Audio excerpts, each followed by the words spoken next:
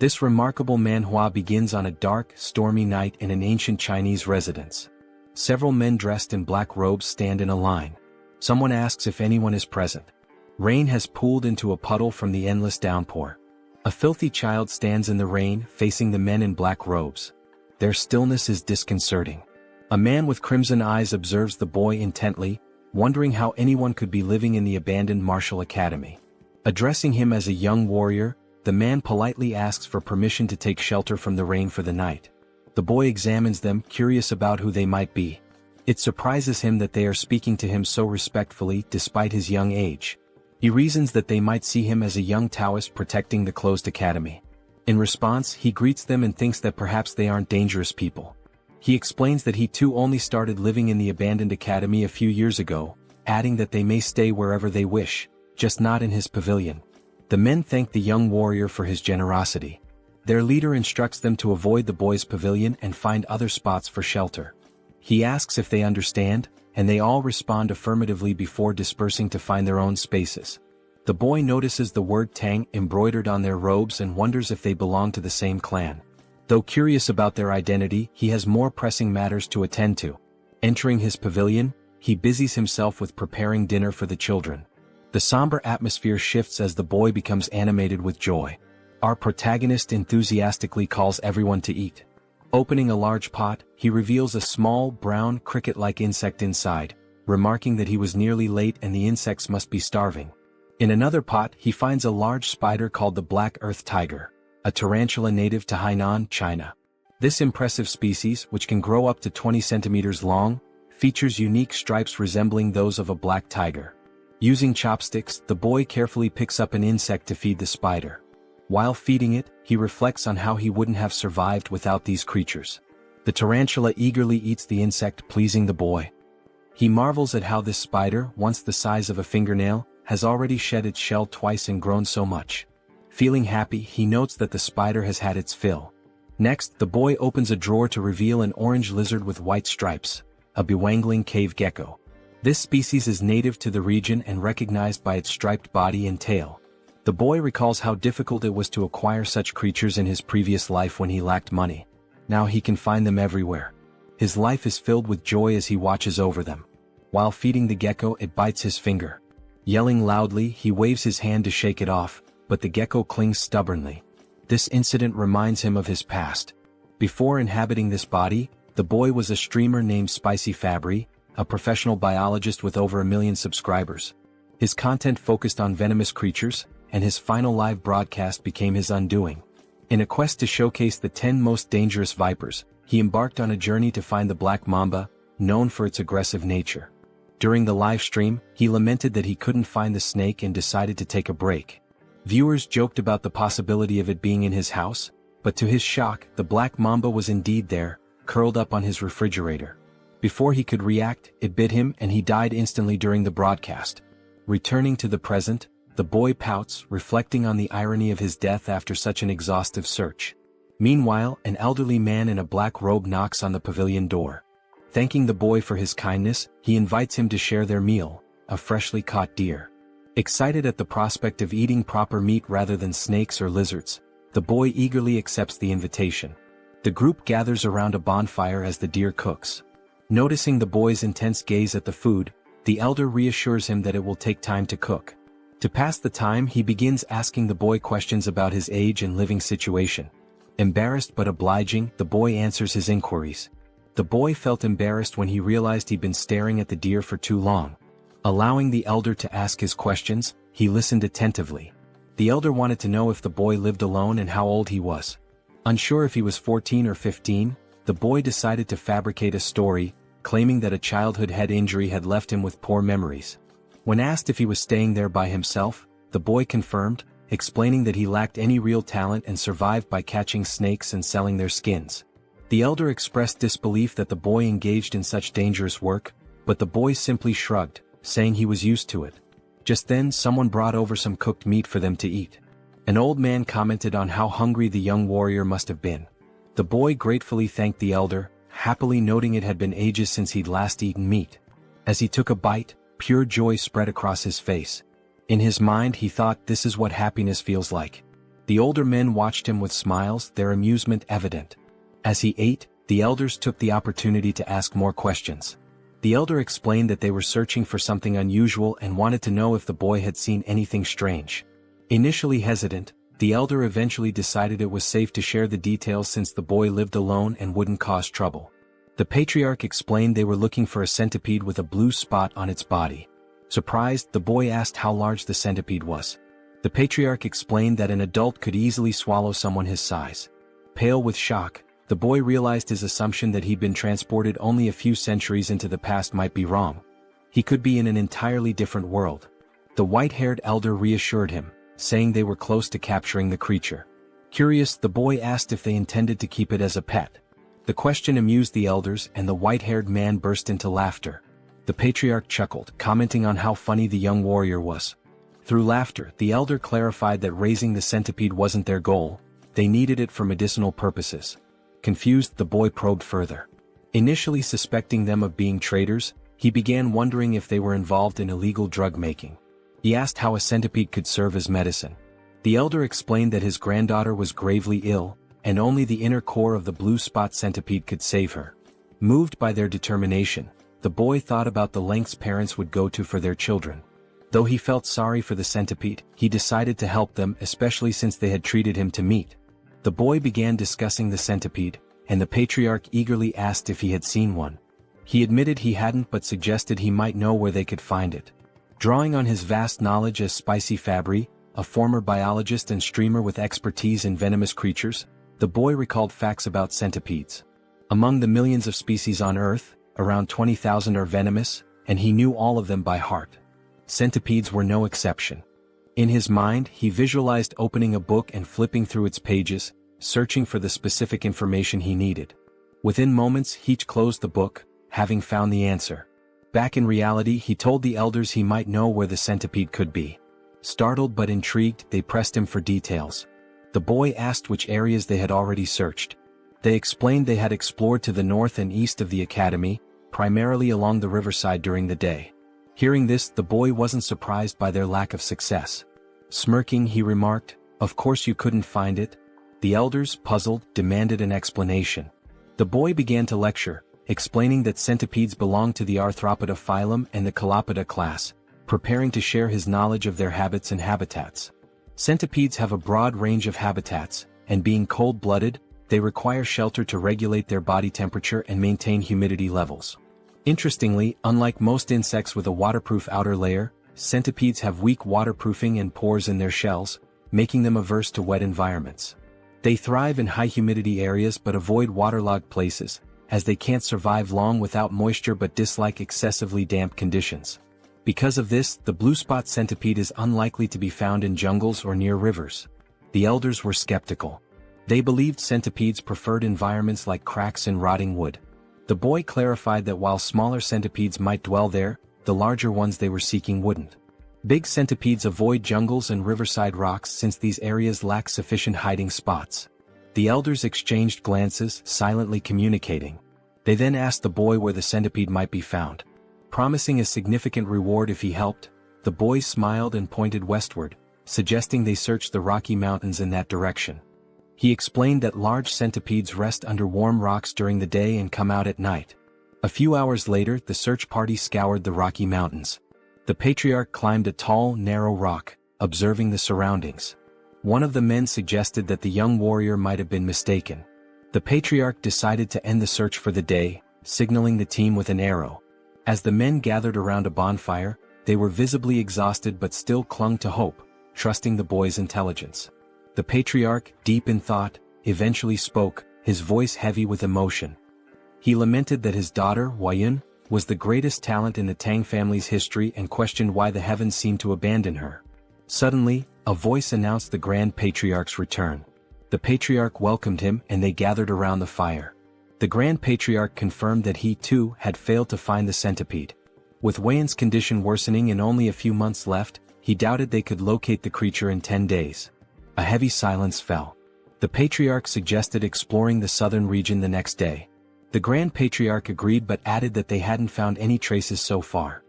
Hearing this, the patriarch suddenly burst into laughter, realizing something he had overlooked. He exclaimed that they were indeed in the right place. The Grand Patriarch was puzzled and asked if he had seen anything. The Patriarch replied no, but the Grand Patriarch elaborated. He explained that the complete absence of traces, no animals, droppings or markings, was a sign that the centipede might have cleared the area. The realization struck the Patriarch.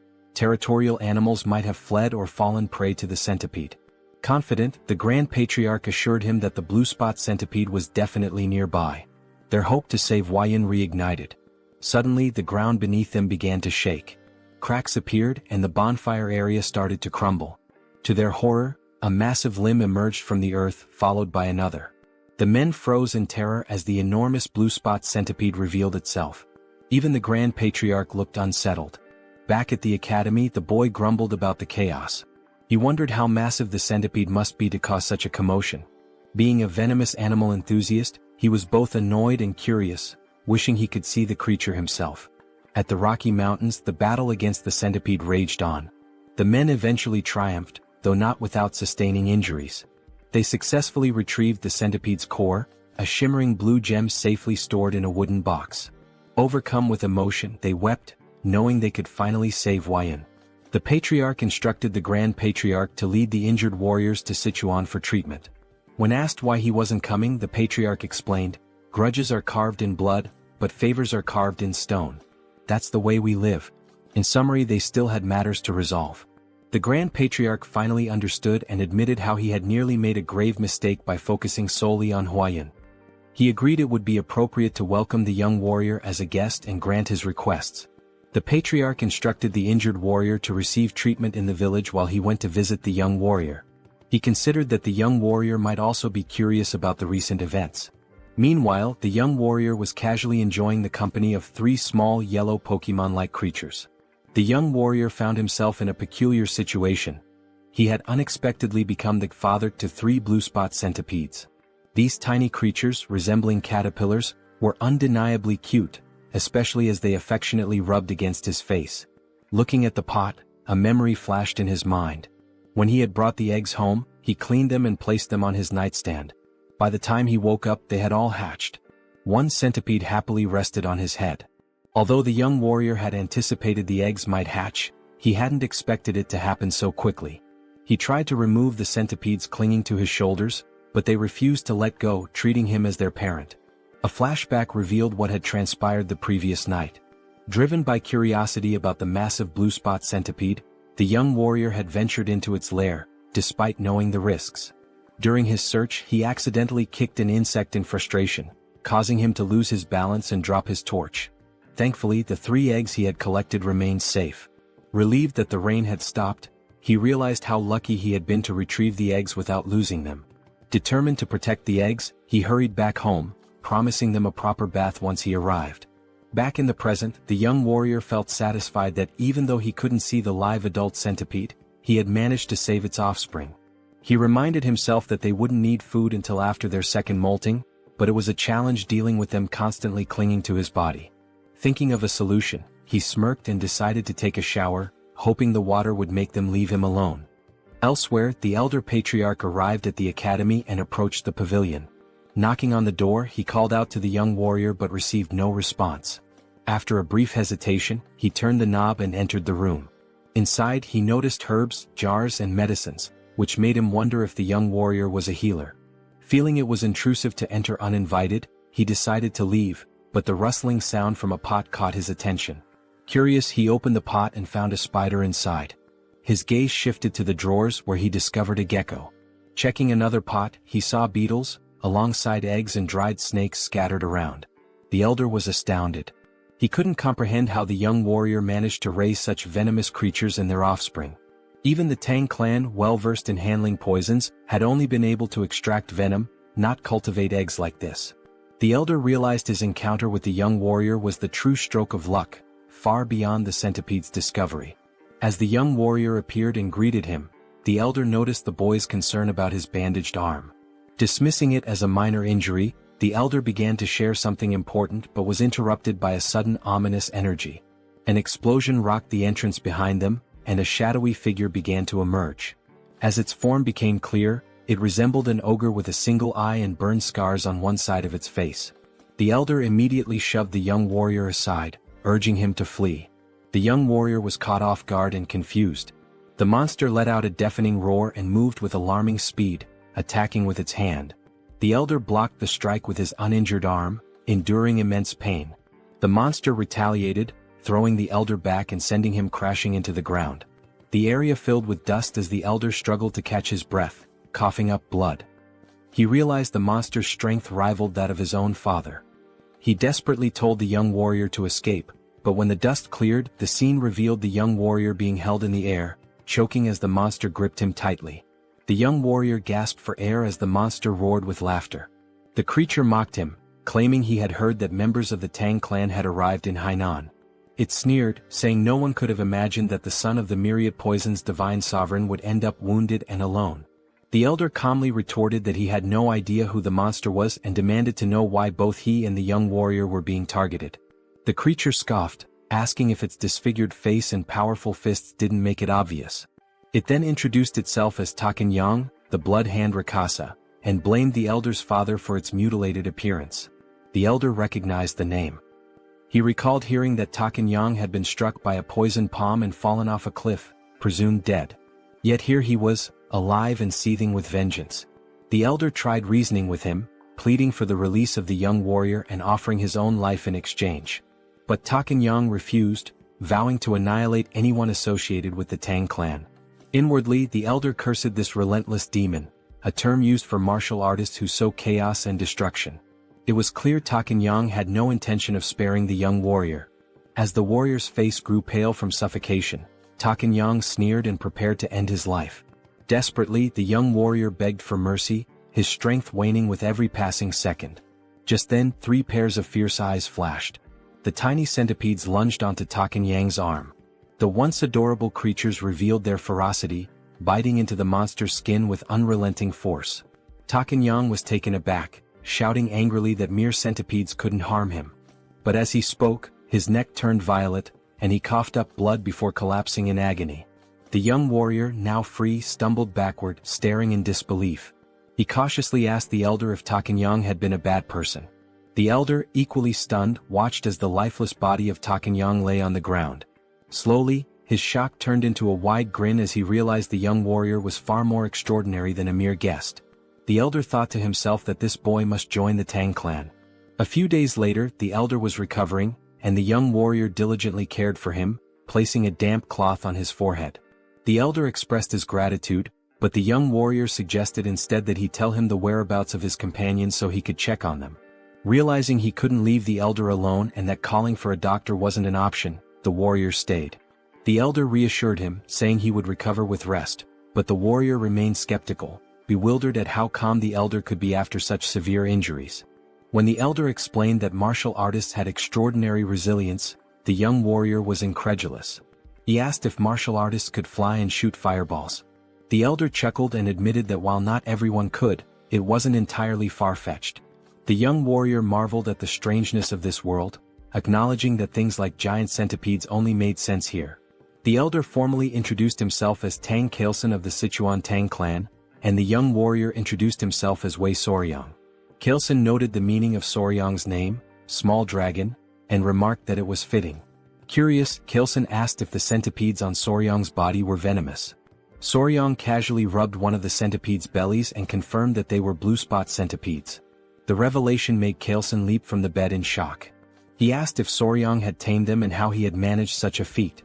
Soryang smiled and replied that it was a long story. When Kailson insisted he didn't mind, Soryang began recounting how he had raised the centipedes from eggs. When the story concluded, Kailson could hardly believe it and asked for confirmation. Soryang proudly affirmed that he had indeed raised them from eggs, predicting their hatching with precision. Still reeling, Kailson watched as Soryang opened a drawer and pulled out 2 lizards. The young warrior eagerly displayed them, pointing out the differences. One had a brown body with yellow and white stripes, while the other, a product of selective breeding, had a plain brown body and a white tail. Kailson asked if Soryang had intentionally bred the lizards for their coloration. Blushing slightly, Soryang happily admitted that he had, simply because he found it beautiful.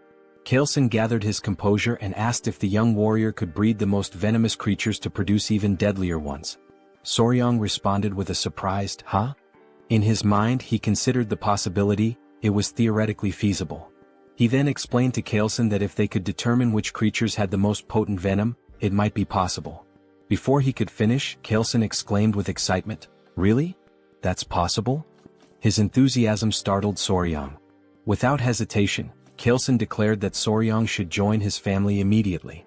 This left Soryang completely bewildered.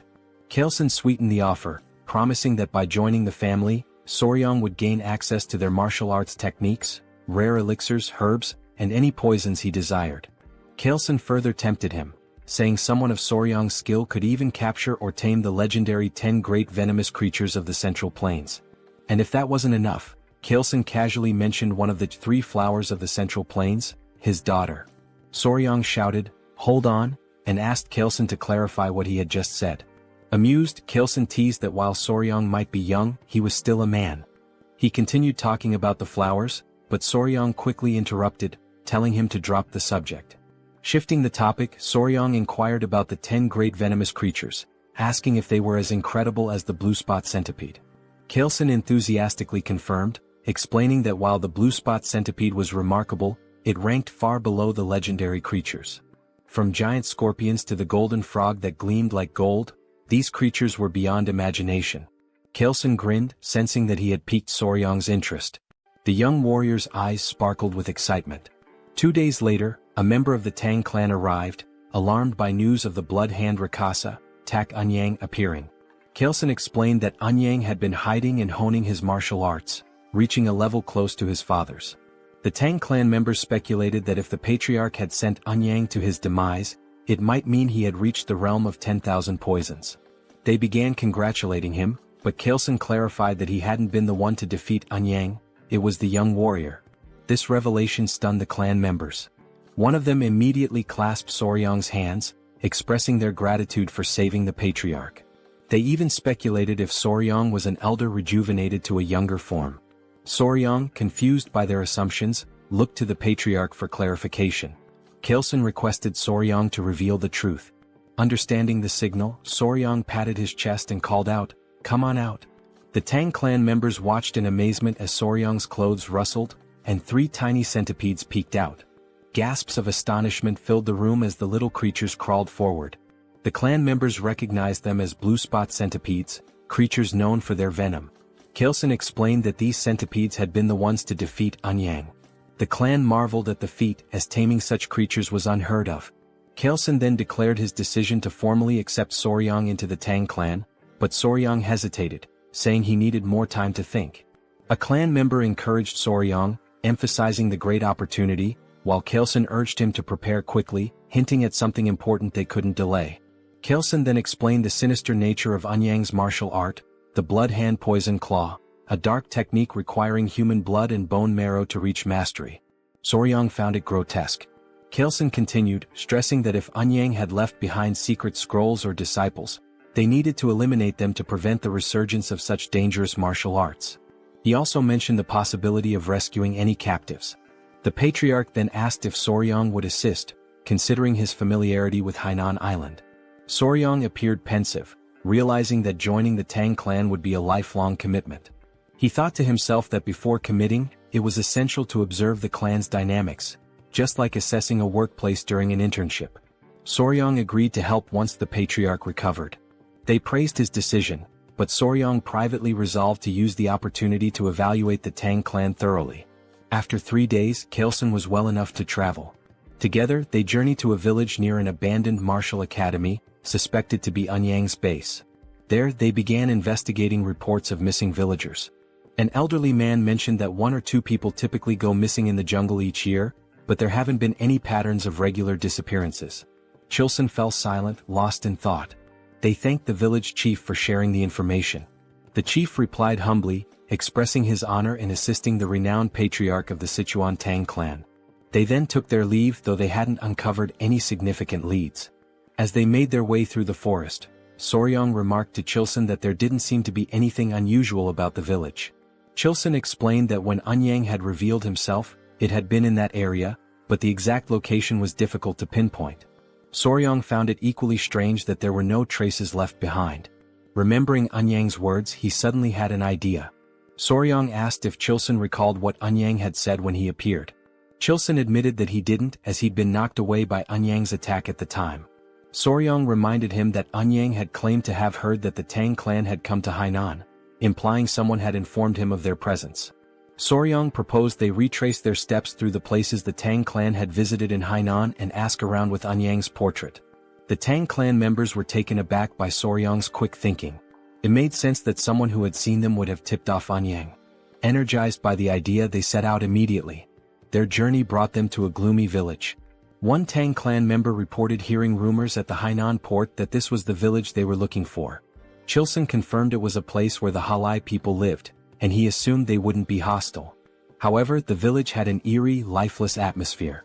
When the Tang clan called out, asking if anyone was around, a villager noticed them. The villagers appeared weak and sickly. An elderly man, possibly the village chief, approached while holding the hand of a frail little girl. 2 guards accompanied them, also looking unwell. Chilson introduced himself politely, while Soryang observed the interaction.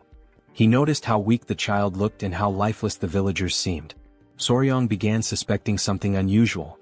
Many villagers appeared to have taken some kind of medicine. The chief denied that anything was wrong, insisting there were no missing villagers or unusual events. He abruptly told them to leave. When Chilson tried to point out the disproportion between the number of houses and the few people present, the chief cut him off, repeating that there was nothing of interest and urging them to leave again. Both Chilson and Soryang were puzzled. Chilson whispered to Soryang, wondering why the Halai people who should have been welcoming were acting this way. Soryang had no answer.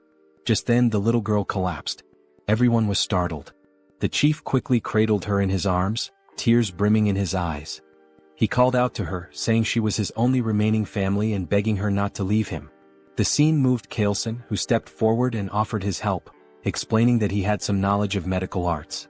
The chief hesitated and then asked if it was Central Plains medical knowledge. Chilson confirmed that, while he wasn't a physician, he had some expertise in medicine. The chief finally allowed him to examine the child. Before they entered, the chief explained that a plague had been spreading in the village, killing children and weakening healthy adults. He begged Chilson to try to save his granddaughter. Chilson promised to do his best. As they were ushered inside, Soryang asked a Tang clan member if the elder truly knew medical arts. The member explained that the Tang clan's deep knowledge of poisons also made them skilled in medicine. He added that martial arts training often begins with an understanding of one's own body, which includes medical knowledge. Soryang thought to himself that if he joined the Tang clan, learning medical arts would be far preferable to mastering their terrifying poison techniques. However, his thoughts were interrupted when the man casually mentioned that they sometimes tested poisons on captured criminals to study the effects. Soryang's expression turned comical as he realized this meant human experimentation, making him increasingly uneasy. Meanwhile, the streets of the village were eerily quiet. Inside one of the homes, Chilson sighed and explained that he had transferred some of his ki to the girl, stabilizing her breathing. The chief was overwhelmed with gratitude and begged them to save his only granddaughter. Chilson brought up an important point, noting that something seemed strange about the child's pulse. He asked if she had been born with a weak heart. The village chief explained that her illness began about 6 months ago. Not only his granddaughter but others in the village also started falling ill around the same time. They referred to it as a mysterious disease. That was why he initially told them to leave when they arrived at the village's entrance. Chilson reassured the chief, saying he would provide good medicine for the heart. He asked the chief to gather the villagers so they could distribute the remedy. Overcome with emotion, the chief burst into tears, expressing his heartfelt gratitude. Soryang quietly observed Chilson's actions with admiration. Later that night, as Chilson walked with Gu Pai, a member of the Tang clan, Pai acknowledged the effort Chilson had put into treating the villagers. Chilson thanked him before Pai inquired about the symptoms. Chilson explained they were unusual: lethargy, swollen eyes, mild fever, irregular pulses, but the most severe cases all involved heart issues. Curious, Chilson asked about Soryang's whereabouts. Pai replied that Soryang, likely exhausted from helping despite having no martial arts training, had gone to bed. Chilson agreed that it was understandable and decided to check on him. Pai offered to lead the way. When they entered Soryang's room, they found him sleeping soundly on the bed, with 3 centipedes resting in a basket nearby. Chilson observed from the doorway before suddenly stepping inside. Without hesitation, he raised his hand and slapped Soryang. Soryang jolted awake, clutching his stinging cheek, confused and in pain. He demanded to know why Kaleson had hit him. Kaleson, with a serious expression, apologized and explained there had been a bug on Soryong's face, and he had only wanted to get rid of it. Soryong looked at him skeptically but allowed Kaleson to explain further. Kaleson said he had come to check on him before going to bed but noticed the bug. In this region, venomous insects were common, so he had acted quickly to prevent any danger. He showed Soryong the bug, a large, unsettling creature. Soryong was startled by the sight and then seemed to piece something together.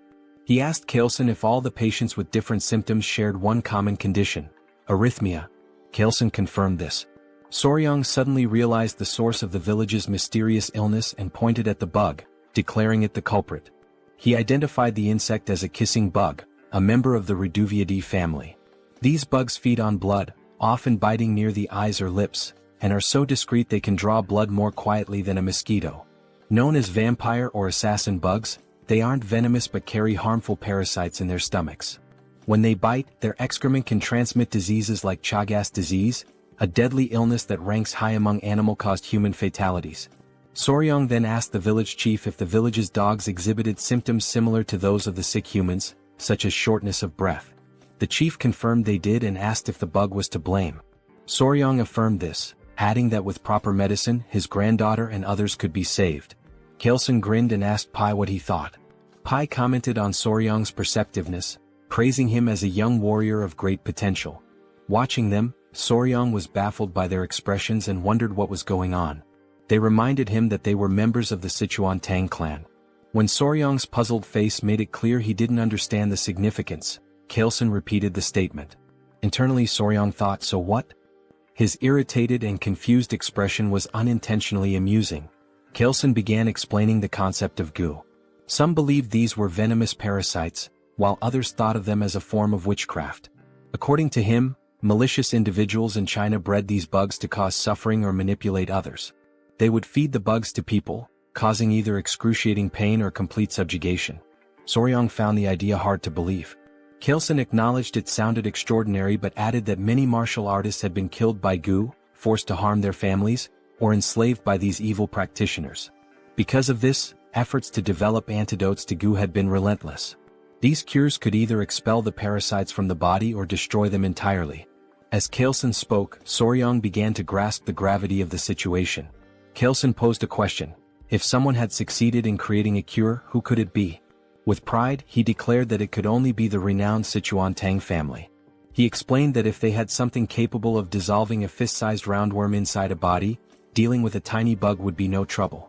Then he revealed the curse-melting orb, stating that even a small dose of this medicine would suffice.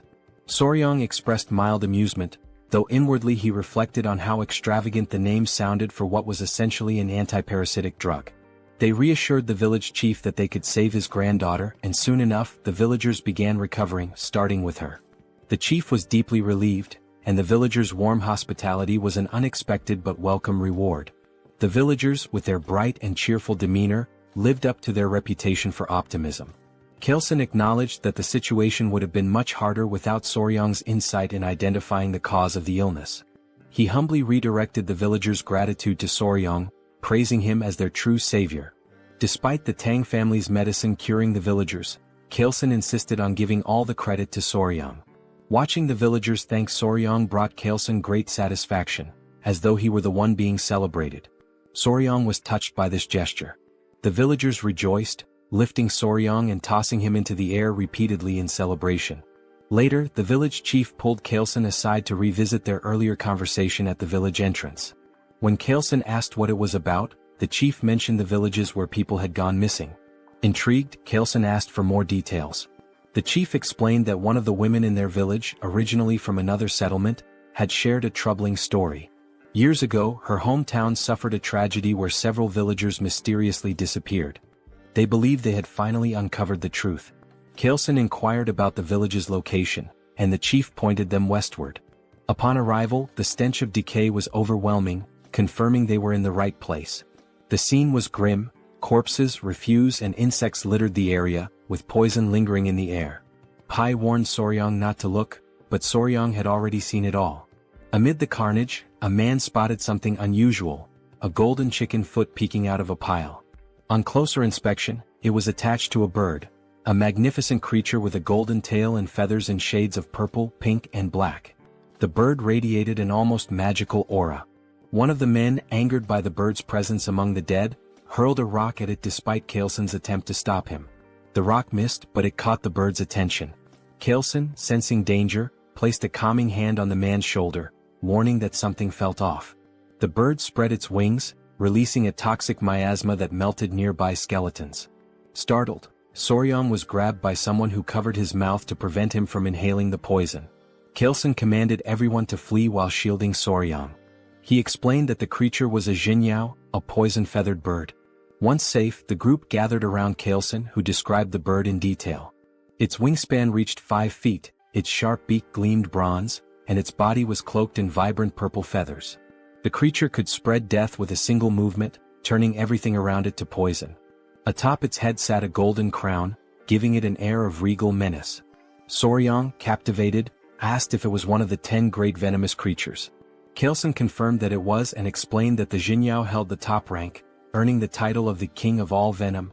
Soryang's excitement was palpable as he imagined how even the most dangerous insects and snakes seemed tame in comparison. Kalesen explained that the jinyao was likely drawn to the area by venomous snakes, as it only consumed the heads of such creatures. When Soryang asked how common they were, Kalesen replied that sightings were rare, perhaps once in a century. Fascinated, Soryang asked if it was possible to capture the creature. His question left the Tang members stunned. Kalesen, however, was amused and inquired if Soryang truly wanted to try catching it. When Soryang admitted he did but expressed concern about the venom, Kalesen smiled knowingly. He remarked on Soryang's keen interest in the 10 great venomous creatures and assured him that if he was serious, there was indeed a way. Soryang was astonished. Kalesen explained that if he mastered the Tang clan's poison techniques, he would gain immunity to all toxins and even withstand Jinyao's venom. Only through the martial arts of their clan could one nullify all poisons in the world. Kalesen, ever cunning, casually mentioned that their techniques are never taught to outsiders. Even if he wished to help as the patriarch, he couldn't break the clan's rules. Eagerly, Soryang asked if joining the family would grant him the right to learn. He also inquired whether achieving immunity to poison would truly let him endure Jinyao's venom. Kalesen confirmed and promised to teach him everything without reservation if Soryang agreed immediately. He also assured him that he would personally oversee his progress. However, Kalesen added that if Soryang hesitated too long, he might reconsider. Feeling the pressure, Soryang declared his decision to join the clan and expressed his anticipation for Kalesen's guidance, calling him patriarch instead of elder. Kalesen's mischievous grin betrayed his satisfaction, though he acted as if he hadn't coerced Soryang into agreeing. Kalesen told Soryang that from that moment onward, he would forever be part of their family. Back at a decayed location, traces of the blood hand Rakshasa, Tak Anyang, were found in a cave. Footsteps led to a notebook discovered inside, which was brought to Kalesen. After scanning its contents, he confirmed it held the secret techniques of the blood hand poison claw. Soryang was unnerved, noting it was written in blood. Kalesen decided it was time to return. When Soryang asked if they were heading to Sichuan, Kalesen replied that it was the best course of action now that they had secured the blue spot centipede's core and the manual. Soryang requested a stop at the academy to release his friends and gather his belongings, which Kalesen approved. As they departed, Soryang glanced behind and noticed something unusual. Pointing it out, they discovered a shining purple feather from the jinyao. They all stared at it thoughtfully. Kalesen picked it up and told Soryang it would serve as a keepsake to commemorate his joining the family. Soryang expressed interest and thanked him, but Kalesen corrected him, suggesting he change how he addressed him after the upcoming ceremony. Soryang wondered if it would be some kind of initiation ritual. Meanwhile, at the Tang clan, the Grand Patriarch Tang Musong had finally returned. Exhausted, he wasted no time and inquired about Huayun's condition. Clan members rushed him inside, reporting that she was barely holding on to life. The door opened and Musong immediately called for Huayun. Those inside were surprised by his arrival. He informed his daughter-in-law that he had succeeded in acquiring the medicine and revealed the blue spot centipede's core. Overcome with relief, the daughter-in-law began to cry. Preparations were made to administer the medicine. Musong was deeply moved by Huayun's pained expression, thankful he had hurried back in time. At his daughter-in-law's urging, Musong gave the medicine to his granddaughter.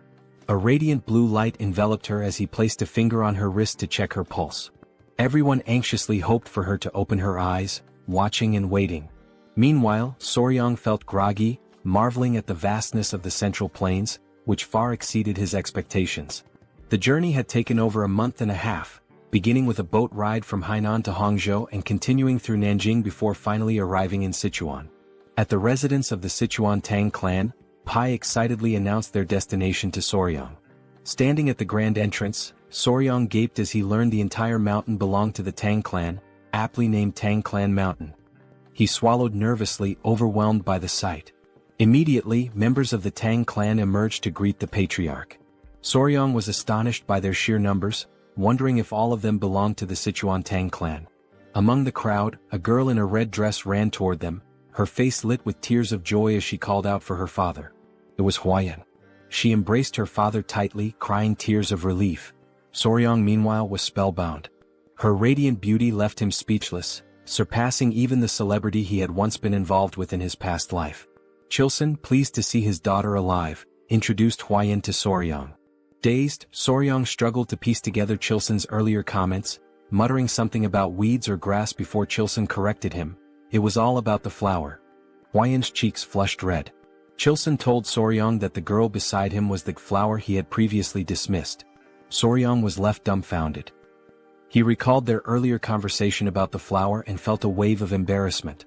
In that moment he knew he had made a grave mistake. He never imagined he had overlooked the chance of being with such a beautiful woman, the only daughter of the Sichuan Tang Clan, famously known as the venomous flower, Tang Huayan. Since childhood, Huayan carried a hidden emotional weight. She once overheard elders discussing her. While they were uncertain of her talent, they agreed her beauty was exceptional, enough to rank her among the 3 flowers of the Murim. The conversation shifted to finding her a suitable husband. One elder mentioned suggesting the patriarch take a second wife, but the patriarch had declined, leaving him baffled. Hearing this, Huayan resolved to prove herself to the clan by excelling in their martial arts. She wanted to show that even as a woman she could contribute greatly to the family. However, her impatience led her astray, creating an internal heart demon that caused a key deviation in her training. When Huayan awoke, her mother, the Grand Patriarch, and 2 others surrounded her bed. Her mother looked visibly relieved. Tears streamed from Huayan's eyes as she apologized, lamenting that she had failed her family and lost all her inner chi. Her grandfather, the Grand Patriarch, called her a brat and told her to stop crying. He reminded her how far she had come to reach the level of mastering 100 poisons and told her to cheer up. Huayan's confusion grew when he mentioned 100 poisons. She noticed her aura glowing and asked for clarification.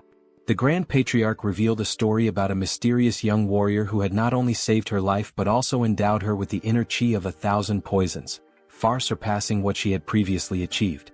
In the present, Huayan asked about weed, leaving Soryang utterly embarrassed. His earlier flippant remark comparing her to weeds resurfaced in his mind. He berated his past self for such thoughtlessness but tried to dismiss the moment by joking that the patriarch had taken the comment too seriously. Gathering himself, he greeted Huayan formally, stating how glad he was to see her healthy. Huayan introduced herself as Tang Huayan, also known as the venomous flower. She expressed her gratitude, promising never to forget the life-saving favor he had done for her. Soryang, entranced by her beauty, struggled to form coherent thoughts. Kilson interrupted, asking Soryang what he thought of his daughter. To Soryang's shock, he heard a voice in his head, realizing it was some form of sound transmission. Kilson teased, asking if Soryang agreed that Huayan was stunning and hinted at the possibility of them growing closer. Later, Soryang rested in a large bath, feeling utterly drained. Nearby, the centipedes he had cared for were sleeping peacefully in a basket. He noticed one waking up and, surprisingly, smiling at him. Despite their intimidating appearance, they seemed to understand his words when he warned them about the hot water, willingly staying in the bucket as he suggested. Amused by their behavior, Soryang recalled Pai's mention that centipedes were spiritual creatures. He made a mental note to learn more about them later. However, Kilson's earlier remarks about Huayan lingered in his mind, leaving him restless. At another pavilion, the family gathered around a large table. The Grand Patriarch, the Patriarch, his wife, and Huayan. Kilson announced his decision to give Soryang the East Wing Room, a space traditionally reserved for couples in Chinese residences. The Grand Patriarch questioned if Soryang was truly that talented. Kilson confirmed, explaining that Soryang's remarkable abilities went far beyond mere chance encounters. He elaborated that Soryang not only possessed unparalleled knowledge of venomous creatures but also defeated Ouyang, encountered legendary spiritual creatures, and even hatched the blue spot centipede eggs himself. The Grand Patriarch commented on the Patriarch's luck in finding such a treasure. The conversation then turned to Huayan. Kaleson told his daughter that he wished to make Soryang his son-in-law, asking for her opinion. As Huayan processed her father's words, realization dawned on her.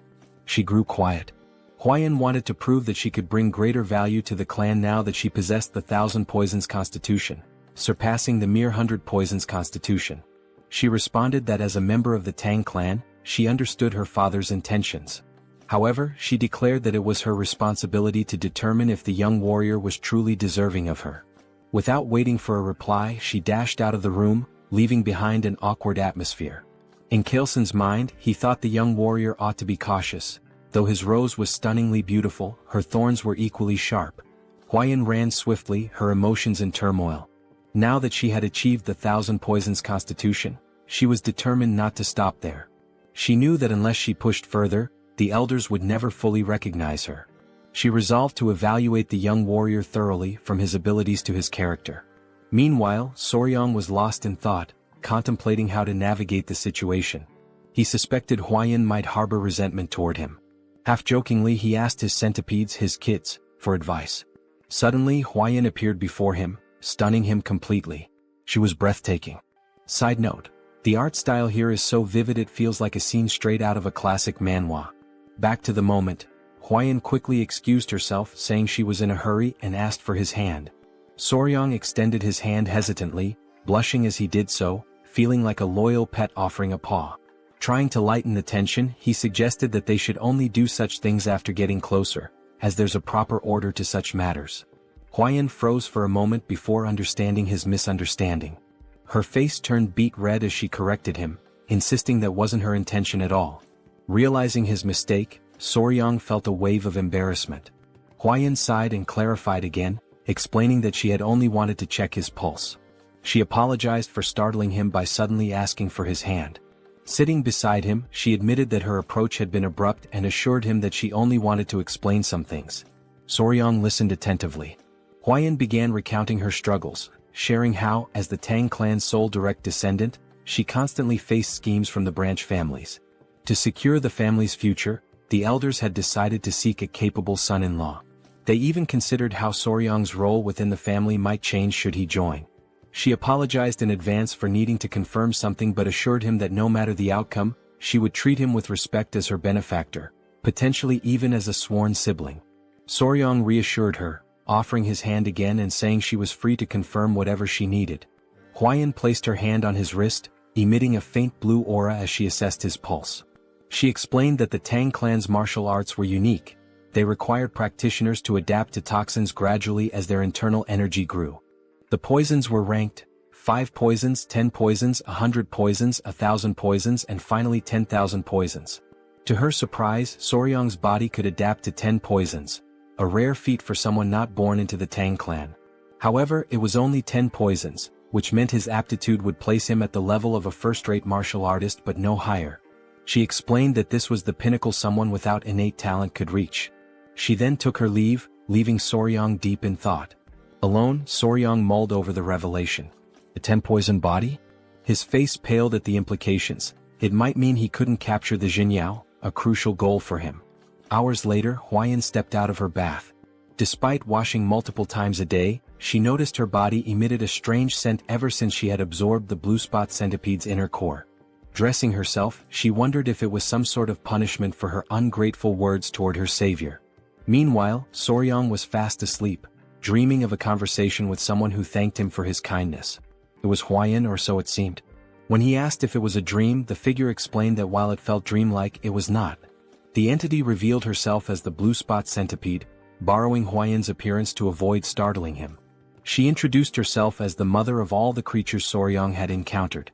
Just then, 3 small girls appeared, and Soryang deduced that they were the centipede's offspring. He asked her how she managed to appear in his dreams. She explained that after being mercilessly killed, leaving her children behind, her lingering grudge reached the heavens, and her spirit became trapped in her inner core. She added that while she had been cursing the girl who consumed her core, An opportunity to resolve her grudge arose, allowing her to manifest in his dreams. This was possible because he had taken all her children with him. Soryang silently acknowledged his role in revealing her location, which indirectly led to her demise. Though unintentional, he still felt responsible for the death of the blue spot centipede. Watching her, he listened as she asked if her benefactor could grant her one request. Without hesitation, he promised to fulfill whatever she wished. Her request was simple. She asked him to care for her children until they were fully grown. Soryang was puzzled, noting that centipedes typically become independent after molting twice. She clarified that while this was true for ordinary centipedes, her species was unique. Until her offspring molted twice, they required the flow of qi from their mother's inner core to survive. Only afterward could they sustain themselves by feeding on the qi of other beings. This revelation led Soryang to ask whether the children needed to remain with Huayan, as she had consumed the inner core. The mother centipede explained the circumstances. She admitted that, in her anger, she had cursed Huayan, causing her body to emit a foul odor. The curse ensured no man would approach her, preventing her from ever having children. However, she was willing to lift the curse if her children were allowed to absorb the qi from Huayan's inner core. Perhaps in this way, Soryang could even win the girl's heart. Soryang considered her words carefully before smiling and responding that it didn't feel right. He couldn't take advantage of Huayan's predicament. The mother centipede admired his integrity and asked how he planned to handle the situation. She reminded him that Huayan sought strength in a man, and she couldn't magically procure the inner cores of the 10 great venomous creatures to aid him. This sparked an idea in Soryang. He asked her to trust him, assuring her that everything would work out. The next day, Soryang and Huayan sat side by side. Huayan now understood that the strange smell emanating from her body was due to the blue spot centipede's inner core. Soryang explained that by attaching the centipedes to her body every few days and letting them absorb the qi, the odor would naturally fade away. Huayan hesitated before asking if he was truly okay with helping her without asking for anything in return. She knew he could easily demand compensation for his assistance. Soryang smiled and told her he couldn't bring himself to exploit a woman's difficult situation, refusing to act shamelessly. Huayan was surprised by his response and felt guilty. She told him she couldn't continue accepting his kindness without offering something in return. Her father's words began to weigh more heavily on her. Seeing Soryang's selflessness made her realize that qualities beyond talent or martial prowess were important. Soryang then shared his own thoughts. Referring to her earlier remark about his 10-poison body, he revealed an ambitious plan. Since he could only absorb 10 types of toxins, he resolved to fill those slots with the toxins of the 10 most venomous creatures in the Central Plains. Huayan was shocked, interpreting his words as a bold declaration to become the strongest under the heavens, all for her sake. The thought made her cheeks flush. For Tang Huayan, one of the 3 flowers of Murim and the venomous flower of the Tang Clan, this was the first time a man had made such an audacious confession to her. Blushing, she asked if he realized what he had just said. Soryang, confused, replied that he didn't. Huayan told him the path he spoke of would be incredibly difficult and demanding, potentially requiring 10, 20, or even a lifetime of effort. Soryang's face fell as he worried aloud about how long it might take, amusing Huayan as she continued to blush. Then, with growing embarrassment, Huayan brought up that Soryang was only 15 years old. She told him that in 3 years, when he came of age and was ready for marriage, if he succeeded in defeating even one of the 10 great venomous creatures by then, she would consider it. Blushing deeply, she admitted that if he succeeded, there might even be a possibility of a wedding. She cheered loudly, saying she would be rooting for him, then bolted away. Soryang was confused and called out to her. She stopped, turned around, and asked if there was anything else he wanted to say. He suggested that she get some rest and stay for a couple of hours. Embarrassed, she hesitated but eventually returned. He reassured her there was no need to worry since the little centipedes wouldn't bite. Gathering his kids, he told them to go to their mom instead of their dad. Hearing this made Huayan's face flush as red as a tomato. She asked him what he meant by calling them mom and dad, but Soryang quickly clarified that it wasn't what she thought. Meanwhile, Chilson, his wife, and Muziang were seated at the table discussing the young warrior's exceptional talent and how it seemed to have failed to win their daughter's heart. Muziang asked if anyone had seen them earlier that morning. He remarked that it seemed like something was developing between the two. Huayan's mother speculated that her daughter might have rejected the young warrior. The men pondered deeply. Muziang commented that forcing a marriage wouldn't be right and suggested allowing their feelings to grow naturally. Huayan's mother proposed having Huayan oversee the young warriors' martial arts training to spend more time together, believing it could help them bond. Chilson agreed it was a solid plan. Muziang added that they could consult the elder healer sage to see if he could bestow the purifying elixir of marrow and essence to enhance the young warrior's aptitude. Chilson was surprised, noting that such an opportunity hadn't even been extended to Huayan, so they shouldn't get their hopes up. Muziang acknowledged the point. At that moment, Huayan appeared outside the door, announcing herself. Chilson invited her in and asked what brought her there at that hour. She blushed, surprised to see the three of them together. She said she had something to share, blushed again, and then, all at once, declared she would do as her father had suggested. Chilson was taken aback and asked what she meant. Her mother invited her to sit and asked if she was implying that the young warrior had caught her interest. Embarrassed, Huayan couldn't respond. Chilson pressed her further, curious about the sudden change since she had previously shown little interest in him. Gathering her courage, Huayan explained that Soryang had told her he would become the greatest in the world for her. He had promised. Chilson, astonished, asked her to elaborate. She added that although Soryang's innate talent was limited to a 10-poison body, he vowed to make up for it by defeating the 10 great venomous creatures for her sake. Muziang laughed heartily, calling the young man bold. Chilson was stunned, while Huayan's mother was impressed, remarking that it was rare to find such a determined suitor. Huayan admitted that although her heart was inclined, she had told Soryang she would only agree to marriage if he could capture one of the 10 great venomous creatures before coming of age. Her father joked that she should have raised the bar to 3 creatures, while her mother commented that men often miss subtle hints. Huayan asked if she should go explain it to him. Her mother advised against it, reasoning that if Soryang didn't realize their tacit approval, he would only work harder. Muziang suggested treating him as a prospective son-in-law while pretending they were undecided, confident that his efforts would naturally lead him to become part of the family. Meanwhile, the mother centipede praised Soryang, telling him he had completely won Huayan's heart. Soryang replied that success came down to determination and persistence. She smiled warmly at him, calling him her benefactor. She then informed him that her lingering resentment had been resolved and her soul would soon ascend to the afterlife. Before departing, she offered to grant him one last request, within her ability to fulfill. Soryang paused to think and then asked if he could examine her body. The request made her feel shy, though she believed it was to be expected from a man. She assumed he was succumbing to human desires and reluctantly began revealing her shoulder, preparing to undress. Startled, Soryang quickly asked if she really needed to take her clothes off. Blushing deeply, she hesitated and asked if she shouldn't. Soryang hastily clarified that it wasn't what he had meant, further deepening her embarrassment. It was amusing to see the children covering their eyes. Soryang clarified that he only wanted to see the true appearance of a blue spot centipede.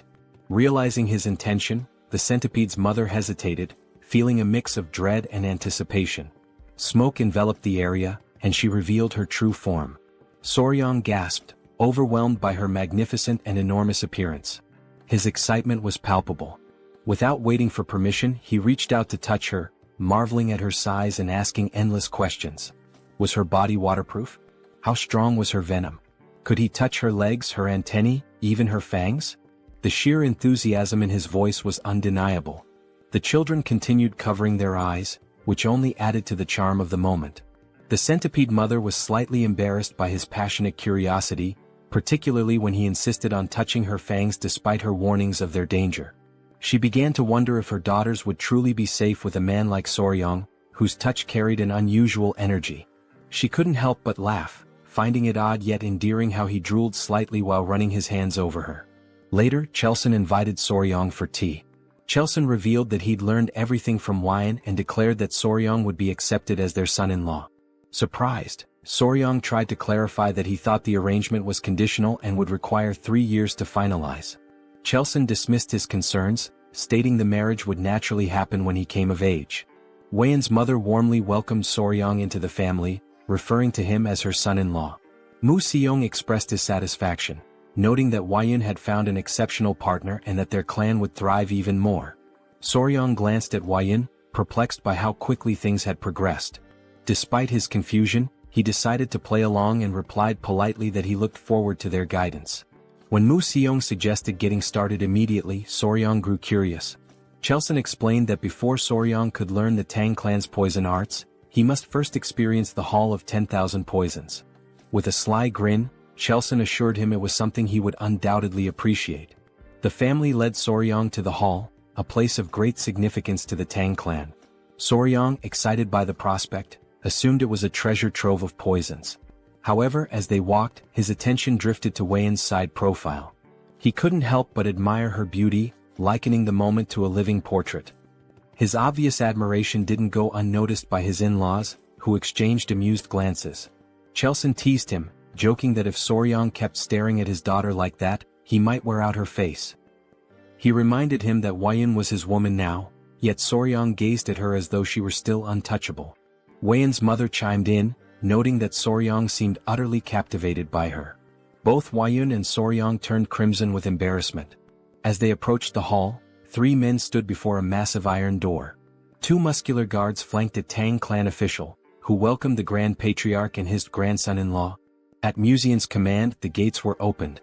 The guards strained against the weight of the colossal doors, forged from rare Kunyu steel sourced from the southern wilderness. As the doors creaked open, Soryang observed the immense effort required. Though the gates finally yielded, the guards were visibly drained. Amused by their struggle, Soryang couldn't help but think how over-the-top the security was for something reminiscent of the Middle Ages. Chelson, noticing Soryang's concern, explained that the Kunyu steel was renowned for its unmatched durability. The hall of 10,000 poisons lay before them, and Soryang braced himself for what awaited inside.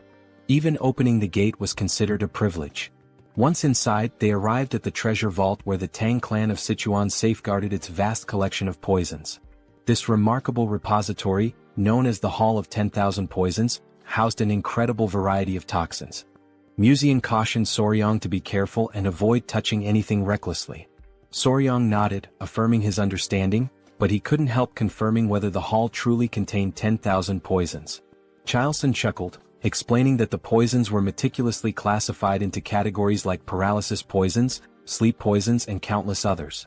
The elders, always playful, decided to tease the young pair. Chelson suggested that Weiyan explain the poisons to Soryang, knowing he would enjoy learning from her. The suggestion made both Weiyan and Soryang blush with embarrassment. Despite her awkwardness, Weiyan accepted the task. Taking Soryang by the hand, she guided him to see the Tang clan's most potent poison. Weiyan's discomfort was evident, while the elders watched the two with amused expressions. She began her explanation by pointing out the chi-dissipating poison, which rendered a martial artist's energy unusable with just a single inhalation. She advised Soryang to handle it with extreme care. She then introduced other deadly poisons: the alimentary canal necrotizing poison, the spirit-destroying poison, the bloody pulp poison, and even the infamous 7-step soul-snatching poison. Each was immensely powerful, but Weiyan emphasized that the strongest poison of the Tang clan was something far beyond these. She handed Soryang a tiny seed. Confused, he noted to himself that it resembled a tiger bean. Weiyan explained that this seed, though small, contained the most powerful poison known, apart from the venoms of the 10 great venomous creatures. She revealed it as the seed of the castor plant, a symbol of the Tang clan.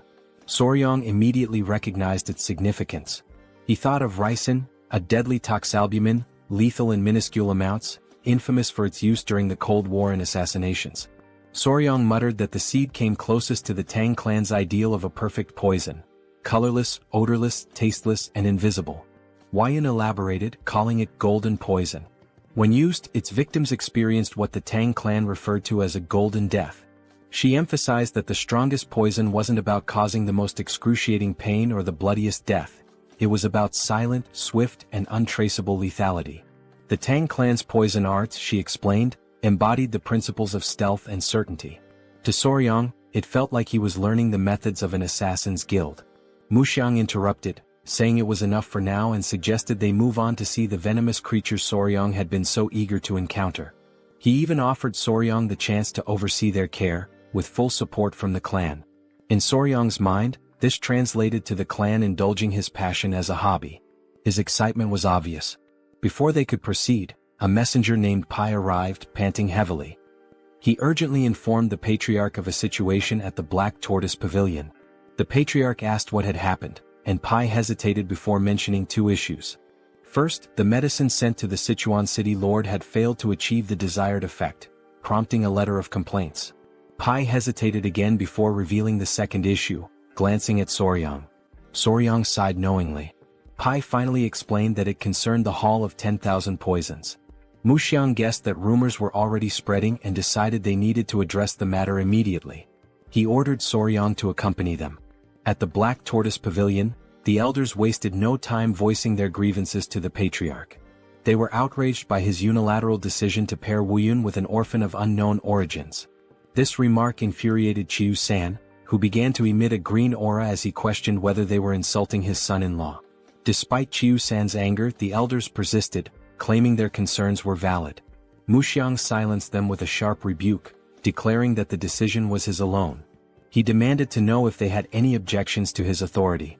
The elders, caught off guard by his outburst, sought support from the Grand Patriarch, urging him to intervene. They argued that entrusting the Hall of 10,000 Poisons to an outsider with unproven skills was reckless. Muxiang, however, firmly reiterated that his approval was final. Meanwhile, Wuyun, conscious of Soryang's discomfort, quietly whispered an apology to him. In Soryang's mind, his initial reaction was simply goodness.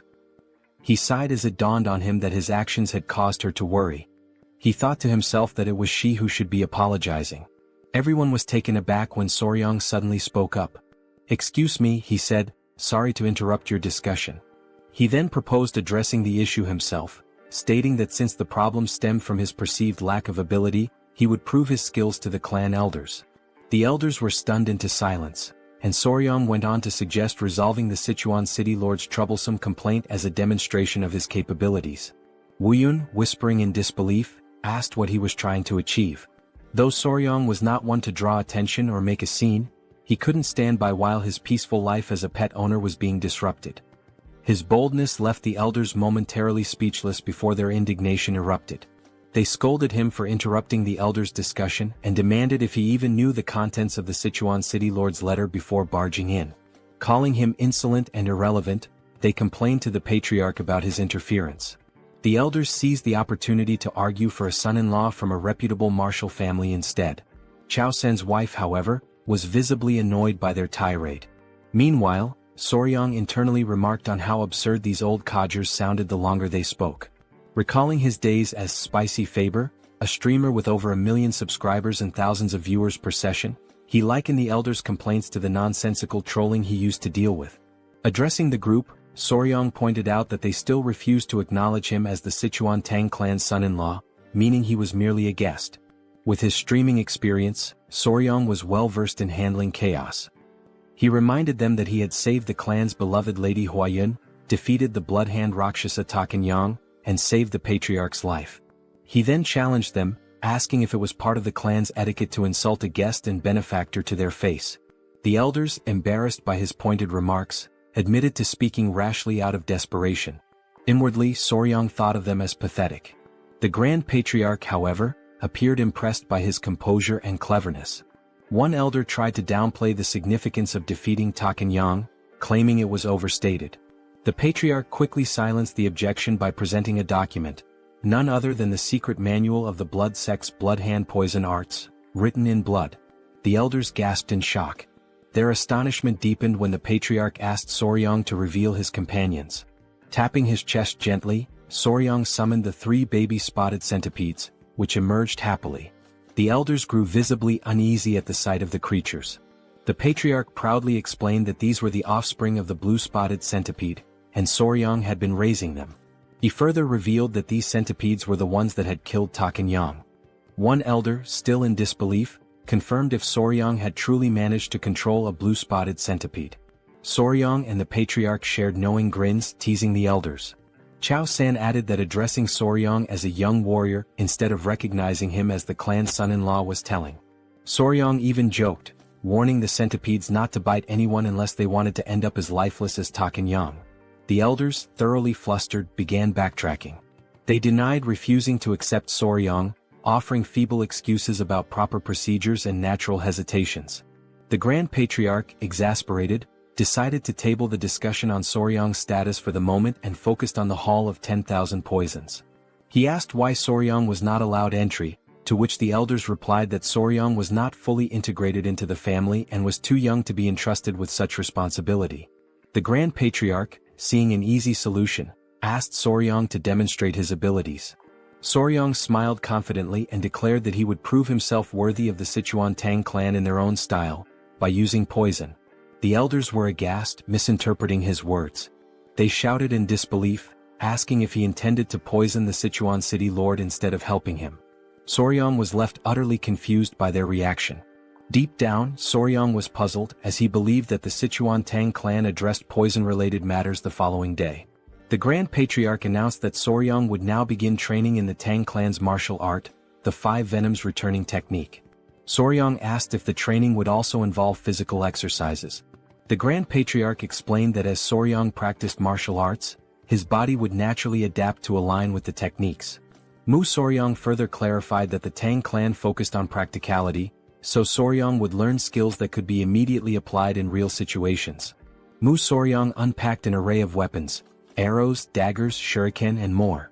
They started with concealed throwable weapons such as needles, coins, darts, powders, daggers and throwing knives. Mu Soryang explained that while there were many unconventional concealed weapons, they could mostly be divided into 5 types. He asked Soryang which one he thought was the easiest to handle. Soryang guessed it was the dagger or throwing knife, which turned out to be correct. Then Mu Soryang inquired about the most difficult weapon. Soryang suggested powder, as it needed to be scattered effectively. However, Mu Soryang informed him that the needle was the most challenging. Surprised, Soryang assumed it was because the needle was small and thin, making it tricky to throw. Mu Soryang explained further, it wasn't just about the difficulty of throwing. Soryang would also need to remember exactly where he threw each needle. To demonstrate, Mu Soryang separated the head of a brush from its handle and made a quick motion. Suddenly, the brush's bristles floated in the air and transformed into needles, raining down and embedding themselves into the ground. Soryang was stunned by how the bristles acted like actual needles. Mu Soryang revealed this was part of the Tang Clan's hidden weapon technique called sky-obscuring flower rain, a secret art where hundreds or thousands of needles fall like flower petals, covering an area. In Soryang's mind, it seemed like the technique involved scattering needles everywhere and then fighting on the same turf. He expressed concern that with an area filled with such needles, there would hardly be any space to move. Mu Soryang laughed and confirmed his assumption, adding that Soryang would have to remember the needles' positions to avoid falling victim to his own technique. To Soryang this seemed almost unbelievable. He broke into a sweat as he confirmed with Mu Soryang that he would need to remember the positions of needles that deflected opponents as well as those that missed their mark. Mu Soryang affirmed this, informing him that with the 5 Venoms body, he'd need to memorize at least 100 positions just to begin. Soryang turned pale at the thought. Afterward, Soryang collapsed face first onto the ground. Lady Huayan arrived, wearing a beekeeping suit, and asked if she looked ready. She explained that she had heard he was planning to catch a hornet and wondered if the suit was unnecessary. Soryang assured her it wasn't. Her suit would allow them to catch one themselves instead of waiting for it to come. Huayan asked if he knew where the hornet's nest was, and he replied that she'd understand once they arrived. Huayan informed him she had spotted a nest nearby, so they headed out together.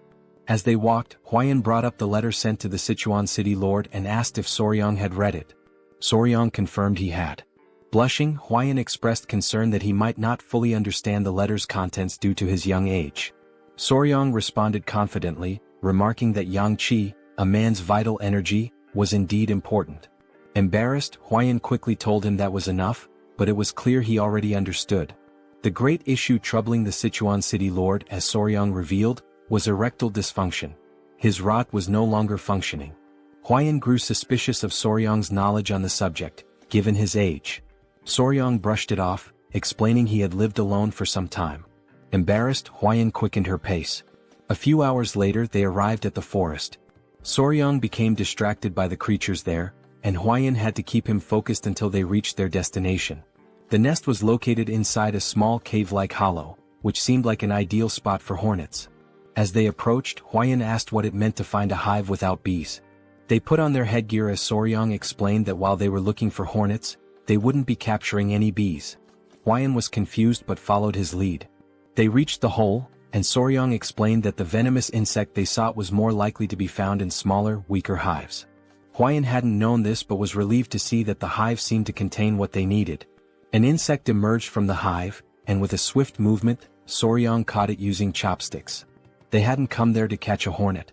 The insect they were after was something else entirely. That tiny creature would solve the Sichuan city lord's problems. Huayan asked about the bug, wondering if it was a ground beetle. She guessed correctly. Soryang realized that in this world, the insect was indeed called a ground beetle. In the Central Plains, the bug found in the giant hornet's nest was known as a ground beetle, though in the modern world, it's referred to as a blister beetle. Huayan asked if it was normal for ground beetles to be found in a hornet nest. Soryang explained that their life cycle was quite unique. Blister beetles have an unusual method of reproduction. Unlike most insects that either guard their eggs or create a safe space for them to hatch, this little creature simply lays its eggs wherever it pleases. Soryang joked about how the blister beetle would tell its boss to hold on while it dropped some eggs before leaving, with no particular care about the location.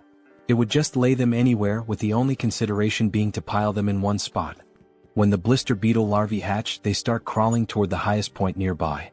Once they reach the top, they engage in an odd behavior. They cluster together and mimic a flower. This false flower then attracts bees, which mistake it for the real thing. When the bees approach, the larvae swarm onto a carpenter bee's body, taking over its home in an instant.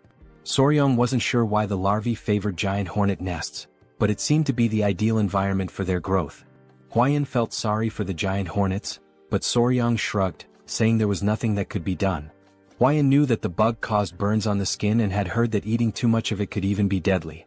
Soryang confirmed this, explaining that the orange liquid released by a blister beetle contains cantharidin, a toxic substance that causes burns and blisters when it touches the skin. Huayan blushed and asked if it truly had such an effect. Soryang affirmed, adding that it also had the curious property of immediately raising a man's rod. Embarrassed, Huayan quickly told him to stop explaining. She encouraged him to return to the Hall of 10,000 Poisons. Soryang, however, wanted to catch a few more beetles. They had already secured the blister beetle, and once back at the Hall of 10,000 Poisons, Soryang began teaching the warriors how to prepare the medicine. He instructed them to listen carefully and explained that they needed to dry the ground beetles and grind them into powder. 1/10 of that powder was toxic and 3 ml of it could prove fatal. If a person consumed 3/10 of a ml per guan body weight, about half of them would die. Soryang requested that they prepare the medicine using only 1/10 of 1 ml of the poison, about the amount in 10 drops of liquid. To clarify, 1 ml equals 3.75 milligrams, and 1 guan equals 3.75 kilograms. He asked if they understood. Deep down, Soryang felt as if his brain might explode from the complexity. One warrior, removing his mask, remarked that Soryang's explanations were incredibly detailed. They never imagined he would be so skilled in mathematics. The warrior assured Soryang that they would make sure to succeed, no matter what. Soryang thanked them, saying he relied on their efforts. Later that evening, Musong was talking to Huayan about how surreal it was that ground beetles had such effects. He mentioned that this made him want to reconsider the poisons in the Tang clan's arsenal. Huayan agreed. Musong then brought up Soryang's remarkable talent in math. Huayan shared how Soryang had calculated the solution's concentration and estimated it to match the weight of 10 drops of liquid. Musong admitted that while he considered himself knowledgeable about poisons, Soryang was on an entirely different level. The more he learned about him, the more he realized what a gem the young man was. Teasing Huayan, Musong asked if she liked Soryang even more now. Huayan blushed, feeling flustered. She admitted that she regretted her hasty judgment in the beginning. Musong replied that as long as she made up for it going forward, that was what mattered. Musong then asked how they planned to test the medicine once it was ready. Huayan turned bright red, almost as if she were a tomato. She mentioned that the branch family elders were saying Soryang had been too insolent. Soryang responded confidently that he'd test it by confronting the clan elders directly. Musong was left speechless, his jaw hanging open in shock. He laughed loudly, finding the boy amusing. The next day, everyone gathered in the hall. The clan elders were doubtful. A warrior handed Soryang a wooden box and explained that he had mixed licorice powder and honey to make the medicine sweeter and easier to consume. Soryang was impressed by how much attention the man had paid to the smallest details. He asked the warrior if he had followed the instructions exactly. The warrior confirmed that he had done so carefully. Other clan members scoffed, saying they were making too big a deal out of it. They even questioned how amazing it could truly be. The patriarch silenced them and then asked Soryang how he planned to prove the medicine's effectiveness. Soryang feigned surprise at the question. The clan elders shouted that it was only natural they needed confirmation. One elder yelled that they would never dare send unverified poison to the city lord of Sichuan. Another elder agreed, adding that if something went wrong it could lead to disaster. Soryang calmly responded that they had no other choice. The warrior understood, but the elders were confused. They grew irritated, feeling as though Soryang was implying they should test it themselves. A loud elder snapped at Soryang, asking if he even understood what that substance was. Another elder commented that Soryang had been out in the world for so long that it seemed like even his insides had turned black. Soryang grinned and called for his grandfather. Museong appeared, asking what he needed. Soryang brought up Museong's earlier statement that those who mastered the Tang clan's martial arts were never afraid of poison. Museong agreed with Soryang's plan and confirmed the statement. Soryang pointed out that the elders' reaction seemed to imply they were afraid. Museong agreed once more. Soryang taunted the great elders of a clan that was surely skilled in mastering 100 poisons. He used reverse psychology, saying that surely they weren't afraid of something as simple as ground beetle poison.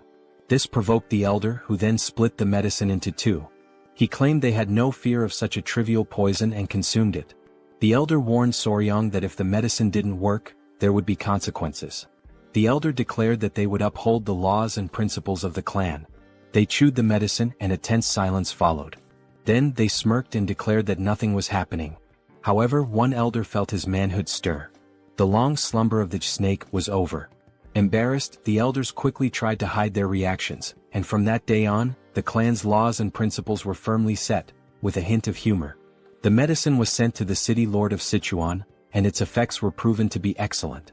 A little later, the elders walked through the hall, holding their pants to hide the evidence. Soryang told Museong it had worked just as he had said. By provoking the elders with something related to poison, they had fallen for it immediately. Museong knew that the elders' actions were driven by their pride, but also by their concern for the clan. He advised Soryang not to resent them too much. Museong reminded him that, in the end, they were all family. Soryang nodded, understanding. Huayan hurried in, saying something terrible had happened. They asked what it was, and she explained that their children were acting strange. Soryang turned red and was taken aback. Museong, now serious, called for his grandson-in-law and grabbed him by the collar. He demanded to know what was going on and asked why they had children. Soryang was drenched in cold sweat. Still holding on, he said they hadn't even had a wedding ceremony yet. Huayin, her face flushing, shouted that they weren't human children. It was the centipede Soryang was raising. Soryang looked surprised and worried, quickly asking what had actually happened to the centipedes. He explained that he had been doing a lot of physical training lately and had asked Miss Huayin to look after them in the meantime. However, due to her recent efforts, she had completely forgotten about them. Suddenly concerned, he asked to see where his daughters were, but Huayin told him they weren't with her. The old man, witnessing this scene, was left in utter shock. Sometime later, the three small centipedes were shown looking sickly. Not understanding the situation, Soryang asked Huayin if it had happened suddenly. She confirmed, saying they had seemed fine earlier, and asked if he thought they were ill. Their colors looked pale and their shells appeared strange. Soryang quickly realized what was happening and reassured Huayin not to worry. He explained that the process was called molting, during which creatures like centipedes shed their hard shells. He added that it was likely the time for it to happen. Huayin, still uncertain, asked if it was truly okay, and Soryang reassured her it was natural and would happen soon. The first centipede started moving within its shell, and moments later, it broke out, revealing something unexpectedly adorable. Everyone was amazed at what they had just witnessed, and Huayin noticed the other two centipedes were also starting to crack their shells. Seconds later they emerged as well. Now gathered together, all three appeared twice as large and even more charming, leaving everyone captivated by their beauty. Huayin asked Soryang if he had names for them yet, but he admitted he hadn't thought about it. After a brief pause, he suggested calling them number 1, number 2, and number 3. Without hesitation, Huayin rejected the idea, saying such generic names wouldn't do.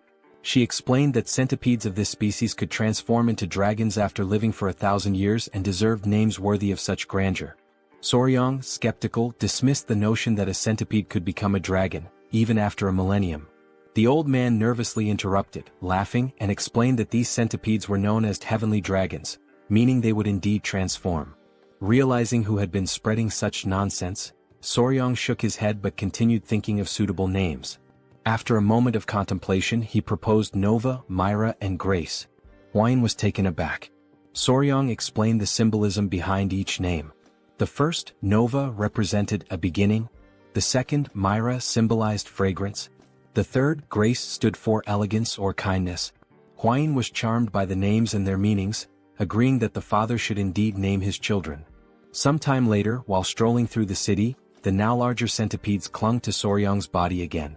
As he sat down to rest, he noticed that although his training had strengthened him, it wasn't enough for their increased weight, but at least he could still move. Opening his mouth to comment on their added heaviness, one of the centipedes suddenly jumped and hit him square in the face. Now lying flat from the impact, he realized they were clinging to his entire body. As he mulled over the situation, he overheard a conversation nearby that caught his attention. Two men, carrying a bag of money, remarked on how extravagant the Tang clan of Sichuan was, planning to visit a brothel that night. They added that earning money had never been easier, sparking Soryang's curiosity. Later, the patriarch shared good news with Soryang.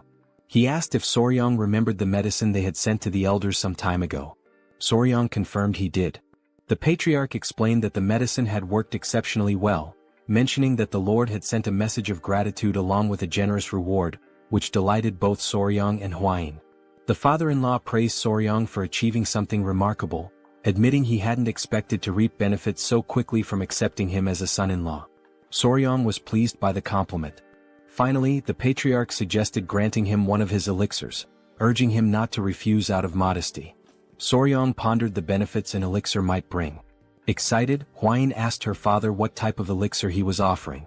He replied that it was the honey of the golden king bee.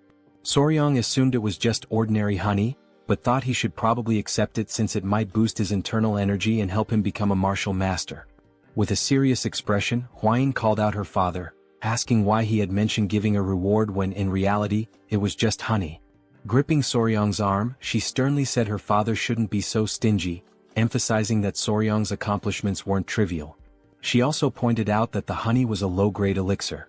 The patriarch, now looking downcast, explained that even though it was low-grade, it had been expensive to acquire. Huayin, visibly fuming, retorted that regardless of its cost, it was far too insignificant compared to what Soryang had achieved. The patriarch silently lamented how difficult it was to have a daughter. Unbothered by the argument, Soryang asked more about the golden king bee they were discussing. After a moment of thought, the father-in-law described the golden king bee as a venomous, mid-level creature found in forests. He explained that its size was comparable to that of a small dog. He added that consuming its honey provided internal energy equivalent to 2 full months of meditation. Soryang's eyes lit up, marveling at the idea of a bee as large as a dog. Meanwhile, Huayin excused herself, frustrated on Soryang's behalf. Thinking quickly, the father-in-law fabricated an excuse, saying he thought Soryang might enjoy seeing the golden king bee in person. The suggestion instantly lifted Soryang's mood, and he grew excited at the prospect of seeing the bee for himself. The father-in-law gave an approving nod, and Soryang became euphoric. He recalled how in his past life he used to harvest honey alone while filming videos for YouTube. Wasting no time, he ran off, proclaiming himself an expert on bees. The father-in-law followed, commenting that this had turned out to be a good idea. Huayin sighed deeply, realizing she would have to deal with this new situation. Thus began the journey to harvest the honey. Despite their advanced knowledge, when they arrived, they found two groups arguing over who had the right to collect the honey from that area. One group claimed they had purchased the information fairly, while the other argued that they had arrived first and had also bought the details from a man with messy hair and a large wart on his face. Soryang recalled having seen someone with those exact features before. One of the members of the Tang clan of Sichuan grew furious and shouted that those swindlers had insulted their clan. Upon hearing the name Tang clan, the entire opposing group was struck with fear. Moments earlier, the patriarch had gathered with the couple, warning Soryang to be cautious on his first journey outside. He reminded him not to forget that he was now a member of the Tang clan family. Soryang nodded, saying he understood. Huayin, already aware of the topic, remained silent, while Soryang, surprised, glanced to the side and noticed a group of Tang clan members awaiting leadership. The patriarch explained that Soryang now needed to learn how to manage others. Soryang protested that Huayin would be with him, but the patriarch called him foolish, stating that now that she was his wife, it made him the highest authority. Stunned and confused, Soryang froze when the patriarch referred to Huayin as his wife. Meanwhile, in the background, Huayin reassured him that he would do just fine. Desperate, Soryang promised to do his best. Returning to the current scene, tension filled the air as the two groups glared at each other, vying for the right to harvest the golden king bee's honey. Soryang asked Wolfgang, the leader of the venomous blood unit, if they should share information with the other group. After a moment's thought, Wolfgang questioned who had dared to leak information about the Tang clan of Sichuan. Huayin remarked that whoever had the audacity to sell information bought by the Tang clan must be very bold. Upon seeing her, the opposing group grew visibly uneasy. Recognizing her as the poison flower of the three flowers of Murim and a direct descendant of the Tang clan, they were struck with fear. Realizing their mistake, the leader of the other group apologized, introducing his faction as the Central Wind sect and announcing their withdrawal. He insisted they had no intention of interfering in Tang clan affairs. The other sect members also apologized, vowing to track down the scoundrels who had sold the information. They quickly departed, leaving Soryang amazed and giving him a glimpse of the Tang clan's influence. Naively, Soryang asked if everything was now resolved.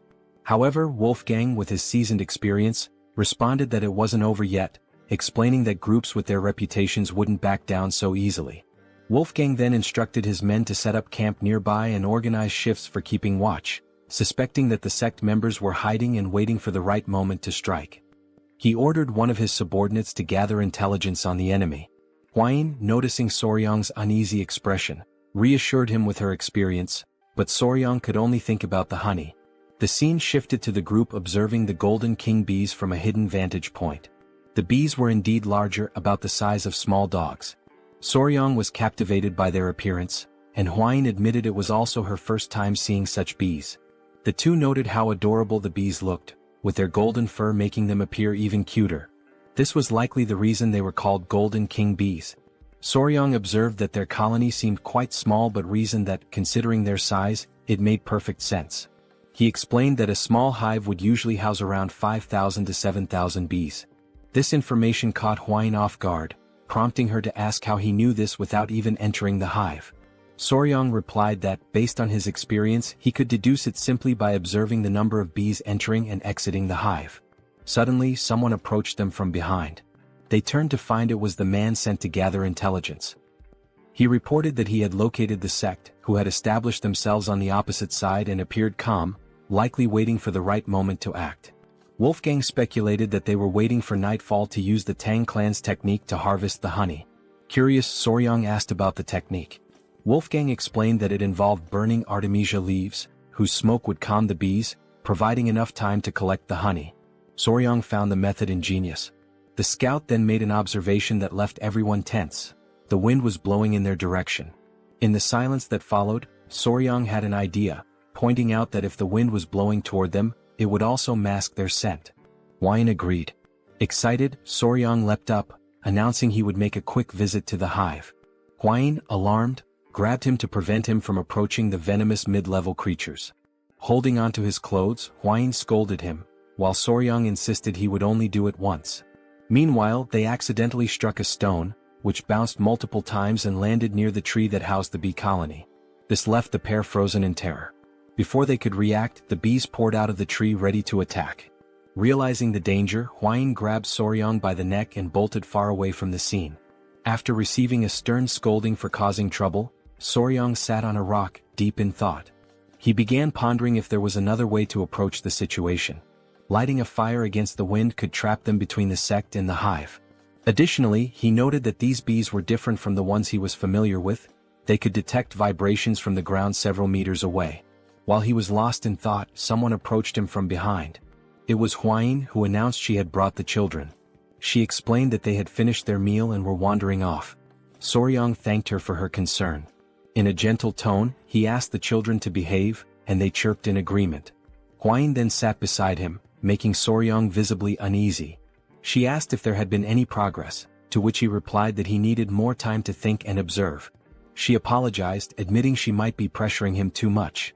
Clearly overwhelmed, Soryang insisted it was all in her head and assured her he wasn't feeling pressured. At that moment, Huayin noticed two monkeys near the tree, seemingly in a squabble, making quite a racket near the bees. She pointed out that one of the monkeys looked particularly aggressive. Soryang suddenly caught a strange scent and quickly asked Huayin if she could smell it too.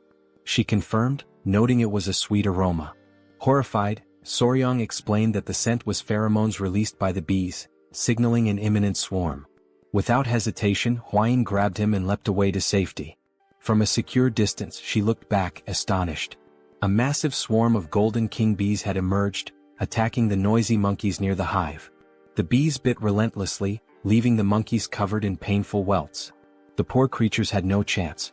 Now hidden, Huayin asked Soryang how he knew the bees were going to attack, even before hearing their buzzing. He explained it was the sweet scent the bees had emitted. She remarked that now that he mentioned it, the smell resembled a flower's fragrance. Before she could finish her thought, Soryang interrupted, asking if she could distinguish the pheromones and recognize the scent. She confirmed, identifying it as the scent of magnolia flowers. This revelation brought a smile to Soryang's face. As he prepared to speak further, Huayin blushed, sensing his enthusiasm. With a mischievous grin, Soryang declared that he had found the perfect solution to deal with the meddlesome rebels targeting their bees. Meanwhile, on the other side of the forest, all the members of the sect were gathered, waiting for the perfect moment to act. Everyone seemed to be enjoying themselves, especially the sect leader, who was quickly becoming drunk. As they roasted fish over a fire, the leader took another swig and remarked how delicious everything was. One of the members, a man with a scar across his face, asked the leader when he thought the Tang clan would move to collect the honey. The leader admitted it was hard to say, noting how 3 days ago the Tang clan was everywhere, but now it had gone completely silent. He speculated that the Tang clan would likely act soon, a notion the scarred man agreed with. The leader then asked if they were certain they could make good money from this, which made everyone burst into laughter. The scarred man explained that candles made from the golden king bee's wax were treasures exclusively used by the imperial family. He added that the Tang clan would only take the honey and leave the hives behind, leaving them to claim the real prize. Excitement bubbled among the group at the thought of the Tang clan failing their honey collection. Malicious laughter echoed as they imagined not only getting the honey but also the hives. One of the men brought up Huayin, referring to her as the infamous poison master known as the 3 flowers of Murim. He warned the group to keep an eye on her and ensure she didn't die at their hands, at least not yet. This suggestion was met with more wicked laughter as they entertained the thought of claiming Huayin for themselves, with one member suggesting that she might even become a Tang clan in-law. Another joked that favors like that needed to be returned. As they laughed, one of the henchmen suddenly noticed a strange scent wafting in from afar. Still joking, he suggested it must be the natural perfume of the poisonous flower, Huayin. Another, chuckling along, bet that even her natural scent was as intoxicating as that aroma. The wind carried the fragrance across the forest, accompanied by an unusual noise. The man who had been joking moments ago now froze in fear and asked the others what the smell was. As they turned their attention to the sky, their expressions changed to shock and terror. Against the backdrop of the moon, a massive, swirling cloud was descending. It was an uncountable swarm of golden king bees. 2 members screamed in panic, asking if that was really a swarm of bees, and the others confirmed their worst fears. Without wasting another moment, they all ran for their lives, scrambling to escape the incoming wave of golden king bees. The once adorable bees, with their shining golden eyes, were now on a rampage, attacking anything that moved. Within seconds, the swarm had done its work, leaving the sect members covered in painful welts caused by the bees' bites, just as they had done to the monkeys earlier. Meanwhile, the scene shifted to show the mixture of ingredients Soryang had prepared to produce the pheromone. It had been strategically placed on the ground so the wind could carry the scent toward the henchmen's camp. Hidden behind trees and rocks, Soryang and Huayin watched as the bees mobilized, following the pheromone's trail. Huayin was astonished that the plan had actually worked, while the sect leader stood slack-jawed, amazed that the entire swarm was heading in one direction. Huayin turned to Soryang and asked how he had managed it, admitting she hadn't expected the bees to become so aggressive over the scent of flowers. Soryang, clearly excited, explained that the smell had triggered the bees to launch a full-scale attack. Curious, Huayin asked how simply crushing some flowers and fruits and spreading the juice could provoke such a response. Soryang, brimming with enthusiasm, explained that the specific scent acted as a signal for the bees. Using examples like the Giga Chad beetle and adorable bees, he elaborated that the phenomenon was due to pheromones, a type of chemical signal used by animals of the same species to communicate. He added that social insects like ants and wasps heavily relied on pheromones for tasks such as locating food. Finally, he explained that the pheromone he used was the exact same chemical signal the bees released when initiating a mass attack: isoamyl acetate. Huayin, enchanted by Soryang's explanation, said it was fascinating that he knew the scent emitted by magnolias was the same one bees used to signal an attack. Embarrassed by her praise, Soryang replied that what was truly fascinating was her ability to recognize those scents. She explained that as a descendant of the Tang clan, which specialized in poisons, she had to be highly sensitive to smells. Shifting focus from their explanations, Soryang noticed no bees were emerging from the hive. He concluded that this was the perfect moment to act and ventured into the Golden King bee's hive to harvest their honey. Holding smoldering mugwort leaves whose smoke soothed the bees, the trio moved cautiously, observing their surroundings. Standing at the entrance to the massive tree, surrounded by the silence of the night, the leader warned of the danger and insisted on going first. As he stepped inside, his eyes widened in amazement, marveling at how much larger the hive was than they had anticipated. Looking upward, they saw enormous, golden glowing honeycombs, fully living up to the name Golden King bees. The leader confirmed that the hive appeared empty, with no sounds of bees buzzing around. As they ventured further, Soryang noticed something unusual. After a closer inspection, he realized there was no honey. Huayin, after looking around, confirmed his observation. This struck the leader as odd, noting that such a thing had never happened before. Soryang also observed the absence of eggs in the hive. Curious, the leader asked if this might be related to the lack of honey. Drawing on his expertise, Soryang hypothesized that the bees were preparing to migrate. They must have consumed all their stored honey and carried it in their stomachs for the journey. He suggested this behavior might have been triggered by the frequent presence of humans nearby. Huayin agreed, stating that it made complete sense. Soryang elaborated that when bees prepare to migrate, the queen stops laying eggs because they can no longer care for larvae during their transition. While exploring the tree's interior, Soryang suddenly froze in shock. Hidden and camouflaged among the hive's remains, he spotted a lone golden king bee that had been left behind. With a sly smile, Soryang turned to the leader and asked how long he could sustain his mobility techniques without resting. The leader, confused by the question, estimated he could manage about half a day. Before he could ask why Soryang wanted to know, a scout interrupted, urgently announcing that the golden king bees were returning and they needed to leave immediately. On high alert, the leader ordered everyone to retreat. He told Soryang to abandon his search and get out of the hive. In the background, Soryang continued inspecting the hive until Huayin came to retrieve him. Grabbing him by his clothes, she insisted they leave immediately. They all dashed to safety, knowing that even the Tang clan's techniques to calm the bees wouldn't be enough to prevent an attack. As Soryang was dragged along, it became apparent that he had taken the golden king bee and hidden it inside his clothes. Moments later, the group finally breathed a sigh of relief, grateful to have narrowly escaped a potential mass attack. Huayin expressed her relief at having made it out before the bees returned, only to pause when she noticed something moving inside Soryang's clothing. Horrified, she demanded to know what he was carrying. With a sheepish smile, Soryang revealed the Golden King Bee Queen and nonchalantly explained that, since they couldn't retrieve the honey, he had brought the one who could produce it. Everyone stood speechless, processing the situation. When the gravity of what he had done sank in, they were thrown into a panic, unsure of what to do next. The Golden King Bee Queen, ever adorable, emitted a soft sound that only emphasized her charm. Soryang, now grinning, turned to the squad leader and warned that the bees would soon realize their queen was missing and start chasing them. As if on cue, a massive swarm of Golden King bees, willing to sacrifice themselves for their queen, appeared on the horizon, heading straight for them. With an innocent smile, Soryang cheerfully stated, "We need to run, now." And so began a life-or-death chase. Woolgang carried Soryang on his back, running as fast as his legs would allow. The queen bee was restless, her wings trembling with unease. Soryang gently stroked her head, trying to soothe her, and promised that he would take her to a place where no one could disturb her.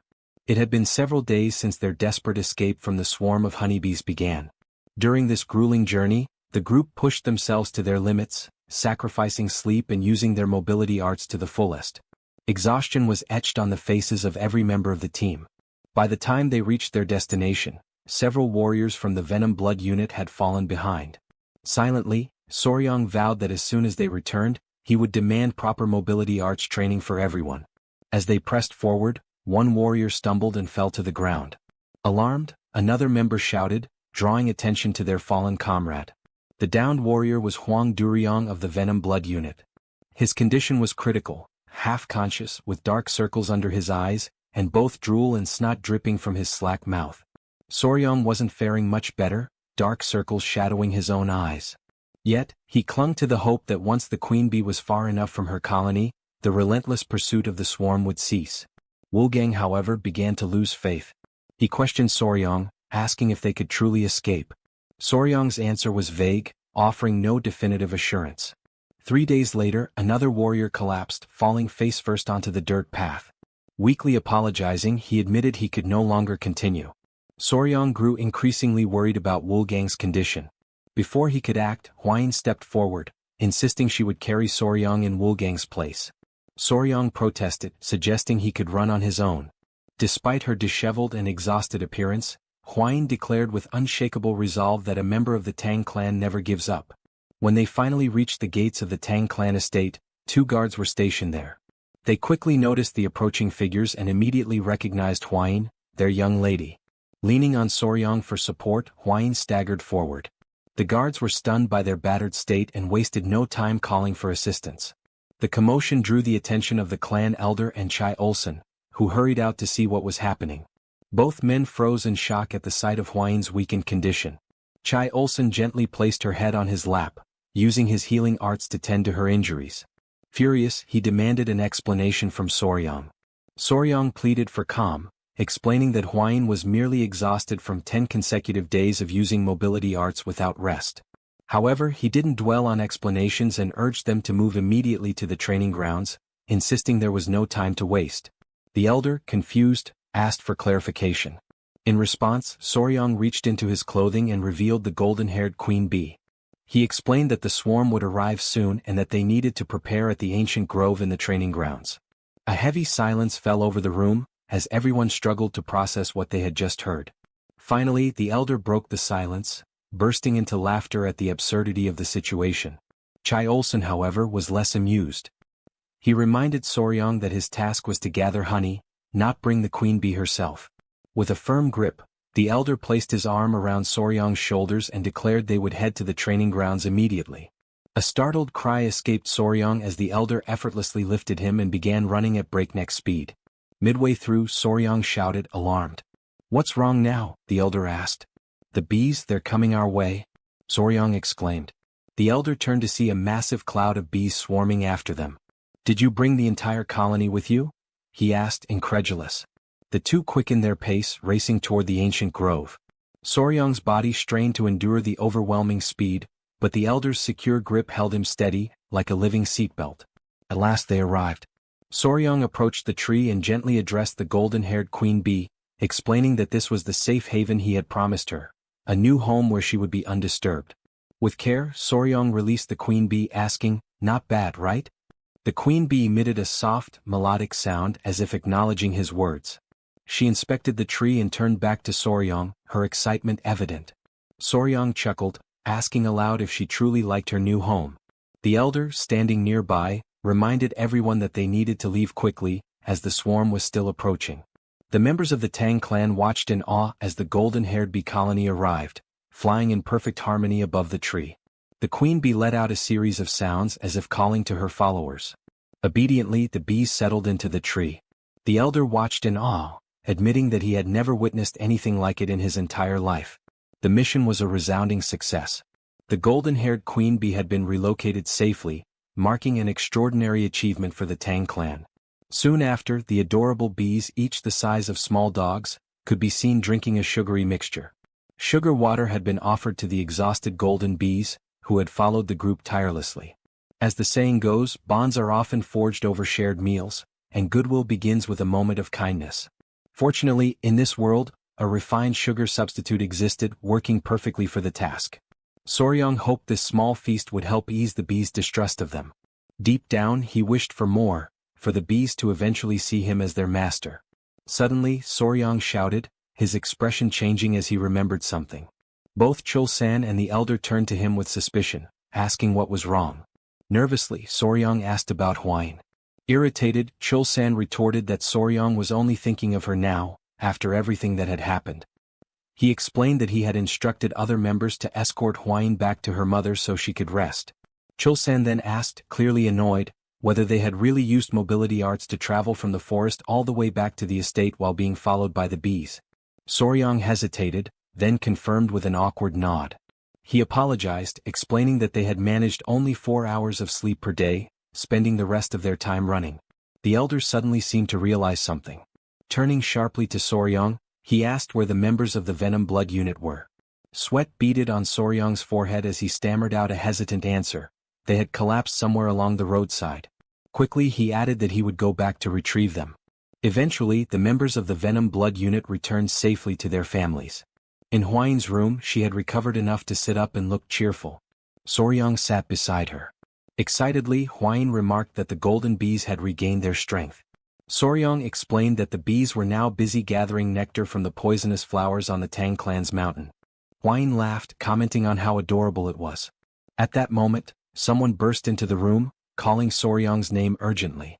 It was Pei, insisting that Soryong come quickly. Something seemed wrong with the golden bees. They appeared to be searching for something. Soryong and Hwain rushed outside to find the bees scattered everywhere. As soon as the bees spotted Soryong, they swarmed toward him, clinging to his clothes and tugging at his shirt. Confused, Soryong couldn't make sense of their behavior. The bees tugged harder, lifting him off the ground. Hwain watched in astonishment as Soryong floated in midair, arms outstretched and legs stiff, forming a T-shape. After a moment, the bees set him back down. Still dazed, Soryong asked what was going on and why they were acting so strangely. The bees began nudging him toward the hive and he finally understood. They wanted him to go inside. Looking around, Soryong noticed that the bees had already begun constructing part of their hive and were diligently collecting honey. That's when he saw the queen bee approaching him. Extending his palms, he asked if she needed help climbing up. Before he could react, the other bees grabbed him again, pinning him in place. One even pinched his cheek. Soryong glanced at the queen bee, noting her elegant and surprisingly charming appearance. And then, to his utter shock, the queen bee closed her eyes and leaned toward him. Panic surged through Soryong, but he didn't have time to protest. The queen bee pressed her lips to his. He felt something placed in his mouth and instinctively swallowed. Immediately, the other bees released him and the queen bee stepped back. Face blazing red, Soryong shouted at her, utterly mortified. "That was my first kiss. What were you thinking?" But before he could say more, an intense wave of pain shot through his body. He collapsed to the ground, writhing in agony. "What did you give me?" Soryong wondered in his mind. From his perspective, the queen bee watched him with an enigmatic expression, leaving him completely bewildered. Meanwhile, Soryong was lying on the ground, writhing in pain, while the queen bee observed him passively. As he agonized on the ground, he noticed that beneath the strange discomfort, like an intense itch, his entire body was engulfed in overwhelming heat, and his heart was racing uncontrollably. He turned toward the queen bee beside him, still struggling, and demanded to know what she had made him eat. She simply stared at him adorably, offering no response as his senses began to fade and his eyelids grew heavy. A few minutes later, still unconscious, Soryong heard someone calling his name over and over. When he partially opened his eyes, he saw Hwain and the Great Elder. Hwain, frantic, exclaimed that something was seriously wrong with him, and the elder confirmed, saying it seemed he had ingested a highly potent elixir. Soryong fainted again as Hwain pleaded for him to hold on, promising to guide his chi. Moments later, Soryong regained full consciousness. He woke to find Hwain beside him, worry etched across her face as she asked if he was okay. He sat up in bed, scratching his head and asked where they were. She explained they were in the Tang Clan's medical wing. Hwain elaborated, saying that when she saw him being dragged off by the queen bee, she and the elder immediately ran to the hive. By the time they arrived he was already unconscious, so they brought him there. She asked if he remembered what had happened at the hive. Soryong paused to think. It was then that he realized his first kiss in this world had been with the queen bee. Embarrassed, he flushed deeply. Hwain, still concerned, asked if he was feeling all right and if there was anything wrong with his body. She offered to call the Great Elder for his expertise if necessary. Looking down at his hands, Soryong shook his head and said there was no need. After letting out a long sigh, he decided to explain what had really happened. He told her that the queen bee had fed him the same food she eats, which was undoubtedly the cause of everything. Curious, Hwain asked what exactly he had eaten. Soryong admitted he didn't know the exact name but said that if he had to name it, he would call it the king bee elixir. Hwain was shocked. He went on to explain that worker bees collect nectar and pollen for sustenance and that only those dedicated to their labor consume it. Still puzzled, Hwain asked what the queen bee eats. Soryong replied that from birth to death, the queen bee exclusively consumes the elixir made by the worker bees. In other words, he explained, the substance the queen bee had forced him to consume was royal jelly. Huayin understood and remarked that it must be the queen's exclusive food for her entire life. Soryong then added that the king bee elixir has special effects. Intrigued, Huayin asked what those effects might be. Excitedly, Soryong explained that while worker bees typically live for about a month and a half, the queen bee, sustained solely by the elixir, can live up to 690 times longer. Huayin, startled by his enthusiasm, told him to calm down. She concluded that the mystery was solved and there was no reason to worry. She noted that the internal cultivation method he had practiced, the 5 venoms return technique, was only a beginner-level technique, so he couldn't absorb the elixir's full power. She also mentioned that the honey from the bees carried 2 months' worth of internal energy, but he had essentially absorbed 60 times that amount, equivalent to 10 years of internal energy. She added that he was incredibly lucky. As he felt the surge of blue energy coursing through his body, Soryong realized just how fortunate he had been. Huayin, bashful and fiddling with her hair, hesitantly suggested that he should check himself in a silver mirror later. Blushing, she hinted that the golden king bee elixir might have had other effects. Wide-eyed, Soryong demanded to know what effects she was talking about and what the silver mirror was for. When he looked into the mirror, he noticed something was different.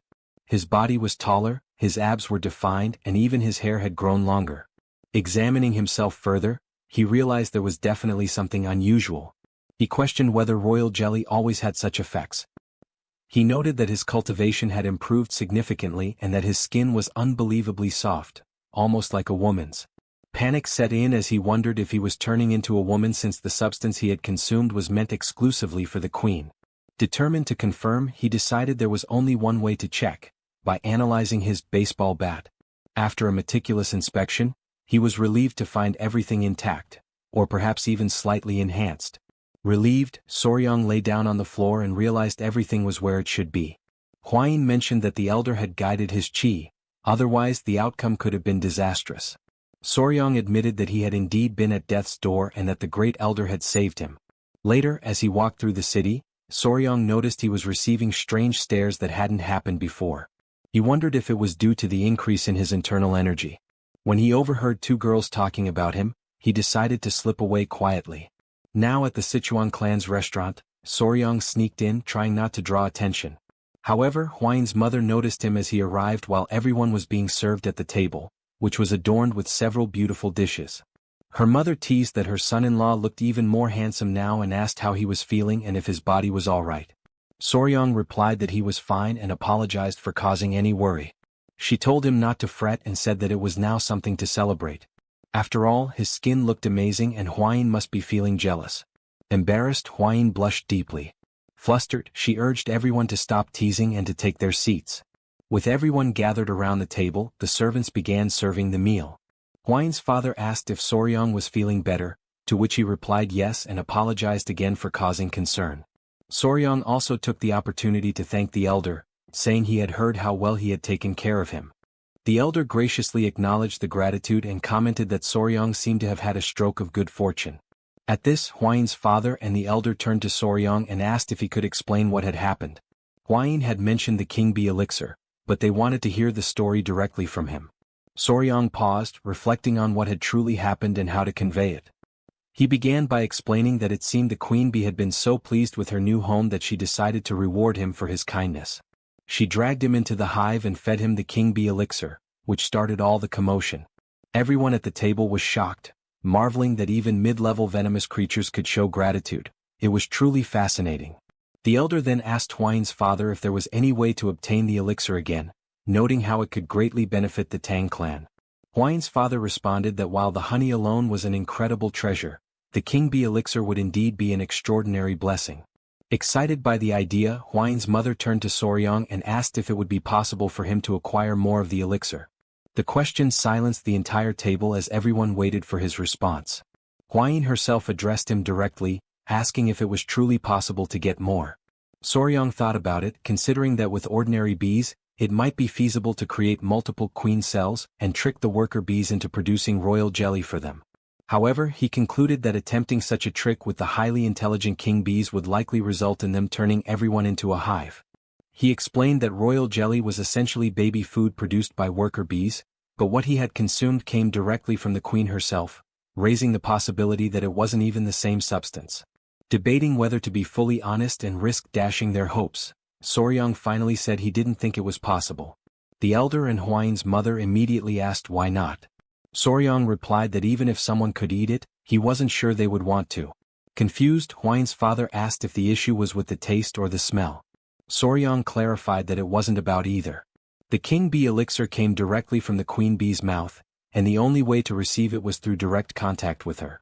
He went on to explain that the process involved forming a bond by joining lips, with the queen's tongue entering the recipient's mouth to transfer the elixir. The entire table froze in shock at the revelation that Soryang had kissed the queen bee, especially with his wife sitting right beside him. Still stunned, Hwaine's father concluded that it was best to assume acquiring more was impossible since the queen bee had only favored Soryang, making it unattainable for anyone else. At that moment, the sound of chopsticks dropping broke the silence. It was Hwaine, her face serious, who asked Soryang about this so-called kiss. With a look of disbelief, she demanded to know if he had really kissed the queen bee. It seems our young warrior might be in serious trouble now. Meanwhile, night had fallen, and the full moon illuminated an otherwise calm and serene place. In a secluded room, someone appeared visibly irritated. His hand, scarred and veined, rested heavily on the table. This hand belonged to none other than Ju Young-hak, the leader of the Murim Martial Alliance and known as the Emperor of the Fist. Suddenly, from outside the room, a voice announced the arrival of tea. Young-hak allowed the person to enter, and a young woman with brown hair stepped in, carrying a tray with a tea set.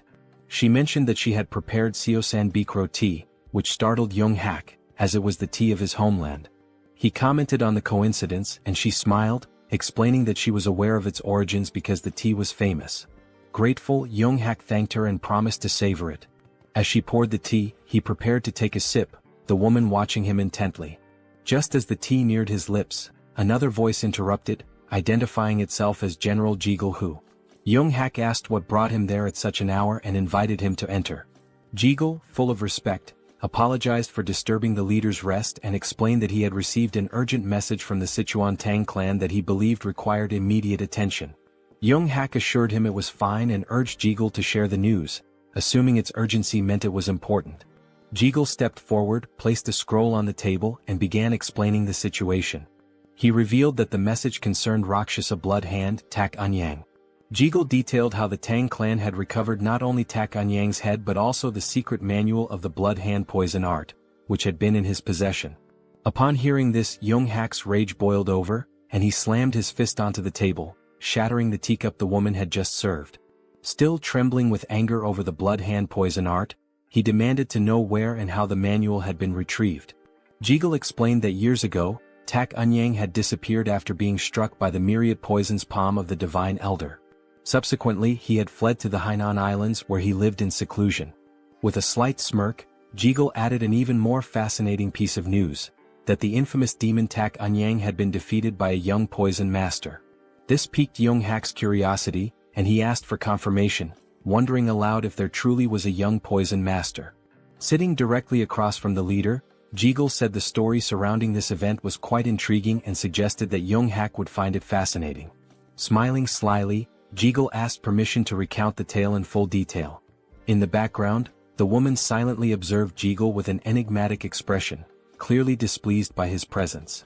Elsewhere, in the grand hall of the Tang clan patriarch, a meeting was underway with the clan's most prominent members. One of the elderly men mentioned that there were individuals within the Tang clan who had sold secrets to outsiders. Another elder called it an audacious betrayal, lamenting that he never imagined anyone would tarnish the clan's reputation. Soryang whispered to Hwaine that it was surprising no one criticized her father-in-law, to which she smiled and replied that it was only natural. While the room buzzed with heated discussions, the father-in-law, Tang clan patriarch, spoke up, demanding to know who would dare to disgrace the family's honor. He added that even the elders of collateral branches were furious, emphasizing that, at the end of the day, they were all one family. He informed everyone that he had already requested the Beggars sect to uncover the culprits and expected news soon. Moreover, he announced his intent to personally visit the Yingchuan commandery. One elder asked how he planned to handle the situation. The patriarch responded decisively, explaining that he would begin with the soul-annihilating poison, followed by the bloody flames poison and the intestine-paralyzing venom. He elaborated, describing in vivid detail how the culprits would writhe in agony as their blood boiled, their organs dissolved, and their very souls felt like they were being torn apart. Finally he would finish them off with the 7-step soul-cutting poison. Hearing this, Soryang was stunned by the sheer brutality of the poison mix. Without hesitation, the patriarch gave orders to Wolfgang to summon the poison annihilation unit immediately, declaring his intention to depart at once. Wolfgang promptly obeyed. Outside, the unit stood assembled, ready for deployment. Turning back towards Soryang, the patriarch said he was leaving and entrusted him with overseeing matters in his absence. Soryang expressed his gratitude and asked his father-in-law to take care of himself. Smiling confidently, the patriarch replied that Soryang need not worry, after all, it was others who should be concerned about his actions. With that, the group departed, and the patriarch addressed the squad, declaring that they would ensure the punishment for those who leaked the information would be unforgettable. Watching them leave, Soryang turned to Huayin and asked if those men belonged to the poison annihilation unit, noting that he had never seen them before. She confirmed, explaining that they were assigned to handle slightly heavier tasks. With a knowing smile, she elaborated that their primary role was to eliminate people, which was why they were aptly called the Annihilation Unit. Soryang couldn't help but wonder what exactly slightly heavier tasks entailed for them. As they continued their conversation, a voice called out to them from behind. Turning around, Soryang saw it was the elderly elders approaching. Both Soryang and Huayin greeted the elders respectfully. One of the elders mentioned they had heard rumors about Soryang's recent stroke of good fortune. Pausing for a moment to think, Soryang realized what they might be referring to and admitted it was true. As he pondered, his thoughts turned to the royal jelly of the Golden King bees. One of the elders coughed awkwardly and, now a bit sheepish, explained that the reason they had approached Soryang was to ask him for a small favor. Surprised, Soryang asked what kind of favor they had in mind. When he inquired if it was related to the Golden King bees, the elders quickly denied it, asking if he thought they would stoop so low as to covet such a thing. After all, they explained, miraculous elixirs and rare treasures naturally find their destined owners. Still puzzled, Soryang asked what, then, they wanted from him. The elders fumbled awkwardly, clearly hesitant to answer directly. One of the elders leaned closer to Soryang, lowering his voice to keep others from hearing, and asked if he remembered the remedy, the earth beetle medicine, that had given them such a boost the other day. Since Soryang had been in charge of it before, he still had authority over the medicine. It was only then that Soryang, now smiling, realized what they were referring to. What sly old men, he thought. With a smirk, he pulled out the earth beetle medicine and began to handle it deftly, almost as if performing a juggling act. Though he was still adjusting to life in the clan, he knew that if the elders supported him in various ways, there would be nothing he couldn't offer in return. The elders burst into laughter, promising that from now on, they would fully support their son-in-law. Huayin, however, felt slightly disappointed. At that moment, the great patriarch emerged from the temple and noticed the elders laughing boisterously. Just as Soryang was about to hand over the earth beetle medicine, the patriarch asked what was causing such merriment. Panicking, the elders scrambled to cover up their intentions, awkwardly beginning to dance, claiming it was just a friendly gathering. The plan worked. The great patriarch believed them, thinking they had finally come to appreciate Soryang's true value. Huayin, however, remained disappointed and quietly furious. Their moment was interrupted when a man rushed in, announcing a serious problem. Everyone turned their attention to him, and the great patriarch demanded to know the issue. The man revealed that Lord Sichuan was on the verge of death. Shock and panic spread throughout the room. Soryang immediately asked if Lord Sichuan had been using the medicine correctly. The man confirmed but explained that after observing its effects, Sichuan had taken a new concubine and consumed more than double the recommended dose. Sweat formed on Soryang's brow as he imagined the potential consequences of such recklessness. The great patriarch, visibly displeased, decided to personally investigate the matter. Since Soryang was the only man left in the household, he was tasked with protecting the women while the patriarch was away. Accepting the responsibility, Soryang bid him farewell and took up the role with determination. The great patriarch departed, leaving Soryang feeling reassured that nothing would go wrong under his watch. Later that evening, with nightfall, Soryang and Huayin sat on a bench, talking. She asked how he was finding the 10 Venoms dual origin art he had been learning. He replied that it wasn't as difficult to grasp now as it had been at the start. He explained that if the 5 Venoms returning technique felt like a single large sphere moving through the body, the 10 Venoms dual origin art was more akin to a twin-cylinder engine. Huayin noted that by this point, Soryong must have already developed some tolerance to common poisons. She added that he could now release his inner energy directly or infuse it into objects. Soryong was speechless, intrigued by this revelation, and overwhelmed with an uncontrollable desire to test his new technique. They prepared a straw dummy for the test. Drawing a dagger, Soryong closed his eyes to focus. A powerful green energy began to emanate from his body, radiating with intensity. The first step was to move his internal energy from left to right and then rotate both spheres in the same direction. As soon as the chi energy circulated through his body, he opened his eyes and hurled the dagger forcefully toward the straw dummy. The dagger flew like lightning, piercing the dummy effortlessly.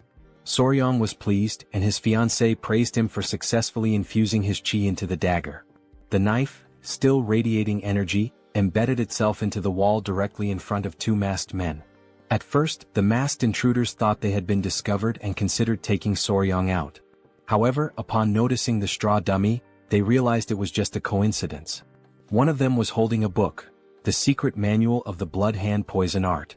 Although it was merely a copy, their task was complete, and they decided to leave quickly before the situation escalated.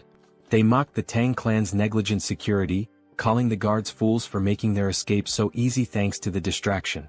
But then, something unexpected happened. A sweet, rosy aroma began to fill the air, putting the men on edge. The scent was pleasant, yet they couldn't determine its source. Hovering just above them was the king bee, glaring at the intruders with an intensity that confirmed they didn't belong there. As the rain began to fall, cries echoed through the area. Soryong froze, startled and unsure of what was happening. Elsewhere, Huayin turned toward the sound of the cries and spotted movement. Through the bushes she caught sight of men dressed like ninjas. Two were hidden while one stood in plain view. The king bee attacked the man who appeared confused, clearly not understanding why a bee was in the training grounds. Soryong and Huayin observed the scene and quickly realized they were dealing with intruders. With a furious expression, Huayin knew she had to act. She dashed toward the intruders and instructed Soryong to prepare the bow. She moved so quickly that a trail of dust followed her. Soryong shielded his face with his arms, stunned by her sudden action. He had no idea what she was planning. Meanwhile, the king bee bit the ear of one of the intruders. The man, desperate, tried to grab the bee, tears forming in his eyes as he called for help from his companions.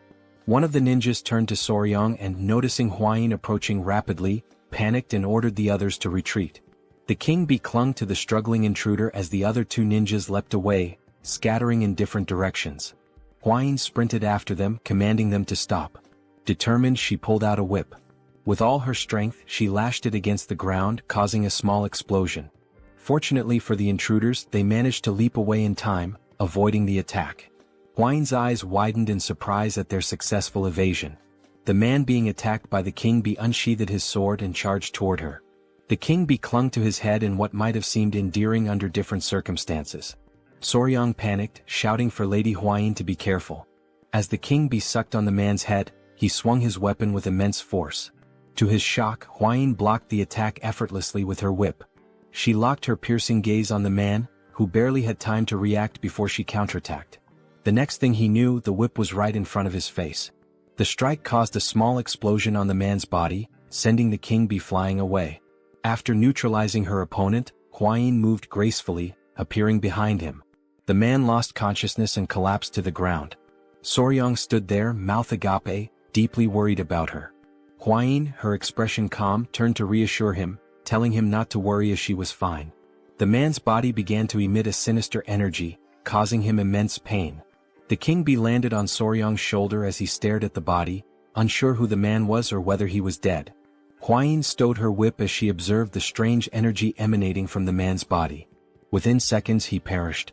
Huayin explained that he had bitten into poison to end his own life, undoubtedly to conceal something crucial. Not far away, someone noticed the intruder's presence and shouted to alert the guards. Huayin turned and decided to organize a pursuit team to hunt down the fleeing enemies. Soryong began to sweat, overwhelmed by her determination. Huayin ordered him to follow her along with Gu Pei, the leader of the blood poison unit. The night was dark, but the forest was lit by the flickering glow of torches. Soryong, Pei, and several other members of the clan chased the intruders through the dense forest. Leading the group, Pei was confident that the masked men couldn't have gotten far. With a determined expression, he declared that they must capture them at any cost. While the others seemed tireless, Soryong was already showing signs of exhaustion. Sweating and short of breath, he focused on activating his dual-cylinder engine technique. As he did, he stomped the ground with great force, causing it to shatter beneath him. The earth gave way under his feet, and Soryong let out a loud yell as his body sank into the ground. From his clothing, small centipedes began to crawl out. Pei turned around with a confused expression and asked if Soryong was all right. Soryong had created a large hole in the ground. Pei and the others halted their pursuit, rushing to the edge of the hole to help him. With their assistance, Soryong managed to climb out, thanking them profusely as he genuinely thought he wouldn't survive. But as he turned his head back, something caught his attention. Beneath him was a cluster of green snakes staring up at him intently. Soryong couldn't stop himself from sweating even more as fear gripped him upon realizing he was standing in the middle of a snake nest. Pei studied the serpents carefully and explained that they usually gathered in areas with strong Inkai energy, particularly during this time of year. He added that these snakes were unusually aggressive and warned Soryong to stay vigilant. Soryong, overwhelmed by fear, continued sweating profusely. One of the snakes opened its mouth, preparing to strike. This behavior was odd to him since striped tiger water snakes were typically not this hostile. Dark clouds loomed over the sky, signaling the arrival of a storm. Soryong admitted that it was his fault they were delayed. Knowing that rain was imminent, he suggested they move quickly. Pei and the others agreed, resuming their chase. They couldn't afford to lose sight of the intruders. Not far ahead, a faint light became visible. Pei turned to Soryong, announcing that they had found the intruders. The masked men, visibly furious, found themselves cornered at a dead end. Behind them was a towering rocky mountain, cutting off any escape route. As thunder rumbled across the sky, Pei and his group arrived, encircling the intruders. Pei and his team reached into their robes, declaring that this was the end for the masked men. Soryong remained silent, while on the other side, one of the masked men glared at his companions and commanded them to tighten their formation. The blood poison unit members drew their kunai, prompting the masked men to unsheath their weapons in response. The blood poison unit advanced, ready for combat. One of the masked men wielded a sword and charged forward. Two members of the unit threw kunai at him, but the ninja skillfully deflected the projectiles with his dagger. He counterattacked fiercely, his sword clashing violently with the ninja's daggers. The ninjas were shocked by the man's strength, their expressions hardening in frustration. One of them moved swiftly and delivered a powerful kick to the man's face, forcing him to drop his weapon. They ordered him to step aside. Witnessing this, a member of the blood poison unit panicked. While the ninjas were distracted, something began approaching them rapidly.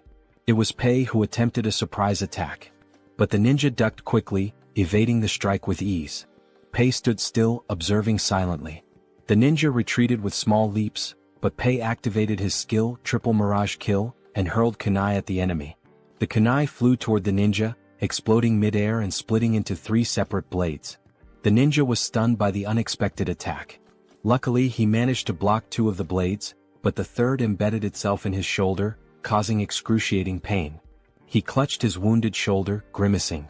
Pei approached, mocking him as a lucky bastard. By now, 2 of the masked ninjas were already down, leaving only one standing, injured and fatigued. Pei and his men began to close in on the last remaining enemy. The ninja was fortunate. The rain had diluted the venom on Pei's kunai, sparing him from a more severe fate. Pei glared furiously at the ninja, but suddenly, a chilling laugh echoed through the air, interrupting the standoff. The voice mocked the pathetic insects gathered there. Pei and the others froze, their confusion apparent. On high alert, Pei adopted a serious expression and demanded to know who was there. At that moment, a figure descended from the top of the rocky mountain, landing before the remaining ninja with enough force to crack the ground. The newcomer was an old man with a long, scraggly beard and a sinister smile. He scanned Soryong and the others with a murderous gaze, exuding an aura of malice. Feeling the man's powerful energy, Pei immediately became alert, recognizing him as a martial arts master. Without hesitation, Pei ordered his men to retreat. The old man's body began to radiate a sinister aura. He stood upright and, with a wicked smile, started walking toward them. Turning to the ninja, he asked if they had retrieved the item. The ninja closed his eyes and pulled a book from within his robes, explaining that it was not the original but a copy made by the Tang Clan. This revelation stunned Soryong, whose eyes widened in disbelief. Memories of the great patriarch's words came flooding back to him. He had warned that this book was something only evil men would desire. Soryang's gaze locked onto the book as recognition set in. He quickly realized it was a replica of the malicious tome his grandfather had studied long ago. Meanwhile, one of the captured ninjas had been tied up nearby. Soryang, seated beside Pei, revealed that the book was a copy of the secret manual of the blood-handed venomous art, leaving Pei visibly shocked. Pei's eyes burned with fury and he clenched his teeth tightly. As this was happening, the ninja handed the book to the old man, who opened it with an unsettling grin spreading across his face. Pei's fists trembled with indignation. He couldn't fathom the kind of people who would dare to covet something so dark and cursed. He demanded the old man reveal his identity. With a sinister smirk, the elder began flipping through the pages one by one. As he had suspected, the book was indeed a copy. It contained the forms of the techniques but lacked the crucial formulas. Still, for him this was more than enough. After finishing the book, he shut it decisively. Even though it was early, there was no better way to announce their return. The old man gave the ninja, whom he addressed as Bloody Glory, permission to unleash the cultivation martial arts and ordered him to leave no one alive. Bloody Glory cracked his knuckles and, with a determined expression, vowed to carry out the command. Beside him lay the lifeless body of one of his fallen comrades. Reaching out toward the corpse, he began to concentrate. A crimson energy emerged from his hand and moments later the blood from the body shot toward him, absorbed through the palm of his hand. Pei's eyes widened in terror as he realized what technique the man was using. On the other side, Soryang clutched his head in disbelief, overwhelmed by the horrifying sight. The ninja's eyes started to glow as he smiled and continued absorbing the blood from the corpse. In the blink of an eye, the kunai embedded in his shoulder fell to the ground, and his wound healed completely. The old man erupted into maniacal laughter. He summoned an energy sphere into his hand and, with a malicious glare, declared his identity. He was none other than a senior member of the blood cult, the feared Blood Falcon Daggerclaw, known as Lord Guchenak. Soryang gritted his teeth and drew his kunai. Guchenak's gaze shifted to him, his interest piqued. The old man instantly recognized the vigor in the young warrior's body. Drool began to drip from Guchenak's mouth. He licked his lips, his eyes glinting with excitement, as he murmured that it had been far too long since he'd tasted the pure blood of youth.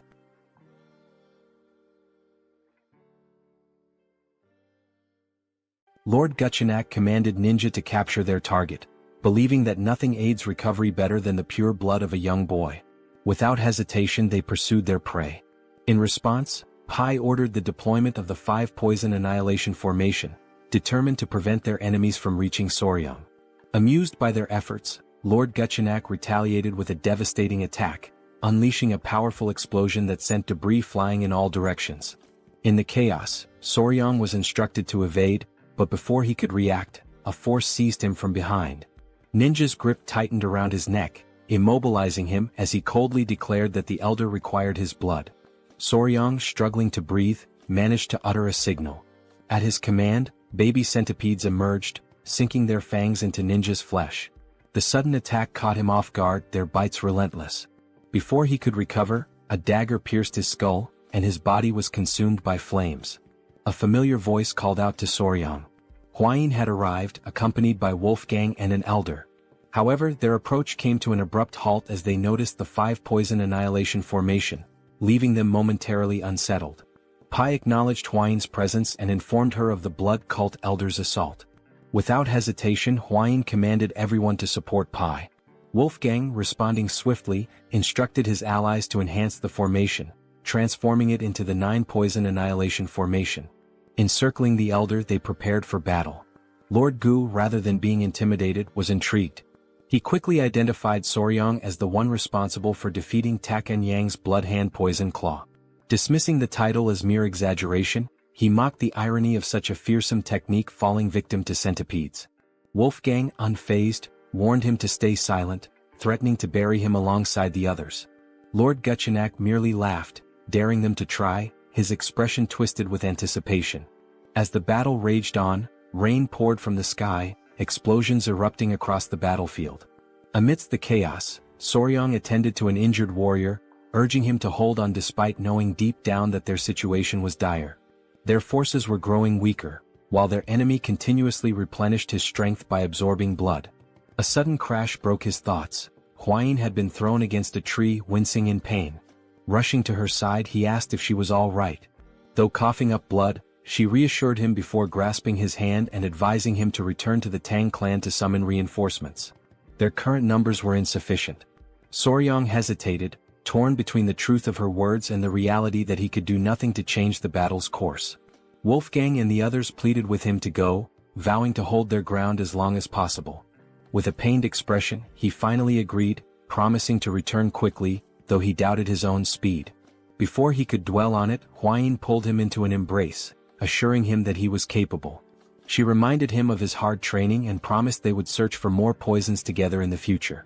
Entrusting him with their survival, she returned to the battlefield. Watching her leave, Soryang struggled with his emotions, feeling overwhelmed by the situation. Pushing forward, he sprinted as fast as he could, until he tripped, landing in a puddle. The baby centipedes emerged, offering him comfort, a gesture he found oddly touching.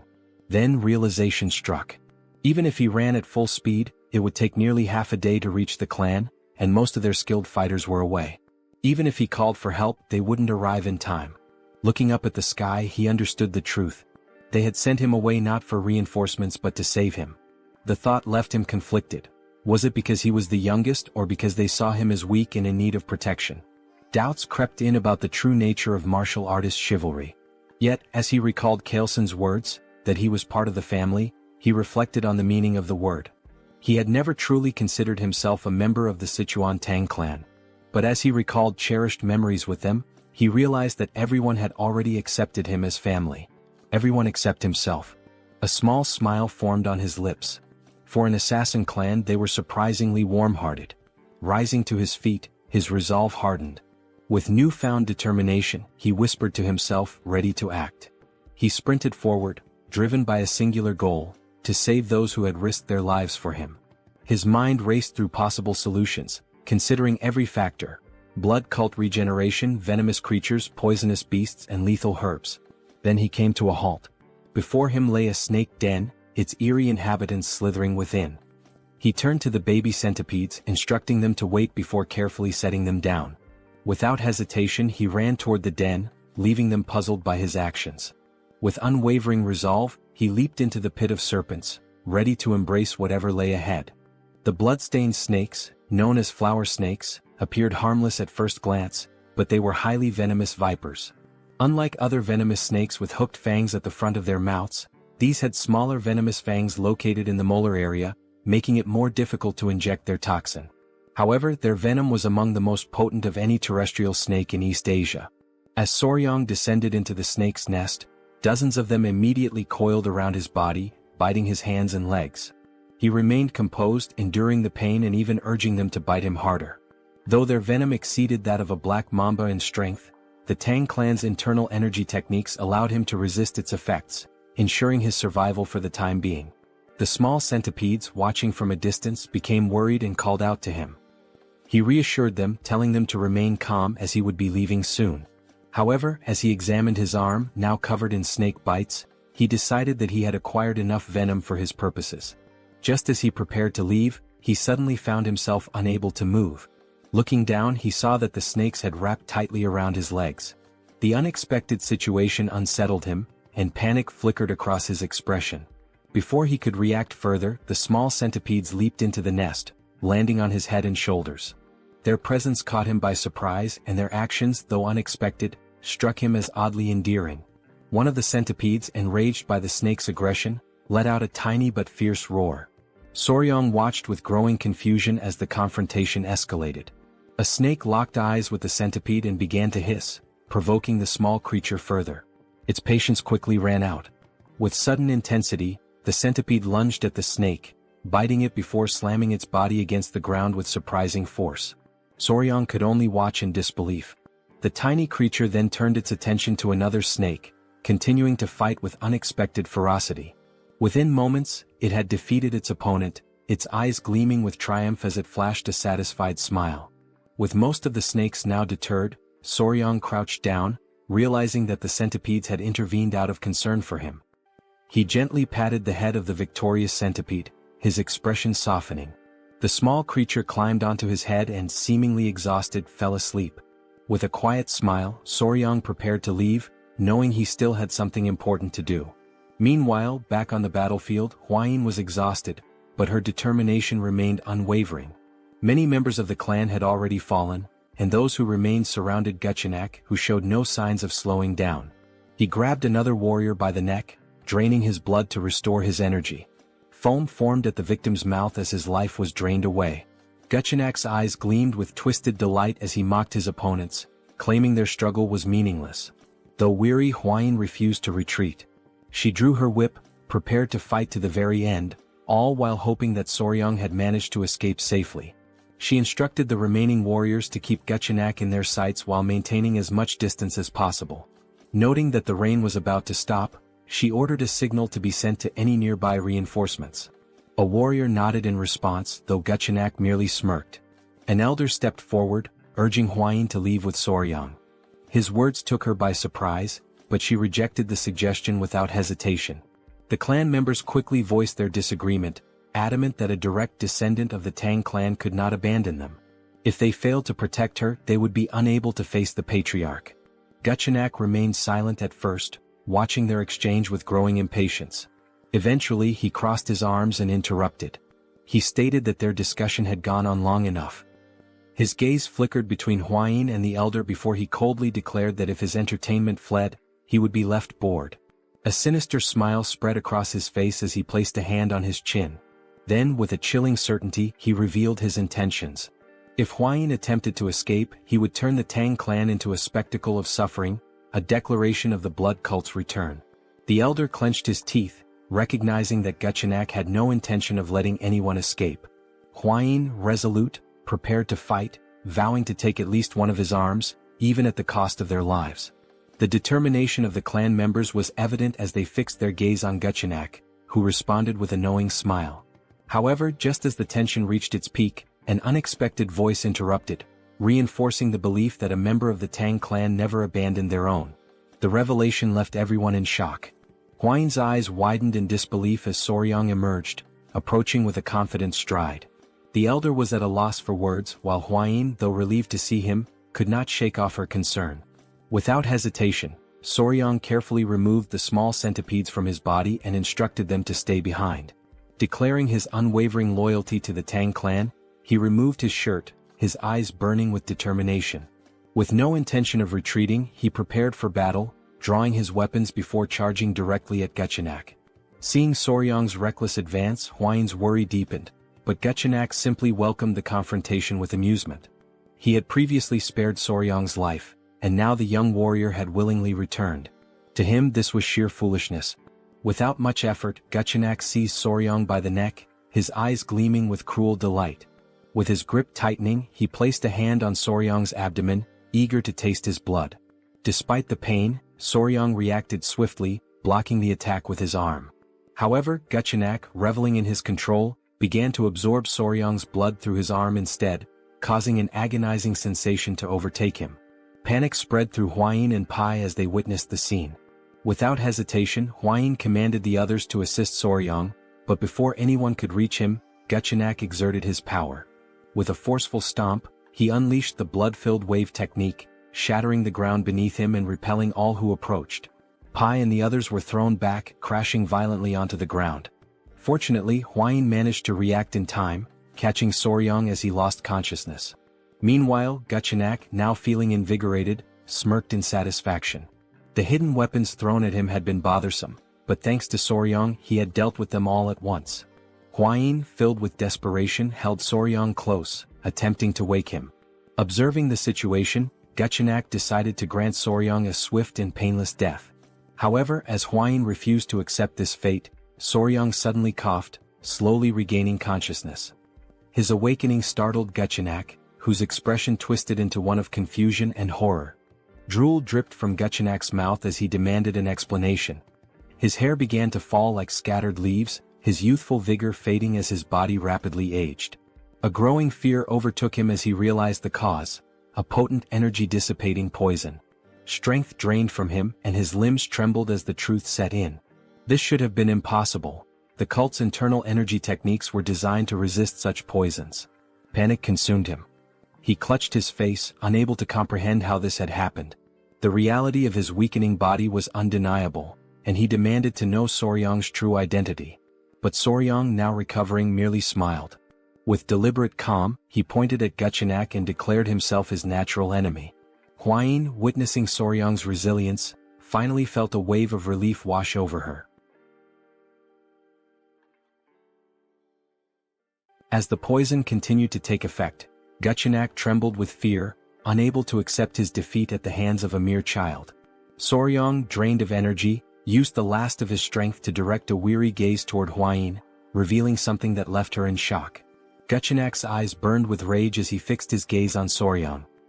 His body tensed with frustration, sweat forming on his brow as he realized that the blood he had absorbed from Soryang no longer obeyed his will. Panic set in as he struggled to comprehend what had been done to him.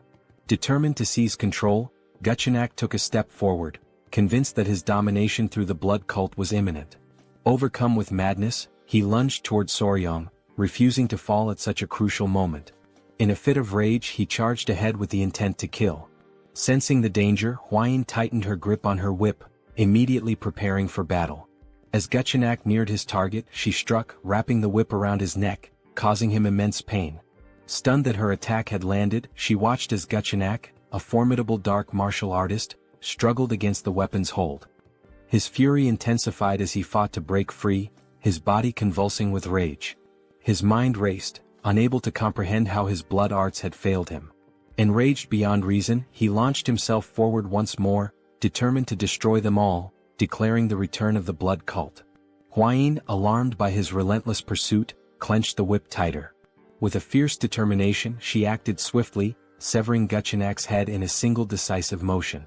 His lifeless body collapsed as his severed head landed nearby. The sight filled P with confusion at first, but as realization dawned, a victorious smile spread across his face. With Guchenak defeated, the elder of the clan rushed toward Soryang and Hwayin, concerned for their well-being. The members of the clan erupted in celebration, their leader having vanquished the elder of the blood cult. Hwayin, still processing the events, turned to Soryang, questioning how he had managed to weaken such a powerful enemy. When he addressed her in a way that caught her off guard, a blush of embarrassment crept onto her face. Despite his weakened state, Soryang maintained a smile, but the toll of the battle was evident. Dark circles shadowed his eyes and sweat dripped from his forehead. As he spoke of needing to be bitten by a tiger-striped water snake to counteract the poison, Hwayin grew frantic, unable to make sense of his request. His face had turned pale, prompting her to recall that such snakes carried no venom. Without hesitation, she commanded the clan members to retrieve an antidote. Hours later, Soryang regained consciousness, his body still weak. Confusion filled his mind as he found himself in an unfamiliar place. The great patriarch, observing him closely, advised him to remain still. Hwayin, also present, noted his condition with a mix of relief and concern. Soryang lay face down, unable to move, his confusion deepening as he questioned his predicament. The great patriarch channeled his energy into Soryang's back, aiding his recovery. As he learned that 10 days had passed since he collapsed, Soryang was left in shock. Hwayin, with a grateful expression, acknowledged that his actions had allowed her to defeat their formidable foe. She explained how his condition had been dire, and without the timely return of the great patriarch, the situation would have been disastrous. The memory of being bitten by a snake in his past life resurfaced in Soryang's mind, sending a shiver of fear through him. With the treatment complete, the great patriarch assured him that he would recover. With Hwayin's help, Soryang managed to sit up and expressed his deep gratitude. The great patriarch then studied him carefully before deciding it was time to discuss something important. Placing his hands on Soryang's shoulders, he questioned whether the tiger-striped water snake truly possessed venom and sought to understand how Soryang had managed to defeat the elder of the blood cult. As Hwayin grew anxious and urged her grandfather to remain calm, Soryang, still feeling the lingering effects of the poison, prepared to explain everything. With a calm expression, Soryang raised 2 fingers and explained that the tiger-striped water snake possessed 2 types of venom, one located in its mouth and the other produced by venom glands at the back of its neck. Hwayin and the great patriarch, seated near his bed, listened with growing curiosity, as this was information previously unknown to them. Soryang continued, stating that these snakes were naturally shy and typically avoided humans, and their fangs were too small to be easily noticed. In fact, it was not until the 1980s that people discovered their venomous nature. The great patriarch, quick-witted as ever, immediately connected this revelation to the dissipation of the elder of the blood cult's internal energy. However, he hesitated, recalling that the blood cult had long been known for its resistance to toxins. Soryang, turning toward him, clarified that while it was only a hypothesis, he believed that the elder's energy loss had resulted from exposure to the snake's venom. He elaborated that the primary component of the venom was hemotoxin, a hemorrhagic toxin capable of destroying red blood cells, blood vessel linings and tissue cells. He then posed a crucial question. What would happen if cultists who relied on blood for their martial arts were exposed to such a substance? The success of his plan became evident. Resting his hand under his chin, Soryang speculated that the cultists' blood, the very core of their strength, had likely been altered, leading to their downfall. He also revealed that although little known, the tiger-striped water snake's venom was 5 times more potent than that of a viper. If enhanced with yin energy, it became a lethal weapon. Upon hearing this, the great patriarch's eyes widened in shock, and a cold sweat formed on his brow. The realization that such a powerful venomous creature resided near Sichuan left him deeply unsettled. Huayin turned to Soryang with admiration, a smile forming as she acknowledged his incredible achievement. The great patriarch then cleared his throat, drawing their attention. Crossing his arms, he recalled that the elder of the blood cult had referred to Soryang as the nemesis of heaven, his natural enemy. The title made Soryang uneasy as it sounded overly dramatic, almost like something from a high school fantasy. Embarrassed, he pulled the blanket over his face, looked away and blushed. Witnessing his reaction, Huayin and her grandfather placed reassuring hands on his shoulders, affirming that the title was fitting given how he had managed to seal the elder's martial arts completely. The great patriarch's expression then shifted to one of gratitude as he sincerely thanked Soryang for protecting his family. However, his gratitude soon turned into anger as he clenched his fist, unable to comprehend how the blood cult had dared to attack in his absence. With gritted teeth, he vowed to eradicate them entirely. Both Soryang and Huayin remained silent, their expressions serious. The great patriarch insisted that the blood cult must be completely destroyed, a sentiment Soryang fully agreed with. Now that their weakness had been discovered, the next step was to gather a significant quantity of venom from the tiger-striped water snakes. A fiery determination filled Soryang's eyes as he recalled Guchenak and his subordinates, viewing them as nothing more than pests that needed to be exterminated. Since the reappearance of the blood cult, the Tang clan had been in a state of emergency. Many warriors had been wounded and some had lost their lives. A message was tied to the leg of a messenger pigeon, which was then released into the sky. The great patriarch had sent it, summoning Murim's allied orthodox factions to the Tang clan to assist in the upcoming battle. Despite the minimal casualties considering they had faced an enemy at the pinnacle of martial arts, the great patriarch's expression darkened at the thought of the blood cult plunging Murim into chaos once more. The cult had never been satisfied with merely abducting victims to drain their blood. 30 years prior, they had carried out a massacre that cemented their status as sworn enemies of Murim. The severity of the situation weighed heavily on him. While Soryang remained lost in thought, the great patriarch placed a firm hand on his shoulder, pulling him back to the present. A confident glint appeared in the elder's eyes as he stated that this time, the situation was different. Soryang's curiosity was piqued and he turned to listen. The great patriarch then revealed the reason behind his confidence. The Sichuan Tang Clan was now the natural enemy of the blood cult. Hearing this, Soryang's expression twisted in frustration, sweat forming on his brow as he struggled to determine whether his grandfather had said this intentionally. The great patriarch turned to Soryang with a knowing smile, confirming his suspicions. Placing his hands behind his back, he spoke of a request, asking if Soryang would be capable of fulfilling it. With curiosity, Soryang immediately agreed, especially if it concerned the clan, vowing to do his best. The patriarch's expression grew serious as he revealed that members of the Murim alliance would soon arrive, including their military forces. He had decided to present them with the poison that Soryang had discovered, now that the blood cult's weakness had finally been uncovered. Soryang's eyes widened in surprise before he respectfully clasped his hands and, with a smile, expressed his agreement, believing it was for the greater good. Seeing this, the great patriarch smiled, having anticipated Soryang's response. Just as Soryang was about to leave, the patriarch mentioned something that would bring him great joy. Curious, Soryang turned back, eager to hear the news. With a warm smile, The patriarch announced that the modifications to the Hall of 10,000 Poisons had been completed and that, from that moment forward, Soryong would be officially responsible for managing it. A surge of joy overtook him, and he clenched his fists in excitement, already envisioning himself surrounded by poisonous creatures. His eyes sparkled with enthusiasm. The patriarch also added that, as per Soryong's suggestion, a sunlit pavilion had been prepared, a crucial step for properly raising tiger-striped water snakes. Interlacing his fingers, Soryong grew even more excited, determined to think of this as a duty for Murim's benefit and to give his best effort. As the messenger pigeon soared into the distance, hours passed before Soryong finally arrived at the Hall of 10,000 Poisons. Upon seeing it, his jaw dropped in amazement. It was magnificent, guarded by 2 sentries at the entrance. Walking toward the door alongside Huayin, he noticed a particular room labeled the Toxic Creature Garden. Huayin's attention immediately fixated on it, and confusion flickered across her expression. Crossing his arms, Soryong smiled as he explained that it was a space dedicated to gathering all the poisonous creatures of the Central Plains.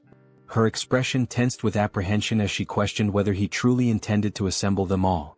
With unwavering confidence, he affirmed it, reminding her of his promise to one day collect the 10 great venomous creatures of the region. Upon hearing this, a deep blush spread across her face. She covered her mouth, averted her gaze, and without hesitation, rushed off with the excuse of investigating a nearby gathering. As Soryong stood there, momentarily puzzled, a familiar voice greeted him with enthusiasm. It was Gu Pei, who stood confidently with his hands on his waist. With a beaming smile, he revealed his new position as commander of the Poison Division. While Soryong's expression turned to one of confusion, Huayin remained motionless, observing the scene. Gu Pei, still smiling, explained that the division had been newly established under the patriarch's orders. Behind him, several clan members stood in formation. Turning toward them, Gu Pei formally introduced them, stating that from that moment on, they would serve Soryong, acting as his hands and feet. Whether it involved locating poisonous creatures or raising them, he could rely on them completely. The realization of what was happening struck Soryong all at once. His mouth practically began to water at the thought, while Huayin, standing nearby, felt a twinge of envy. His eyes sparkled with sheer joy as he processed the significance of the moment. This was like having an entire team from a pet store dedicated to supporting him. For Soryong, this was another step toward turning his dream into reality. Meanwhile, far from the Tang clan, the messenger pigeon reached its intended destination. A woman with long black hair received the message and carefully read its contents. As her eyes scanned the words, she came to a chilling realization: the blood cult had returned. Lifting her gaze toward the sky, she understood that the peace that once reigned over the Central Plains was about to be shattered. A violent storm was looming on the horizon. At dawn the following day, Jaegal and his men set out toward the Tang clan. As they traveled, one of the elders turned to the group with a smile, remarking that they would soon arrive and would likely spend the night at the Tang clan mansion. A sense of relief spread across Jaegal's face at the thought of avoiding another night outdoors.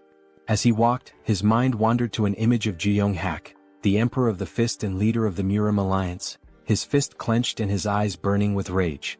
The thought made Jaegal uneasy, realizing the importance of bringing at least one valuable piece of news. His focus remained on the search for any trace of the blood cult. After some time, the group reached the entrance of the Tang clan, where 2 armed guards stood watch. Seeing the mansion in the distance, the elder could not hide his joy. One of the guards quickly took notice of the approaching visitors, his eyes widening in recognition. He assumed that they must be the honored guests from the Murim alliance. With a composed expression, Jaegal stepped forward, closed his fan, and formally introduced himself as the military advisor of the alliance.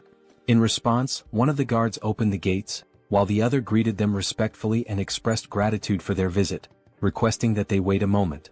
However, there was a hint of nervousness in the guard's eyes. Glancing to the side, the guard hesitated before explaining that there were certain matters the visitors needed to be aware of before entering the mansion. Jaegal's eyes narrowed with curiosity, while the elder, more direct in his concerns, asked whether they were required to surrender their weapons before proceeding. The guard, appearing slightly embarrassed, brought a hand to his chin before revealing that, no matter how small or insignificant a creature might seem, it was strictly forbidden to take a life within the Tang clan. At this, Jaegal's expression shifted to one of surprise, and his mind conjured the image of a golden Buddha statue. The possibility of the entire Tang clan converting to Buddhism crossed his mind. Sensing the misunderstanding, the guard quickly reassured them that they would understand once inside but emphasized the importance of abiding by this rule. Upon hearing this, Jae-gal and the elder became solemn. Before they could discuss the matter further, a familiar presence approached. The newcomer was visibly pleased by the arrival of the military advisor. Jae-gal's eyes widened slightly in recognition before a smile formed on his face. The ones greeting him were Hua-yin and Soryang. They both bowed their heads respectfully, and Jae-gal returned the gesture, acknowledging that it had been some time since he last saw Hua-yin. She placed her hands over her abdomen and, with a measured tone, noted that exactly 1 year had passed since their last meeting. With a light-hearted smile, Jae-gal inquired about the whereabouts of the myriad poison's divine sovereign. In response, Hua-yin closed her eyes briefly before explaining that her grandfather had left to search for traces of the blood cult, offering her apologies for any inconvenience. Jae-gal regarded her with a calm expression, dismissing any notion that it was an inconvenience. Instead, his attention soon shifted toward Soryang, his curiosity piqued. Studying the young warrior, he asked about his identity. With a polite smile, Soryang introduced himself, expressing his honor in meeting the military advisor. At this, Jae-gal and the elder exchanged glances, a hint of confusion in their eyes as they observed that the young man was not from the Tang clan. Before either could voice their thoughts, Hua-yin placed a hand over her chest, averted her gaze and hesitated before revealing that Soryang was her fiancé. A stunned silence followed. Jae-gal and the elder stood frozen in shock, while the men accompanying them reacted with disbelief. Whispers of jealousy spread among the group as realization dawned upon them. One of Murim's 3 flowers had a lover. Their hearts filled with despair as they clenched their fists, their eyes shimmering with unshed tears. To them, the world had never seemed more unfair. None could understand how or where Soryang had come from, and envy seeped into Jae-gal's expression as well. With a composed demeanor, he slowly unfolded his fan and lowered his gaze. He requested that they be guided inside, knowing that if the mood continued, the entire group might challenge Soryang to a sparring match. Just as tension simmered, an unfamiliar sound echoed through the air. Jae-gal and the elder instinctively tensed, their expressions shifting from confusion to intrigue, as they searched for the source of the strange noise. The men were left in shock, their jaws dropping as they lifted their gaze to the sky. Their expressions of astonishment quickly drew the attention of everyone around them, revealing that something unusual had appeared above. The source of the strange sound was soon identified, the golden-haired king bees which were flying in the area. The sight of such highly venomous creatures within the Tang clan left the group in disbelief. Instinctively, several men moved in front of Hua-yin, drawing their swords and instructing the others to remain cautious. Their stance made it clear that they were prepared to protect her at all costs. Observing their reaction, Soryang became increasingly alarmed. A sense of urgency flashed in his eyes as he urged them to put away their weapons. Fear crept into his expression as he stepped forward, placing a hand on one of the men's shoulders in an attempt to explain the new regulations of the Tang clan. However, the warrior, overwhelmed by anger, shoved Soryang's hand aside and, with a furious glare, demanded that he step away. He made it clear that the golden-haired king bees were incredibly dangerous creatures, capable of killing an ordinary person with ease. Despite Soryang's efforts to calm the situation, the men continued pressing in on him, gradually suffocating him beneath their collective weight. Unable to suppress his frustration any longer, he forcefully pushed them back. His eyes burned with intensity as he declared that he had been raising the golden-haired king bees himself, urging everyone to remain calm. The revelation left the group in shock. One of the bees landed gently on Soryang's head, an affectionate gesture that only deepened their disbelief. Jae-gal and the others, overwhelmed by fear, instinctively stepped back. Unfazed, Soryang smiled as he played with the bees, fully aware that they had missed him after their time apart. Seeing this, Hua-yin's expression softened, and a joyful smile appeared on her face. Meanwhile, the bees turned their attention toward Jae-gal and his men, who were still struggling to process what they had just witnessed.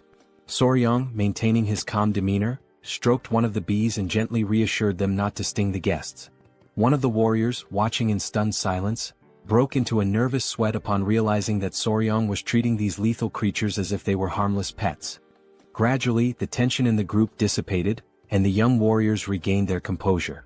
With the situation now under control, Jae-gal and the elder accompanied Soryang and Hua-yin inside. As they walked, Jae-gal's thoughts remained fixated on Soryang.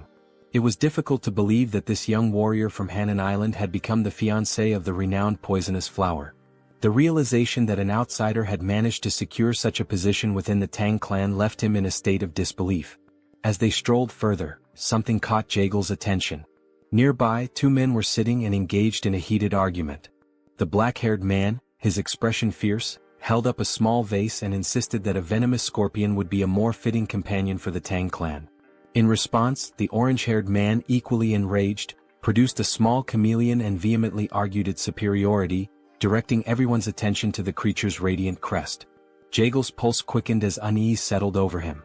Placing a hand on Soryang's shoulder, he hesitated before asking why so many warriors within the Tang clan were preoccupied with insects and animals. Pulled from his thoughts, Soryang turned his attention back to the scene, his curiosity piqued. As the men continued their dispute, he casually explained that they were enduring the venomous creature companionship punishment. The response sent a chill through Jaegal, who instinctively began to sweat. The thought of such a punishment unsettled him, and he quickly inquired about what they had done to deserve it. Soryang placed a hand under his chin, deep in thought, before recalling the events from a few nights prior. That evening, Soryang and Hwayin had gone to the training hall. As Soryang trained, Hwayin became increasingly anxious and advised him to focus on expelling his internal energy. However, despite his best efforts, Soryang's movements resembled a dance rather than proper training. Just as they continued, an unexpected presence disrupted them. Commander Gu and his men arrived, their faces tense. As they stood before them, they closed their eyes momentarily, visibly nervous.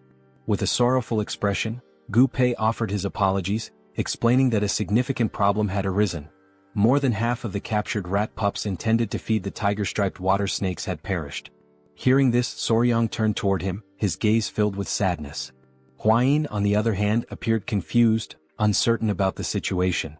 Soryang crossed his arms, closed his eyes and sighed. There was little that could be done, as rats were highly sensitive creatures. If the environment became too noisy, it was not uncommon for the mother to kill them.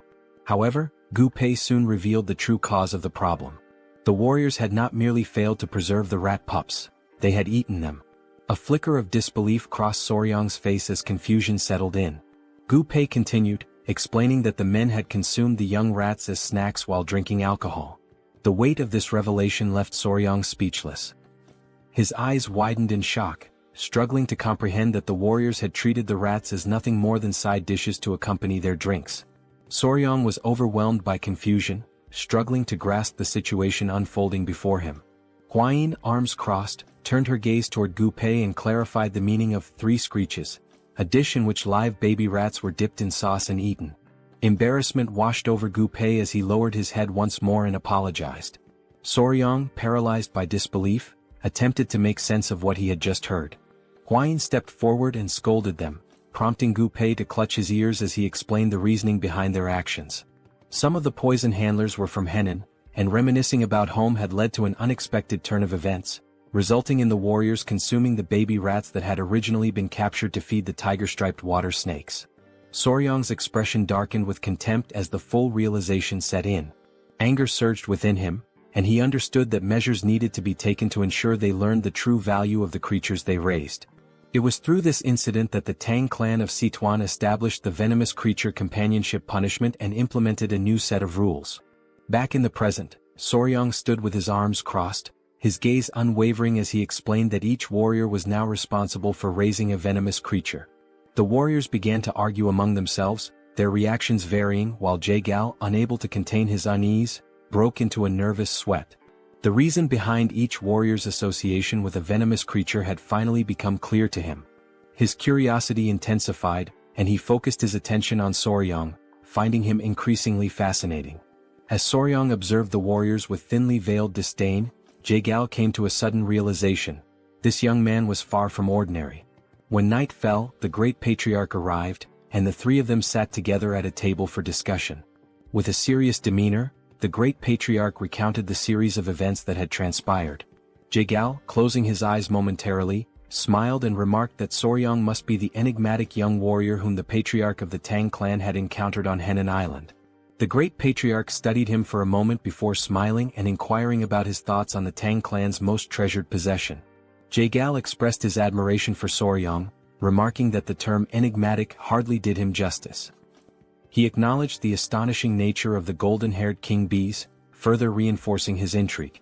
Soryang, however, could not suppress a sense of nervousness at being the subject of such praise. Jagel's expression shifted to one of grave seriousness. His mind lingered on a troubling matter: the complete lack of any clues regarding the blood cult. The great patriarch, his composure steady, turned toward Soryang with a knowing smile. He declared that they could not afford to remain passive while the influence of the blood cult continued to spread unchecked. Soryang's curiosity was piqued, and he directed his full attention to the patriarch. Without hesitation, the elder instructed him to retrieve something. Jagal, taken aback, felt his confusion deepen as his curiosity reached its peak. The great patriarch raised a finger and, summoning his power, formed a protective barrier around them. His eyes closed briefly as he explained that no sound could be allowed to escape, and for that reason he had invoked a Kai barrier. As Soryang reached into his clothing, Jagal turned his attention to the shimmering barrier, his jaw tightening in astonishment. With unwavering confidence, Soryang produced a small jar and placed it on the table. Jagal immediately seized it, scrutinizing the object while his mind raced with questions. The mere presence of the Kai barrier suggested the jar contained something of great importance. Unable to hold back his curiosity, he questioned what kind of item required such extreme secrecy. The great patriarch, maintaining his steady gaze, revealed that the jar contained a poison capable of dissipating internal energy. Jagal, unimpressed at first, argued that such poisons were fairly common and did not seem to warrant the use of a Kai barrier. However, as Soryang and the patriarch exchanged knowing glances and nodded with subtle smiles, the revelation came. This particular poison had a unique property: it exclusively affected members of the blood cult. Jagal's expression shifted instantly. His focus locked onto the jar and his eyes widened in shock. Panic surged through him as he slammed his hand against the table, demanding confirmation. The great patriarch, eyes closed in calm certainty, affirmed the truth of the claim. A deep, burning hatred flickered in Jagal's gaze as his thoughts turned to the blood cult. The significance of this discovery could not be overstated. He recalled the brutal rebellion of 30 years prior, when their fiercest battles had been met with devastating setbacks. The realization dawned upon him: the blood cult had survived the onslaught not because of their superior strength alone, but because the internal energy-dissipating poison had been entirely ineffective against them. The great patriarch, reflecting on the past, confirmed Jagal's suspicions. When martial artists like themselves were poisoned, their internal energy dispersed, rendering them powerless. However, the members of the blood cult had remained completely unaffected. Jagal, maintaining a serious gaze, inquired about the potency of this particular version of the poison. The great patriarch's expression radiated confidence as he explained that, according to Huayin, the poison was capable of reducing the physical abilities of its target to that of an ordinary person. He further revealed that she had successfully defeated a blood cult elder who had been poisoned, striking him down with a single blow.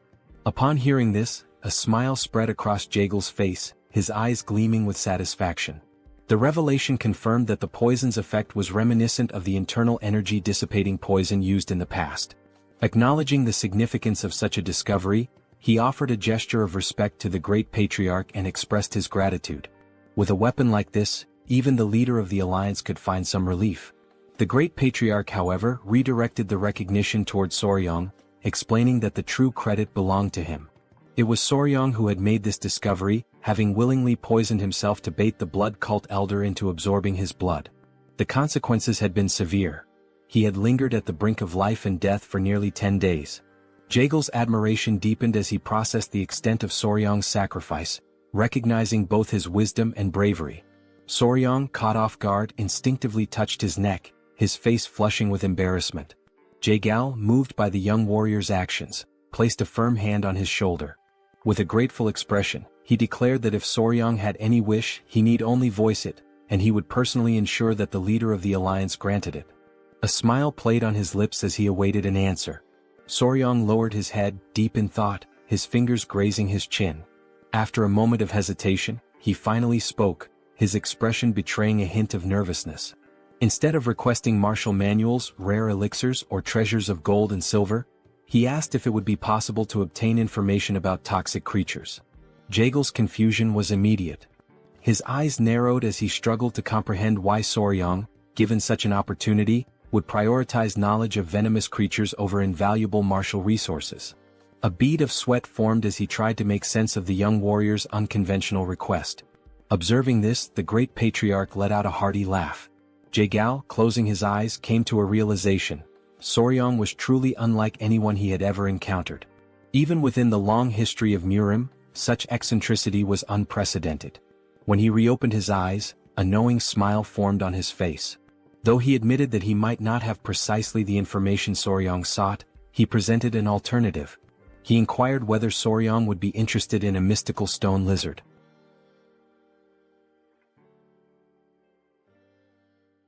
Jae-gal begins to recount how, during the day, they had arrived at a remote location on the island, where a majestic waterfall cascaded down the cliffs. Among them was Jae-gal's nephew, and he was the one who announced that they had finally arrived. They had reached Mount Gonga in Sichuan. His nephew, Cheon, remarked that it was exactly as their ancestors had described: the waterfall, the turtle-shaped rock, everything was identical. Furthermore, from that vantage point, they could also see the peak of Mount Gonga in the distance. Jae-gal stepped closer to the water, crouching down to touch it. Feeling its icy temperature against his fingers, he commented that this water undoubtedly came from the melting of the eternal snow, as it was extremely cold. Smiling, Jae-gal gave orders to his men to wait there and instructed Cheon to follow him carefully. The men obeyed, and Cheon's face lit up with excitement. Jae-gal then leaped forward, crossing the river toward the waterfall.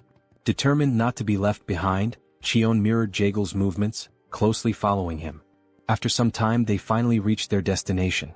Jae-gal placed his hand on a rock, waiting for Cheon to catch up. The two of them then gazed beyond a cave hidden behind the waterfall. Observing the surroundings, Jae-gal remarked that, aside from the turtle-shaped rock, if they climbed along the waterfall on the cliffside, there should be an entrance to a cave near the fist-shaped stone. Still brimming with excitement, Cheon enthusiastically said that everything matched the records perfectly. Fixing his gaze on the cave entrance, Jae-gal declared that he would go in first and instructed Cheon to follow closely behind him. Cheon nodded in understanding. As they stepped inside, they found the cave walls covered with various herbs. Jae-gal and Cheon proceeded cautiously, mindful of any potential surprises lurking in the darkness. Upon reaching the heart of the cave, Jae-gal suddenly halted, his eyes widening. He murmured that this was truly incredible. A hole in the ceiling allowed sunlight to pour in, illuminating the entire chamber. Standing still with his hands behind his back, Jae-gal observed the breathtaking sight before him. Cheon, equally mesmerized, expressed his amazement, stating that such a mystical view was the last thing one would expect inside a cave. Still smiling, Jae-gal commented that this was the perfect environment for spiritual herbs to thrive. Then his eyes fell upon exactly what he had been searching for, a rare spiritual herb that had absorbed the extreme yin energy over time, the 100-year snow ginseng. Cheon took a step closer and remarked that now all they had to do was exchange this snow ginseng for the dark wolf flower from the Namgung clan. Jae-gal nodded in agreement, adding that with this, the severed meridians of the Namgung clan's daughter should improve. Furthermore, they would obtain a 200-year-old dark wolf flower in return. Stepping even closer, Jae-gal reached out toward the snow ginseng, his hand emanating a faint blue aura as he prepared to collect it. However, in that very moment he sensed a strange presence. Almost instantly, something shot out from between the rocks, leaping toward him. Reacting with lightning-fast reflexes, Jae-gal swiftly pulled out his fan and used it to defend himself, narrowly avoiding being struck. Having witnessed everything unfold in the blink of an eye, Cheon called out to his uncle, asking if he was all right. His voice carried concern, as it was now clear that there was more than just one creature attacking them. Amidst the flurry of movements inside the cave, Jae-gal reassured Cheon that he was fine but warned him to stay on guard, as these creatures were moving with astonishing speed. Seizing an opening behind Jae-gal, two of the creatures launched another attack. Sensing the danger, Jae-gal quickly turned around and blocked the strikes with his fan once more. But this time he noticed something unusual. These attacks carried a freezing effect as the tip of his fan was now coated in ice. Cheon approached and asked what was happening, but Jae-gal remained silent for a brief moment. Then he spoke, stating that this was a lizard. Cheon, puzzled, hesitated before asking if he had heard correctly. Jae-gal confirmed, explaining that yes, it was indeed a lizard, an incredibly fast, blue-scaled lizard with piercing yellow eyes and dark skin. Returning to the present moment after hearing this story, Soryong questioned whether it was truly real, as naturally occurring blue lizards were extraordinarily rare. The great patriarch inquired whether these lizards were venomous and if Jae-gyal was certain that the situation was safe. Practically drooling with excitement, Soryong assured them that everything was fine and that they could leave it to him. Soryong mentioned that lizards carried venomous chi in their eyes. However, the great patriarch admitted that he had no idea what Soryong was talking about but trusted him nonetheless. Observing the entire exchange and Soryong's sheer enthusiasm, it became clear just how eccentric he was when it came to this particular subject. As night fell, Jae-gyal stated that if he came across any new information regarding toxic creatures, he would make sure Soryong was the first to know. The following day his father-in-law returned. Calling out for his son-in-law, he sought Soryong.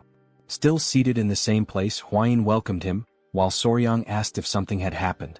Approaching him, the patriarch suddenly pinched Soryong's cheeks, asking if he was all right. Soryong, somewhat confused, responded that he was fine, while Hwayin observed the entire scene, shocked by her father's reaction. Then Soryong revealed his arms, which were covered in snake bites. He casually explained that although he had woken up after 10 days with scars all over his arms, he was in fact alive. Upon hearing this, the patriarch's expression darkened, his anger igniting against those wretched bastards from the blood cult. It was only then that the patriarch realized he had completely forgotten something. Then he turned to Hwayin and shouted, asking if she was all right. Hwayin, realizing that she had been momentarily overlooked, responded that she was fine and asked him to calm down. She reassured him once more, emphasizing that she was truly fine because Soryong and all the family members had saved her. Seated in the background, the Grand Patriarch remarked that Soryong had done something truly remarkable. He recalled that after taking down the elder, Soryong had boldly declared the words, "Your natural enemy is me." Hearing this, the Patriarch's eyes gleamed with interest, while Soryong blushed in embarrassment. Hwayin, however, corrected the statement, saying that the actual phrase had been, "I am your natural enemy." Soryong, fidgeting with his fingers in a timid manner, admitted that it happened that way because his plan had worked so well. Thanks to that, they had been able to uncover the weakness of the blood cult. Interrupting the family moment, Jae-gyal called out to Cheolsun, the patriarch, stating that he was also present. The patriarch turned to him and asked how he had been. Clasping his hands in a formal greeting, the patriarch remarked that ever since Jae-gyal had risen in rank, they had not communicated much and were now finally meeting under these circumstances. Jae-gyal acknowledged this as true and expressed his regret over it. Soryong, not entirely understanding the situation, had a confused look on his face. Meanwhile, Hwayin, smiling as she adjusted her hair, explained that they had been childhood friends. Jae-gyal then invited the patriarch to take a seat, mentioning that there was much to discuss, starting with the blood cult.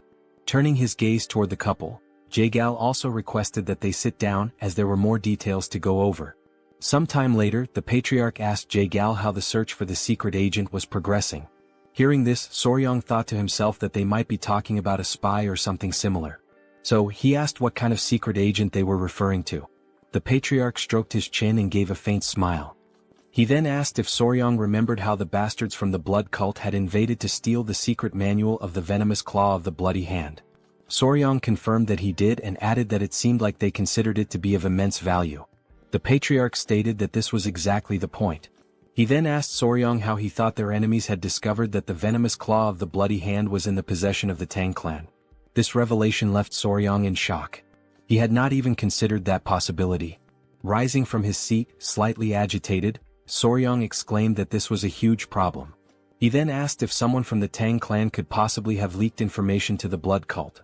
This question stunned both the patriarch and Jae-gyal. Jae-gyal then turned to the patriarch and suggested that he educate his son-in-law, as being a newcomer, he was unaware of certain histories, despite having heard quite a few entertaining stories about him. The patriarch chuckled, stroking his mustache. Meanwhile, Soryong, sweating slightly, wondered if he was being perceived as odd. Hwayin then turned to Soryong and firmly stated that secret agents could never exist within the Tang Clan. She explained that even when selecting a mere servant, they conducted thorough background checks on all direct relatives and even distant cousins. Cheolsun added that only if the individual passed these strict evaluations would they bring all direct family members into the clan. He further explained that all children were raised within the Tang Clan. Under such circumstances, no one would dare betray them. Listening to this, Soryong realized that they took extremely rigorous precautions. Still processing it all, Soryong then asked who the secret agent was. Jae-gyal revealed that it had been the woman who served tea. She had been discovered, and the necessary measures had already been taken. He also stated that she was a servant of the Murim alliance and mentioned that, within the alliance, only 3 people had knowledge of this matter. At this point, the leader of the alliance must have already captured her. Meanwhile, as the situation within the Tang clan was beginning to settle, an unexpected guest arrived at the Tang clan's mansion. The new visitor, standing at the entrance, requested that the guard inform the patriarch of his arrival. He stated that he had finally made it there and that running the entire way from Hebei without using mobility arts had been quite an amusing experience. Then, pounding his chest, the man introduced himself as Peng Muwen and asked the guard to announce that the leader of the Peng clan had just arrived. After he arrived, a signal in the form of an arrow was sent soaring through the sky. Without wasting any time, Soryang and Huayin immediately rushed to receive the new guests. As they ran, Soryang grew concerned and questioned Huayin about whether it was a good idea for only the 2 of them to go. She reassured him not to worry, reminding him that the others were engaged in an important discussion. With a subtle smile, she pointed out that the young master was also the son-in-law of the Tang family and encouraged him to have a bit more confidence in himself. Upon arriving at the location, Soryang slowly opened the door, convincing himself that it was merely a guest from another clan and that there was no reason to be nervous. However, the moment his gaze landed on the newly arrived individuals, he froze in place, overwhelmed by the intimidating presence of the men standing before him. Peng Muwen studied him with a slightly suspicious expression before shifting his focus elsewhere. Suddenly, both he and his men brightened as soon as they saw Lady Huayin. Their expressions softened with joy as she formally introduced herself and greeted the head of the Peng clan. Muwen commented on how much time had passed since their last meeting and admitted that he had barely recognized her, as she had been much smaller back then. Huayin, smiling, agreed, remarking that it had already been 5 years, a considerable amount of time. As Muwen observed Soryang standing beside Huayin, his expression shifted once more, and he questioned the identity of the man accompanying her. Still feeling nervous, Soryang respectfully clasped his hands together and introduced himself as Soryang, the son-in-law of the Sichuan Tang family. For a brief moment, Muwen seemed utterly perplexed by this statement. Without warning, Muwen reached out and pinched Soryang's cheeks before turning to Huayin and asking if he was truly her fiancé. She confirmed with a straightforward, yes. Even after hearing her answer, Muwen remained skeptical, carefully studying Soryang's demeanor. The longer he stared, the more anxious Soryang became, his nervous sweat increasing as he struggled to maintain eye contact. Resting his hand on his chin, Muwen suddenly came up with an idea. Before Soryang could react, Muwen grabbed his baseball bat, seemingly wanting to verify something. Both Soryang and Huayin turned red at the unexpected action. After a moment of silence, Muwen burst into laughter and casually remarked that he had been wondering if Soryang was too young, but judging from down there, he was certainly a man. His words made Soryang's face flush an even deeper shade of red. Turning back to Huayin, Muwen praised her for finding a good partner, confidently stating that Soryang would become an incredible man in the coming years. Embarrassed, Huayin shyly covered her face, unable to hide her blushing cheeks. As laughter filled the air and Soryang remained awkwardly speechless, one of Muwen's men silently noted that the Hebei Peng clan truly had no regard for etiquette or formalities. Perhaps this was simply the leader's unique way of assessing Soryang. Deciding to roll with the situation, Soryang accepted the compliment and in his mind, acknowledged that a man recognizes another man. Muwen, still amused, let out another hearty laugh and commented that Soryang was unlike the useless heirs from other famous clans. With a firm pat on Soryang's back, Muwen officially introduced himself as the head of the Peng family, expressing his pleasure in meeting him. Huayin then called out to Peng, prompting him to ask if something was wrong. She inquired whether he had truly come all the way from Hebei to the Tang clan to offer assistance and, more importantly, how he had managed to arrive so quickly. At her question, Muwen's demeanor turned serious once again. He asked what kind of help was needed and whether something had happened to the Tang family. However, instead of giving a direct answer, he simply reached out and ruffled Soryang's hair, which in turn irritated Huayin slightly. Now joining the ongoing meeting with Jagal, Muwen was brought up to speed on the recent events concerning the blood cult's appearance. However, Huayin quickly reassured him that the cult members had already been eliminated. Hearing this, Muwen sighed, regretting that he hadn't arrived a little sooner. At this point, Wilson, the patriarch, took his turn to speak, questioning why the leader of the Peng clan had traveled all this way. Muwen, slightly embarrassed, admitted that in his anger toward the blood cult, he had completely forgotten to mention the real reason for his visit. He then revealed that, in truth, he had come to seek the Tang family's assistance. His words piqued everyone's curiosity, and the patriarch promptly asked what kind of help he needed. Scratching his head, Muin internally complained about the unnecessary formalities, finding them a hassle. Without further ado, he suddenly shouted for her to be brought in, saying that she needed to greet her elders. One of the scar-faced men who had arrived alongside Muin immediately stepped forward and opened the door. Both Huayin and Soryang were stunned, sharing the same thought. Muin had spoken about her needing to greet the elders, yet the person who entered was a massive brute of a man. The towering figure stood before the table and, in a gruff voice, stated that she needed to come down now to properly greet the leaders of the Sichuan Tang Clan. A small voice, coming from somewhere on the man's back, sleepily muttered that it was still too early. As realization dawned upon Soryang, he was left utterly speechless, shocked that no one had noticed this presence the entire time. Slowly, something began sliding down from under the man's cloak. And before anyone could fully process what was happening, a tiny girl, sucking on a lollipop, emerged before them. The room fell into stunned silence as everyone at the table stared at the child, unsure of how to react. Calmly, the little girl clasped her hands together in a respectful greeting and introduced herself as Peng Ying of the Peng family. Muin pulls the little girl close and states that she is his daughter. Soryang and Huayin watch from the background, completely frozen in shock. Both of them, utterly astonished, can only think that this must be some kind of genetic miracle because she is incredibly adorable. Meanwhile, Muin proudly boasts that they look very much alike. Now gently stroking his daughter's head, Muin explains that this child is the reason he came to the Tang family to ask for help. While she calmly nibbles on a biscuit, he continues, stating that she has been feeling somewhat unwell and asks if the Tang clan could take a look at her. Upon hearing this, both the patriarch and Soryang exchange uncertain glances, questioning what kind of illness it could be. Something then catches Soryang's attention. When he looks at her closely, he notices a faint aura surrounding the little girl as she continues to eat biscuit after biscuit with a calm expression. Time passes and now night has fallen. Soryang lies in bed, surrounded by his centipedes, deep in thought. After hearing about and analyzing Ying's symptoms, they were still unable to determine the exact cause. As he absent-mindedly pinches the cheek of one of his tiny centipedes, he recalls Muin's explanation regarding his daughter's condition. Muin had described how, at times, she suddenly becomes short of breath, and large red blotches appear all over her body. In severe cases she even loses consciousness. However, after some time she regains consciousness as if nothing had happened, and no one has been able to figure out why. Muin also explained that he had already tried everything to uncover the cause.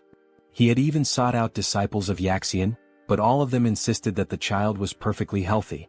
There was even one occasion when a disciple suggested it might be poisoning. Muin had nearly beaten him up on the spot. Shaking his head, Muin had firmly stated that such a thing was impossible, as there was no one in his family capable of doing such a thing. The patriarch then pointed out that if it truly were poisoning, there could be an internal issue within the Peng family. However, Muin confidently reassured him that no member of the Peng family would ever commit such an act. Scratching his head, Muin sighed and said it was better not to dwell on it too much, as he didn't want to start suspecting his own family. Jagal then intervened, saying that jumping to conclusions would not help since poisoning is not always caused by another person. Looking at the little girl, the patriarch decided that they would provide an empty courtyard house where she could stay for some time, allowing them to observe her condition closely. After all, it was essential to confirm whether this was truly poisoning or something entirely different. Muin, feeling relieved, expressed his gratitude to the patriarch, acknowledging that from now on, they would be under the Tang clan's care for a while. Lying in bed, Soryang could only think that what was affecting the little girl might be juvenile diabetes since sugar seemed to be accumulating rapidly within her body. Sitting up, he tried to recall whether red blotches were a symptom of childhood diabetes, but he concluded that the best way to know was if more prominent symptoms appeared. At that very moment, someone knocked on Soryang's door. A voice called out, addressing him as young master, and informing him that a serious problem had arisen. Without hesitation, Soryang quickly opened the door and demanded to know what had happened this time. The woman before him wasted no time in explaining. The young lady of the Peng clan had just collapsed. In the dead of night, Soryang sprinted toward the scene as everyone rushed to verify what had happened. Upon arriving, he saw Muin crouched down, holding the unconscious girl in his arms, his expression filled with worry. He overheard Muwen explaining that she had been sitting in the pavilion when she suddenly started coughing and then collapsed without warning. The patriarch, analyzing the situation, commented that since she had collapsed here as well, it meant there were no spies within the Peng family. As soon as he said this, he noticed Muwen's face twist with anger and asked him what was wrong. Without a moment's hesitation, Muwen delivered a brutal punch to his own face with all his strength. The impact was so powerful that one of his teeth went flying far into the distance. Now grinning, toothless, Muwen apologized, admitting that despite what he had previously said, he had not been able to forgive himself for even briefly suspecting his own family. His men, overwhelmed with admiration, began to weep proudly. Muwen, still holding his daughter, continued, saying that if Ying had collapsed here as well, then the cause must be something else entirely. The other men of the Peng family, moved by their leader's actions, followed suit, delivering fierce punches to their own faces and shouting apologies. They lamented their failure, insisting that despite being by her side, they had not been able to prevent the young lady from collapsing, branding it as their own disgrace. The patriarch, watching this bizarre display, simply sighed and urged them all to calm down.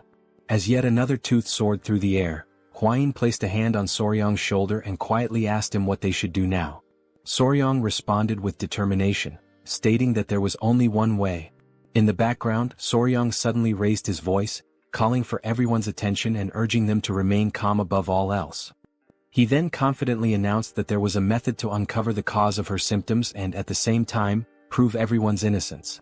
Both the patriarch and Muwen immediately turned to him, asking what this method was. With deliberate steps, Soryong slowly approached Muwen and the unconscious young lady, lowering himself to her level. The entire room fell into an uneasy silence, every person anxiously waiting for his next words. With a serious expression, Soryong finally declared that the first step was to remove all of the young lady's clothing. The room was instantly filled with shock. Huayin and the patriarch were left completely speechless, their faces frozen in sheer disbelief at the audacity of his statement. Meanwhile, Muwen's expression twisted into pure rage as he struggled to comprehend Soryong's intentions in attempting to undress his daughter. Holding his daughter in his arms, Peng asked Soryong to repeat what he had just said, while the patriarch observed the situation in silence, showing no reaction. At that moment, countless doubts raced through the young warrior's mind. And just as he was about to repeat his request to change the young lady's clothes, he was suddenly grabbed by his collar at a speed even he hadn't anticipated. Muwen, his heart burning with fury, demanded to know if he had truly just heard Soryong suggest removing his daughter's clothing, just like that, out of absolutely nowhere. With no other choice and in utter desperation, Soryong pleaded with him to wait. Sensing the imminent danger, a baby centipede emerged from within Soryong's clothing, crawling out to assess the situation, but he quickly ordered it to go back inside. Observing the tense atmosphere, the patriarch stepped in, urging Muwen to calm down, as his son-in-law must have had something in mind. Huayin, noticing that Soryong was struggling to endure the pressure, also intervened, asking Muwen to at least listen to him first. Reluctantly, Muwen released Soryong's collar, but his anger had not yet subsided. His voice remained sharp, his words laced with irritation as he pointed out that Soryong had dared to suggest removing his daughter's clothing, who had not even reached adulthood yet. He demanded a proper explanation for such an outrageous statement. Now that the tempers had cooled slightly, Soryong took a deep breath and asked Lord Peng to remain calm and listen to him until the end. He then clarified that what he truly meant was that her clothes should be removed and replaced with different ones, as there was a strong possibility that something within her garments or personal belongings had caused her to faint. It was only then that Muwen finally grasped the boy's true intentions. Realizing his mistake and deeply irritated with himself, he clenched his fists, fully expecting to lose yet another tooth, as he begrudgingly admitted that he had doubted the young warrior's words. Soryong urged him to stay calm, pointing out that his daughter's sudden collapse must have left him shaken. Muwen, now grinning despite his missing tooth, expressed his sincere gratitude for Soryong's patience and understanding toward another person's mistake. Taking on a more serious tone, Soryong then firmly declared that, from this moment onward, the young lady would remain under the care of the Tang clan. Until further notice, all contact with the Peng clan would be strictly restricted. Muwen, visibly unsettled by this decision, immediately asked if that meant even he would be prohibited from seeing her. Soryong confirmed it without hesitation, stating that not even Muwen himself would be allowed. He then explained that if she exhibited the same symptoms while under his care, it would prove that the cause had nothing to do with the Tang clan. He elaborated further, explaining that this technique was known as controlled environmental adjustment, a method commonly used by breeders of insects, reptiles, and amphibians. Since animals cannot verbally express what is wrong, humans cannot immediately determine the exact cause of their ailments. Therefore, breeders systematically alter aspects of the animal's environment, such as their food, feeding bowls, and even their habitat, to pinpoint the specific factor causing their illness. Soryang stated that he would apply this method to diagnose the young lady, completely resetting her environment and gradually reintroducing elements to identify the trigger. All of this was to ensure that she would no longer faint without understanding the reason behind it. The patriarch noted that this process might take some time, but he was confident that they would be able to uncover the root of her condition. He then praised his son-in-law for coming up with such a thoughtful solution. Hearing this, Soryang became visibly flustered, while Muin simply nodded in understanding. Then, with tears welling up in his eyes, Muin, his voice heavy with emotion, begged them to take good care of his daughter. Soryang smiled, pounded his chest confidently, and assured him that he could leave it to him. In his mind, he thought that after raising countless creatures, taking care of a little girl should be nothing in comparison. However, Soryang had not anticipated what happened next. Unlike the creatures he had raised, the child, being entirely different from them, began to cry. Minutes passed, yet the little girl still hadn't stopped crying, and he had absolutely no idea what to do. From the moment she had regained consciousness, she had burst into tears and had not stopped since. Meanwhile, Huayin and her mother were busy gathering essential supplies to care for the child, leaving Soryang completely alone with her, just the two of them. At a loss, he hesitantly asked her if she was hungry or sleepy, unsure of what else to do. Seeing that her sobbing did not subside, he tried another approach and asked if she was crying because Lord Peng was not there. Hoping to soothe her, he assured her that Muin had gone to fetch medicine for her and would return soon. However, to his surprise, the little girl pouted and firmly stated that this wasn't the reason for her tears. She was crying because she wanted sweets. Soryang could only sigh internally, realizing that she preferred sweets over her own father. Now reflecting on this, he suddenly remembered that while they were changing her clothes, she had several sweets hidden away.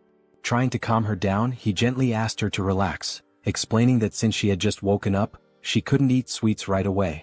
Instead, he suggested that she eat some rice porridge first and later he would personally make some treats for her.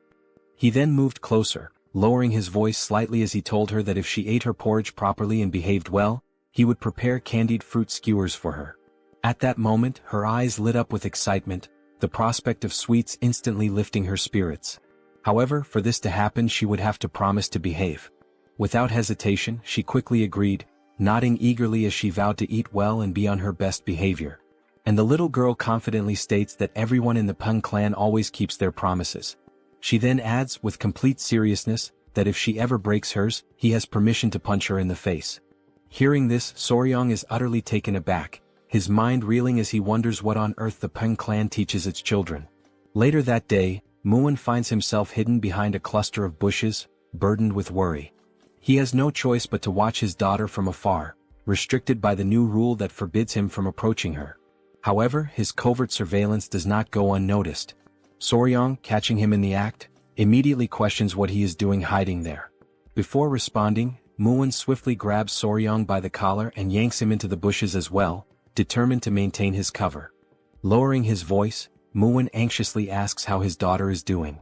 Soryang reassures him, stating that she is fine, she has been eating well and behaving properly.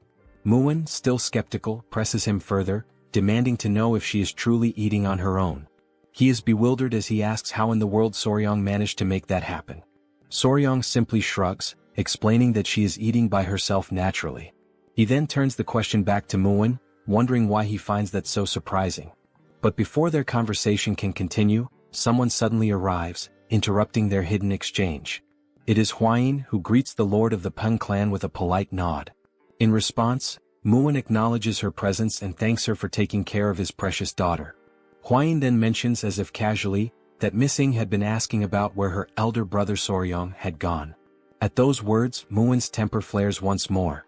He clenches his fists in frustration, feeling slighted that he has barely been able to hold a proper conversation with his own daughter, and yet in such a short time she and Soryang have already grown so close.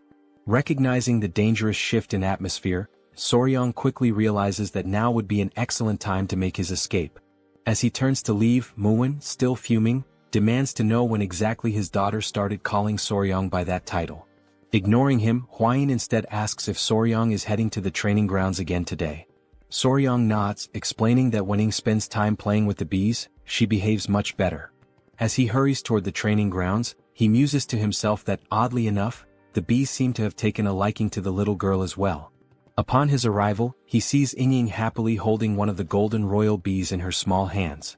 The moment she spots him, her face lights up with a genuine radiant smile, and she excitedly urges him to come over quickly. After watching her interact with the bees for a while, Soryong gradually realizes something. Thanks to these bees, he was able to form a bond with Ying in record time. The adorable golden royal bees were absolutely enamored with her. Most likely because while eating sweets she had managed to spill syrup all over herself and the surrounding area. At that moment, Ying points ahead, calling out to Soryong with excitement, saying that the queen bee is over there. Still seated at a distance, Soryong reminds her that the queen bee is busy and asks her not to disturb it for now. As he observes her, he thinks to himself that if he had a younger sister she would probably be just like this. Maybe, just maybe, taking care of children isn't as bad as he originally thought. However, Ying refuses to give up. She continues to call out to him, insisting that there are other bees there as well. Just as Soryong is about to explain that bees can sting if they feel threatened, his words barely leaving his lips, the inevitable happens. Ying is stung. In an instant, Soryong rushes to her side, his concern evident in his expression. Reaching her, he carefully inspects the sting mark on her arm and gently tells her that she needs to be more careful. Although it doesn't seem too serious, he decides to take her to the medicine hall just to be safe. After all, bee venom can sometimes cause people to become very ill. But then Soryong notices something strange. The little girl's breathing is becoming unusually labored, far heavier than it should be.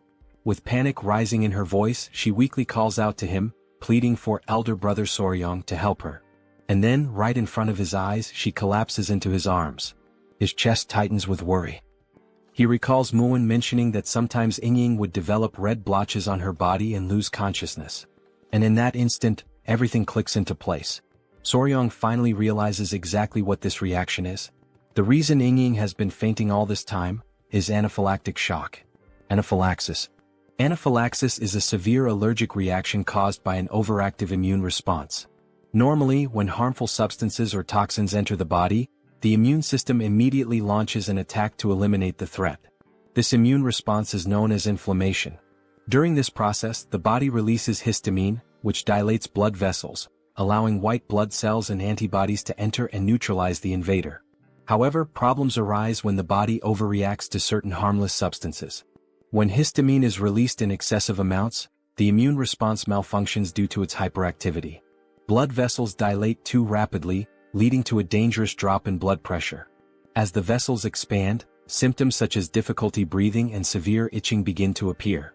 In extreme cases, anaphylaxis can be fatal. Realizing the severity of the situation, Soryong quickly lifts the little girl onto his back and starts running at full speed, aware that time is slipping away. As he sprints forward, he pleads with Miss Ying to hold on just a little longer. Reaching the palace entrance, he stops abruptly, his voice ringing out as he yells for help, urgently announcing that Miss Peng has lost consciousness. Hearing this, both the patriarch and Muin rush outside in a panic, their expressions filled with worry as they demand to know what has happened this time. Muin wastes no time. He takes his daughter into his arms, immediately sensing her struggle to breathe. Without hesitation, he pours his internal energy into her body, trying to help stabilize her condition. At that moment, a faint murmur escapes her lips. Soryong feels a wave of relief wash over him and silently thanks the heavens, realizing once again how truly remarkable internal energy is. Meanwhile, his mind quickly shifts to what he knows about anaphylaxis treatment. The primary goal is to stabilize blood pressure and keep the airway open. In modern medicine, various methods are used to achieve this, but in this world, Qi-based techniques serve the same purpose. The patriarch, assessing the situation, notes that her symptoms appear to be the same as before and asks if Soryong saw what triggered it this time.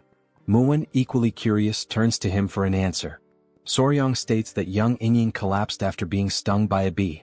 Both the patriarch and Muin react with immediate disbelief, asking if that is truly the case. The patriarch acknowledges that some people do faint from bee stings but argues that this does not explain the previous instances where she lost consciousness. Muin nods in agreement, pointing out that she had never been stung before. Already certain of his conclusion, Soryang takes a step forward, drawing their attention as he confidently states that he has already identified the true cause. His words leave his father-in-law visibly stunned, to the point where he asks if Soryang is being serious. Soryang affirms that the bee sting played a crucial role in helping him discover the real underlying issue. Muin, growing more anxious, urges him to explain further. Taking a deep breath, Soryang prepares to share his findings, though he already anticipates the reaction his next words will cause. Before continuing, he states that the first thing they need to do is remove the young lady's clothing. A short time later, Huayin appears and confirms that everything is exactly as Soryang had described. At first, the rashes covering her body had made it difficult to notice, but beneath them there were older marks, along with new ones that had recently appeared. Huayin raises her hand, signaling for everyone to remain silent since Yingying has yet to regain consciousness. Without hesitation, everyone obeys her command. Lowering his voice, Muin speaks again, acknowledging that, just as mentioned, there were indeed other marks besides the skin rash. His voice tightens as he demands to know why his daughter has been fainting all this time. Soryang calmly explains that this time, the cause was bee venom poisoning. Muin furrows his brows, unable to comprehend. The previous episodes were not caused by bee stings. After all, a bee sting is not something that would go unnoticed. With his confusion deepening, he questions Soryang, asking how he can be so certain that the culprit is bee venom. The young warrior, fully aware of Muin's concerns, acknowledges his reasoning before firmly stating that there is no doubt. The symptoms Yingying displayed are a textbook case of anaphylaxis triggered by bee venom. At that moment he realizes what must be done next. He must search the records and identify another creature, one with venom similar to that of a bee. Something that contains melittin or peptides capable of inducing swelling and respiratory distress. Recalling that Hebei, China has a temperate continental climate, the venomous creatures in such a region would likely include certain snakes, scorpions and ants. Still lost in thought, Soryang quickly rules out snakes and scorpions. Instead, he tries to determine where she could have been repeatedly stung by a particular creature. Somewhere she frequents and something she does often. And then it hits him. Eating sweets. Soryang remembers that Huayin had shown him that Yingying had hidden pockets to store candies. Now, with a confident smile, he states that he has finally found the answer. He declares with certainty that the cause is bee venom, assuring everyone that they can trust his conclusion. Huayin, however, remains doubtful. After all, Muin had already stated that his daughter had never been stung by a bee before. Soryang then explains that the people of the Tang clan surely understand that venom does not affect everyone the same way. For some, even the prick of a needle could be fatal, while others could withstand 10 times that amount without any issue. The patriarch nods, turning to Muin and acknowledging that, in a way, his son-in-law is correct. The same venom can have different effects on different individuals. Soryang continues, emphasizing that Yingying is particularly sensitive to bee venom. One thing is clear, she is vulnerable to it. However, if there were no bees in her home, that leaves only one possibility. Hearing this, Muin grows even more intrigued and asks what that possibility could be. Soryang answers confidently, stating that it is indeed a bee, but a very special kind. Sometime later, as night falls, everyone is gathered near a particular area, their expressions tense. Huayin holds up a lantern, casting light over the scene. Still skeptical, Muin questions whether Soryang is truly certain. Without hesitation, Soryang confirms that he is. He then asks Huayin to illuminate the area more clearly, and she immediately complies. As the light reveals the ground, they see several ants feasting on one of Yingying's sweets. While they eat, one of the ants suddenly bites another. With 2 wooden sticks, Soryang carefully lifts the aggressive ant by its head, holding it up for everyone to see. He confidently announces that this little creature is the culprit. However, confusion spreads among the group. They hesitate, unsure if what they are looking at is truly an ant, or perhaps something else entirely. Bringing the creature closer for inspection, Soryang points out that, at first glance, it resembles an ant. But upon closer analysis, it is actually a collateral relative of bees. To prove his point, he directs their attention to the creature's large, menacing stinger at the end of its body. At that moment, they finally understand what he meant by collateral relative. It is an ant, but one with a prominent, formidable stinger. Soryang then reveals the true identity of the creature. "This little thing is a king stinger ant," he declares. And with that, the real culprit behind Yingying's condition is finally exposed. Demonstrating his deep knowledge on the subject, Soryang elaborates further, stating that this species belongs to the order Hymenoptera, within the Formicidae family. It is commonly referred to by its nickname, the Asian needle ant.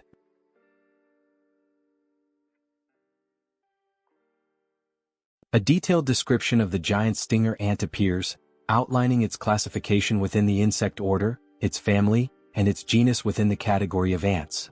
Then, the central question that has been lingering all this time finally arises: can an ant really have a stinger similar to that of a bee? The answer lies in evolution. These stinger-bearing ants evolved from the same ancestors as wasps. Thus, even after countless generations, they have retained many characteristics of their wasp lineage. For this very reason, scientific studies on the venom of ants and wasps have shown that patients who experience anaphylaxis from stinger-bearing ants also tend to exhibit the same severe reaction to wasp venom. The research supports this connection. In any case, Soryang suspects that he came to hunt down demonic insects that had entangled themselves with the Tang family and in doing so, ended up stinging Yingying. After all, the giant stinger ant preys on demonic insects. Furthermore, the marks left by the ant's sting resemble mere blemishes, making it nearly impossible to identify whether the young lady had been stung before. It is now clear that, whenever Yingying woke up and noticed the marks, she and her family likely assumed they were nothing more than common skin spots. Upon hearing this explanation, Murim is stunned. He can hardly believe that his precious daughter had been fainting all this time because of such a tiny creature.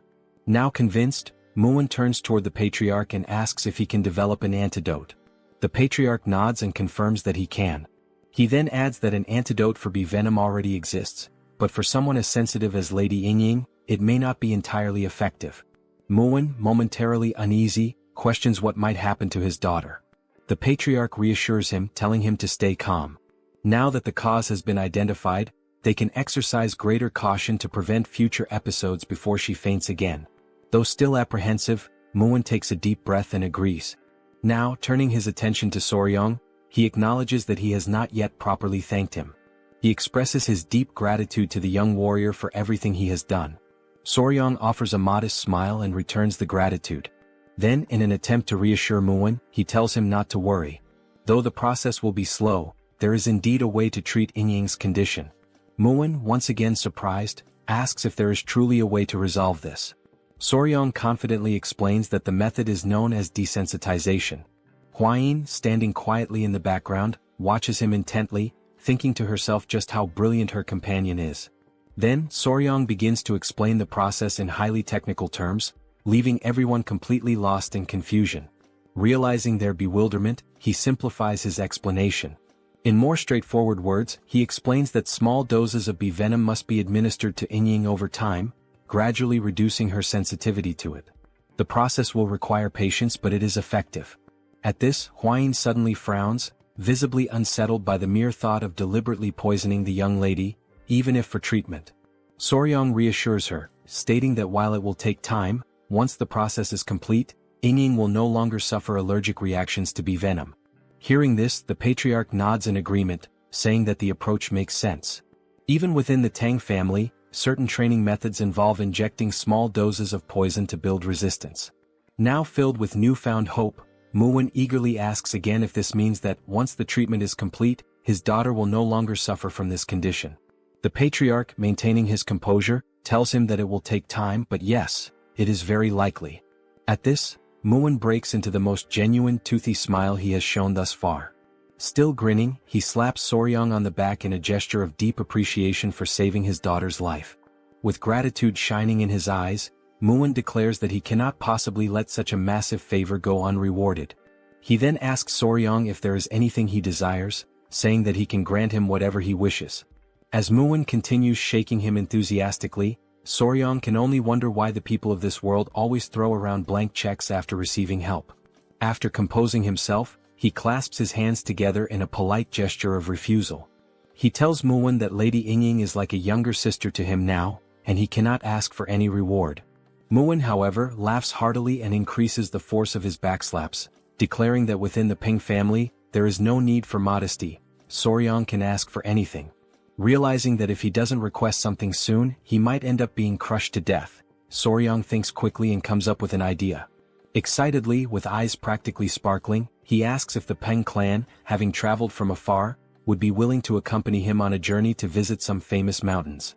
A few days later, they now stand before the Gunga Mountains of Sichuan, the very place that Jagal had mentioned before. Gazing at the majestic peaks, Muwen, smiling in admiration, comments that it is indeed a famous mountain range. Soryang, standing beside him, agrees. He remarks that he has heard of the beautiful rock formations that can be found here. Huayin approaches, adding that, according to the second military officer, this seems to be the right place. Soryang also nods in agreement but then poses an important question. How will they reach the cave behind the waterfall? Upon hearing this, Muwen recalls something. He mentions that he has heard that Soryang recently learned the technique of light footwork. However, given that it is still new to him, he is likely unfamiliar with the technique known as flying swallow steps. However, Soryang questions what Muwen is talking about, leaving Muwen momentarily speechless. Instead of explaining, Muwen grabs the young warrior by his clothing, declaring that he is far too lazy to put it into words, so he will demonstrate instead. Already anticipating what is about to happen, Huayin's jaw drops in shock. With little effort, Muwen hurls Soryang through the air as if he were making a perfect NBA three-pointer. Thanks to this unexpected maneuver, they reach the entrance of the cave much faster than expected. Muwen bursts into laughter and, with a playful hint of irony, remarks that Soryang is quite fast. Huayin quickly approaches, concern in her voice as she asks if her companion is all right. She then shifts her attention to their surroundings and acknowledges that, in any case, this really does seem to be the entrance to the cave, the hidden passage behind the waterfall. Still grinning, Muwen declares that it is time to go inside, as there is sure to be something interesting within. As they cautiously step deeper into the cave, a strange sensation washes over them, prompting them to halt momentarily. Before them, numerous ice crystals glisten, their presence reinforcing the idea that Jagal could not have been lying about this place. The interior of the cave is nothing like what they had expected. Drawing closer to examine the area, they recall Jagal's description. He had spoken of a light descending upon the center of the cave, illuminating a floor blooming with unfamiliar flowers. The way he had described it, it had seemed like something from another world, breathtaking and surreal. Yet, as they venture even deeper, they come to realize that the cave does not feel as otherworldly as Jagal had made it sound. Though there is indeed a light in the center, there are far fewer flowers than anticipated. Taking in the sight, Muwen wonders aloud whether the divine creature they are seeking is altering the surrounding environment. As he continues observing, he senses cold air flowing from a specific rock. Soryang immediately agrees, certain that this must be the case. He tightens his grip on his sword and warns the others to stay behind him and remain on guard. Muwen, now holding the hilt of his own sword, realizes that whatever they are about to face is likely a powerful foe. At that very moment, a piercing cry echoes through the cave, sending a jolt of fear through Huayin and Muwen. Realizing the source of the sound is up ahead, Muwen stiffens and once again commands them to stay close to him. Then, from behind the large rock, a pair of glowing eyes emerges, slowly making their way into view. Once more, the creature lets out the same eerie cry, leaving Soryang visibly startled. And then, when the mysterious being finally reveals its full form, Soryang's eyes widen in recognition. That's a fat-tailed gecko. The creature stands at around 30 centimeters in length, with large, round, golden-yellow eyes and a slightly plump tail. The young warrior's eyes sparkle, and he practically drools with excitement. This creature is both unbelievably fierce and ridiculously adorable at the same time. Huayin, observing it closely, comments on how beautiful its shimmering blue scales are. Soryang, impressed, praises her for recognizing it instantly. Meanwhile, Muwen is left in utter disbelief. How can the two of them be so calm when there is such a powerful enemy right in front of them? Still gripping his sword tightly, Muwen urges them to stay on high alert, stating that there is another gecko deeper inside the cave. Given the circumstances, it is likely that this pair is a mated couple. Soryang, now more intrigued than ever, tries to get a better look further inside. Amazed, he remarks that this is incredible.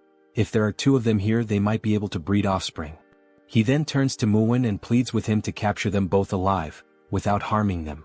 As they remain fixated on the agitated blue gecko before them, a thought crosses their minds. Where is the other one? Peering deeper into the cave, they finally spot it. At that moment, Lady Huayin voices her concern, asking if something is wrong. Soryang, his expression growing serious, responds that the gecko inside looks weak, possibly sick. This does not bode well. In fact, the more he looks at it, the more he realizes that the creature inside does not even seem to be breathing. But before they can fully assess the situation, the blue gecko outside suddenly lunges at them. Driven purely by instinct, it attacks the group, determined to protect its home and its ailing mate.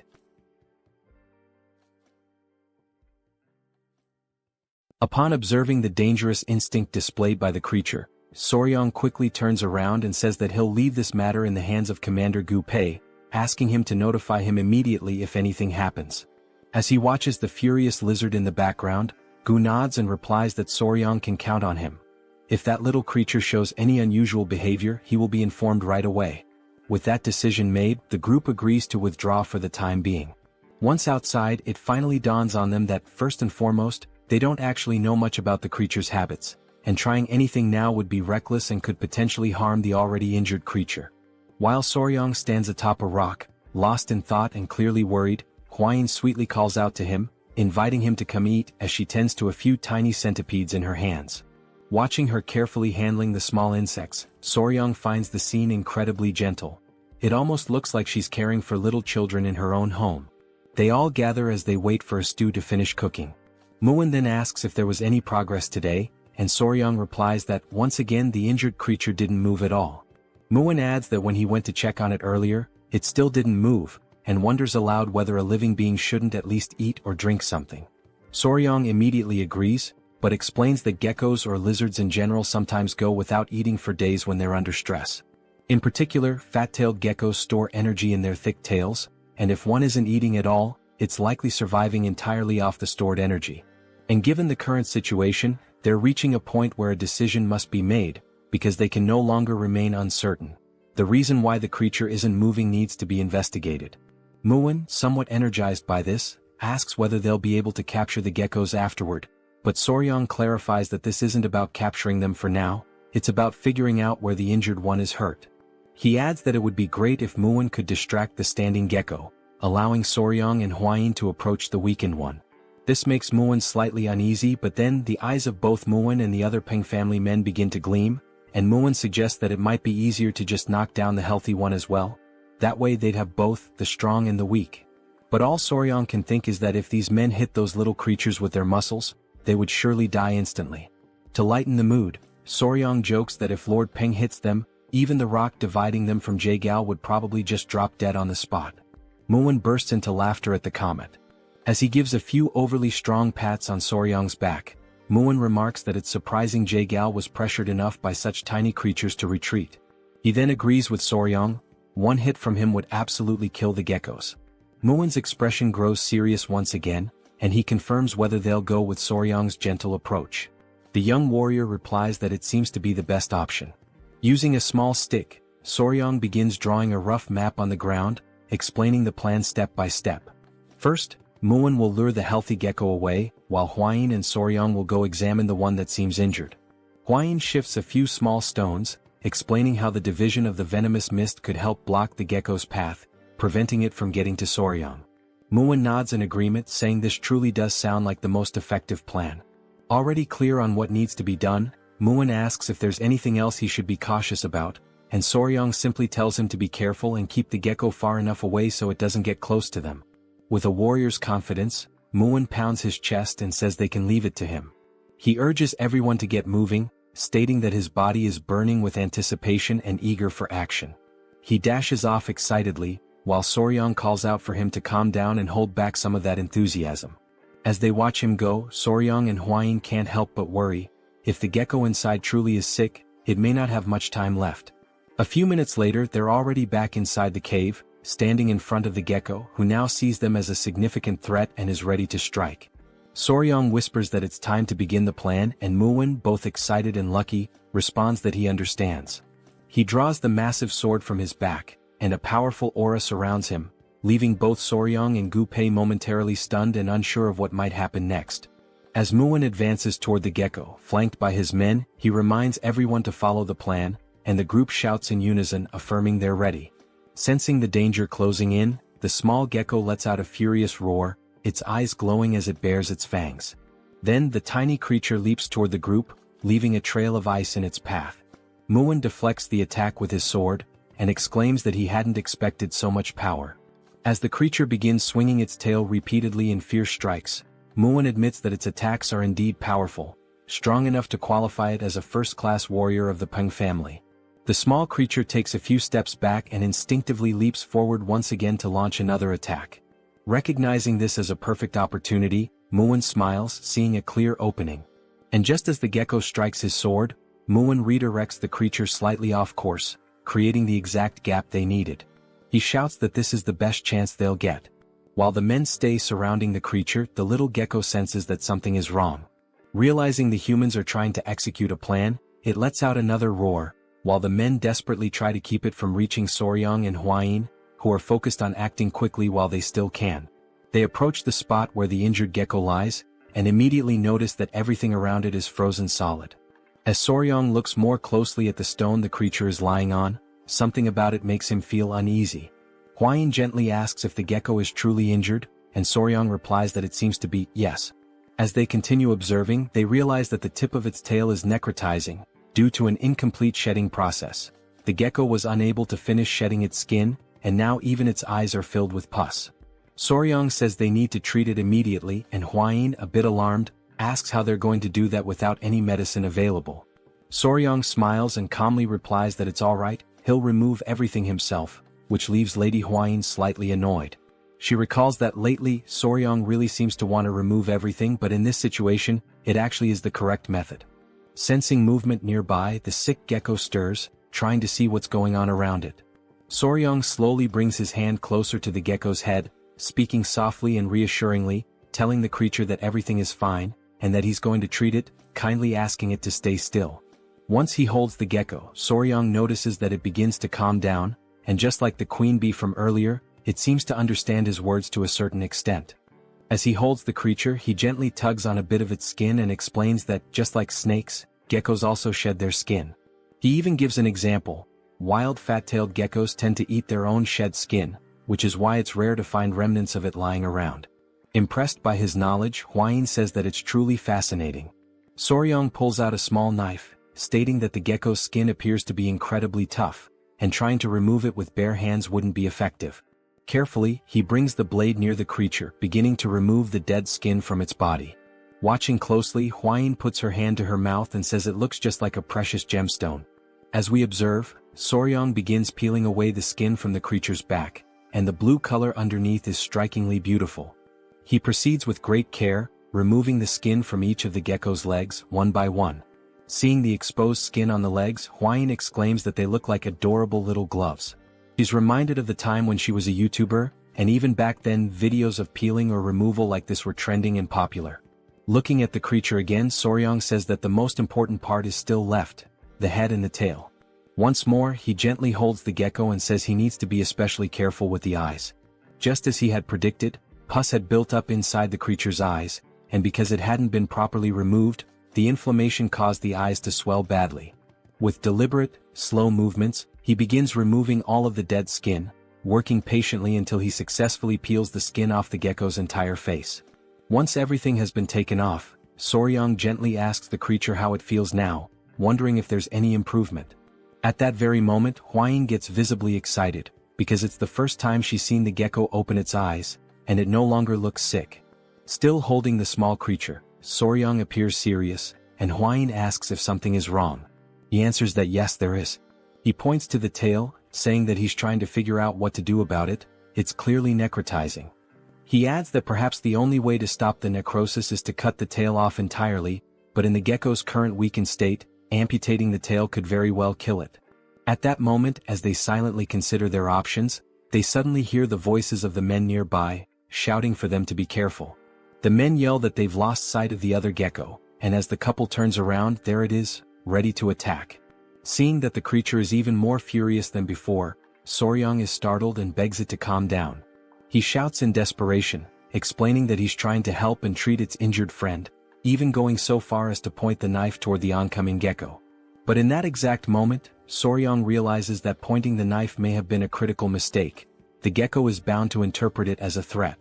And that's exactly what happens. With a chilling roar, the blue fury of the lizard echoes through the cave. The small gecko let out such a powerful roar that bolts of lightning surged all around it, fueled by its overwhelming fury. The pressure in the air was so intense that it even caused Soryang to be pushed slightly backward. Only then did our young warrior realize that he was in serious trouble, because he was still holding the other gecko in his arms. The enraged gecko lunged in the couple's direction, and Hwayin quickly stepped forward, trying to shield her companion, urging him to be careful. At the very last second, to prevent them from being struck, she shoved him slightly to the side in an attempt to save him. The furious gecko then slammed into the ground with immense force, shattering a nearby rock on impact. Soryang was thrown to one side, while Hwayin was tossed in the opposite direction. After hitting the ground from the push, Soryang did his best to shield the weakened gecko in his arms from the impact, but the other gecko, still enraged, refocused its attention on them. Soryang tried to gather himself and asked the furious gecko to wait just a moment, but it began to roar once more, sending more lightning crackling through the air. Still holding the debilitated gecko, and remembering that they seemed to understand human speech to some extent, Soryang tried to explain that things were not what they looked like, pleading for a moment to speak with the furious little one.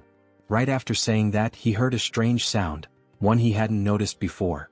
The gecko in his arms began to emit a soft noise, and Soryang was completely stunned by what was happening right before his eyes.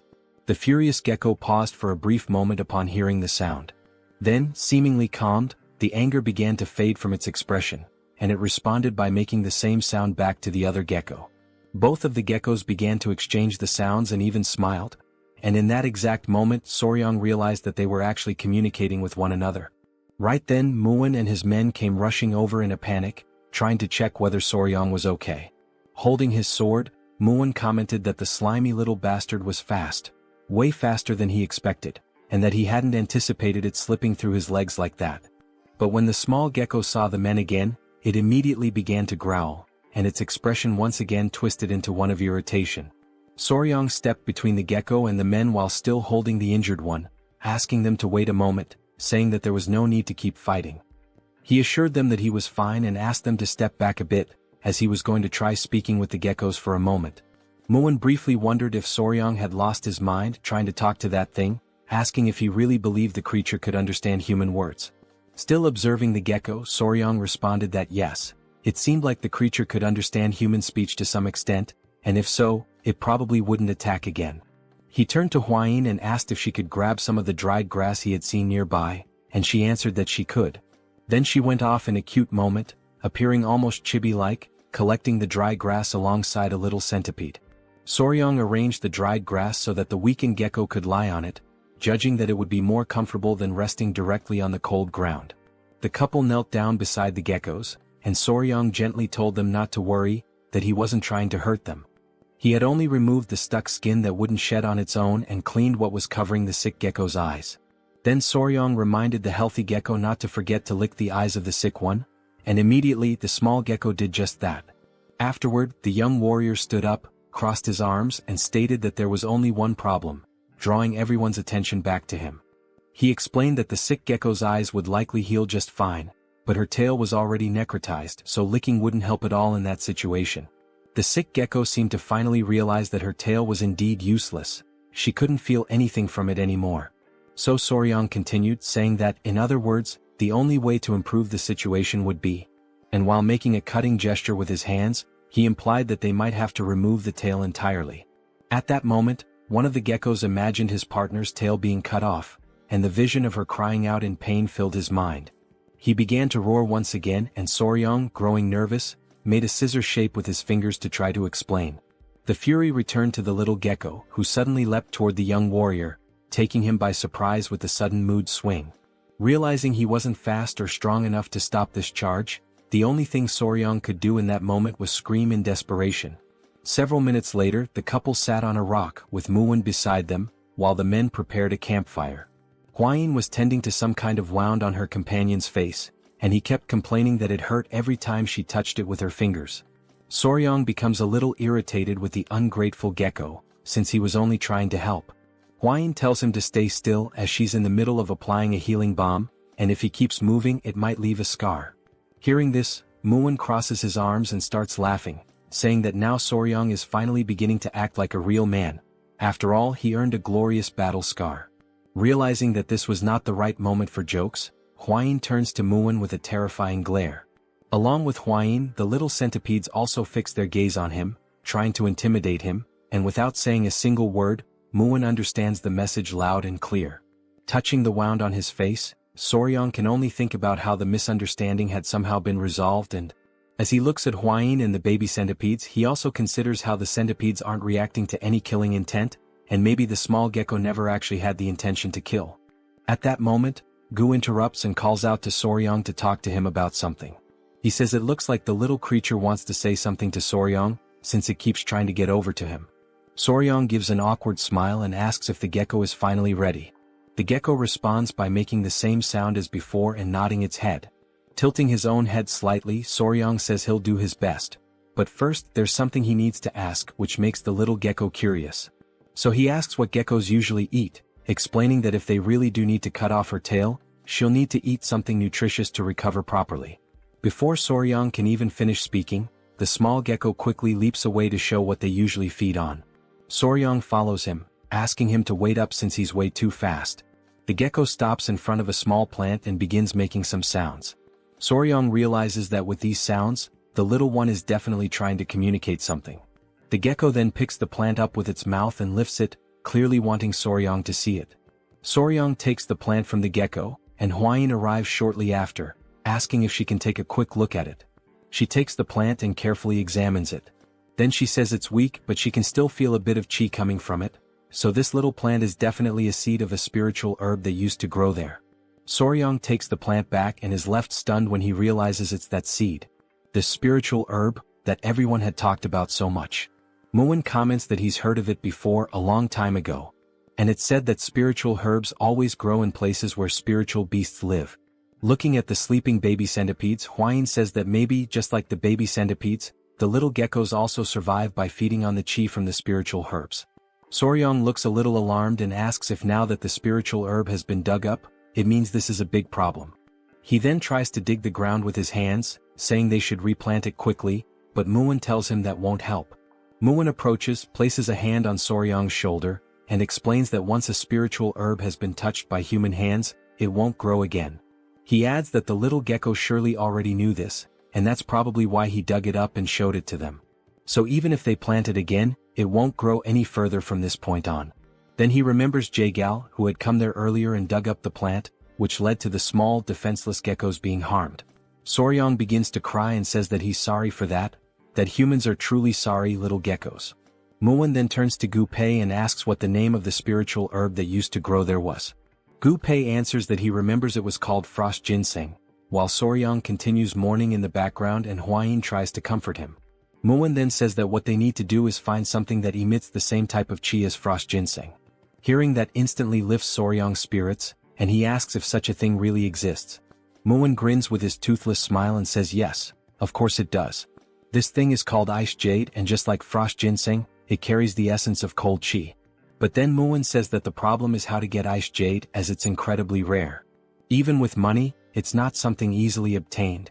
Hwayin interrupts their moment of uncertainty and asks if they're talking about ice jade.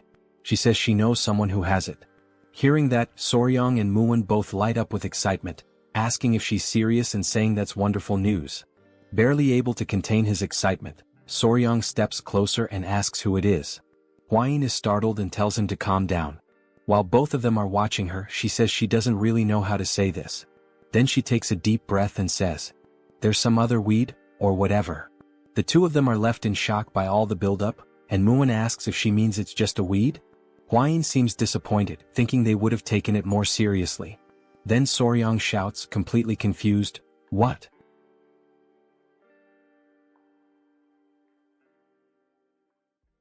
Both Soryang and Muin continue staring at her, completely shocked by this recent revelation, unable to process what they just heard. Muin asks if what she just said about the herb is really true. Soryang, knowing the partner he has, immediately starts to get nervous and begins to sweat. As the tension builds up, Soryang starts recalling how his father-in-law once gave Hwayin the nickname Weed when she was just a child, and that most likely led to this very misunderstanding. Still utterly confused, Muin asks who this other weed is that supposedly possesses the ice jade. But Soryong, now fully understanding what might have happened, quickly tells him to stop before the situation gets worse. However, Hwayin responds calmly and clearly, saying that it's one of the 3 flowers of Muism, the Flame Queen Peony. Her name is Seol, and she is the daughter of the Namgung clan. Hwayin mentions that from what she's heard, Seol possesses the ice jade, although she isn't completely certain about it. It's only after hearing this that Soryong and Muwon become excited again. At that moment, the fat-tailed gecko approaches and starts making noises, trying to get the attention of the young warrior. Seeing the gecko's distressed expression, Hwayin asks what the little one is saying, and Soryong responds that it seems like he's begging them to quickly treat the injured gecko. Soryong then suggests that they leave the rest of the conversation for later and focus on treating the gecko first. Hwayin agrees, pointing out that the gecko looks very anxious, so it's probably better to speed things up. With that, Soryong turns his attention to the sick gecko, who is resting on the dry leaves they had carefully placed earlier. He picks the little one up to examine it more closely and assess its condition, while the gecko's companion watches intently. Hwayin moves closer and says she heard that geckos can cut off their own tails. She asks if Soryong knows why this one waited until things got so bad. Soryong replies that she's right, geckos can do that, but not all of them. This surprises Hwayin, since she had always heard that all geckos were capable of it. So Soryong begins to explain. When a gecko detaches its own tail, the process is called autotomy. But depending on the species, the characteristics can vary. Some are able to perform autotomy but can't regenerate afterward, while others can lose their tails and still grow them back. And then there are those that can do neither, they can't detach and they can't regenerate. That's why you can't make assumptions. You have to examine them properly. Bringing his hand close to the tail, Soryong says that once it's confirmed, they'll find the detachment segment, the specific area that needs to be pressed with a finger to trigger separation. Hwayin asks what the detachment segment means, clearly confused by the term. So Soryong explains again, saying that while it might seem like a gecko's tail can be cut off anywhere, in reality, the spot where it actually breaks is predetermined. And that particular point is called the detachment segment. Once again amazed, Hwayin admits that she doesn't know much about geckos since they're not venomous, and then she asks how Soryong knows so much about them. Holding the sick gecko gently in his hands, Soryong realizes that he sounded quite confident when he explained all of that, but the truth is, because the tail is already in such a deteriorated state, he's not sure if the procedure will go well. But regardless of the uncertainty, he knows he has to try. With determination in his voice, Soryong says that he will succeed. Otherwise, he doesn't deserve to be called Spicy Fabre, his former YouTuber name. Sometime later, Muwon is left alone with the little gecko while the couple is working in the background, focused on the procedure. The small gecko starts making some sounds, and Muwon realizes that it wants to say something, so he turns around. Watching the cheerful couple in action, Muwon asks what happened to the injured gecko. Soryong replies that fortunately, everything went well. Now, as long as they take good care of her, she'll be just fine. Hearing that makes the other gecko extremely happy, so much so that he starts crying tears of joy. Soryong crouches down, still holding the injured gecko in his hands, and asks the other one if he's happy now. Muwon observes it all quietly, not saying a word, but thinking to himself that the more he looks at that boy, the more incredible he seems. And so, after finishing the surgery, the group decides to stay close by and monitor the gecko's condition for a few days. A few days later, the couple approaches with excitement as they run toward the stone where the geckos usually stay. Soryong calls out to them, and right away the geckos respond to him with the familiar sounds they make. Soryong's eyes sparkle with joy, thinking to himself that they're not even cats, they're baby geckos. But if this had happened in his past life, it definitely would have gone viral on YouTube. Looking at the injured gecko, Soryong sees that she has regained some of her strength thanks to proper rest. He leans down a bit and says that it looks like everything's okay now, adding, "We'll get going for now." This makes the gecko a little sad, and it tries to communicate even more before they leave. So, Soryong takes a moment to explain that they're not leaving forever, they're just going to gather some food for the geckos and then come right back to that place. Upon hearing this, both geckos become visibly happy, making cheerful little sounds. Soryong can't help but think to himself just how incredibly adorable these little geckos are. The young warrior then turns to Hwayin and says that for now that's all they needed to do here, so it's time for them to return to the Tang clan. With determination, he clenches his fist and, full of energy, declares that they are going to recover the ice jade. Sometime later they arrive back at the Tang clan, having left the little lizards behind in good care. As the couple reunites with the patriarch, they notice that many updates have come in while they were away. The father-in-law begins speaking and says that among all the news, by far the most significant incident is undoubtedly the one involving the blood cult. He starts explaining that after the identity of a spy embedded within the Murim alliance was exposed, their warriors decided to follow an owl that had been created by one of their assistants. However, as they were tracking the owl through the skies, they received a piece of information that turned out to be extremely valuable. No one would have believed it at first, but following that owl actually led the group directly to the hidden base of the blood cult. Coincidentally, a squad had just returned to the Murim alliance, and they brought with them a batch of poison extracted from the striped tiger water leavings. The patriarch adds that he heard the poison played a crucial role during the raid on the cult's hideout. Then he presents something to Soryong, a handwritten letter of gratitude from the leader of the alliance. Holding it up, he expresses how proud he is of his son-in-law. Returning to the subject of the geckos, the patriarch then asks Soryong if he managed to capture the mysterious geckos, saying that at any moment now he plans to walk through the garden of creatures to take a look at them himself. Looking a bit embarrassed, Soryong scratches his face and says that he could say they half-captured the geckos. Hwayin steps in at that moment to clarify everything, and so, Lady Hwayin proceeds to explain everything that had happened up until now in full detail. After listening to the whole story, the patriarch falls into thought the moment he hears about the ice jade. Hwayin continues, saying that in order to retrieve the ice jade, they are planning to travel together to Anhui province to visit the Namgung clan. She turns to her father and asks if that's all right. The patriarch tells them to go ahead, mentioning that there's something that needs to be delivered along the way anyway, so it all works out conveniently. He adds that the current times are unstable due to the ongoing threat of the blood cult, but since Soryong will be with her, he feels reassured and can allow it without worry. Seeing his father-in-law smile as he says this, Soryong quietly wonders to himself if that kind of statement really deserves to be said with a smile on one's face.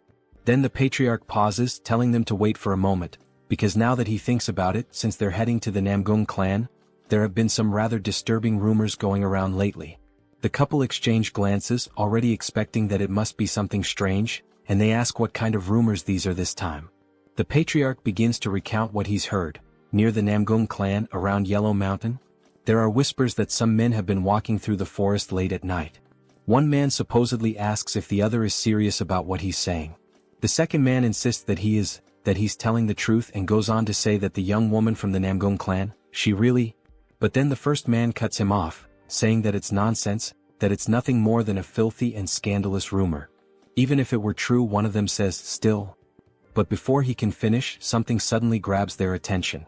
Both men ask aloud what in the world they're seeing as they spot a man lying unconscious on the forest floor. They rush toward him, realizing someone has collapsed right in the middle of the woods. As they get closer to the fallen man, they call out to ask if he's okay. When he doesn't respond, they even wonder if he might be dead. Suddenly, the unconscious man starts smiling, leaving the other two completely bewildered and unsure of what to think.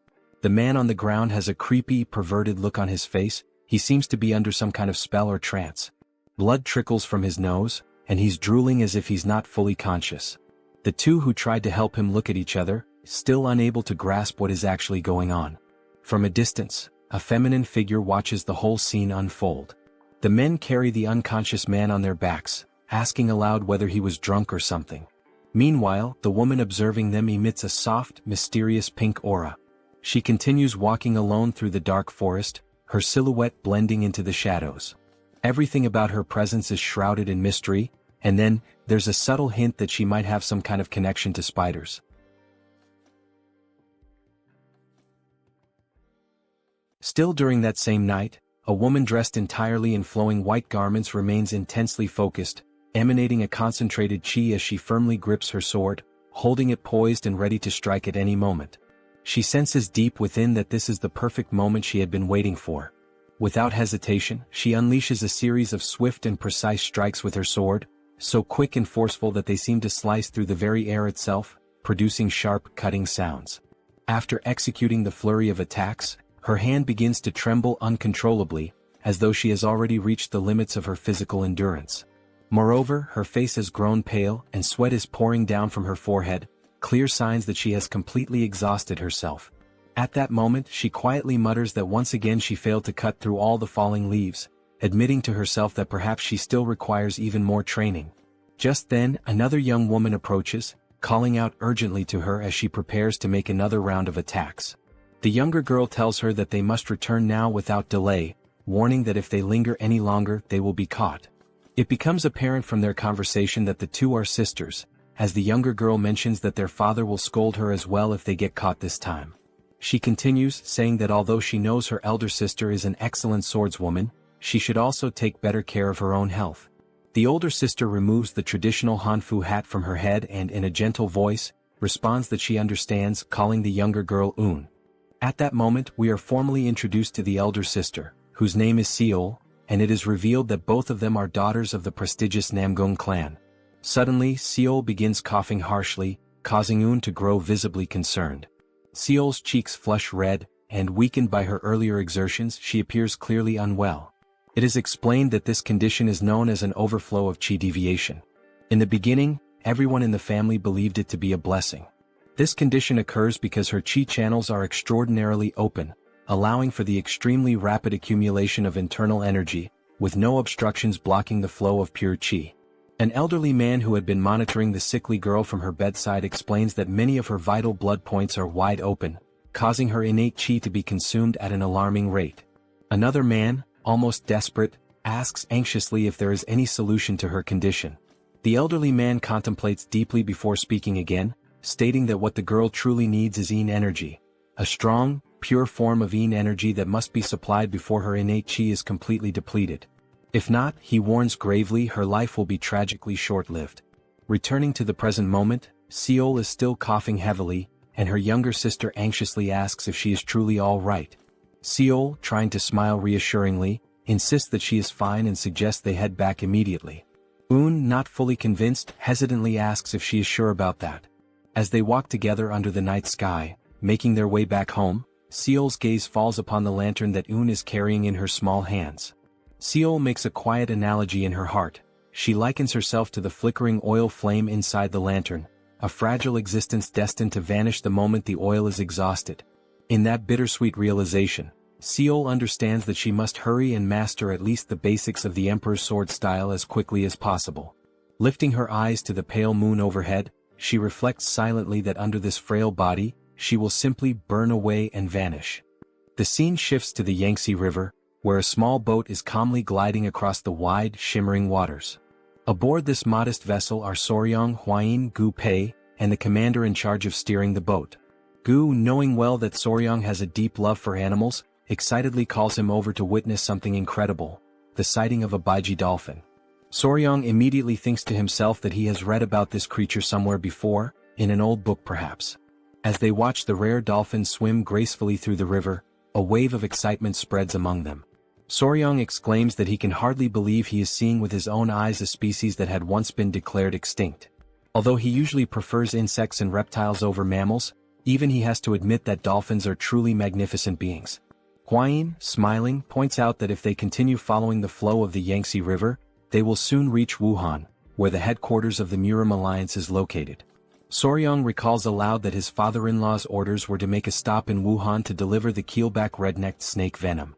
After completing that task, they will then be free to sail downstream toward Angyang, which has been designated as a safe zone. As they navigate the waters, they realize with growing excitement that at this speed, they might arrive much earlier than they had originally anticipated. The couple then sits down together, seeking a moment of calm, and Soryong calls Huayin over, telling her that there is something weighing heavily on his mind. Curious, she immediately asks what it is. He then poses a question that has been bothering him. If the ice jade is truly so valuable, would the Namgung clan really be willing to hand it over as easily as she had claimed earlier? He admits that he has thought long and hard about this issue, and no matter how he reasons through it, it continues to trouble him. In response, Huayin simply smiles warmly and urges him to trust her. She reminds him that the ice jade was intended for a very special use, to help Namgung Seol, and apparently Seol needs something she can actually consume, but the ice jade itself cannot be eaten. Pointing directly at Soryong, she explains that since they possess this, implying whatever they are carrying, then they will be able to negotiate. Surely in exchange the Namgung clan will be willing to give up the ice jade. After all, this can be consumed unlike the ice jade. Adjusting his clothes or whatever precious item he is guarding beneath them, Soryong agrees that she is not wrong. However, he confesses that he still cannot shake the feeling of uncertainty about whether the ice jade is truly safe. He explains that since the geckos already have cold blood, they naturally hate anything that is too cold. He tells her plainly that he feels uneasy about feeding them something when he is not entirely sure of its effects. Then he adds that he actually has another question forming in his mind. Soryong then says that she had mentioned before that the jade possesses a cold yin energy, and he asks her what exactly she meant by that. He admits that although he has heard about yin and yang energies before, he still finds it very difficult to fully understand them. She becomes visibly excited at the opportunity to explain, knowing how important this knowledge is for martial arts cultivation, and she asks him to listen carefully and to remember everything she is about to say. She begins her explanation by saying that yin qi is the qi that generates yin fire. Among the qis of heaven and earth, yin qi refers specifically to the qi that sinks and gathers. Normally, she continues, yin energy suppresses the activities of living beings. Things that are dark, cold, and frightening, all of these are manifestations of different types of yin energy. She goes on to clarify that the expression cold yin energy simply refers to a specific variety of yin energy, emphasizing that it is still a part of the broader concept. Soryong is completely captivated by her explanation, but more questions start to arise in his mind. The first question he asks is whether yin energy, then, should be considered a bad or negative energy. She quickly responds that it is not exactly the case. In contrast to yin energy, yang energy creates yang fire, but too much of it can accelerate the activities of living beings, leading to faster aging and rapid depletion of energy. She explains that the reason why the two geckos need cold energy is because their bodies are inherently composed of cold energy themselves. Therefore, they grow stronger by absorbing yin energy, almost as if they were recharging their inner reserves. Scratching his head in confusion due to the increasing number of questions piling up in his mind, Soryong asks whether yin and yang are not supposed to be in balance. He then wonders out loud how they can achieve that balance when they are dealing with pure yin energy. Knowing that he is intelligent and endlessly curious, she begins to blush, her cheeks turning a soft pink. Then, awkwardly and still blushing, she starts to stammer and admits that she actually does not know how to explain it properly. A little flustered but gathering her courage, she raises her voice slightly and says that they will figure it out together later, how to find that balance between yin and yang. Soryong also blushes slightly upon seeing her so shy, but deep down he knows that he himself has absolutely no idea how they are supposed to discover that balance either.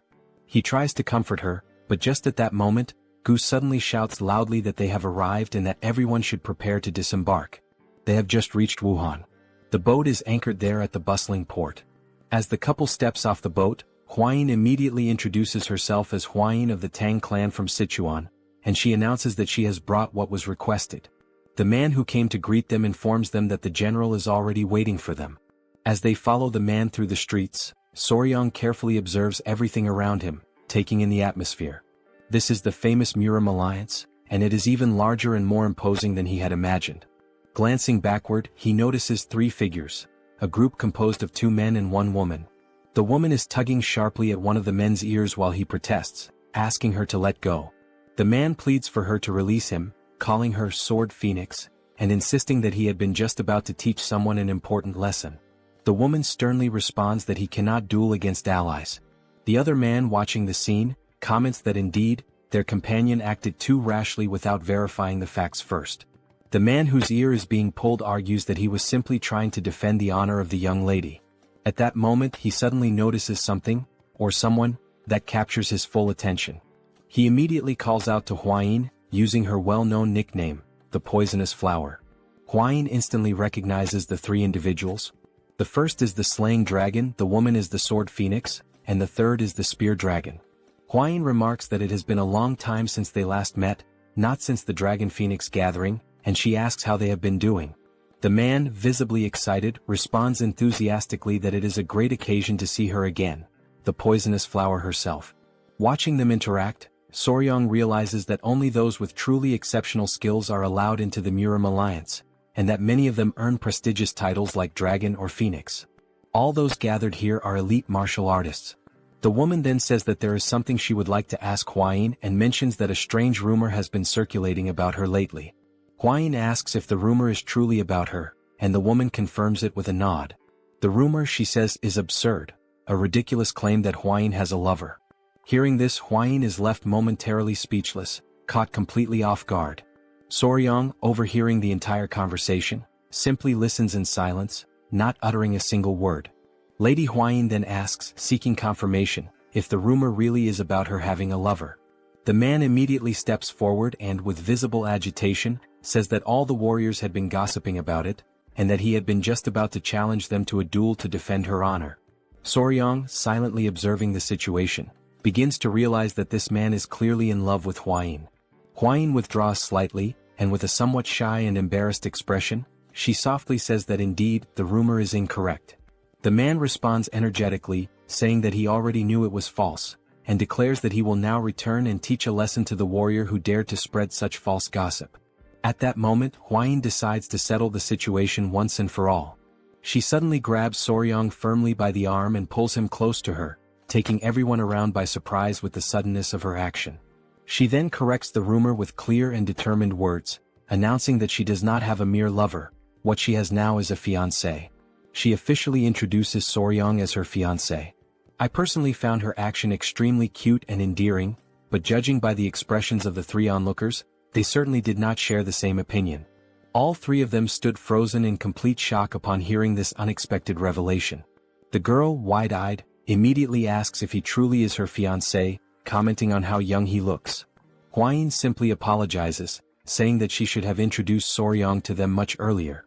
Out of respect and politeness, Soryang clasps his fists together in the traditional martial salute and says that it is a pleasure to meet them, formally introducing himself as Wei Soryang.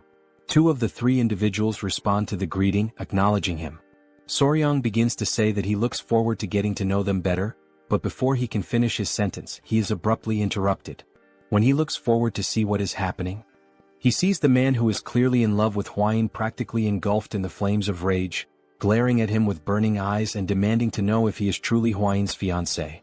The man demands confirmation of his name, asking directly if he is indeed Wei Soryang, to which Soryang calmly responds that yes, he is. Without hesitation, the man drops to one knee, but not in a friendly or honorable gesture.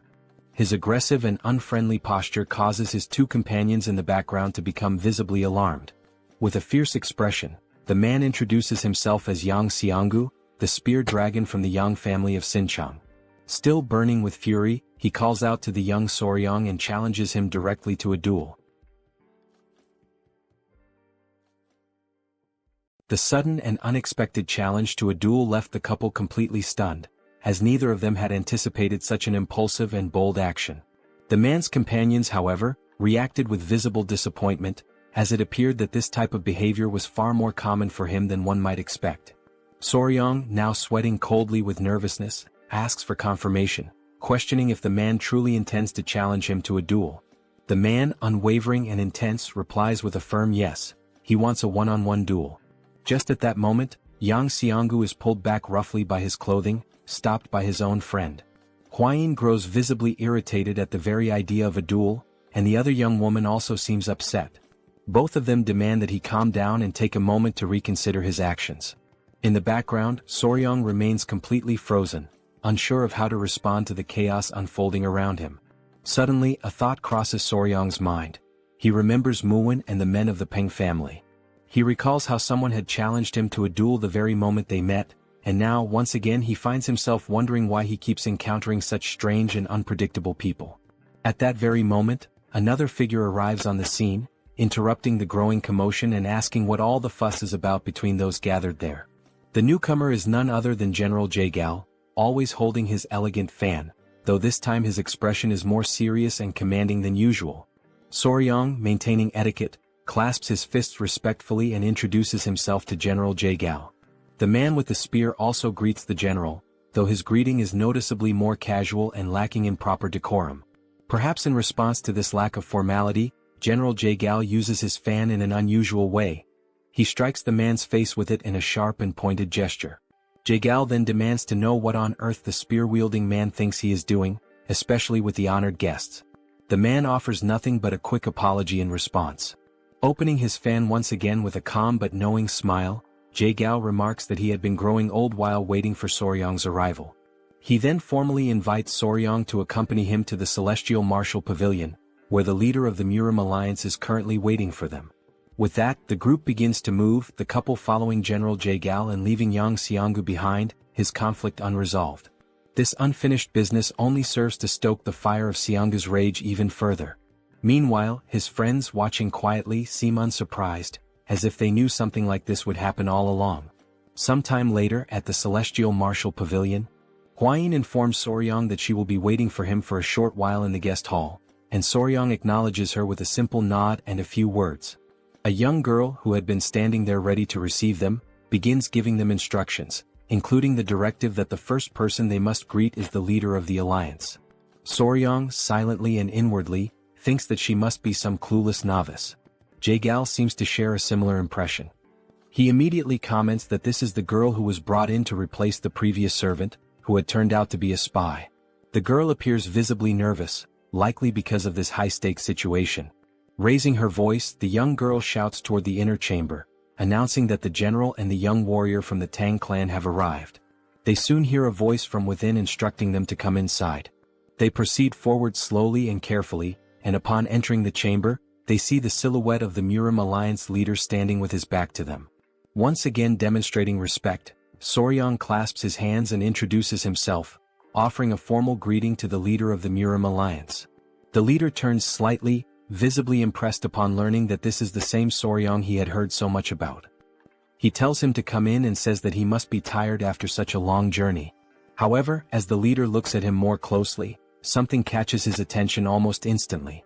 The leader immediately asks about the tiny creatures on Soryang's wrist and waist, questioning whether those little beings have bitten anyone yet. Soryang, a bit startled by how quickly the leader noticed them, replies honestly that no, they have not bitten anyone. At that moment, all Soryang can think about is how they had said the alliance leader was one of the top 3 martial masters in all of Murim, and now he has no doubt. The man immediately recognized the venomous creatures hidden beneath his clothing. The leader gestures for them to sit, and once they are settled, he proposes they move straight to the most important matter. He then asks Soryang whether he brought the venom from the tiger-striped water snakes. Soryang replies that yes, he did bring it. He adds that he prepared as much as he could before leaving, managing to fill 3 full bottles. Jagal, clearly impressed by the quantity, comments that he once witnessed the venom extraction process while in Sichuan, and he knows just how difficult and dangerous that task truly is. He expresses his gratitude for receiving so much. The leader then mentions that he heard Soryang became the son-in-law of the Tang clan in Sichuan, to which Soryang confirms that this information is correct. The leader asks about Soryang's family, and Soryang responds quietly that he has no family, that he is alone in this world and has no one he can truly trust. Jagal comments that he had heard the young warrior lost all of his memories in an accident. Before being taken in by the patriarch of the Tang clan, he had lived by himself on an isolated island, catching snakes and selling them to survive. The leader expresses sympathy, saying that Soryang must have lived a difficult and lonely life. Soryang scratches the back of his head and offers a slight smile, saying that perhaps he wasn't as alone as everyone thinks.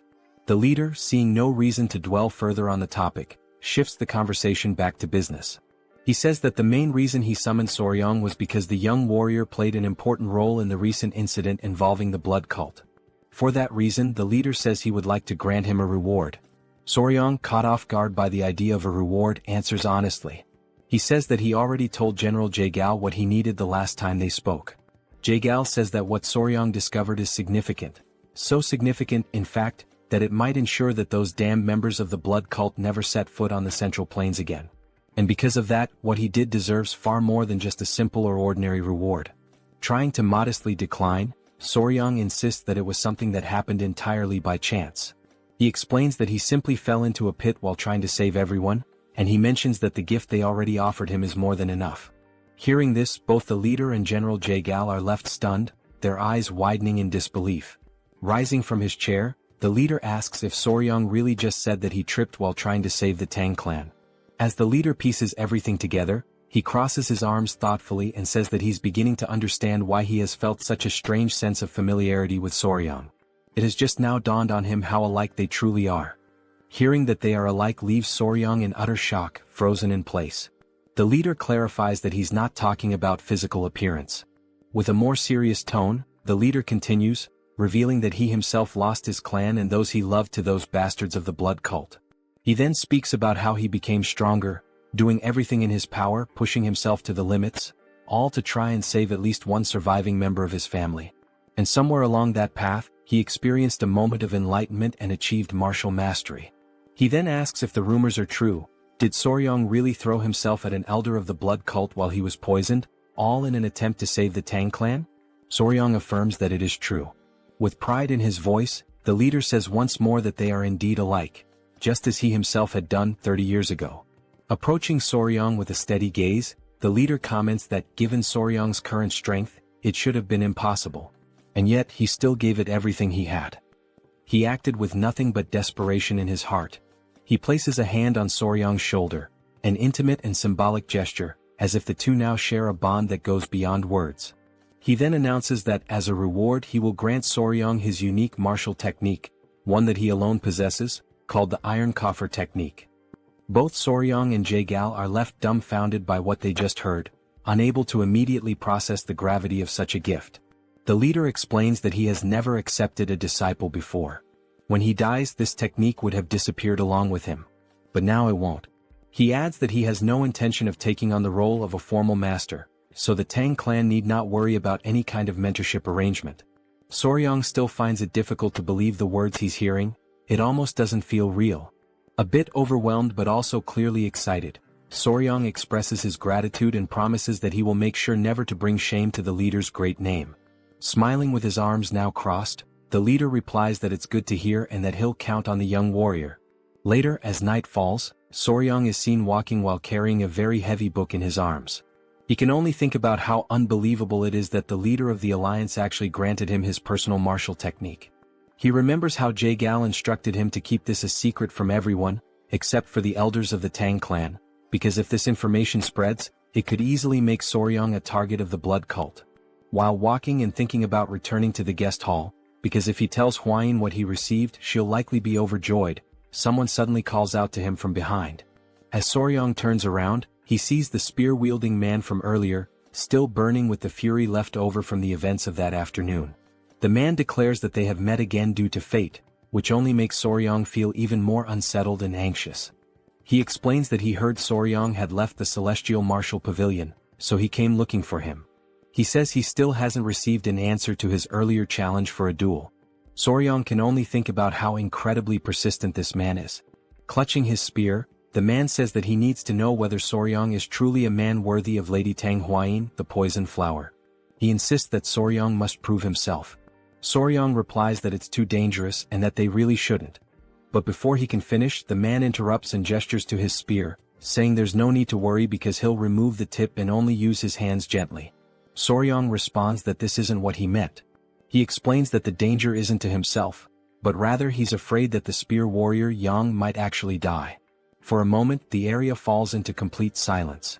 The two men simply stare at one another. This only serves to infuriate the spear-wielding man even further. Grabbing Soryong by the collar, he demands that Soryong repeat what he just said. At that moment, something completely unexpected happens. The three tiny centipedes leap from Soryong's body, instantly preparing to attack the man. But Soryong quickly reacts, managing to hold them back. He tells them that everything is fine, that he is not in danger, and pleads with them not to attack the man. The man, now breathless and clearly terrified, is left wondering what the hell those creatures even are. After partially calming the tiny centipedes, Soryong apologizes to the warrior Yang. While the man remains on the ground, still shaken with fear, Soryong states that this is exactly what he meant. It really is too dangerous. Soryong steps closer to him and kneels down. The man's breathing grows heavier with each passing second. Then, with a devilish expression on his face, and the centipede still wriggling ominously, Soryong places a hand on the man's shoulder and says that he has just spared his life, for now. After that bold declaration, the man is left completely speechless, unable to process what just happened. Only then does he truly realize that this is no joke. If Soryong had not intervened in time, he would genuinely be dead. It finally dawns on him that Soryong is, in fact, a terrifying man. In his mind, Soryong appears more like a monstrous figure than a mere human. As Soryong checks if the man is okay, someone else arrives at that very moment. It is Hwayin calling out to both of them, her voice carrying an intimidating aura that sends shivers down Soryong's spine. With a murderous intent evident in her tone, Huayin demands to know if the dragon spear wasn't once again trying to cause trouble for Soryang. Realizing the dangerous path this could take, Soryang quickly makes up a story, saying it was just a misunderstanding. He lies, claiming that he got lost and that the dragon spear showed up to guide him back. Huayin, still suspicious, asks if that's really the truth, and then questions why the tiny centipede seems so lively and animated.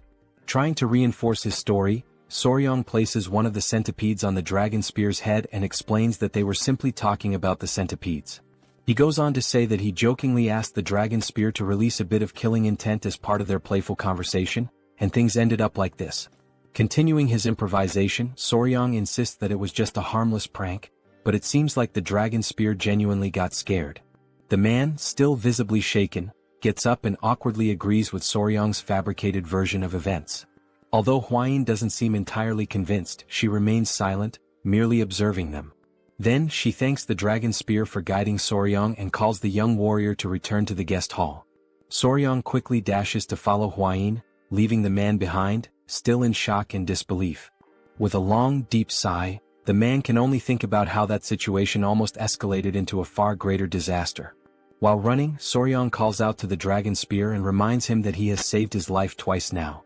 This comment leaves the spear-wielding man even more bewildered, struggling to process the events. The next morning arrives. The couple, along with Gu Pei, are already prepared to set out on their journey. Huayin bids farewell to the group, saying that she has matters to attend to and they must leave now. She adds that it was a pleasure to see them again. The young woman also expresses her gratitude and tells them to be careful on their travels. As the couple turns to leave, the girl calls out to Soryang, asking him to wait for a moment. She then pushes the dragon spear forward, clearly forcing him to say a proper goodbye, as if trying to make him apologize sincerely. The girl explains that she heard everything from that idiot the night before and thanks Soryang for his generosity as a young warrior. The dragon spear, feeling awkward and slightly embarrassed, mutters an apology and also expresses his gratitude for what Soryang did the previous day. He then adds that after talking with the Sword Phoenix, he finally realized just how foolish he had been. Clenching his fists and almost on the verge of tears, he admits that, judging by Soryang's actions, he truly seems to be a suitable match to be the fiancé of the poison flower. The man then bows respectfully, thanking Soryang earnestly and asking him to please take good care of Huayin from now on. The young warrior nods, saying he understands and tells them to take care as well. Soryang also mentions that he has heard they will likely meet again soon at some upcoming ceremony, so there's no reason for any animosity between them. They board the boat, bid farewell to their new friends, and set off toward their next destination. Late at night, they find themselves staying at an inn located in a small lower village on the slopes of Huangshan Mountain. Soryang recalls Gu mentioning that they would rest there for the night since the mountain is treacherous, and it would take at least half a day to reach the Namgung clan's estate. That was the reason they decided to spend the night at this inn. After Soryang shares the details of his encounter with the leader, Huayin is left utterly shocked. She has just learned that Soryang received the secret manual of the Iron Coffer technique, the unique martial art of the first emperor himself. Soryang casually remarks that the emperor said they seemed alike. However, he also mentions that he heard the training required to master this technique is painful. Yet, once fully mastered, it can even block blades and withstand chi-based attacks. Huayin explains that the emperor's exclusive technique rivals the legendary indestructible diamond technique of the Shaolin. Since it is an external martial art, it does not require internal cultivation, which means Soryang shouldn't have much difficulty learning it. Realizing this, Soryang understands that, essentially, mastering it would be like gaining bulletproof protection. He truly inherited an incredible technique. Then Huayin offers to help him train in the new technique. She mentions having heard that the emperor used to whip his own body every morning as part of his rigorous practice, and she enthusiastically volunteers to assist him with that. Soryang is left utterly speechless, his jaw dropping as he processes what Huayin just said. He then asks in disbelief if it's really true that the emperor used whips as part of his training. Huayin, still excited, firmly confirms it, explaining that hardening one's skin through repeated whipping is an essential part of mastering the technique. Soryang, who has a vivid imagination, suddenly envisions Huayin wielding a whip while wearing a more daring outfit. This mental image makes him hesitate for a moment, but then he rationalizes that if it's for the sake of cultivation and becoming stronger, he would be willing to accept it. Just then, an elderly man who works at the inn interrupts their conversation. Apologizing for the intrusion, he asks if they are planning to climb Mount Huangshan. Huayin responds affirmatively and inquires why he's asking such a question. The old man explains that he is the owner of the inn, and judging by their appearance and equipment, it seems that they are heading towards the Namgung clan. Rising from his seat, Soryong cautiously asks if there is any problem they should know about. Before the old man can respond, Huayin recalls that her father had mentioned some unsettling rumors circulating lately. Curious, she asks if those rumors are related to what he's about to say. The elderly man then reveals that, in truth, over the past few months, people who have ventured up the mountain have mysteriously disappeared. Fortunately, those who went missing were later found safe, but something disturbing had happened to them. They had their yang energy completely drained. Both Soryong and Huayin feel a slight chill at this revelation. Huayin, clearly puzzled, remarks that it sounds rather strange and questions what this has to do with the Namgung clan. Blushing slightly and appearing somewhat embarrassed, the old man hesitates before confessing that all those who regained consciousness after the incident said the same thing. The person they spent the night with was none other than Lady Namgung Seol. This shocking statement leaves both Soryong and Huayin completely stunned. Huayin immediately questions whether this could possibly be true. Outraged, she continues, asserting that this is clearly a malicious trap, a vile and baseless accusation. Seeing that she is becoming increasingly agitated, Soryong gently urges her to calm down. The old man, equally taken aback, reassures them that, naturally, everyone reacted the same way at first. However, before he can finish his sentence, the scene transitions to the Namgung clan. Inside the clan's estate, Lady Seol is meticulously practicing her manual skills when she hears approaching footsteps. A young girl pushes the door open and calls for Lady Seol's attention. The girl informs her that the patriarch has summoned her to the hall immediately. Curious and slightly apprehensive, Lady Seol asks what her father wants. As she hurries toward the hall, she wonders what could be so urgent and also worries whether her father has discovered that she has been secretly practicing sword techniques at night. Arriving at the hall, Lady Seol is met with an unpleasant surprise. Her father is there, surrounded by several men kneeling on the ground, while another man holds a spiked mace. The patriarch gestures for her to come closer, and Lady Seol hesitantly steps forward, questioning the meaning of this gathering. The patriarch commands the kneeling men to lift their heads and look at her, instructing them to say whether the woman they saw was indeed his daughter. The trembling men, filled with fear, profusely apologize to the elder, some even breaking into tears. Annoyed by their hesitation, the patriarch firmly demands that they speak the truth at once. Turning his attention to Lady Seol, the patriarch pointedly asks if she has been sneaking out to the mountain at night. Stunned, she remains silent, unsure of how to respond. He presses on, stating that these men claim she drained their yang energy. Lady Seol, completely taken aback, repeats the accusation, trying to comprehend how such a rumor even started. Frustrated by her silence, the elder insists that she speak up and give a clear answer immediately. Finally gathering her thoughts, Lady Seol admits that it is true she has been training with the sword on the mountain recently, but she swears that aside from her training sessions, she has done nothing else. The patriarch shifts his gaze back to the men, stating that his daughter has declared her innocence, and therefore they must present concrete evidence to support their accusations. One of the men, clearly fearful for his life, insists that they only reported what they saw with their own eyes and had no intention of disrespecting the young lady. Another man, his voice quivering, suggests that maybe they all went mad or were possessed by spirits, as nothing else could explain their experience. Realizing the dangerous implications of their statements, one of the men nervously backtracks, admitting that it might indeed have been some sort of hallucination. Then, one of the men hesitantly mentions something peculiar, a distinguishing mark. The patriarch, curious, demands more details, asking what kind of mark he is referring to. With great reluctance, the man explains that the woman they saw had a mole on her chest, pointing to the approximate location. The patriarch, increasingly skeptical, calls the claim absurd and immediately questions Lady Seol to see if there's any truth to it. This unexpected accusation leaves Lady Seol in utter shock, her mind racing with confusion and disbelief. For a few moments she is completely paralyzed by the implication. Her father, growing increasingly irritated, raises his voice, demanding to know whether she truly dared to do something so reckless and dishonorable. In her mind, Lady Seol desperately searches for an explanation, bewildered by how such a situation could have come to pass. The next morning the couple is walking together, and Huayin seems to be in a somewhat gloomy mood. It's quite evident from her expression that something has deeply bothered her. Soryong, noticing her demeanor, moves closer and gently asks if she is still upset about the story the innkeeper told them. She quickly denies it, but Soryang knows she is not good at lying, and her reaction only confirms his suspicions. Suddenly Hwayin stops walking, her frustration finally breaking through. She vents her anger, firmly stating that the idea of Lady Namgung draining the yang qi from men in the middle of the night is an absolutely absurd and ridiculous rumor. Soryang can clearly see that she is deeply irritated and tries to think of a way to calm her down. Realizing that her anger is getting the better of her, Hwayin takes a deep breath, visibly trying to regain her composure.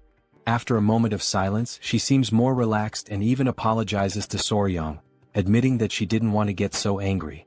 However, she can't help but express how incredibly unbelievable the rumor is, and she feels the need to explain herself. Hwayin then elaborates, revealing that Lady Namgung Seol is actually unable to come into contact with men. Soryang, taken aback by this unexpected revelation, listens attentively as Hwayin continues. She explains that Seol suffers from a condition where, without sufficient yin energy, her life would be significantly shortened. Consequently, yang energy acts almost like a poison to her, making it unimaginable that Seol would be involved in any nightly escapades with men. Being so careful around men, the thought of her doing such things night after night is simply inconceivable. Soryang, after hearing this, can't help but associate the whole story with tales of fantasy heroines. The entire situation seems too bizarre to be true. As they finish discussing, they finally arrive at the Namgung family palace after climbing the mountain together with Gu. One of the guards stationed at the entrance stops them, asking why they have come to the Namgung family estate. Hwayin subtly leans towards Soryang and whispers that the atmosphere within the Namgung family seems tense. She warns that if they mention they are there to see Lady Seol, they might be turned away. Understanding the delicate situation, Soryang quickly thinks of something plausible to say. Raising a finger for emphasis, he confidently states that they are there on business and have come to make a deal. The guard, somewhat puzzled, doesn't quite grasp what Soryang means.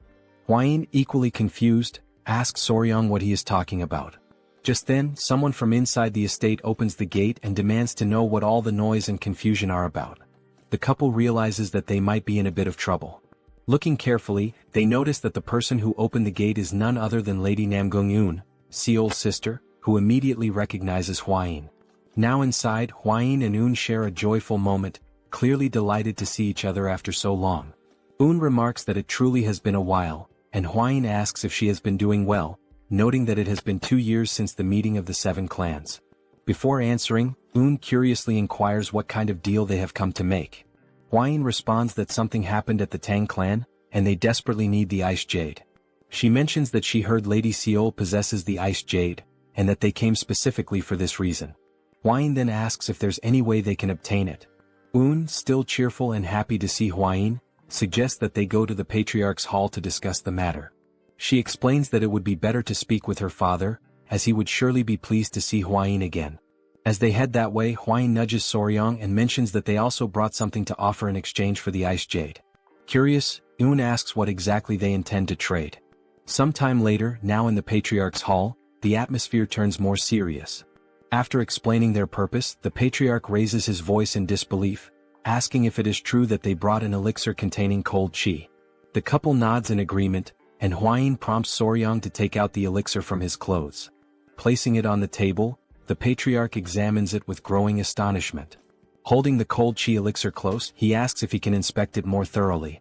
Soryang agrees, explaining that he kept it carefully protected inside his clothing during the journey, hoping it would be deemed valuable enough to secure the exchange.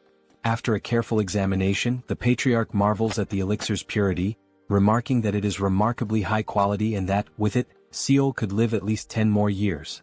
Eun, equally intrigued, asks if it truly is that amazing. Feeling a sense of relief, the couple is overjoyed when the Patriarch agrees to trade the Ice Jade, recognizing the elixir's immense value. However, the Patriarch then notices something peculiar within the crystal of the elixir and questions what it might be. Soryang, caught off guard, apologizes and firmly states that he cannot disclose what it is. Understanding the need for secrecy, the Patriarch nods, acknowledging that revealing the nature of the object might inadvertently give away its origin. Soryang expresses his gratitude for the Patriarch's understanding. At that moment, Soryang recalls that, in reality, the reason for his secrecy isn't just about the origin. It takes him back to a time when he was walking with the great Patriarch. Soryong was walking and every now and then he would complain about how cold it was. The great patriarch, noticing his discomfort, asked him what was wrong. In response, Soryong took out from within his clothes the object that was causing the cold, revealing it to be a tail. Showing it to the great patriarch, Soryong explained that there was something peculiar about it. It looked like ice crystal forming on the tail of the gecko he had kept as a keepsake. Intrigued, the great patriarch carefully examined it and remarked that it possessed an incredible cold chi energy. He acknowledged that it could indeed be a valuable material for practitioners who had mastered ice techniques or cold chi martial arts. Soryong could only think that perhaps geckos stored nutrients in their tails, and in this case it turned out to be cold chi. Realizing its potential worth, the great patriarch asked if Soryong wanted to try transforming it into an elixir. Returning to the present, Soryong decides that it is not worth mentioning the shriveled gecko tail. The patriarch, still enthusiastic, instructs Un to inform her sister to exchange the elixir for the ice jade. He then suggests that the guests should rest, as he intends to prepare a celebration to welcome the guests from the Tang clan. Curious, he asks if Hwayin is close to Seol and she confirms that she is. The patriarch continues, explaining that his daughter Seol has recently been through something distressing, and perhaps Hwayin's presence could help comfort her during their stay. Un then offers to guide the couple to the guest residence, and the patriarch entrusts this task to her. As they walk, Un mentions that thanks to Hwayin, her father's mood has improved somewhat, as in recent days, it felt as if they were walking on thin ice. To clarify, Hwayin cautiously asks if something happened to Lady Seol. Hwayin then shares that she has heard some troubling rumors and admits that she has been worried. Un, a bit disappointed, asks if Hwayin really heard about the rumors. With a hint of frustration, Un confesses that she doesn't believe Seol would do something like that, but unfortunately, they haven't been able to find any clues to prove her innocence. As a result, Seol had to be confined in the seclusion room and marked with virginity sand to prove her purity. Hwayin is utterly shocked by this revelation, while Soryong, confused, can only ask what on earth virginity sand is. Un and Hwayin proceed to explain that virginity sand is a substance that women apply to their bodies to demonstrate their purity. If one raises a gecko and feeds it with cinnabar, the gecko's body will turn red. The gecko's body is then ground into powder and stamped onto a woman's skin. If her body is pure, the mark cannot be washed away, not even with water. Hearing this, Soryong feels a surge of indignation, thinking that identifying a woman's purity should be the job of a unicorn, not a gecko. To him, this practice seems like an outrageous violation. Un then points out that Seol is just ahead, prompting the couple to turn their attention towards her. For a moment, the young warrior is speechless. Even from a distance, it's clear that Seol's beauty is truly unique. As they move closer, they see her sitting there, seemingly untroubled, though on her hand remains the mark left by the virginity sand. Hwayin feels relieved to see Seol and quickly approaches her, catching Seol by surprise as she didn't expect to see Hwayin there. Un takes the opportunity to explain that Hwayin brought an elixir containing cold chi, and that their father has agreed to exchange it for the ice jade. Observing the elixir up close, Seol comments that she can indeed sense the powerful cold chi emanating from it. The couple's spirits lift as Seol gratefully acknowledges the gift, revealing that she has the ice jade with her right there. She takes out the ice jade and shows it to them. Soryong takes the jade, and both he and Hwayin feel an immense sense of relief at having secured it. However, before they can fully rejoice, Seol lets out a deep sigh, interrupting their moment of celebration. Noticing Seol's apparent sadness, Hwayin cautiously brings up the rumors, expressing that she still finds it hard to believe that Seol could do something like that. Seol, appreciating the concern, softly admits that there were indeed many witnesses. She wonders aloud what exactly those people saw and, more puzzlingly, how they knew about the location of her mole. The young warrior's eyes light up with a sudden spark of excitement, as he is now convinced that this must be a truly mysterious case. An enthusiastic grin spreads across his face, and he can't help but burst into hearty laughter. Seeing this unexpected reaction, Hwayin looks at him with concern and asks if he is feeling all right. Quickly shifting his expression to one of confident seriousness, Soryong proudly declares that he is an expert in such matters. In fact, he even goes as far as to claim that in his past life, he was famously known as Sherlock Fabre when it came to solving cases like this. Then, seemingly out of nowhere, Soryong asks Seol if she has ever bathed alone in a pond or river at night. The sudden and random nature of the question leaves all the girls puzzled, unsure of where this line of reasoning is leading. Hwayin tries to make sense of it and cautiously suggests that maybe, in doing so, someone might have spied on Seol. However, Seol shakes her head and confidently states that she has never washed her body outside the house. Even if someone had seen her, they would have no reason to spread such malicious rumors. After all, even the people living in the lower parts of the mountain are considered family to her. Upon hearing this explanation, Soryong realizes that his deduction was completely off the mark, and a heavy sense of disappointment settles over him. His enthusiasm drains away as he contemplates his failed reasoning. Hwayin, on the other hand, suddenly appears thoughtful, as if an idea has just struck her. She confidently says that maybe she has figured something out and asks if there could be another, more plausible explanation for this entire situation. Still sitting on the ground and lamenting his lack of deductive prowess, Soryong lifts his head and notices that Hwayin is speaking with a renewed sense of determination. It seems she might have a clearer idea of what could have actually happened. Hwayin begins to create an air of suspense, building up the moment with dramatic mystery, leaving everyone tense and curious. Then, with a serious tone, she finally reveals that the most likely identity of the culprit is a ghost. Hearing such a declaration leaves the two sisters wondering, exchanging uncertain glances as they question whether it really could be a ghost. Soryong is left speechless, completely stunned, his mouth slightly agape, as he had been expecting her to say something far more profound and grounded. Instead, she comes up with the idea of ghost.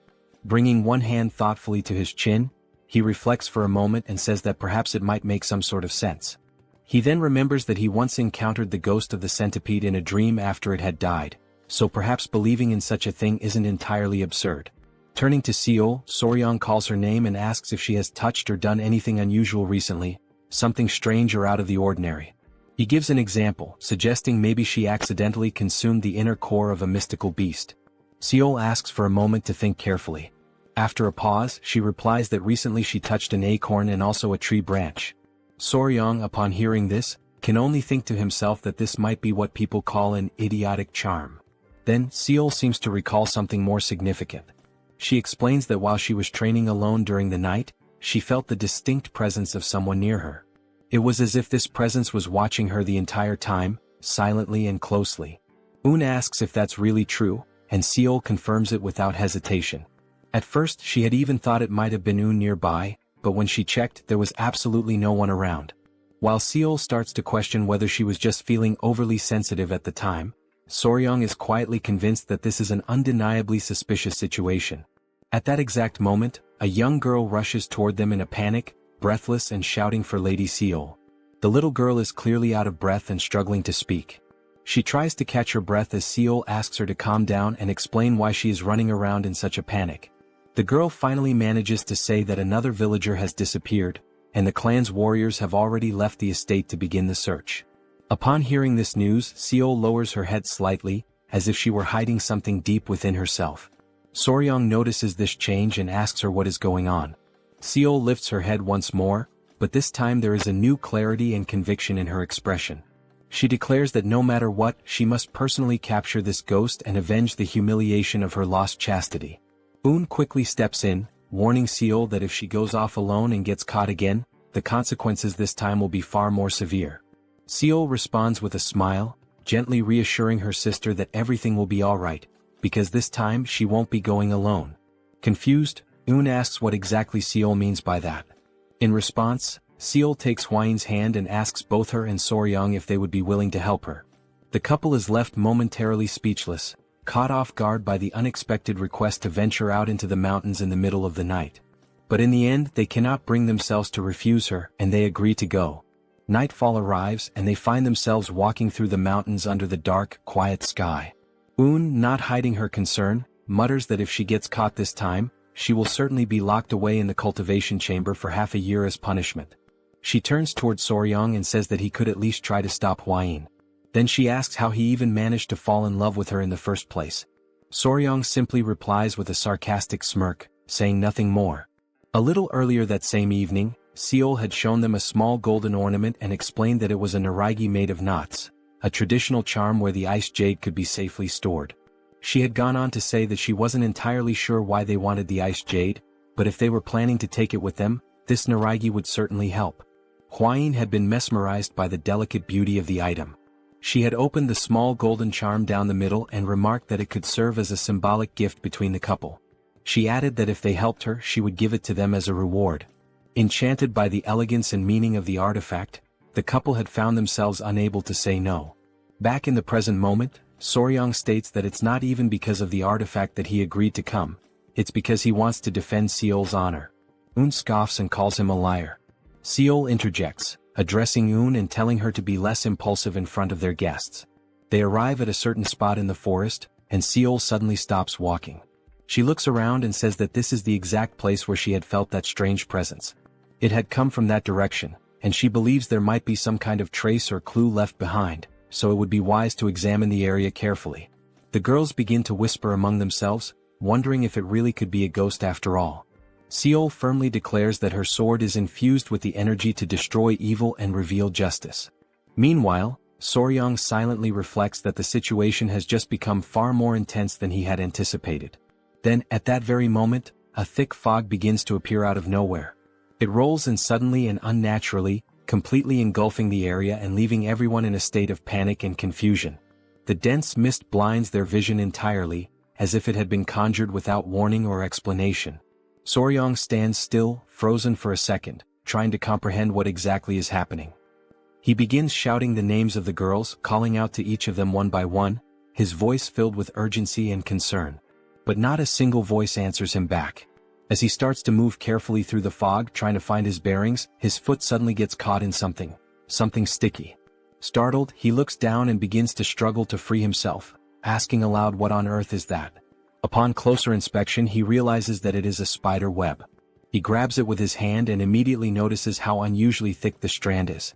He then wonders why the thread is so abnormally strong and heavy, and instantly begins to question just how enormous the spider must be to produce something of that magnitude. Just as he is lost in thought, trying to make sense of the situation, he hears someone scream. His ears instantly recognize the voice. It is Lady Eun. Uncertain of what to do next but desperate to act, Soryang quickly summons 2 baby centipedes. He crouches and asks them if they can locate their mother, Hwain. The tiny centipedes jump up with energy, and Soryang instructs them to find and protect Hwain without delay. With that, Soryang starts to run in the direction from which he heard Eun's voice, calling out to her, urging her to respond. As he keeps moving forward, he gradually realizes that he is getting deeper and deeper into the forest, farther away from where they began. Soryang, being someone knowledgeable in these matters, reflects on a basic principle about spiders. He knows there are generally 2 types, the sedentary ones and the wandering ones. The sedentary spiders like to stay in their nests or homes, while the wandering ones tend to roam and explore. However, in either case, no spider spins flat webs laid out along the ground like this. That means, whatever kind of spider this is, it is definitely not a normal one. He soon notices that the fog is beginning to lift slightly, the visibility improving just a bit. He says to himself that he needs to hurry up and find the girls before something worse happens. But then he suddenly stops running. In front of him, every single tree is covered in spider webs, woven thickly between branches and trunks, forming a ghostly maze of silken traps. Now walking slowly and cautiously, he looks around and asks himself what in the world all of this could possibly be. He lifts his gaze upward, and what he sees there, high above him, is something he never expected. It is Lady Eun, suspended and entangled in spider webs, stuck to the side of a tree. She appears to be unconscious, her body limp and unresponsive. Just then, a strange and eerie sound catches his attention, something moving nearby. Emerging from the mist, he sees a woman sitting atop a gigantic spider, a creature so massive and unnatural that it radiates a terrifying aura. The woman lets out a chilling, almost gleeful laugh that echoes across the webbed forest. As he focuses his eyes more clearly, Soryang sees the woman's face, and he is taken aback. She looks strikingly similar to Seol. She is sitting proudly and ominously on the back of a ground spider, her entire presence sending a shiver down his spine. Soryang stands completely paralyzed, overtaken by sheer shock, unable to tear his eyes away from the bizarre and unsettling scene unfolding right in front of him. The woman sitting atop the massive spider grins with twisted delight, her smile dark and malicious. She calls him a bastard, making it clear that she recognizes exactly who he is. His eyes widen with unease, and sweat begins to drip down his face as tension rises within him. Despite the insult, he remains strangely unfazed, his attention drawn instead to something peculiar. He suddenly notices that the spider she is riding on is a type of terrestrial creature he has never encountered before in his life. As they continue to stare each other down, locked in this eerie confrontation, Soryang carefully observes that the spider is weaving its web on the ground rather than suspending it in the air, an unusual trait that confirms beyond any doubt that this is indeed a new species, unfamiliar and possibly undiscovered. Then at last, with a steady and determined look crossing his face, he begins to put the puzzle pieces together. In a rare moment of mental clarity, everything starts to make sense. He realizes, almost with a jolt, that the being before him, though it has the physical appearance and mannerisms of Seol, is not Seol at all. What he's seeing is actually a pedipalp, an arachnid creature, disguised as a spider. The scene briefly transitions to a more detailed explanation, offering insight into what a pedipalp really is. Normally, the term refers to the anterior legs of a spider, limbs that function as sensory tools, assist in mating or help subdue prey. Despite being labeled as legs, pedipalps are far more than simple limbs.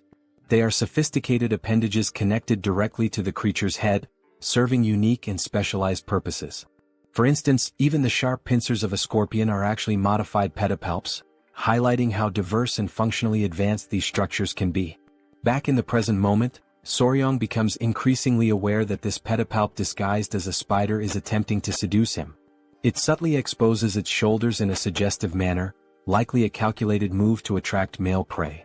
Blushing slightly, with his cheeks now tinged red, Soryang declares aloud that such efforts are unnecessary, because he is already completely captivated.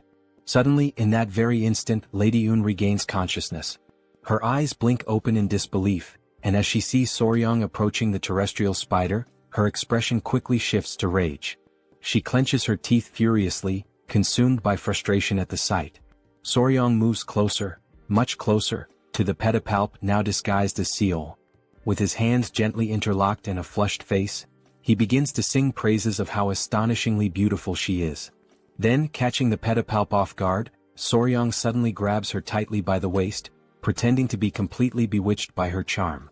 The pedipalp, feeling triumphant and confident that it has successfully lured its prey, raises its arms in preparation to strike. The moment it prepares to launch its attack, Soryang sharply lifts his head and issues a clear and commanding order for his centipede to attack. Without a second of hesitation, the centipede leaps forward at full speed, catching the pedipalp completely off guard and leaving it paralyzed in shock. With ferocious precision and unwavering speed, the centipede sinks its fangs into the creature's body. The pedipalp lets out a gut-wrenching scream of pain, its voice echoing across the forest.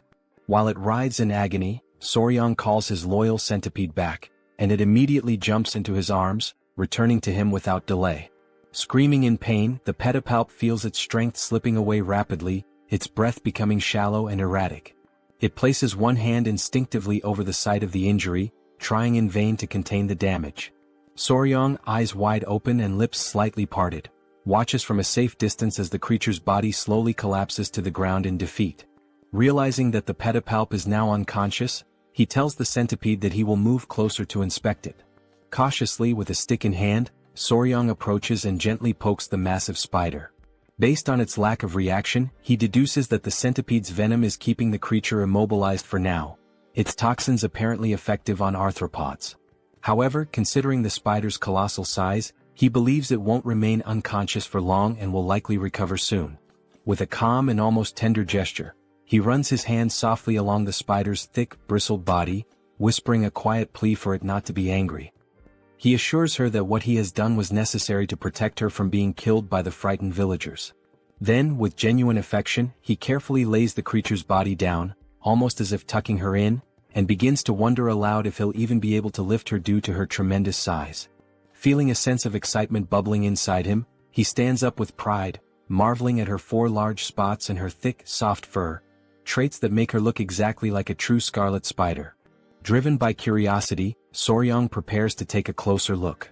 With trembling anticipation, he reaches out, eager to uncover what the pedipalp's true face really looks like beneath the disguise. Without hesitation, he lifts the garment covering the creature's face, but his exploration is cut short in the most brutal and unexpected way. Hwayin appears out of nowhere and delivers a violent strike directly to his face. The force of the blow is devastating, knocking Soryang to the ground with intense impact. He crashes down as Hwayin screams in panic, yelling that the creature is a monster. Realizing that he is momentarily dazed and gasping from the shock, Huayin urgently tells him to regulate his breathing and try to steady his internal energy technique. But to her surprise and growing concern, she notices that he is completely incapable of doing so. He has entirely lost control of both his energy and his breathing. He is left utterly disoriented, mentally adrift and physically overwhelmed.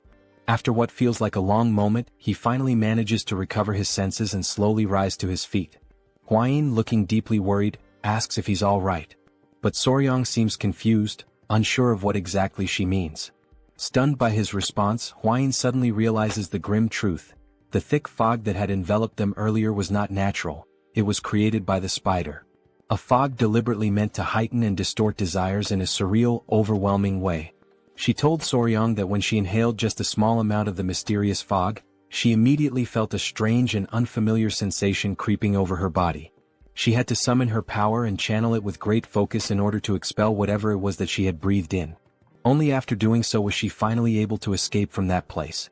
On the other hand, Soryang stated, with a calm and almost puzzled demeanor, that he had not felt anything at all. With one hand resting under his chin and his lips slightly parted in contemplation, Soryang begins to reflect. It suddenly dawns on him that the villagers who had been pretending, or perhaps truly believing, they were possessed, were likely behaving that way because of the effects of the fog. Silently, within his own thoughts, he questions whether this strange mist might actually be some kind of pheromone emitted by the spider. Shortly afterward, Huayin becomes visibly upset as she watches Soryang gently stroke the spider, his hands running carefully across its body, all while speaking to it in a soft voice about the origin of the fog and its unusually large size. Time passes and the couple remains in the forest, lingering together in that strange and tense environment. Eventually Huayin, her cheeks tinged with embarrassment, gathers her courage and apologizes to Soryang. She admits that for a while she genuinely believed he had fallen under the spider's seductive spell. Embracing the spider with visible tenderness and affection, Soryang explains that all he was trying to do was uncover the creature's true form, to understand what lay beneath the disguise. Huayin nods, saying that she understands now, but her emotions quickly shift. With a burst of frustration, she yells at him to stop hugging the spider. Moments later, Huayin appears startled. Her eyes widen as she expresses an odd sensation. She feels as though there's something important she's supposed to remember, something lingering at the edge of her memory, but she just can't grasp it. She confesses that she still hasn't memorized all the known venomous creatures. Meanwhile, Soryang remains trapped in his own uncertainty, still trying to understand what exactly is causing such deep frustration and agitation within Huayin. Suddenly, something grabs both of their attention. A faint but unmistakable sound rises in the stillness of the forest. Soryang immediately turns toward the spider, wondering aloud whether it could be the source of the strange noise. With his mouth open and his expression full of suspicion, he finally realizes that the sound is not coming from the spider, it's coming from behind him. It is Un. Still tied to the tree, she is the one producing the sound. Without hesitation, Soryang calls out, admitting that in the midst of all the chaos and confusion, he had completely forgotten about her. Now, with Un lying on the ground, the couple stands over her, unsure of what to do to wake her. They soon notice that Un is still breathing, albeit with difficulty, which brings them a small measure of relief. It means that she is not dead but only temporarily paralyzed. Time continues to pass and the dense fog around them thickens, sinking even lower into the forest floor. The strange atmosphere compels Huayin and Soryang to resume their search for Seol. But just before they leave, Soryang announces that there is something he must do first. His tone piques Huayin's curiosity. He then begins using the spider's own silk to tie it up carefully, wrapping it methodically while holding the other end of the binding securely in his hand. Before long, Soryang starts dragging the large creature along behind him, telling Huayin that he intends to take it back to the clan. He believes it is not just any ordinary venomous beast, and therefore should not be treated like one. Suddenly, a scream cuts through the air, and Huayin immediately spins around, alarmed and tense. It is Seol, her voice hoarse but forceful, calling out to her sister with every last ounce of strength she can muster. The fury in her voice is unmistakable, and it freezes both Soryang and Huayin in place, leaving them momentarily paralyzed, unsure how to react. Seol continues shouting, declaring that the creature has dishonored her, and vowing that she will never allow it to do the same to her sister. Without hesitation, she draws her sword, her determination carved into every movement. Her eyes blaze with resolve and she prepares herself to strike. At that exact moment, Soryang cries out desperately, begging her to wait, just for a single second. But nothing could stop her now. Unshaken and unwavering, Seol rushes forward, aiming directly at the creature with relentless momentum. In a flash of motion, Soryang throws himself in front of the creature, spreading his arms wide open in a protective gesture, trying with everything he has to block her attack. Seol, still unwilling to stop, points her sword at him, ready to strike, and commands him to move aside. But Soryang stands firm. He doesn't move an inch. With clear conviction in his voice, he declares that he will not move under any circumstances. Remaining solid and unyielding, he points to himself and states that he is the one who captured the creature. Therefore it now belongs to him. Hwain's eyes go wide, stunned and speechless at the gravity of what he just said. Then Soryang's expression hardens. He clenches his fists tightly, bracing himself for whatever may come next, ready to face any threat head-on. At that moment, a sinister and intense aura begins to radiate from Seol. Her eyes gleam with burning fury and her voice, dripping with hatred, demands that he repeat himself. She wants to hear it again to be absolutely sure she hadn't misheard. Soryang continued staring directly at Seol. Once again, Seol demanded that he repeat what he had just said, if he had the courage to do so. In Soryang's mind, the memory of the gecko with the poisonous chant resurfaced, one that Seol had already killed before. He wondered, filled with indignation, if now she also intended to kill the spider. At that moment, Hwain suddenly shouted, urging Lady Seol to wait before doing anything drastic. She firmly stated that Un was only paralyzed, not dead. Upon hearing those words, Seol froze in shock as the realization struck her that her sister was still alive. To remove all doubt, Hwain assured her again that Un was truly alive. Understanding how Seol felt, she explained that if the host were to be killed and the body's clone were undone, the imitation would simply revert into something else. This process in turn would serve to clear Lady Un's name. Hwain implored Seol to think calmly about her actions before acting on impulse. She questioned whether, by taking the host and exposing it before the entire family, Seol would actually feel that her anger and sorrow had been resolved. Finally, directing the attention of everyone present, Hwain brought the focus back to the essential point. It was Soryang who had discovered and captured the host, and beyond that he was also the one who saved Un's life. Upon hearing everything, Seol appeared visibly embarrassed by the way she had behaved at the beginning. She turned to Soryang and offered an apology, admitting that she had failed to consider his kindness and had acted too hastily in judging him. Soryang, relieved by her words, accepted the apology.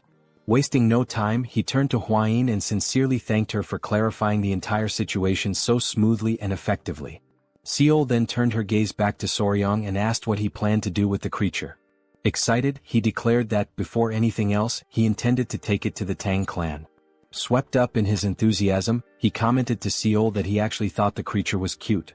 Seol, now entirely frustrated, asked in disbelief whether he seriously found that thing cute.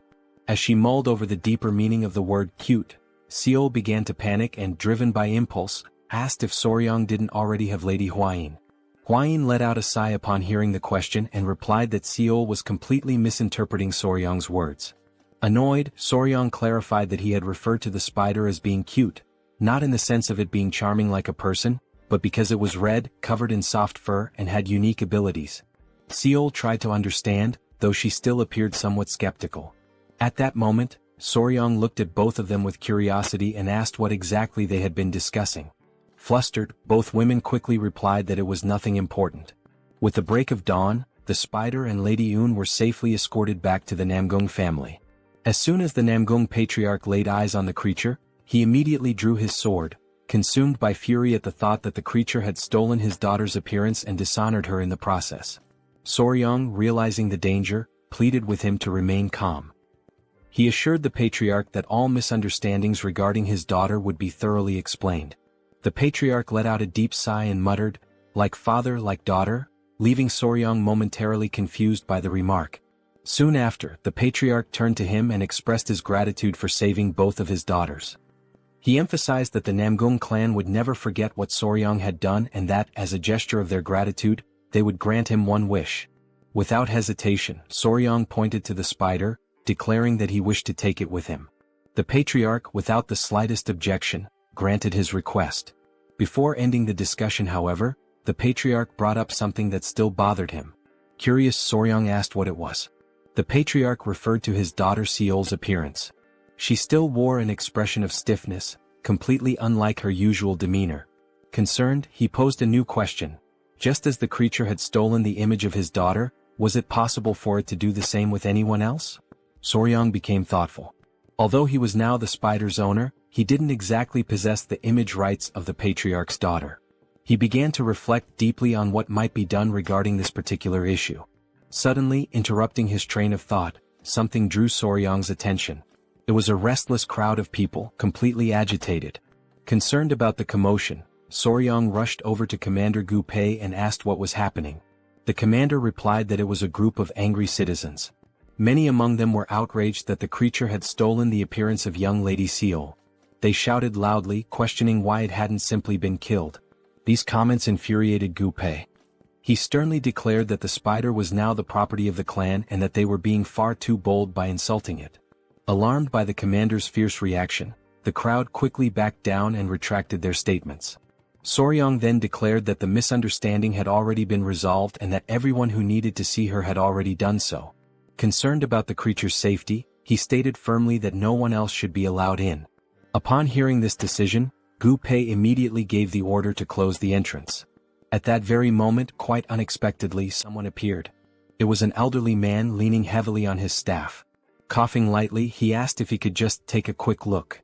The guard at the entrance, following the orders from above, replied that he could not allow him to pass. The old man insisted, saying it would only take a moment, but the guard repeated that it simply wasn't possible. Soryang stepped in and argued that, given the elder's frail health and the long journey he had clearly undertaken, the least they could do was allow him a brief visit.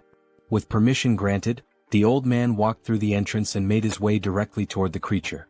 With misty eyes, he recognized her in a strange, almost mystical way. She turned to Soryang and asked what her fate would be. With excitement in his voice, he answered that she would live, for she was a precious creature and would be raised within the Tang clan. Still enthusiastic, Soryang emphasized that, despite her unusual appearance, she was simply a spider, nothing more.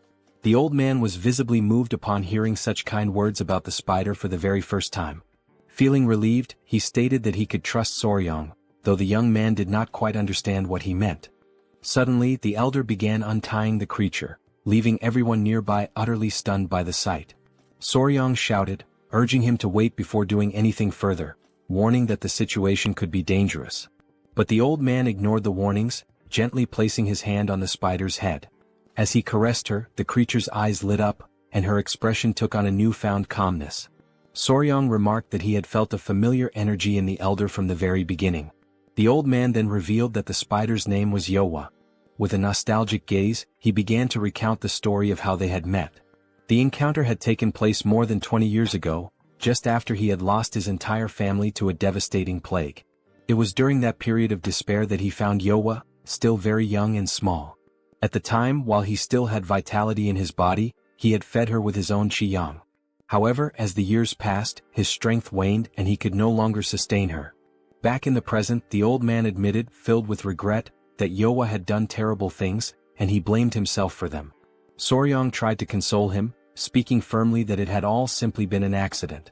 The elder then said that Soryang, as a kind-hearted knight, would now care for Yowa in his place, and that he could finally rest in peace, asking that he take good care of her. Without hesitation, Soryang responded immediately, promising that she would be in good hands. With a warm, loving look, the old man told Yowa that he was far too old to continue accompanying her, but he trusted that she would be well cared for. He advised her to follow the knight and live a long and happy life. The old man and the creature embraced in a heartfelt farewell. Soryang observed that, for a spider to understand a human so well, they must have spent a great deal of time together. He imagined that their journey had been one filled with affection and deep companionship. Moved by this sentiment, Soryang invited the old man to come with him to Sichuan, but the elder politely declined, explaining that he no longer had the strength for such a long journey. Understanding, Soryang shifted the topic and asked the elder to share his experience with Yowa, since it would be his first time caring for a creature like her. The old man agreed, assuring him that he would explain everything in detail. Somewhat embarrassed, Soryang posed his first question. How exactly does one feed a creature like Yowa with qiyang? The old man explained that one must place a finger into the creature's mouth to transfer the qi yang. He then added, with a curious note, that even by sleeping beside her, a transfer of energy could occur. He revealed that, upon receiving qi yang, the creature would begin to transform, shaping itself into whatever form it believed to be most beautiful in the eyes of the one feeding it. As the transformation unfolded, Soryang asked who the young woman before them was. The old man replied that it was his deceased wife and that he was grateful to see her one last time before his own death. Then, turning to Soryang, the old man invited him to try feeding Yowa himself. Soryang took a deep breath and agreed to give it a try. Without delay, he began transferring his qi yang. Almost immediately, the transformation began. Filled with anticipation, Soryang wondered what form Yowa would take. Deep down, he imagined that, naturally, she might transform into Lady Huayin. But when the final form was revealed, Soryang was utterly stunned. He couldn't hide the shock on his face. Those nearby, watching with curiosity, didn't let the moment pass.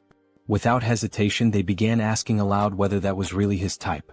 Then, the old man explains that he had only seen that particular form once before, long before the creature ever assumed a human shape for the first time. Completely stunned, Gu Pei questions what exactly is happening and why the creature doesn't look anything like Lady Huayin. However, Soryang, visibly confused, admits that he is not entirely sure what is going on. As he reflects, a thought resurfaces in Soryang's mind. Perhaps the creature had maintained Seol's appearance because, in the eyes of the villagers, she was considered the most beautiful woman in the region. But now they were speaking of Huayin, who was hailed as the most beautiful woman in all the Central Plains. Suddenly, overwhelmed by panic, Soryang dashes off, running in desperation, his mind clouded by the fear that the clan might see this as a sign of betrayal. As he races away, a wild thought crosses his mind. Could the creature have believed that he preferred poisons over Huayin? Is that why she had taken on such an unexpected form? Elsewhere, in a quiet room, rests peacefully with Soryang keeping her company in silence. But suddenly the door bursts open. Soryang enters abruptly, calling out Huayin's name, startling her completely. Frightened, Huayin immediately asks what happened and why he's so out of breath. Without wasting a second, Soryang blurts out that it's sudden, but he needs a favor. Soryang approaches Huayin and, his voice slightly hesitant, asks if he can hold her in his arms. The unexpected request catches her entirely off guard. Confused and scared, she doesn't understand what's going on. Seeing her reaction, Soryang quickly tries to reassure her, insisting that she shouldn't interpret it the wrong way. But hearing that only throws Huayin into a state of panic. Overcome by anxiety, she exclaims that he must have discovered the truth. She scrambles to explain, saying she never meant to keep anything from him deliberately, she only knew what she knew from reading about it in books. As she speaks, Soryang watches her, completely puzzled, having no idea what she's referring to. With her panic mounting, she finally yells out that the spider is one of the 10 great venomous creatures of the Central Plains. Soryang is left speechless. In his mind, an image of the spider flashes and shock floods his thoughts. He cannot believe what Huayin has just revealed, that Yowa is, in fact, that very creature. Huayin swears that she never meant to deceive him, but chose to remain silent until she could be sure, because of a promise she had made. Still frozen in place, Soryang begins to understand. That was why Huayin had been so hesitant. The revelation had taken him completely off guard. Huayin, overcome by emotion, gives in. In an unanticipated move, she throws herself into Soryang's arms. The gesture flusters and embarrasses him entirely. But suddenly, while still holding Huayin, something catches Soryang's attention. Had woken up. Sitting upright in bed, she silently watches the scene, clearly uncomfortable and embarrassed. Panic overtakes Soryang the moment he realizes that is indeed awake. Days later, Soryang waves farewell to the Namgung clan. The incident had been resolved. And fortunately, Yowa had assumed the form of Huayin after absorbing Soryang's qi yang. Aboard the boat, Soryang walks over to Yowa to inform her that, once they reach their destination, he will release her from the cage. Shortly after, Gu Pei asks if Soryang has any idea about the next leg of their journey. Soryang explains that after acquiring the ice jade, he plans to head directly for Mount Gonga, home of the fat-tailed geckos. However, he admits that he is uncertain whether he should stop by the Tang clan first, as he doesn't know if Yowa can handle such a long journey. Upon hearing this, Yowa raises a hand toward Soryang, who immediately asks if she's feeling well. She smiles gently, a clear reflection of her recognition of his kind spirit. Soryang understands the gesture and thanks her sincerely, promising that they will get there as quickly as possible. Without further delay, Soryang turns to Gu Pei and informs him that they will head straight to Mount Gonga as originally planned. As they travel toward their destination, Soryang takes the opportunity to quietly enjoy the scenery around him, allowing himself a rare moment of peace amidst the gentle sway of the journey. Suddenly, something captures his attention. He overhears two young men talking nearby, their voices animated. One of them says that the leader of the alliance had personally led the Azure Dragon unit on an expedition, and that captured prisoners from the Blood Cult had begun to reveal crucial information about the locations of other strongholds. Right after that, the boy with yellow hair adds with excitement that there are rumors going around about someone who managed to create a poisonous mist that only affects members of the Blood Cult. Instantly, Soryang turns toward them with enthusiasm written all over his face, realizing that they were talking about something he himself had accomplished. The scene shifts back to the boys and Soryang, now clearly intrigued, asks them who was responsible for creating such a thing. One of the boys replies that the alliance hadn't disclosed the identity of the person involved, but insists that whoever did it was truly a hero. Soryang is left stunned by the praise. As the words sink in, his mind drifts back to his days of uploading videos, and for a brief moment he relishes the feeling of having once again made an impact, albeit from the shadows. Eventually they arrive at Mount Gonga. Soryang admits, somewhat embarrassed, that since he's not particularly skilled in the art of lightness techniques, he won't be able to climb the mountain himself. Because of that, he suggests that Huayin and Gu Pei go instead to retrieve the fat-tailed geckos. However, Gu Pei raises a valid concern. Would the geckos even respond without Soryang present? Huayin agrees with the reasoning, suggesting that it would be best if Soryang could go himself. Then, out of nowhere, something draws their attention. It is Yowa, gracefully ascending the mountain on her own, while Soryang shouts desperately for her to come back down. One of the rocks on the mountain breaks apart, causing Yowa to descend rapidly, but she lands calmly and smoothly on the ground below. Everyone stands in awe at the sight, completely stunned by her ability to fly. Soryang suddenly remembers a phenomenon known as ballooning. He begins to explain with an air of fascination that although few people are aware of it, some spiders are capable of flying by releasing silk threads and surrendering themselves to the wind. He adds that sometimes when walking through the street and brushing against a random web in the air, it's likely the trace of such a flight. Now fully excited, Soryang gives Yowa permission to carry him through the air. As she takes off with him, Gu Pei and Huayin follow close behind. Upon reaching the top, Soryang embraces Yowa warmly and praises her for being such an incredible and versatile creature. Huayin, visibly irritated by the scene, immediately reproaches him, saying that hugging her like that is strange, especially since the form Yowa currently wears is her own. Hearing that, Soryang quickly apologizes, understanding the awkwardness of the situation. Without delay, he begins to explore the area in search of the geckos. After a little while, Soryang spots them in the distance. With joy and great enthusiasm he calls out to them. Instantly, the fat-tailed geckos leap toward him, full of energy and visibly thrilled to be reunited. Soryang is taken aback by how affectionate and healthy the geckos seem, much more so than before. Their condition fills him with a quiet sense of accomplishment. He then shows them the ice jade he brought and assures them that he will take good care of them. He calls them to follow him. As a personal touch, he decides to name them Snow and Ice. After naming them, he gently carries both in his arms. And just like that, they officially become part of the family. A while later, back at the Tang Clan during the late hours of the night, the guards are taken aback by what they see in front of them. Their eyes widen with surprise as they question why two young ladies are suddenly standing before them at such an unexpected time. They take a closer look and quickly realize that one of the young women isn't actually human. It's a spider that has taken on the form of Miss Huayin.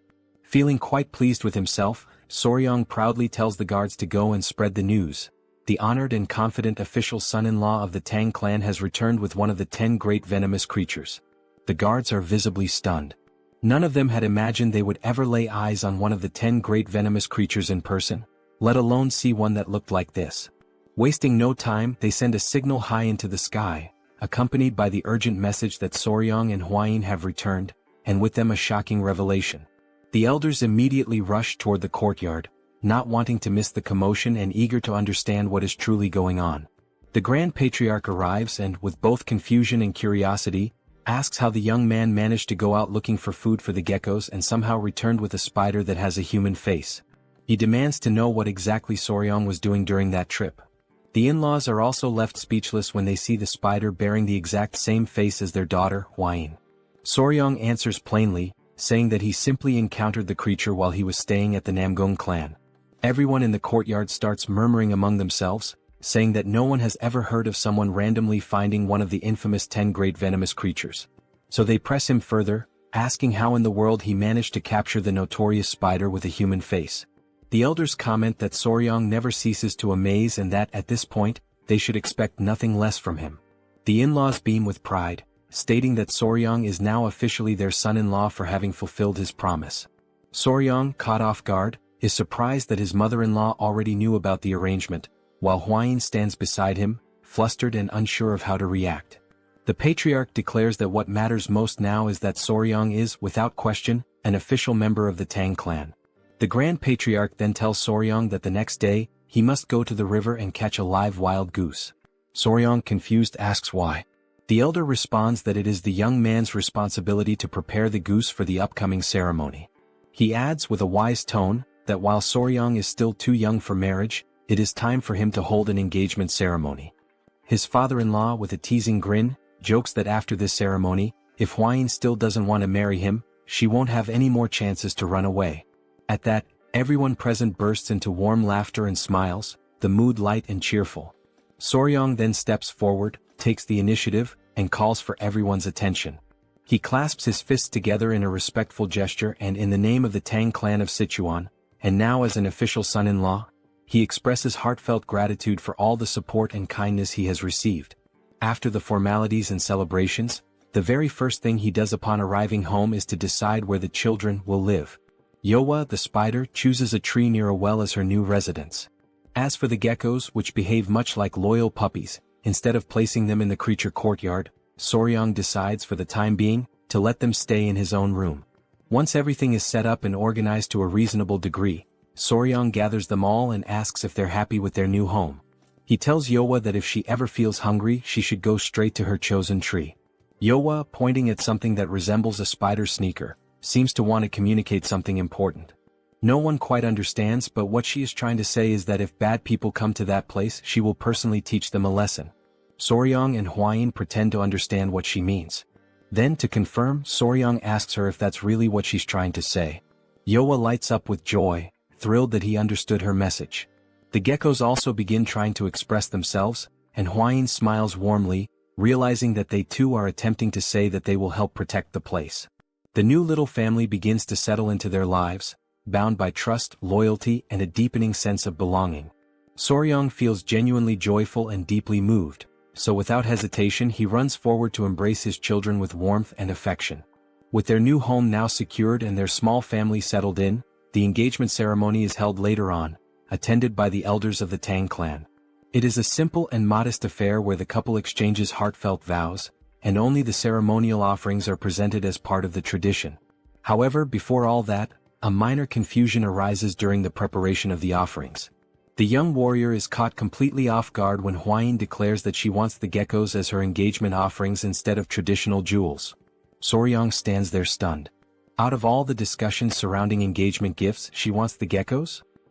He reflects to himself that for quite some time now, he had noticed how her eyes lingered fondly on the geckos, but never did he imagine she would openly say something like that. He calls her young miss, and trying to remain composed, tells her that what she is asking will be difficult. Stepping closer, he grabs her gently by the arm and explains that traditionally, engagement offerings are meant to symbolize a promise of eternal love.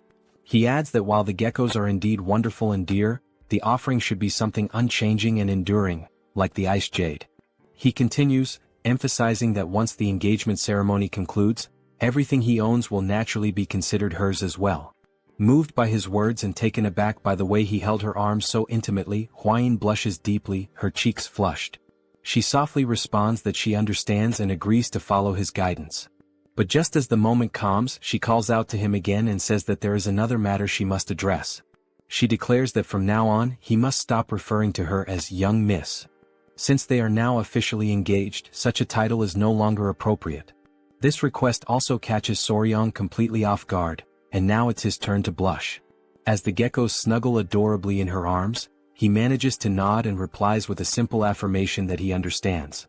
Shortly after, in the patriarch's main hall, the father-in-law greets them and casually asks whether they slept well the previous night. Soryong, however, can only think about why exactly he has been summoned. The father-in-law soon clarifies that the reason for calling him in is to speak about Soryong's great art. Hwayin elaborates, explaining that this great art involves learning a qi cultivation technique unique to the Tang Clan, one that involves internalizing poison. Soryong then asks whether they're referring to the ritual of taking the 10 poisons that had previously been mentioned. The Grand Patriarch confirms this and comments that it was fortunate Soryong captured the human-faced spider, as her venom is considered the weakest among the poisons from the 10 great venomous creatures.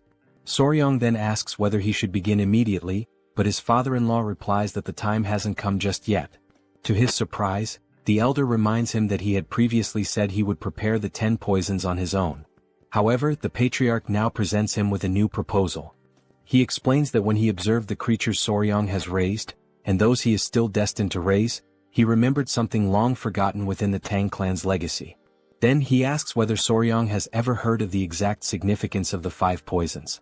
Soryong, thinking carefully, asks if he is referring to the art of the returning 5 poisons. The elder confirms, saying yes, and then proceeds to list them: centipede, gecko, scorpion, snake, and toad. These 5 deadly creatures form the foundation of the ancient 5 poison technique. Finally, the patriarch looks directly at him and asks whether Soryong would be interested in attempting to cultivate the divine art known as the returning 5 poisons.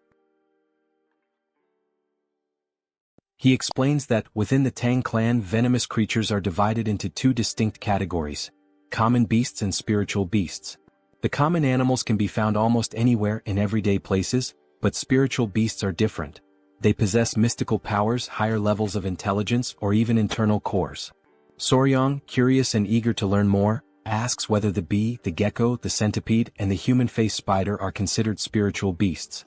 His father-in-law affirms that they are indeed spiritual beasts, and precisely because of that, he is going to propose something different.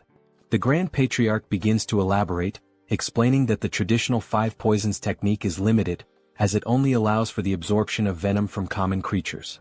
However, its true and complete form, the returning 5 poisons divine art, goes far beyond that, granting the ability to absorb venom from spiritual beasts. With the fat-tailed geckos and the centipede already in his care, 2 spiritual beasts are secured. If they can obtain venom from a snake, a scorpion, and a toad, all at the spiritual level, then all the conditions will be met for Soryong to fully master the returning 5 poisons. The elder then looks at him intently and asks whether Soryong would like to begin training in this divine art. Upon hearing this, the first thing Soryong manages to ask is whether the gecko actually possesses venom. The Grand Patriarch calmly responds that he conducted some studies and discovered that the geckos have the ability to bring people to a state of extreme cold. That, in itself, is a form of venomous effect. Then, his father-in-law presents him with 2 paths to choose from. The first path involves absorbing the venom from the centipede and the gecko in order to master the returning 5 poisons divine art. The second path requires absorbing the venom from the human-faced spider, which would initiate the cultivation of the dual-core 10 venoms body. Soryong, still unsure, asks whether he could possibly use the 10 most venomous creatures instead to complete the 10 venoms body. But his father-in-law calmly explains that the gecko is not one of the 10 great venomous creatures. Internally, Soryong begins to realize that if he proceeds by absorbing the venom from lesser beings, such as the blue centipede and the gecko, he will no longer be able to walk the full path of the 10 venoms. Therefore, he now finds himself at a crucial crossroads: either follow the spiritual path of the returning 5 poisons, or begin collecting all 10 of the great venomous creatures to forge the 10 venoms body. He likens this dilemma to choosing a skill tree in a game. Soryong remembers that, in his past life playing RPGs, the skill tree was everything. One wrong choice meant a weak character, the right choice led to god-tier strength. His father-in-law advises him to think carefully, stressing that the returning 5 poisons divine art is already an extraordinary achievement. Without great fortune, one might never find all 10 great venomous creatures, much less manage to tame them. Soryong remains deep in thought, his mind spinning as he contemplates the path ahead. He questions himself inwardly: should he take the simpler, more attainable route with the 5 poisons? Or dare to pursue the punishing path of the 10 venoms, which could ultimately elevate him to unimaginable heights? Still lost in indecision, he walks beside his companion. She calls out to him gently and says that if he's hesitating just because of the promise he made, then there's no need to feel trapped by the 10 venoms body. After all, the returning 5 poisons divine art is already an extraordinary cultivation technique. Huayin offers him words of reassurance, telling him not to decide anything out of haste or pressure. No matter what path he chooses, she emphasizes, he will remain someone special in her eyes. Soryang responds that even the patriarch mentioned how the preparatory process would be exactly the same, and only the final venom to be absorbed would change. He says he'll take more time to reflect before making his final decision. Days pass and Soryang still hasn't reached a conclusion. Lying in bed, he turns toward the geckos and casually asks them what he should do. Suddenly, the door bursts open and Huayin calls out his name, shouting. Startled, Soryang jumps up and asks what's going on. She explains that the centipedes are about to molt again. He springs out of bed in a hurry, stunned by the news. The two of them rush together to the area where the centipedes are kept. Soryang gazes at them, his heart filled with awe and emotion. Huayin notes how quickly the centipedes are growing, and she's surprised. They weren't expecting a second molting to happen this soon. She wonders aloud whether their appearance will change again, and Soryang nods, confirming that this time, blue spots will start to appear on their bodies. He recalls their mother and, filled with excitement, wonders aloud whether they might begin to resemble her. Huayin says she's excited too, and Soryang confidently declares that they'll definitely become even cuter. But suddenly in that very moment his expression freezes. Soryang realizes he shouldn't be celebrating just yet. If the centipedes don't properly dry their bodies before the grand technique is performed, it could lead to serious problems. Desperate, he reflects that even ordinary centipedes take an entire day to dry after molting, and considering the timing of the previous molt, this current one is bound to take even longer. Deep down he knows that the gecko's venom is something truly special. It requires a careful preparation process before it can be safely extracted. His dilemma has been whether to use the centipede's venom or the spider's venom for the first dosage. But now, with the molting in progress, he isn't even sure if the centipede's venom will still be viable once the process is complete. Soryang realizes that forcing the extraction of venom at this stage could bring about serious complications. Yet, at the same time he is fully aware that he cannot afford to wait until their bodies have fully recovered and strengthened after the molt. After all this reflection, he silently wonders why on earth he's been torturing himself so much over this decision in the past few days. Several days later, Soryang stands firm in his decision. Inside the Hall of Grand Techniques, the complex and meticulous preparation of the great technique has finally been completed. Though Soryang had considered delaying the ritual for the sake of the centipedes, the intricate nature of the process made postponement virtually impossible. Divided into multiple stages, the preparation begins with hundreds of cauldrons boiling various herbs, each selected to extract a specific medicinal essence. After this, the extracts are cooled down and stored in large ceremonial jars. Inside these containers, various potent venoms and the blood of venomous beasts are combined. Maintaining the right balance among all these volatile substances is no easy task. One delay or a minor error could render the entire mixture useless. That is why Soryang understands he cannot afford to simply sit and wait. So, he makes his decision. He will use the venom of Yowa, the human-faced spider, one of the 10 great venomous creatures. As he gazes into the ceremonial liquid, he notes how dark and ominous its color has become. At that moment, the Grand Patriarch enters and solemnly announces that the time has come to begin the ritual. He instructs Soryang to remove his garments and step into the jar. Without hesitation, Soryang complies and immerses himself. The moment he enters, a sensation washes over him. Something almost nostalgic, like being in a place that his body somehow remembers. The Grand Patriarch explains that a single drop of Yowa's venom will be added to the liquid, followed by the application of medicinal compounds. This combination will initiate the absorption process, causing Soryang's body to begin merging with the venom. He also mentions that, under normal circumstances, this would be an excruciatingly painful process.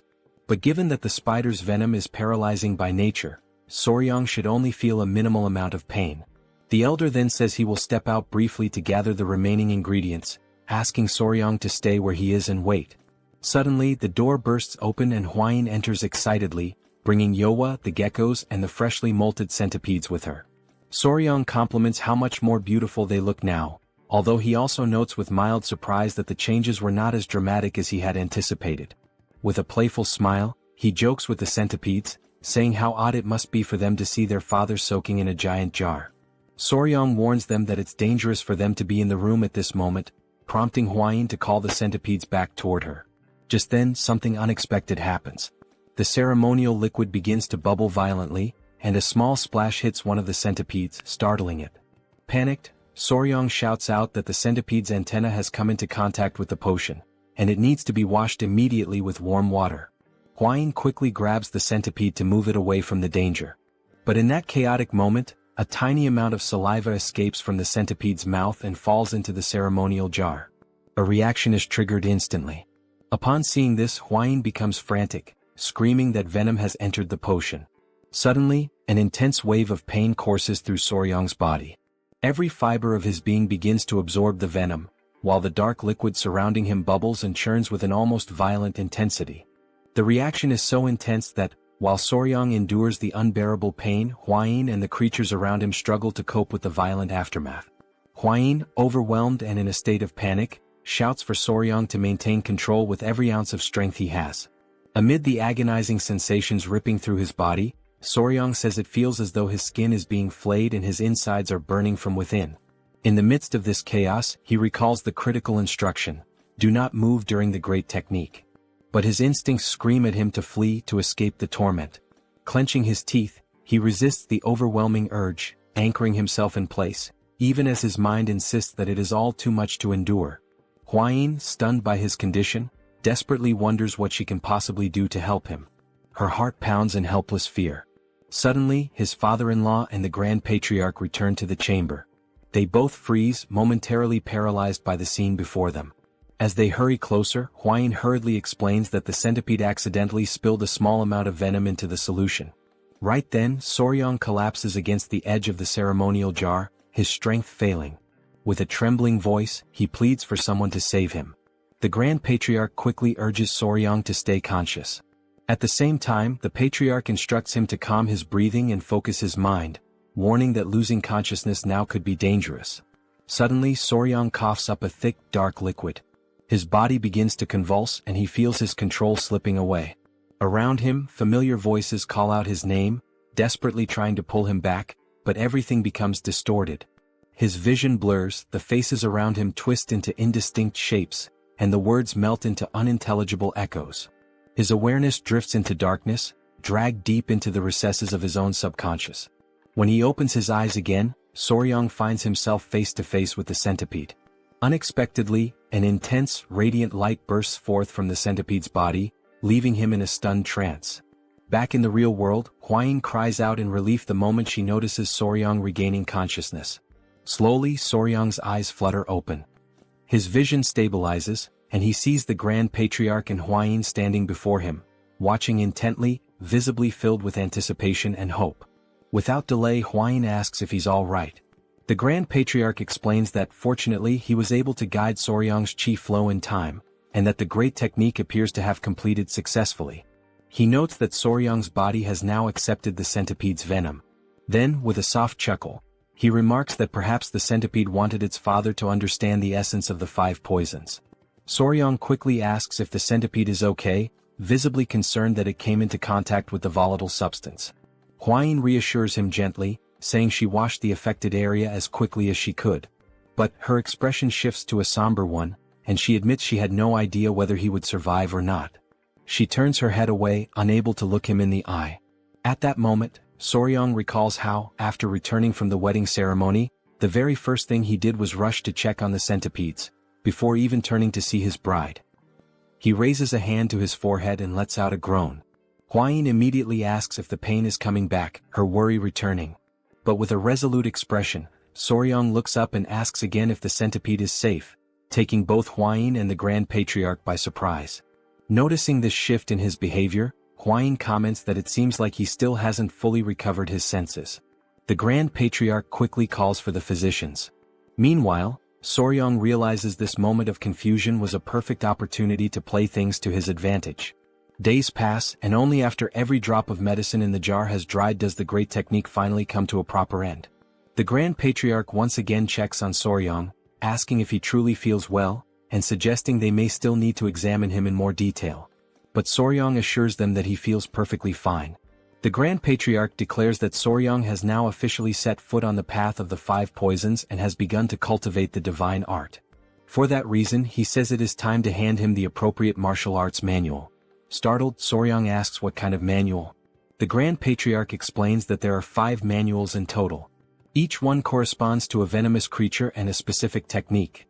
The venomous fang claw of the centipede, the venomous snake grasping hand that seizes life itself, the fast-legged scorpion tail technique, the wall-climbing gecko step method, and lastly the exploding toad palm.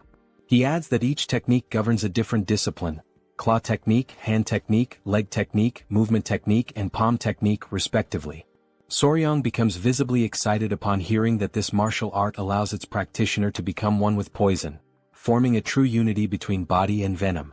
The very idea stirs something deep within him, igniting his curiosity and determination. The Grand Patriarch notices Soryang's reaction and remarks that he seems enthusiastic. Soryang confirms that he is indeed excited, but also admits that he's surprised. It's not exactly the kind of venom-based assassination techniques or deadly arts he had originally imagined. In response, the Grand Patriarch begins to explain the origins of this martial tradition.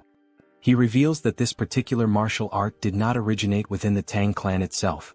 The divine art of the returning 5 poisons, along with the 5 venom techniques, actually stemmed from an external lineage, from the now extinct 5 poisons sect. He recounts a story from 2 centuries ago. Back then there was a second son of the Tang family, known far and wide as a prodigy of his generation. That young man fell in love with the daughter of the lord of the southern barbarian beast palace. Despite fierce opposition from both powerful clans, the 2 lovers defied their families and fled together. In exile they founded the 5 Poisons sect. The couple went on to create an entirely new martial art, one that fused the venom arts of the Tang clan with the beastly fist techniques of the beast palace. This fusion led to the birth of a unique and powerful martial system. However, because they incorporated forbidden techniques into their new style, they attracted the wrath of the martial world. The sect became a target of persecution and was ultimately annihilated around 100 years ago in the depths of the jungle. The Grand Patriarch concludes by explaining that after the sect's fall, both the Tang clan and the Beast Palace reclaimed fragments of the lost arts. The 5 poisons and the 5 venom techniques were eventually restored. Although tensions still lingered between the clans, the Tang clan managed to retain most of the art. He adds that the masters of the 5 poisons sect held out against overwhelming force, proving the extraordinary strength of their style. The Grand Patriarch emphasizes that he has always believed this martial path would be a perfect fit for someone like Soryang, someone with a natural inclination and affinity for poisons. In that instant, Soryang realizes this was the Grand Patriarch's plan all along. He expresses his sincere gratitude and assures them that from this moment on, he will commit himself fully to training. The Grand Patriarch nods, stating that as long as he remains dedicated, greatness is destined to follow. And so, with resolve burning in his heart, Soryang takes his very first step onto the path of the divine art of the returning 5 poisons. Elsewhere, he strolls quietly, suddenly noticing how long it has been since he last felt sunlight on his face. Just then, much to his surprise, a centipede comes crawling rapidly in his direction. It's Nova, the same centipede that had spilled the venom into the ceremonial jar. Soryang wonders aloud if she had been waiting for him all this time. He looks at her gently and says he understands everything she went through, urging her not to blame herself. None of what happened was her fault. Moved by his words, the centipede suddenly leaps into his clothes. Startled, Soryang notes that her body is still rough and spiky from shedding her old skin, and he would really prefer if she stayed on top of his clothes rather than pressing directly against his bare skin. She looks at him for a moment and then climbs out of his clothes, leaving him full of assumptions and questions. Soryang grows anxious and wonders what is going on. A strange thought flashes through his mind. Could the centipede actually be reading his thoughts? Trying to shake off the notion, he reassures himself that it's probably just a coincidence. After all, animals that spend a long time together often develop uncanny synchronicities. He holds her gently in his hand, telling himself that he's just an emotional fool without a solid sense of reason. There's no way an ordinary creature from the Venom clan could do something like that. But suddenly, the centipede looks at him with a piercing, serious gaze. Then she radiates a powerful red aura, shocking Soryang to his core. He mentally gives her a command, to go to his head. Instantly, she obeys without hesitation. He then mentally commands her again, to find him. And again she follows the instruction precisely. Soryang stands frozen, stunned. 1 time might be coincidence. 2 could still be chance. But 3 times? That was beyond reason. Eyes wide, he stares at her, overwhelmed and confused, trying to make sense of the impossible. In that surreal moment, a mysterious light begins to form, connecting the two of them. Elsewhere, Huayin was calling out desperately for Nova, her voice filled with urgency as she asked where the centipede had gone. Coming across a few other centipedes, she asked if they had any idea about Nova's whereabouts, knowing that after recently shedding her skin, it would be more difficult to track her down. At that moment, Soryong suddenly appeared, emerging unexpectedly as he ran toward Huayin with Nova resting on his shoulders. Seeing how visibly exhausted he looked, Huayin immediately asked if he was alright, while simultaneously scolding Nova for wandering off so far, a behavior she had explicitly forbidden. Catching his breath, Soryong lifted Nova gently and pointed out something far more important at that moment. Nova now understood human language. Huayin, stunned and momentarily speechless, was taken aback by the statement. She then questioned what he meant, arguing that Nova had always been able to understand spoken words. Soryong explained in more detail. Nova was no longer limited to simply understanding spoken language. She now understood thoughts as well. The shock on Huayin's face was instant. Before she could respond, Soryong bolted off, heading straight for the Grand Patriarch, eager to obtain further answers. Sometime later, they arrived at the Grand Patriarch's hall. Inside, Soryong recounted everything that had happened. Huayin added that, among all the centipedes, only Nova was capable of understanding thoughts. She then asked whether this could be a result of the great art. The Grand Patriarch immediately dismissed the possibility. He stated that the ability had nothing to do with the great art, noting that among all those who had accepted the venom of spirit creatures, there had never been any reports of such a phenomenon. It was the first time he had heard of something like this. Huayin then asked what the cause could be. The Grand Patriarch firmly declared that it was undoubtedly the result of the divine art of the five poisons returning. He explained that the great art was designed for the absorption of venoms, and that only Soryong had successfully absorbed venom from a spirit creature. He continued by saying that what happened to Nova was clearly influenced by the southern barbaric beast palace. Soon after, the Grand Patriarch elaborated further. He explained that the palace treated beasts as part of themselves and that their secret might be connected to the five poisons returning art. He concluded that it was impossible to fully understand why this was happening. Soryong, puzzled by this, asked why it was considered impossible to comprehend. The Grand Patriarch emphasized that there was no reason for the palace to reveal its most guarded secret. He warned that once the palace discovered that the Tang clan had mastered a martial art shaped by their influence, there was no way to predict how they would react. Distressed, Huayin asked whether there was any way to prevent this from escalating. The Grand Patriarch replied that it wouldn't be easy, unless the palace owed them a significant favor. Later on, Soryong walked in silence, feeling disappointed by the entire situation. He thought back to his original hopes of gathering his animals and forming something like the Brementown musicians. Suddenly, his thoughts were interrupted by someone calling out to him. It was Commander Gyupi, who greeted him warmly, expressing how glad he was to see Soryong in better health. Suspicious, Soryong listened as Gyupi explained that there was an issue in the venomous creature garden and asked if Soryong could accompany him there.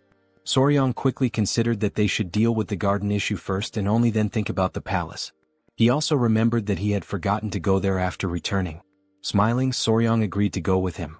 Before they left, Gyupi said he wanted to leave someone with Soryong. Hearing that, Soryong was surprised. What did he mean by someone? At that moment, to his amazement, the small Inying came running toward him, full of joy and longing. As they walked together, Gyupi explained that he brought the girl because she wouldn't let go of him, so he decided to bring her to the venomous creature garden. Still skeptical, Soryong asked the real reason Inying was there. Gyupi clarified that she had come for treatment and would be staying with the clan for a while. Interrupting, Inying asked why Soryong hadn't visited her yet. But Soryong only noticed that she was missing a tooth. He apologized, saying he didn't know she had already returned. He guessed she must have been bored being alone, but she denied it. To prove it, she smiled with her toothless grin and raised her click, the creature she had been playing with. Seeing it in her hands, Soryong was surprised. It was a click beetle. Click beetles are known for the snapping sound they make when they flip over. Though considered a crop pest, they're adorable in the eyes of children. Surprised, Gyupi asked if that really was a click beetle. Inying, slightly upset, insisted that it was much more than that. It was click. Soryong recalled that when he was younger he used to call them click insects, and this one was the very first he had ever raised in his past life. Then he asked Inying if she truly liked bugs. She enthusiastically replied that she did, especially the rage bee in the clique. Upon hearing those words, Soryong couldn't help but think that the little girl seemed like a smaller version of himself. The idea crossed his mind to teach her how to handle venomous creatures. He then invited her to explore and learn more about insects, and to his delight, she absolutely loved the idea. However, Gyupi could only think about how he would explain Soryong's decision to Patriarch Peng. Later that day, in the Garden of Venomous Creatures, little Yingying watched with curiosity as a snake slithered inside a glass container. Meanwhile, Soryong and Gyupi were discussing the colony of rats they were raising, which would soon exceed 1,000 in number. During their conversation, Soryong inquired about the water snakes, having heard there was an issue, and wanted to understand what was going wrong. While the two men talked, Yingying remained preoccupied with the surrounding animals. Gyupi explained that while the snake's diet had been stabilized, the number of crickets was falling short, causing some creatures to go hungry. Soryong then reflected that, in truth, no matter how many crickets they had, it would never be enough, and the only real solution was to find an alternative food source. Suddenly, Yingying let out a loud scream and burst into tears, drawing both men's attention instantly. Soryong quickly asked what had happened, but before the girl could explain, he noticed an unfamiliar smell. Through her sobs, Yingying raised her hand and said she was sensing a strange odor. Soryong immediately realized something and gently asked her to show him what she had inside her bag. As he inspected the contents, he recognized that the little girl had made the exact same mistake he once made as a child. With patience, Soryong invited Yingying to come with him and see something different from the click beetles she had collected. He showed her a red flower beetle. In fact, its real name was the tenebrio beetle, and once it reaches adulthood, it releases a foul odor through glands, which was the source of the smell. Because of their similar appearance to click beetles, it was easy to confuse the two. Soryong explained that only click beetles make a sound by snapping their abdomens. Tenebrio beetles do not. Still, he praised the girl for her efforts, saying she had done a good job because, coincidentally, he actually needed those very beetles. Gyupi then asked him why he would need them. With excitement, Soryong said he planned to raise all the beetles Yingying had gathered. He explained that, although it might not seem like it, tenebrio beetles were actually one of the most common foods used for feeding both insects and lizards. Confident in his plan, Soryong declared that if they could replace the crickets with tenebrio beetles, their food supply would finally be sufficient. He told Gyupi that, thanks to Yingying, they might have just found the solution to their problem, and invited him to accompany him to the cricket breeding area for further inspection. After some time, they arrived at the breeding facility. At first glance, Soryong didn't notice anything obviously wrong. He opened one of the containers to investigate more closely and immediately realized that the crickets' legs were falling off. Startled, Soryong concluded that the crickets were turning to cannibalism, which explained why their population wasn't increasing. Hearing this, Gyupi assured him that they had been fed adequately, but Soryong reassured him, mentioning that he had experienced the same issue back on Hainan Island. He added that, sometimes even when food is available, cannibalism among crickets still happens. He admitted that he didn't know much about crickets, and that ignorance was frustrating, especially since the problem was so serious and so far they hadn't been able to identify its cause. Just then someone arrived, politely asking for permission to speak. Awkwardly, the man said that if the issue was about crickets, he knew the right person to consult. Gyupi introduced the man to Soryong, explaining that, aside from him, this man was the only other volunteer in the poison division. Wanting to be honest, the man then admitted that he occasionally visited cricket fight rings for entertainment. Not knowing what a cricket fight ring was, Soryong asked for clarification. The man explained that they were gambling events where crickets fought one another, and bets were placed on the outcomes. He further added that the strongest and largest crickets were sold at high prices, usually raised in the very homes of those who ran the rings. The man then mentioned that there was a woman who raised crickets and lived nearby. He had heard rumors that she knew absolutely everything about them. After some time had passed, during the evening, a crowd of people had begun to gather in a bustling and lively area. Among them were Soryong, Hwayin, Gyupi, and Wangyan. They were heading to the betting house in order to meet the cricket breeder that the man had previously told them about. Soryong had assumed they would use their foot techniques to travel, since the place seemed to be far away. However, they were instructed to dress properly and ride in a carriage, given that the location was part of a gaming district. After a while on the road, Hwayin informed him that they had arrived at the well-known betting house. Gyupi approached a man and informed him that Hwayin, a direct descendant of the Tang clan, was present there with her fiancé. He then asked if the man could guide them to the gaming house. The man was startled upon hearing that members of the Tang clan were there. But he quickly composed himself, respectfully greeted them, and thanked them for visiting the establishment, of which he was the owner. Wang Yan then asked if they could see the crickets. Excitedly, the owner confirmed and informed them that on that particular day, there would be a match between General Crickets. He promptly invited them to come inside. Once inside, Soryang was stunned by the sight. A group of men were gathered around a table, eagerly waiting for the match to begin. They shouted loudly, urging the crickets to fight, while one of them remarked that he had bet everything he had during the last match. On the table, the crickets were already getting into position for the duel. Very quickly they began clashing with each other. The men grew wild with excitement as they watched the intense battle, each one hoping that the cricket they had placed their bets on would emerge victorious. Watching the scene unfold, Soryang was left amazed to witness such a spectacle, while Wang Yan, clearly thrilled, explained that the cricket that turned its back would be considered defeated. On the table, one of the crickets took a hit to the back and was defeated instantly. One of the men confirmed the end of the round. Wang Yan went on to explain that the victorious General Cricket would now go to auction, and it was said that such crickets could be sold for as much as 30 taels of silver. Hearing this, Soryang briefly considered the idea of selling crickets himself. But before he could entertain the thought further, Huayin interrupted him, calling him over to meet the breeder. They then made their way toward the area where she was. The owner mentioned that sometimes guests wanted to meet her, but to him the brat wasn't anything special. Her only roles were feeding and cleaning.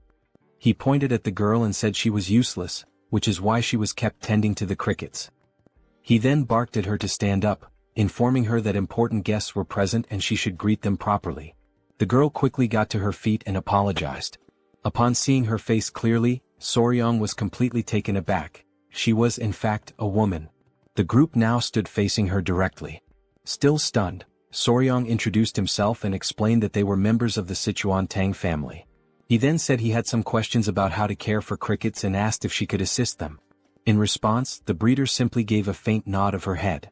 Soryang then explained that he had been raising a large number of crickets in a certain place, but they continued to eat each other. With few words she replied that they were craving meat. She explained further, saying that they were probably only feeding the crickets grass, but crickets are omnivores. They need meat. Otherwise they'll devour each other. Soryang was stunned. Inwardly, he realized that he had completely overlooked the possibility that a lack of protein was causing the cannibalism. Right then, Soryang began to question if this was what a true cricket specialist looked like, and he concluded that he needed to keep a close eye on her. Then, without saying a word, he subtly turned toward Huayin, who immediately understood the signal. She, in turn, asked the owner if it would be possible to buy the breeder. He was confused at first, not understanding why someone would want to purchase her. But without hesitation he agreed, shoving the girl forward and saying they could take her right away. However, to everyone's surprise, the breeder refused. Her reaction irritated the owner, who yelled at her, demanding to know what she thought was so special about herself and if she even understood who she was refusing. Then he orders her to shut her mouth and go, but once again she refuses to obey. Soryang steps in at that moment, interrupting the tense situation, and firmly demands that they stop with that behavior immediately. Following his lead, Huayin walks over and gently says that the girl will be treated well and can even bring her family to live with the Tang family. But the woman responds firmly that she will not go. Once more the owner asks in frustration if he's going to have to fight with her again. Before he can do anything further, Soryang cuts him off, asking him to calm down. Soryang then asks if she is working there on behalf of someone else, but the man shakes his head and denies it. He recalls that 5 years ago she came forward offering to work for free, and so he took her in and gave her the task of feeding the crickets. Soryang, visibly disappointed, wonders why she refuses to leave that place. Meanwhile, Gyupi, deep in thought, asks Soryang for permission to speak. He says that she reminds him of himself, back before he was taken in by the Tang family shelter. Then he turns to the owner and asks if he can take her with them for just one day. The man replies indifferently that he can do whatever he wants with her. So Gyupi gently invites her to come out with them for some fresh air. She hesitates for a moment, clearly lost in her own thoughts, but soon nods her head in agreement. Soryang and Huayin are relieved and happy, even though it's only for a single day. A little later, inside the Tang family guest residence located in the capital city, Soryang and Huayin are seated at a table along with the guest. Soryang comments to Gyupi that he had no idea the Tang family owned a building in the capital. Gyupi explains that this is actually just a branch of the Sichuan Tang family. He adds that in addition to this building there are also inns, pharmacies and restaurants all along this alley, every one of them owned by the Tang family. He emphasizes that later on he will also show them the trading company and the escort agency. Astonished, Soryang asks if the entire alley belongs to the family. In silence he reflects on the patriarch, his father-in-law, who spends his days practicing martial arts. He never quite understood how the family managed to sustain itself, but now, finally, everything makes sense. Then Gyupi asks the caretaker why she refuses to leave and says that if she's going through any kind of hardship, they can help her. But she gives no reply. Soryang leans over and whispers to Hwayin that she's still not saying anything. Hwayin observes that the woman hasn't even touched the food or tea placed in front of her. Gyupi notices that she seems to be harboring some kind of resentment. He kindly tells her not to worry and assures her that she can trust them. In that exact moment and quite suddenly she rises from her seat. She kneels down, bowing her body and lowering her head until it is almost touching the floor. She introduces herself, saying that her name is Song Naok and that she comes from a village called Song. Hwayin is visibly surprised, and Soryang asks her if there is a reason why she refuses to leave the betting house. Instead of answering directly, she reaches up and pulls her hair away from her face, and what they see leaves everyone utterly stunned. Soryang is deeply shaken by the sight. The cricket caretaker's face is covered with the visible scars of severe burns. Outraged and unable to comprehend, Gyupi silently wonders how anyone could have done something so cruel to a woman. At the same time, Soryang asks her directly who was responsible, but she only replies that it was someone, and she declares that she must take revenge no matter what it costs. Through the tears streaming down her face, she firmly states that until she resolves that matter, she will never leave that place. Then she remembers the Song village, the place where she once lived peacefully with her younger sister, Nian. After losing their parents, it was Song Naok who raised her sister with care and devotion, and together they grew up, becoming rather well known in the village for the striking beauty that both of them possessed. One day her younger sister asked if Song Naok could skip work. She answered that she needed to work during the festival but reassured her that she would return quickly, since the neighboring village was not very far away. Nian grew irritated by the reply and cried out, saying that she did not want to be left alone on that particular day. After all, it was her birthday. Trying to soothe her sister, Song Naok apologized and reminded her of the promise she had made to their parents, the promise that she would never let Nian suffer. She suggested that even if the loneliness felt heavy, her younger sister could stay there and pass the time playing with the crickets until she came back. Hearing that, Nian answered sadly that even the cricket fights were better when shared by two people. Yet Song Naok insisted that there was no other choice for her. At that moment she took out a small incense pouch, which was meant to be her birthday gift to Nian. Surprised, the younger sister remarked that such a pouch was expensive, but Song Naok explained that she had received it as a reward for helping during the last festival, and asked her sister to wait for her that day. So she left for work, while Nian thanked her warmly, promising that she would keep the pouch safe until her return. Smiling, she asked her sister to hurry back soon, for she would be waiting eagerly. At her workplace, more guests arrived than had been expected, which forced Song Naok to remain there longer than she had planned. Later, at the end of her shift, a man warned her to be careful because of the darkness outside. She replied that such a thing was not a problem, since her sister must already be hungry, and she needed to rush home quickly. She set off at once, without even carrying a lantern, because her only thought was to celebrate her sister's birthday with the food she had brought from the festival. As she was running, someone suddenly appeared in her path, and unexpectedly they collided. Without hesitation, Naok apologized, but the man scolded her, complaining that she should watch where she was going.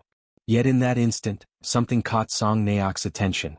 It was the scent of the incense pouch, coming from him. But she decided to ignore it and hurried on her way home. When she finally arrived, she called out for her sister, announcing that she had returned. The silence unsettled her, and she wondered if Nian had grown tired of waiting and gone to sleep. So she lit a candle. And as she opened the door, she asked softly if her sister was there. To her shock, Nian was lying on the ground, injured, bruised, and covered with wounds. Terrified, she dropped the saucer that held the candle, letting it fall. She ran quickly to her sister's side, crying her name in despair. Dazed and trembling, she asked what had happened, and as she held her in her arms, she failed to notice that behind them the house had begun to catch fire. Outside, two men from the village saw the flames and worried, began asking each other if that burning house was not Song Naok's. At that very moment, someone stumbled out. It was Naok herself, clutching her sister tightly in her arms despite the fire raging around them. With all her remaining strength, she tried to explain to the men what had happened to her sister, but before she could finish, she collapsed to the ground, unconscious. Her greatest wish was that everything unfolding before her eyes was nothing more than a nightmare. But the harsh reality lay directly before her, and the flames only grew larger. Back in the present, inside the Tang family's guest residence, Soryang asked whether it was because of that tragic incident that she bore the scar on her face. She answered that, when she finally regained consciousness, more than 2 weeks had already passed. Her body was entirely wrapped in bandages, wounded from head to toe. She explained that she had begged the escort agency to track down the person responsible, but they had failed, admitting that they did not know how they would face young Nim after everything. Just as life slowly fades at the end of autumn, her heart, too, was gradually dimming. The only form of communication she had with the world were the faint groans that escaped her lips whenever she touched the bandages in an attempt to treat her wounds. Time passed quickly and soon spring arrived, bringing with it the awakening of the new crickets.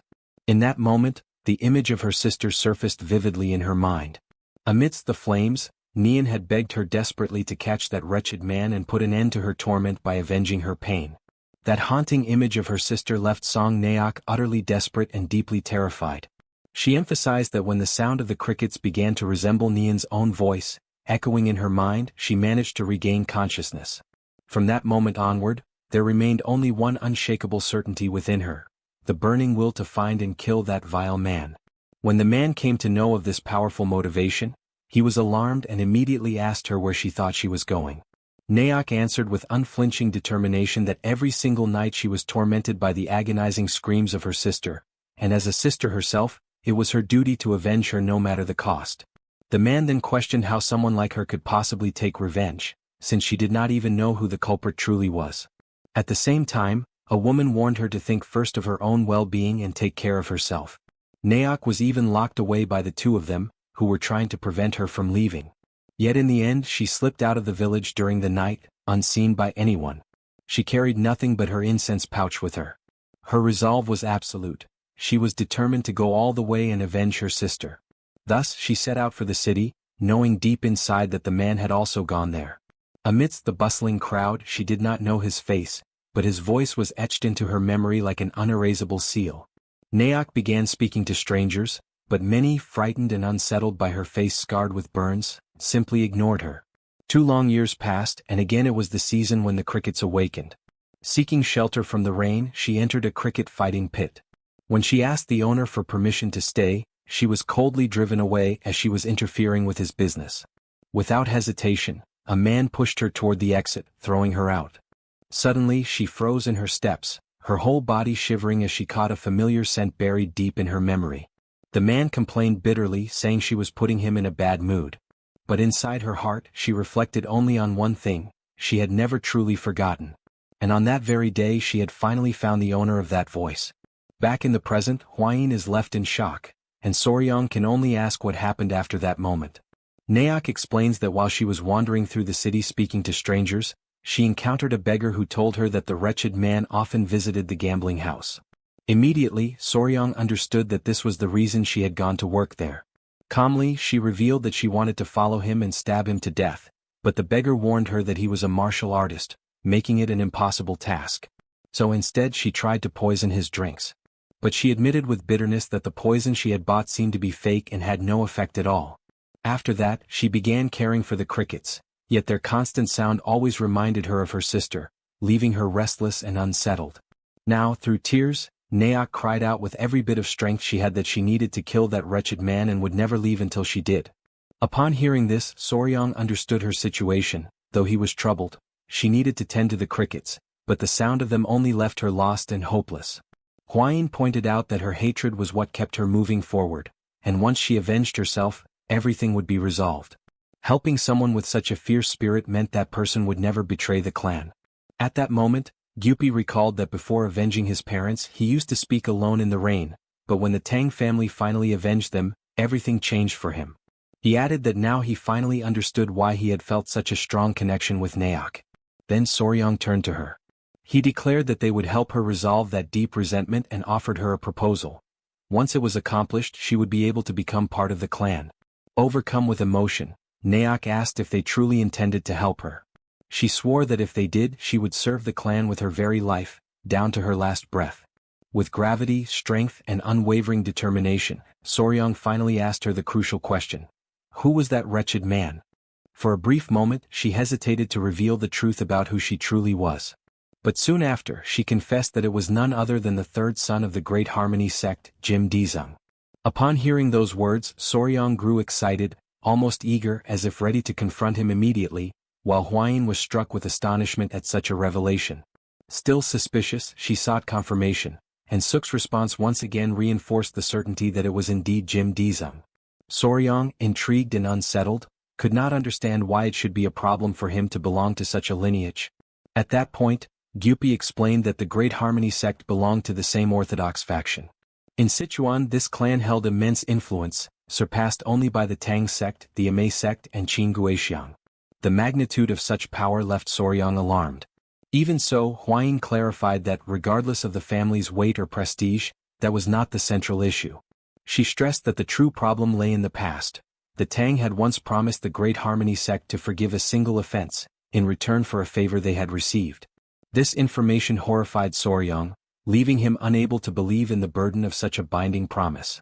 Huayin then added that in the Murim world, oaths sworn upon martial arts, the family name, or an inherited title could never be broken. Meanwhile, Suk, who had been watching from behind, asked if there was some kind of problem. Soryang denied it, explaining that he simply had not expected that individual to turn out to be such a significant figure. Huayin then declared that the wisest course of action would be to begin the fight first, and she advised Suk to rest without worries, assuring her that they would take care of the matter. Soon after, Suk expressed her gratitude for the support she had received. But without warning, her body weakened, and she suddenly collapsed to the ground, fainting before everyone's eyes. Huayin immediately concluded that the fall was caused by the strain she had endured and decided it would be best to take her to the Tang residence so she could rest properly. Still, Gyupi perceived the seriousness of the situation, and Soryang insisted that they needed to report the matter both to the Patriarch and to the Great Patriarch. Sometime later, in the main hall of the Tang family, everyone was gathered. The Great Patriarch spoke of the prestige of the Great Harmony sect, but he lamented the disgrace brought by the son who now stained its lineage. At the same time, Soryang's father-in-law expressed sorrow for the circumstances, yet he reinforced that the vow once made by their ancestors was deeply tied to the honor of the Tang family. He emphasized that if actions were to be taken out of mere pity, then no one would ever again trust the word or future agreements of their family. For this reason, he decided to forbid the use of poison or the direct lineage of the Tang in helping Suk. This decision left Soryang shocked and desperate. He tried to persuade them otherwise, but his father-in-law remained firm and unshaken. Huayin quickly held Soryang's hand, urging him to respect the patriarch's will. She explained that as long as neither the Tang poison nor the direct lineage was involved, and as long as the clan itself did not interfere officially, it was still possible to help, since Soryang was not part of the direct line of the family. Then the patriarch questioned him directly, asking if the young warrior would truly give up. At that moment, Soryang finally understood the true meaning of the permission granted. Internally, he reflected that this was now his chance to prove his worth and his skills as a member of the Tang family. He also knew that, within such organizations, it was almost a rule that someone always had to endure physical hardship at the beginning. Later, Gyupi explained that despite the permission granted, the young warrior should never expose the Tang clan and that he himself would discreetly monitor Soryang's steps through the beggar sect. After leaving the hall, Soryang reflected that the first step would be to track Jin Dizung, a task now entrusted to Commander Pei, a former member of the Poison Annihilation Unit. After this discussion, Soryang met with Huayin and Suk. He asked Suk if she had slept well, to which she replied that she had. Internally, Soryang reflected upon Suk's decision to remain with the Tang family, and he noticed how much more beautiful she looked after arranging herself with care. He then handed her an ointment from the Tang clan, specifically prepared for burn wounds. Immediately after, he asked if he could pose a few questions regarding the crickets. Yet, just as he was about to ask the one question that most intrigued him, Gyupi suddenly appeared, interrupting the moment. He said that he had thought the young warrior was outside, gathering information. And right after that, he announced that he had brought a guest. An imposing figure suddenly appeared at his side, with a stern face and a rigid, unyielding posture. Yet, in the very next moment, in a lighter and almost casual tone, The figure remarked to Huayin that she was like a poisonous flower and that it had been a long time since he had last seen her. That unexpected situation froze the pair in place, paralyzing them for an instant. But Huayin quickly recovered her composure, bowed deeply, and paid her respects to the beggar emperor. Meanwhile, Soryang, visibly confused, struggled to understand who that man was. Huayin then explained, "That man was one of the three emperors and also the supreme leader of the Murim alliance." Soryang's eyes widened in astonishment, his entire demeanor reflecting pure surprise. In the presence of such an extraordinary figure, he presented himself with deep respect, still unable to hide his amazement. The leader, however, seemed thoughtful and intrigued, reflecting silently on what kind of person Soryang might be. Ever since the emperor had transferred his martial arts to him, it had always seemed like something unusual, something that set him apart. Suki, for his part, was taken aback when he finally recognized the emperor as the very same beggar from Songdo. Not having realized his true distinction at the time, he felt embarrassed and apologized sincerely for his past rudeness. At that moment, Huayin asked what had brought him to the Tang family. She suspected it might have something to do with the problem involving the Harmony sect. He confirmed that it was precisely about that. Huayin grew uneasy, fearing that he might be there to interfere with the group's work. But he reassured her, stating clearly that he had no such intention. He added that he could not stop them anyway, since he fully understood their circumstances. Even though he could not act openly, he had come to offer whatever help he could. Soryang, still suspicious, questioned how someone could truly help without even taking a single step forward. In response, the beggar lightly pressed his index finger against his forehead and murmured a single word: information. He explained that what truly drove him was his curiosity. He wanted to see how the successor of the first emperor would handle such a difficult situation. He then revealed that he had lost his own team in events that had taken place years earlier. When he mentioned Jim Dizung, he could not hide the disdain in his voice. He described Jim as vile and corrupt, a man shielded by the power of his family, with 2 cases involving the deaths of women tied to his name. Upon hearing these revelations, Soryang concluded that, even for the Great Harmony, Jim was an even greater headache, perhaps an even more disgraceful piece of filth than he had imagined. The emperor then stated that, ever since the incident in Song Village, Jim had kept a low profile and limited his movements, only visiting the gambling house. That was why the emperor had recommended poison to the young woman. Soryang then observed that the only possible way to confront Jim would be within the gambling house itself, though he wondered whether it would be necessary to stage the poisoning, as Suk had once done. Huayin reminded him that they would not be able to use the Tang family's poison this time. Turning to Naoki, he asked her how she was able to identify Jim's food or drink among so many different choices. She explained that Jim always made complicated and highly demanding requests, and the kitchen would receive a special message for each one of his orders. Soryang, curious, pressed further, asking what kind of complicated orders these were. Naoki detailed that he always requested his meals without certain ingredients, specifically crab and shrimp. At that point, the leader remarked that he had heard something unusual happen to Jim's body whenever he consumed such foods. Internally, Soryang immediately realized it was most likely a severe seafood allergy. Sensing a golden opportunity, he wasted no time. He immediately called for Commander Gupai and instructed him to go to the garden of venomous creatures to bring back flower beetles. Gupai, puzzled by the sudden and unusual order, asked why. Soryang then explained calmly, yet with a hint of grim determination, that his plan was to provide Jim with a death that would be both pleasing and delicious. At that moment he named the plan Operation Tasty Death.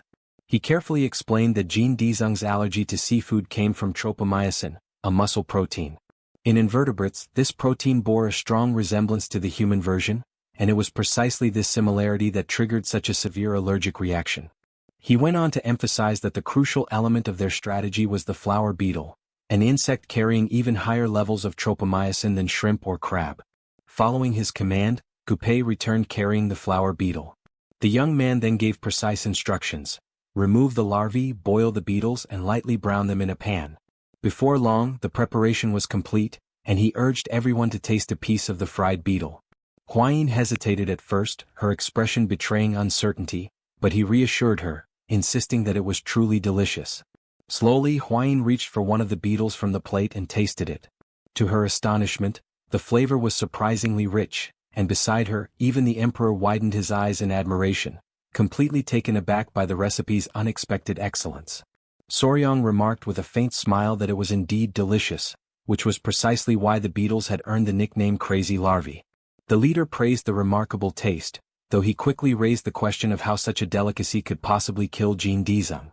Soryong explained patiently that for Jin Dizeng, the flower beetle functioned as nothing less than poison, since it contained the same allergenic component as shrimp and crab, just as Ying Ying was dangerously sensitive to bee venom. He then suggested grinding the beetle thoroughly into a fine powder and mixing it into another dish, adding only a faint nut-like flavor, subtle enough that no one would ever suspect a poisoning. Upon hearing this clever stratagem, the emperor laughed heartily and immediately understood why the operation had been given the name Tasty Death. Soryong added that the more powder they used, the more certain the result would be, and he asked directly in which dish it should be placed. Naoki raised her hand and proposed adding the beetle powder into a recipe called ladagum, a delicacy served at the gambling house. She explained that ladagum was made of glutinous rice stuffed with sweet bean paste, then covered with syrup and a coating of bean powder, and that with the addition of beetle powder, no one would ever notice the difference. Soryong reflected inwardly that such a glutinous rice cake, cloaked in beetle powder and syrup, would be the perfect trap, ensuring death through an inevitable choking reaction.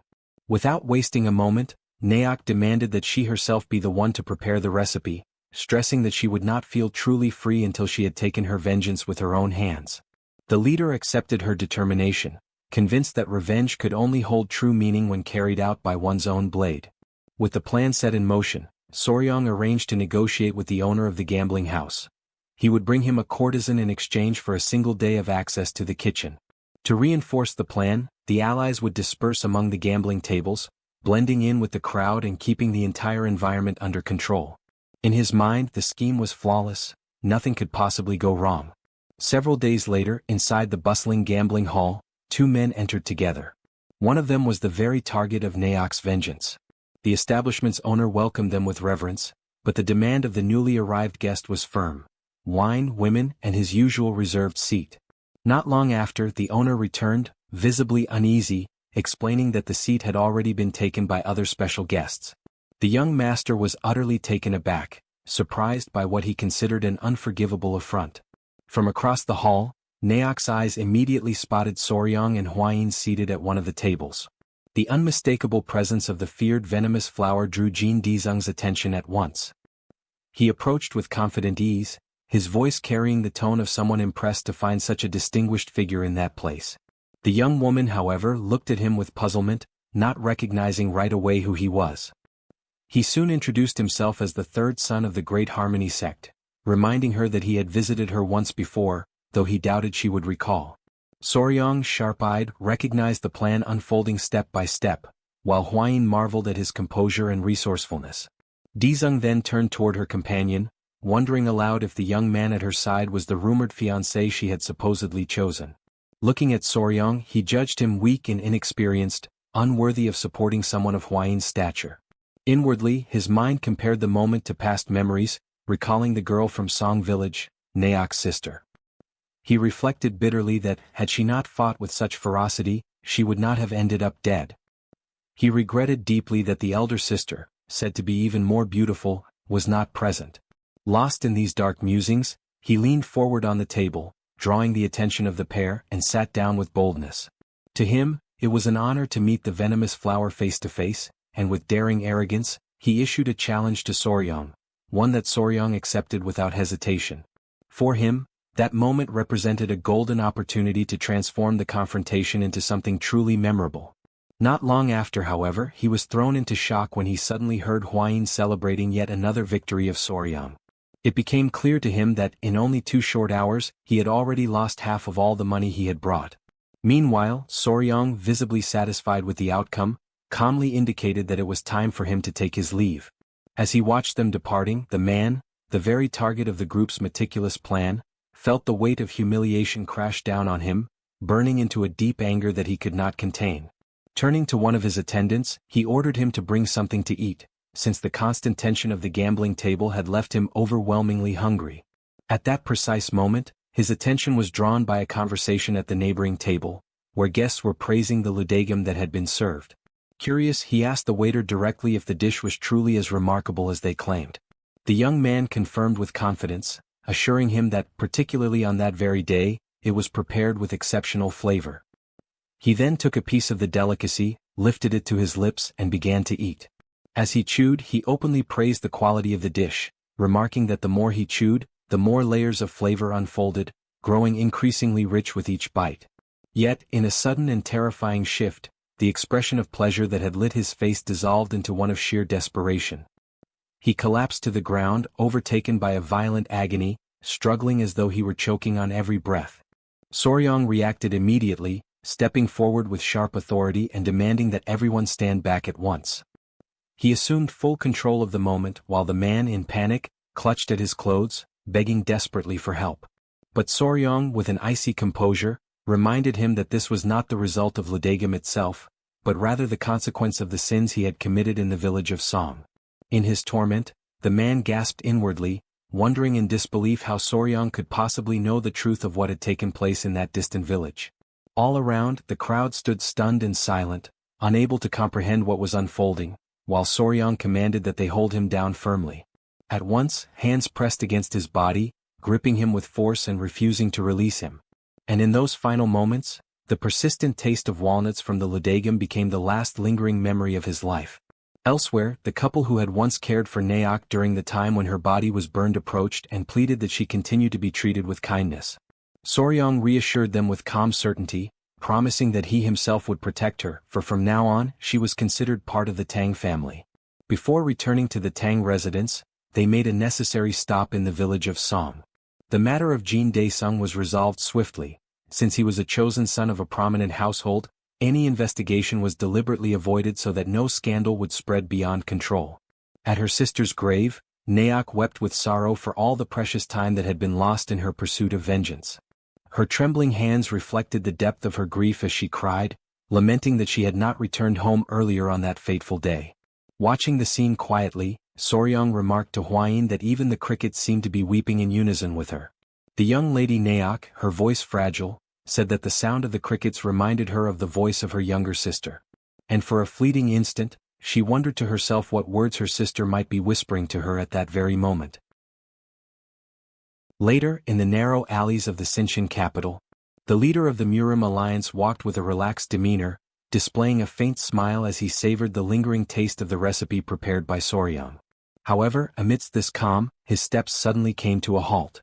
At once, he sensed a hidden presence and concluded that only a thief would move in such a way.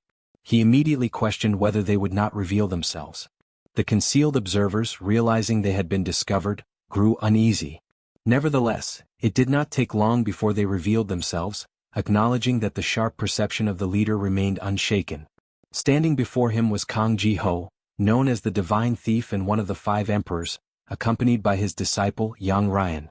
He made a remark about being called a thief after such a long time without meeting, while the leader replied that there was no other way to refer to him.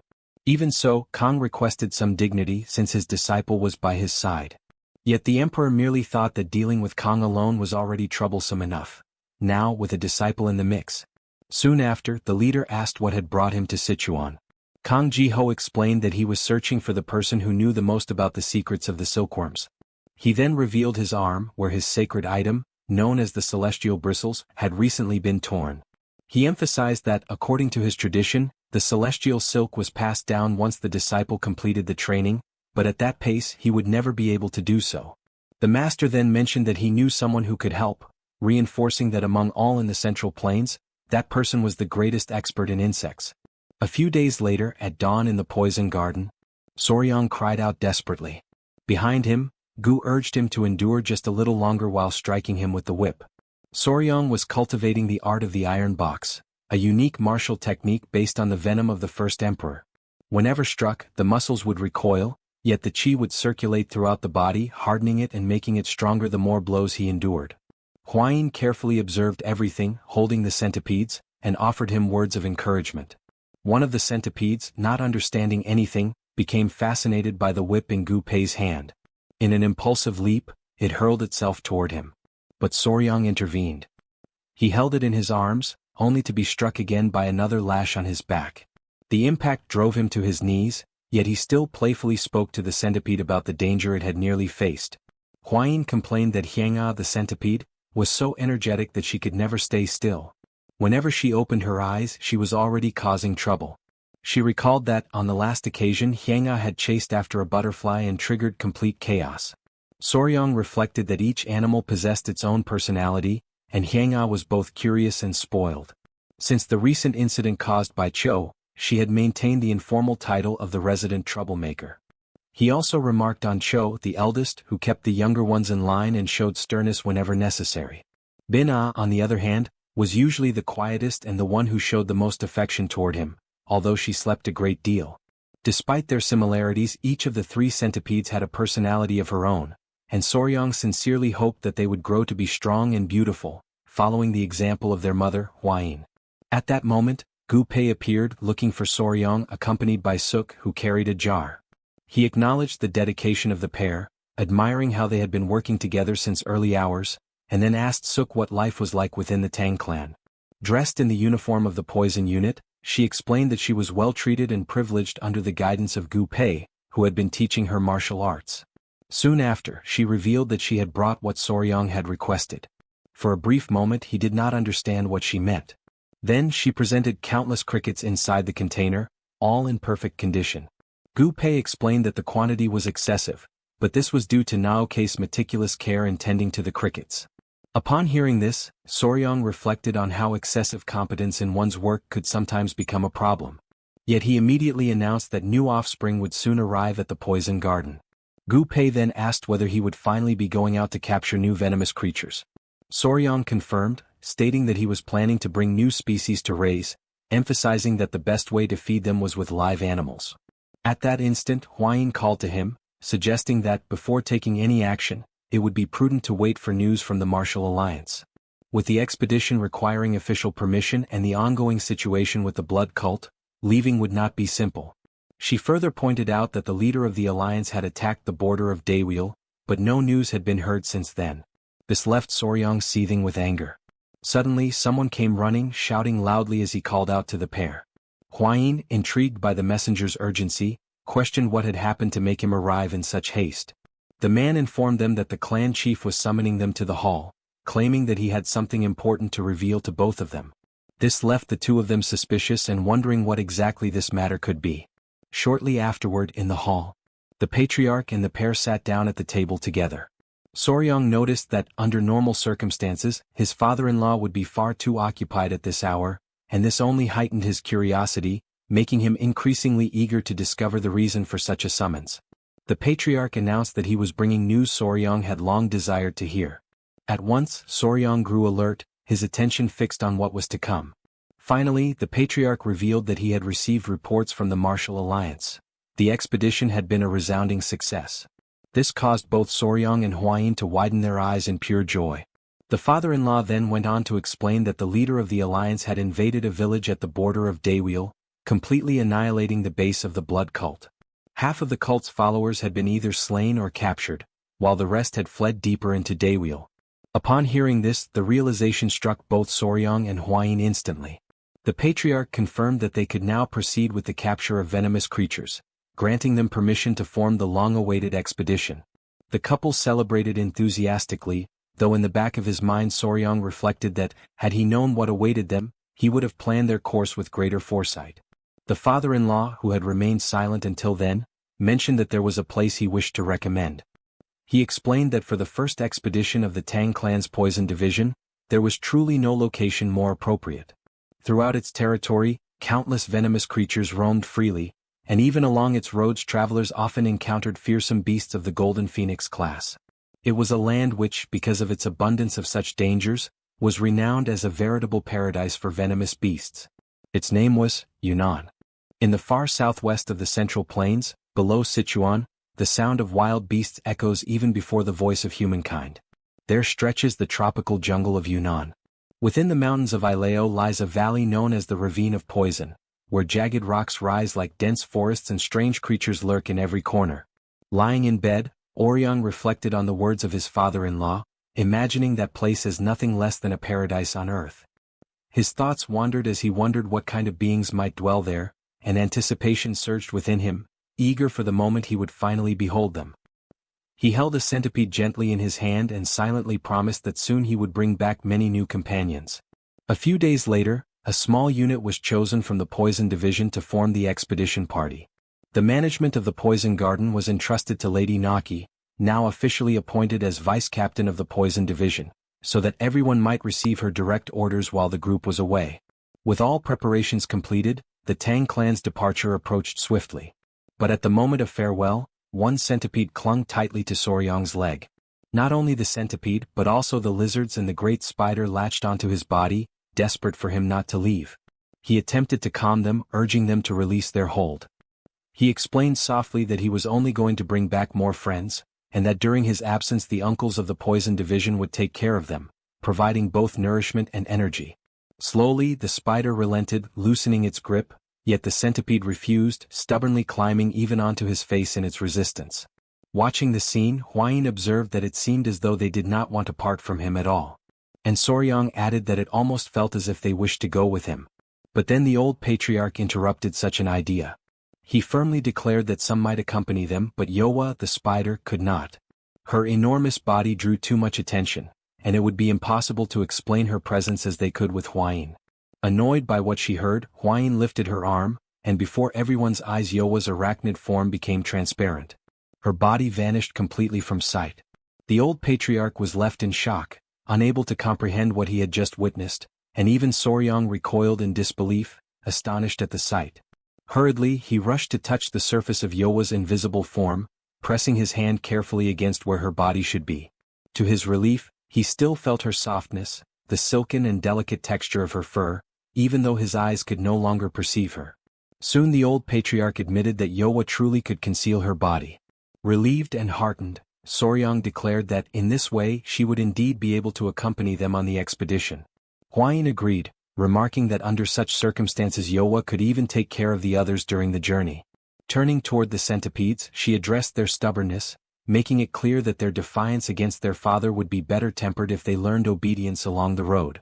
With this, Soryang planted his feet firmly on the ground, brimming with confidence. The group finalized their preparations, and thus the first great journey of the poison division began. After some time the group arrived near Mount Amei in the province of Sichuan. A long line stretched out before them, catching Soryang's attention, who asked Gu Pei why so many people were halted there. Gu Pei explained that this was a checkpoint. Since the rise of the blood cult, such inspections had become frequent, even taking place in the middle of busy streets, and many travelers often found themselves barred from continuing further. Soryang reflected that being stopped was not the greatest inconvenience. Rather, it was the wasting of precious time in such an endless line.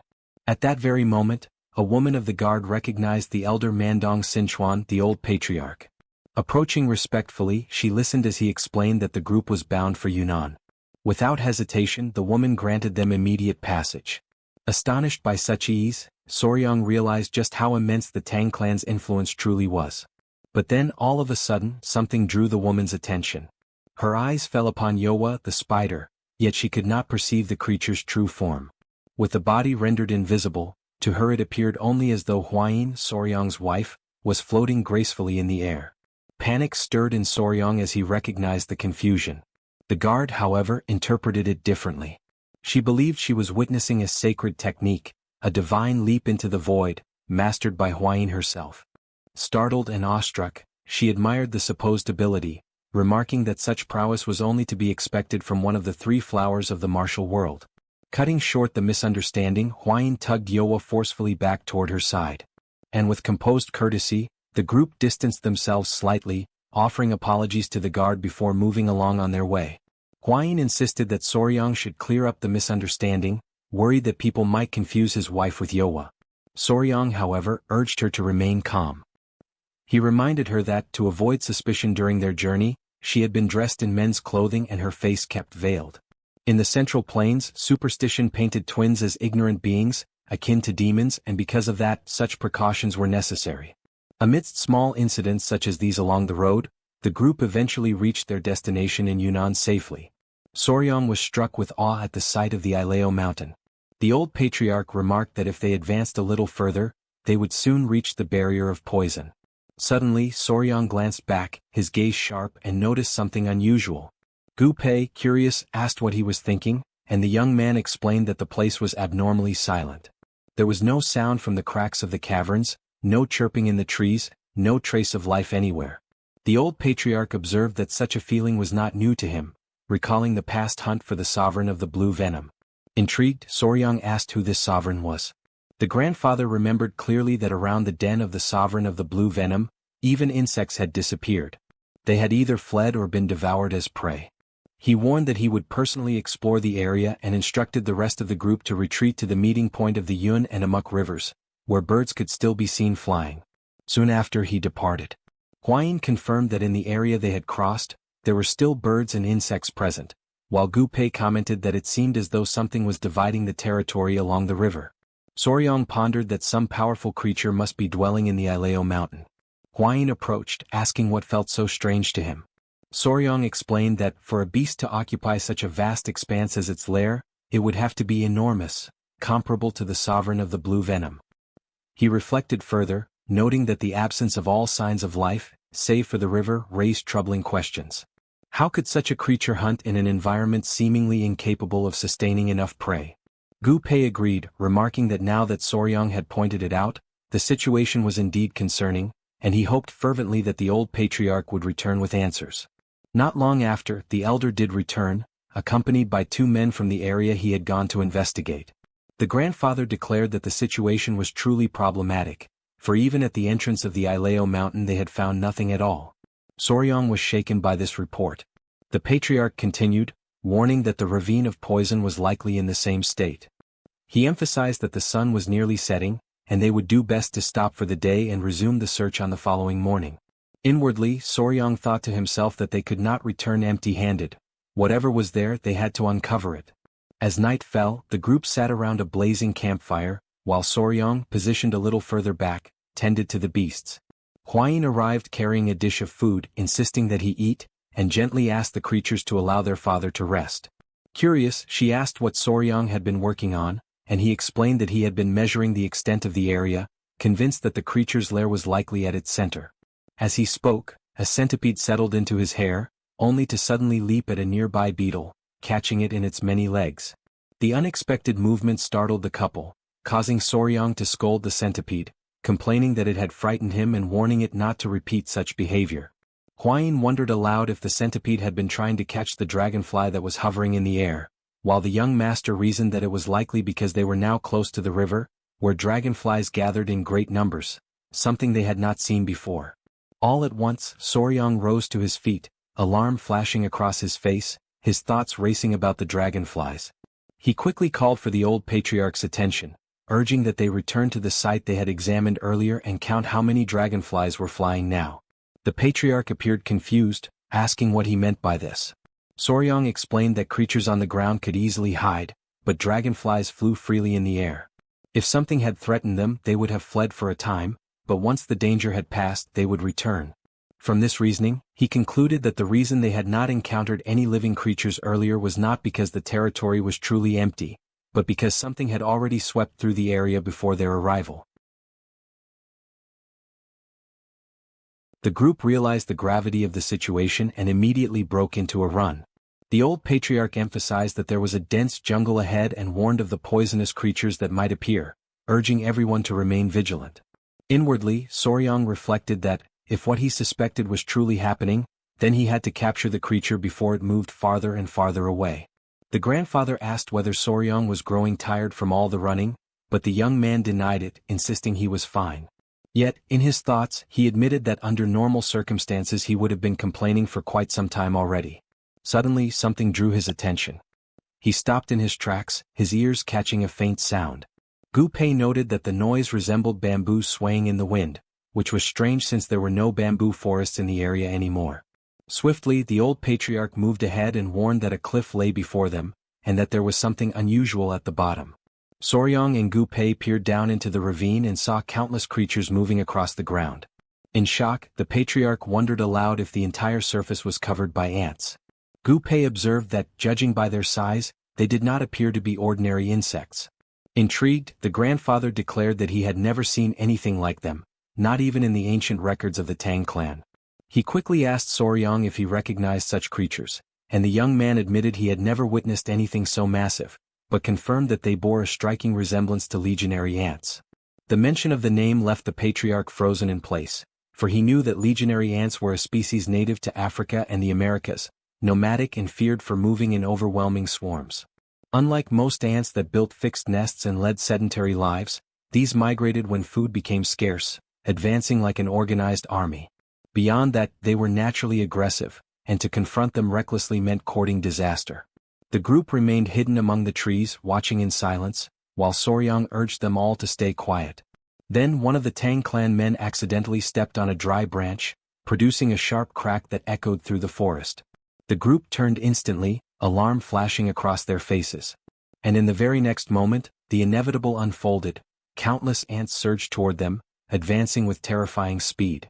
Fear paralyzed them for a heartbeat, but Soryang commanded them to flee.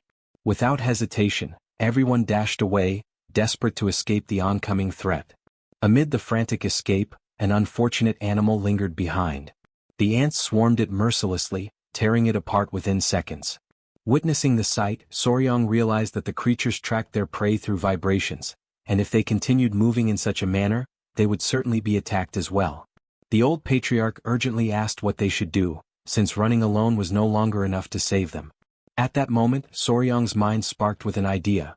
He remembered the river and declared that they needed to cross it, for the ants would be unable to pass through water. Upon hearing this, the grandfather pointed out the direction of the river, guiding the group toward the banks. They ran with every ounce of strength that remained, plunged into the rushing waters, and struggled across to the other side. Once they reached safety, they turned back to see the ants massing along the riverbank, watching them without moving any further. Slowly, the swarm began to retreat, incapable of advancing past the barrier of water, and a wave of relief washed over the group. Soryang checked on Nova, the centipede, and promised to dry her quickly. The old patriarch, meanwhile, admitted that the ants had truly unsettled him, confessing that although he was used to never fearing any adversary, even he had trembled before them. Soryang then recognized that such creatures devoured every living being without distinction, and that this explained the absence of animals throughout the region. The grandfather agreed, concluding that, in the face of such an immense population, everything they had experienced now began to make sense. Looking around, he declared that for the time being, the area appeared safe and instructed the group to take advantage of the moment to rest. Excited, Soryang moved closer to Gu Pei and suggested that, once darkness fully cloaked the forest, the two of them should approach the ants in order to observe them more closely. Gu Pei was astonished and questioned whether Soryang truly wished to return so close to the creatures. Without the slightest hesitation, Soryang responded with certainty, affirming that of course he wanted to see them up close. The proposal left everyone utterly bewildered, for they were still carrying the weight and shock of having barely survived only moments earlier. Gu Pei, still shaken, reminded him that they had just managed to escape and asked whether Soryang intended to capture the ants in the same manner he had once done with the bees. With a calm and steady tone, Soryang denied such an intention, yet emphasized that he would like to take hold of only a few. Determining the course of the night with an air of quiet authority, he declared that all of them would accompany him. Thus, under the cloak of darkness, the group returned once more into the depths of the jungle. It marked the beginning of what they later called the Midnight Abduction, an audacious act that proved to be a success, for each one returned carrying a living ant. Gu Pei, exhausted and visibly stressed, declared that he would never have imagined doing something so reckless ever again. He went on to mutter in disbelief that he had expected the ants to be asleep during the night, not fully awake and active. As they cautiously tied the creatures with great care, the patriarch raised the question of whether it would truly be possible to raise them at all. Soryang, thoughtful and analytical, admitted that the task would be exceedingly difficult. The ants possessed only a very short memory, one that lasted merely a few days, which rendered any attempt at training them completely useless. Moreover, without the presence of a queen, controlling them would be absolutely impossible. This revelation left Gu Pei wide-eyed and astonished, and he immediately began to wonder if their entire effort had been nothing more than a complete waste of time. Yet Soryang countered with an animated spirit, declaring that for him there was no such thing as waste. To his eyes, the ants were unique and valuable, even if they could never be domesticated. Within his private thoughts, he reflected on the squad of venomous creatures that Gu Pei had carefully chosen for him. It was now his responsibility to endure and to lead them, no matter how heavy the burden became. Soon after, the old patriarch questioned what the next steps should be and suggested either seeking out other demonic beasts, or heading toward Hueli or even Sichuan Bana. But Soryang, resolute and unwavering, responded that before anything else they needed to find Huayin. Only after that could they follow the tracks of the ants and confront them once again, moving ahead of their endless march. The group shuddered at the mere thought of surpassing those creatures yet another time. Nevertheless, the young warrior urged them to focus not on the ants themselves but on the venomous creatures fleeing before them, for such prey would be easier to capture.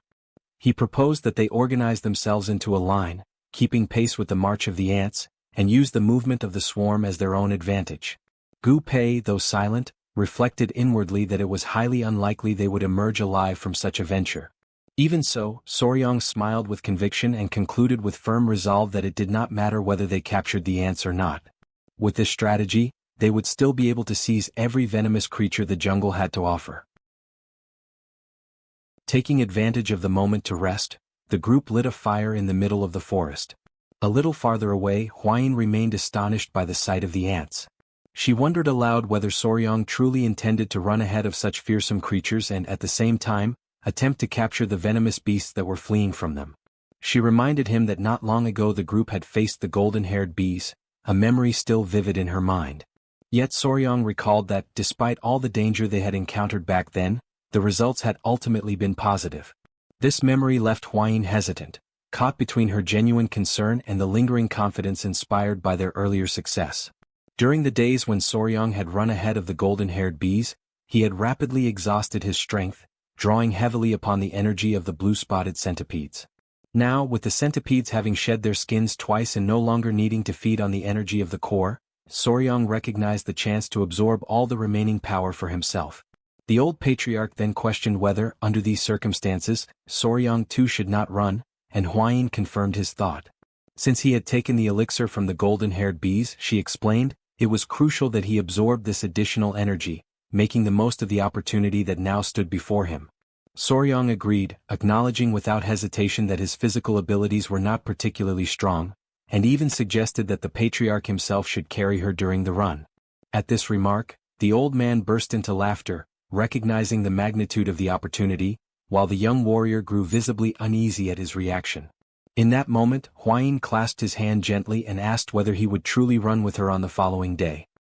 He gave his word that he would, and she exhaled in quiet satisfaction, the kind of relief that resembled someone savoring the strange yet oddly pleasant taste of powdered yellow worms.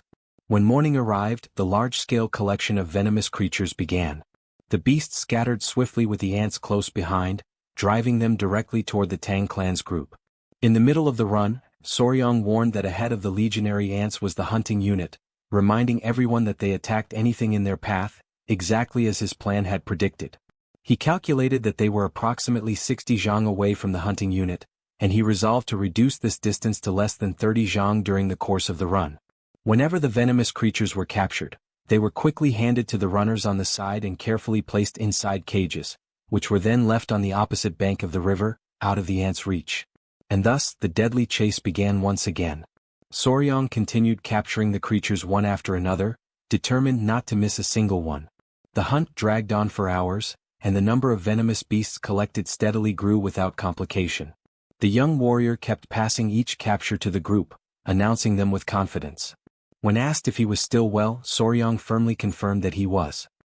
He declared that he could not allow himself to grow tired, for there were still countless creatures waiting for him. From behind, Huayin called out, warning him of an enormous serpent that lay ahead. Soryang, deeply impressed, quickly identified the creature before him as a Burmese python, one of the largest snakes in the world, known for being docile in temperament and relatively easy to raise. Gu Pei questioned whether it was not, in fact, a venomous creature, and Soryang admitted that it was. Yet he assured everyone present that he knew precisely how to capture it without harm. However, the commander reminded him, with a touch of exasperation, that he had spoken in the very same confident manner about the Chikota scorpion and the giant toad. At this pace, the man commented they might as well capture everything that appeared in their path. Even so, the young warrior stopped running, determined to pursue the serpent. He moved swiftly and seized it with practiced hands, even as the ants pressed on behind him, relentless in their advance, forcing him to carry the snake forward under great pressure. Suddenly, Soryang's foot caught on a branch hidden in the undergrowth, and he tumbled violently to the ground, the massive serpent slipping from his grasp. Witnessing this sudden accident, Huayin and Gupi were instantly overcome with alarm, their hearts struck by fear at the terrifying proximity of the swarming ants. Turning his head, Soryang realized with horror that the insects were already dangerously close, advancing upon him at great speed. In that desperate instant, a hand reached out and pulled him upward. It was Yohwa the spider who swiftly carried him away to safety. Huayin, relieved, praised the creature for its good work and urged her to take Soryang to a secure place where he would not be endangered. Moments later, however, Soryang was abruptly dropped to the ground once more. Huayin immediately scolded him sternly, warning that she would not allow him to approach the ants again under any circumstance. At that instant, Soryang noticed something around his neck. His fingers reached up and he realized it was a strap tightly binding him. Angrily, he ordered Yohwa to release it at once. Suddenly, Gyupi appeared, running breathlessly, calling out to the couple. Huayin, tense, asked about the ants. He quickly explained that, by sheer luck, the swarm had stopped on the other side of the hill. Soon, as the group observed the coming of night, Gyupi suggested that they take a brief pause. Huayin agreed to the idea, stating firmly that she would wait there for the arrival of the main group. In that very moment, the spider sensed something unusual. Without warning, a sharp, pointed object was hurled into the ground between them, striking with such force that it pierced deep into the earth.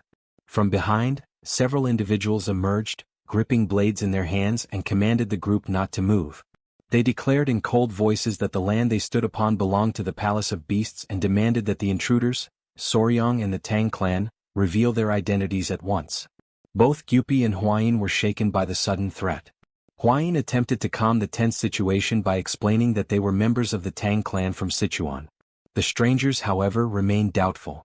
With suspicion heavy in their tone, they asked how the Tang Clan had managed to reach so deep into the remote jungles of Yunnan.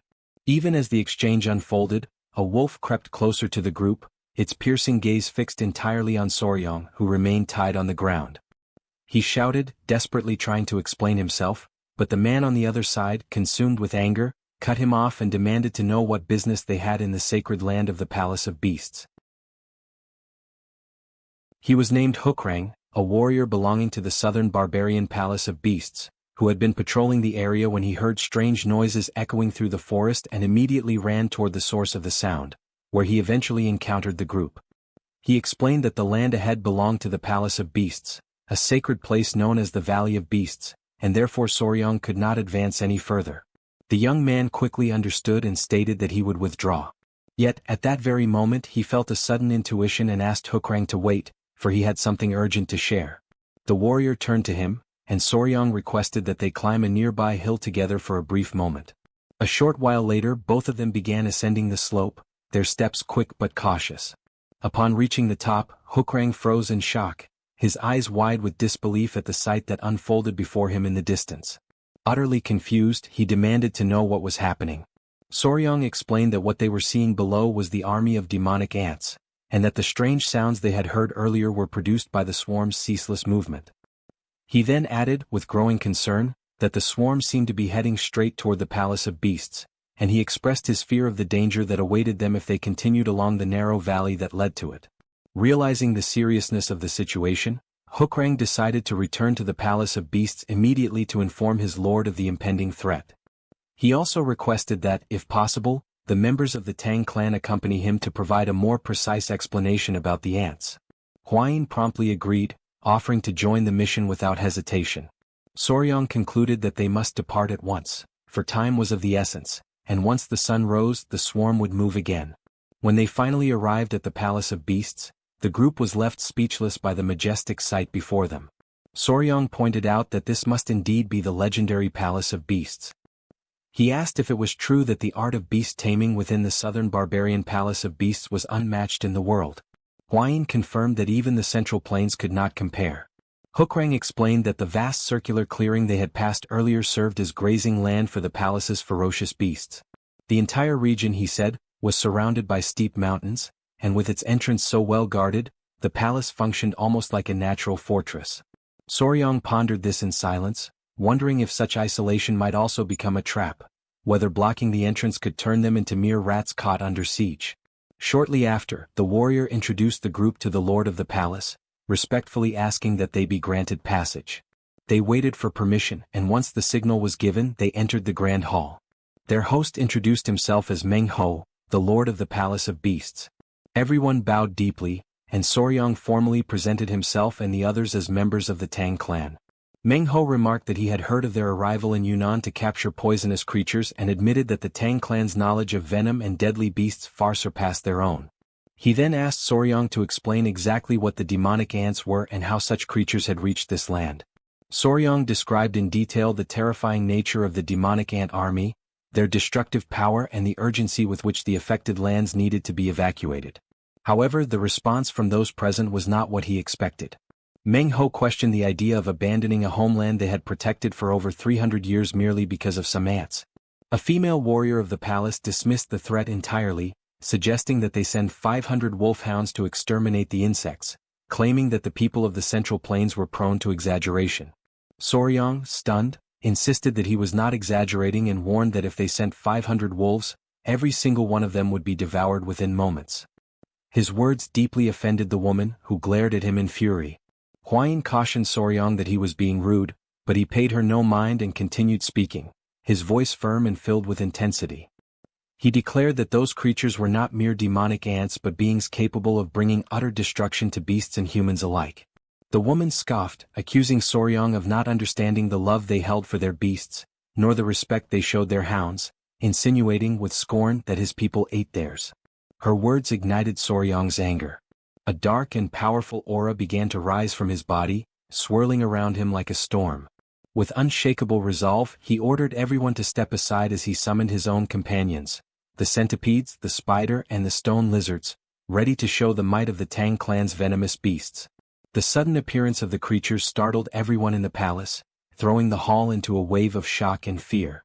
Panic spread quickly among the gathered warriors and attendants, while the young man, calm and composed, gently held his venomous companions in his arms, as if to reassure them. Amid the confusion, the lord of the palace demanded to know what those creatures were. Soryang explained, in a steady tone, that they were his venomous companions, beings he personally nurtured and cherished deeply. The woman who had earlier spoken to him with hostility was taken aback, astonished by the tenderness and sincerity in his words. One of the palace warriors, still trying to recover from his amazement, remarked that even in a place like theirs, where animals were treated with respect and affection, no one had ever gone so far as to use the word companion when referring to them. The old Lord Meng Ho smiled, visibly impressed, and praised Soryang's remarkable bond with his creatures. In a tone that blended admiration and humor, he added that he had initially found it odd for the young master to have a woman wearing a collar, but now understood. If the spider was his companion, then it was a partnership, not an act of subjugation. Soryang, realizing the misunderstanding, chose not to correct him immediately, remaining silent with a faint, awkward smile. Another man in the group commented that anyone who calls his beasts companions must possess great love and loyalty, and that the advice of someone like that should never be taken lightly. Soryang and Huayin exchanged quiet glances, both reflecting on the weight of those words. At that moment, the lord of the palace rose from his seat with authority and ordered everyone to gather in the main hall to begin immediate preparations for evacuation. Later, as the entire palace buzzed with movement and tension, Meng Ho approached Soryang once more. He expressed his heartfelt gratitude for the young man's warning and assistance, lamenting that he could not offer a more honorable farewell due to the urgency of the situation. Soryang humbly replied that no ceremony was necessary, for he had merely done what anyone else should have done. Before their departure, the young woman who had quarreled with Soryang earlier stepped forward. With a downcast gaze, she apologized for misjudging him and admitted her mistake. She introduced herself as Xiao Pio, an elder of the palace and daughter of Lord Meng Ho himself. She added, with a tone of genuine admiration, that being followed by insects and venomous creatures was something truly extraordinary. As she reached out and gently stroked one of the centipedes, the moment of calm was abruptly shattered by a distant rumbling sound that echoed across the valley. Instantly, all eyes turned toward the direction of the noise, and horror spread through the crowd as they witnessed a monstrous sight unfolding in the distance.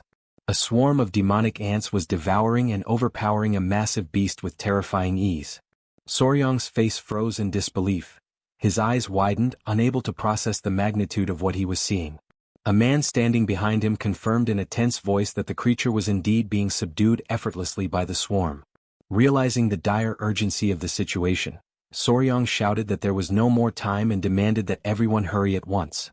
Turning toward the others, he insisted that they must evacuate immediately, before the swarm reached the palace. However, Meng Ho, his expression darkened by worry, shook his head. His voice was grave as he explained that it was already too late. The swarm had reached the road of the Valley of Beasts, and its advance was destroying everything in its path. The word struck like a heavy blow. If the passes were already overrun and the beasts slaughtered, then the hope of escape was no longer certain. It had become a desperate, fading chance. The scene was desolate. In just a short span of time, what had once been a living creature was now reduced to nothing but bare bones. Huayin watched, utterly stunned, barely able to believe what her eyes were seeing. Old Meng Ho, his gaze heavy and voice solemn, said that if things had come to this point, there was nothing left to do but fight to the very end. Meanwhile, a man, trembling in despair, muttered that if even such a creature had been taken, how could they possibly survive? Huayin, distressed, turned toward Soryang and asked if the Venom Squad would be all right. Soryang answered firmly, trying to calm her, saying that they knew well the danger of the demon ants and would surely retreat before reaching the river. Even so, Gupai voiced her worry, saying it seemed impossible to cross the valley and make it out alive. Faced with such uncertainty, Soryang sank into thought, the weight of realization pressing upon him. What, after all, should be done? At that moment something stirred high above. Something was descending from the mountain. It was the Yowa spider, spreading an immense silvery web that stretched outward like a natural bridge.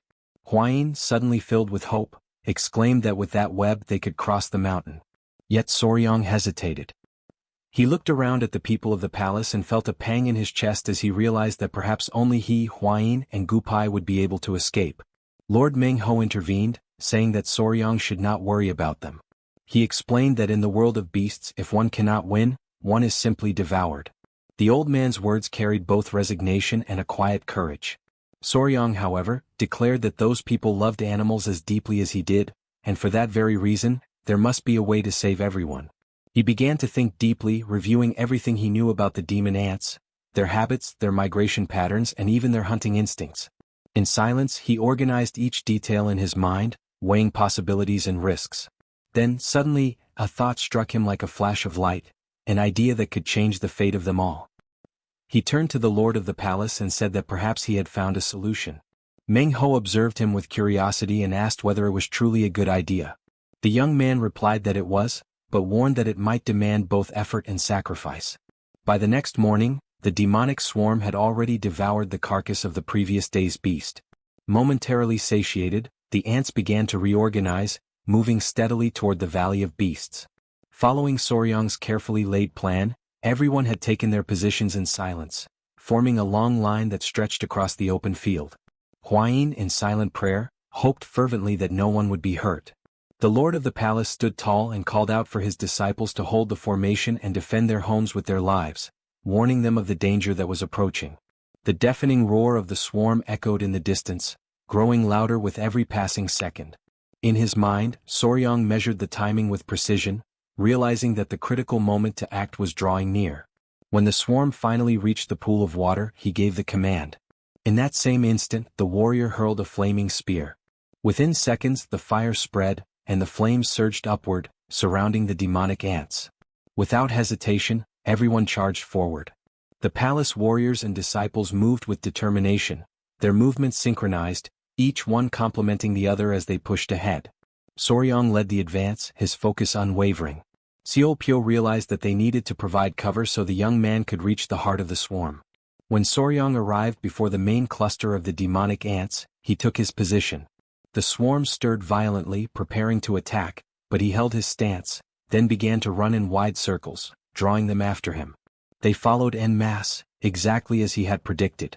But then, the treacherous terrain betrayed his steps and his foot slipped. In that very instant, the entire swarm lunged at him.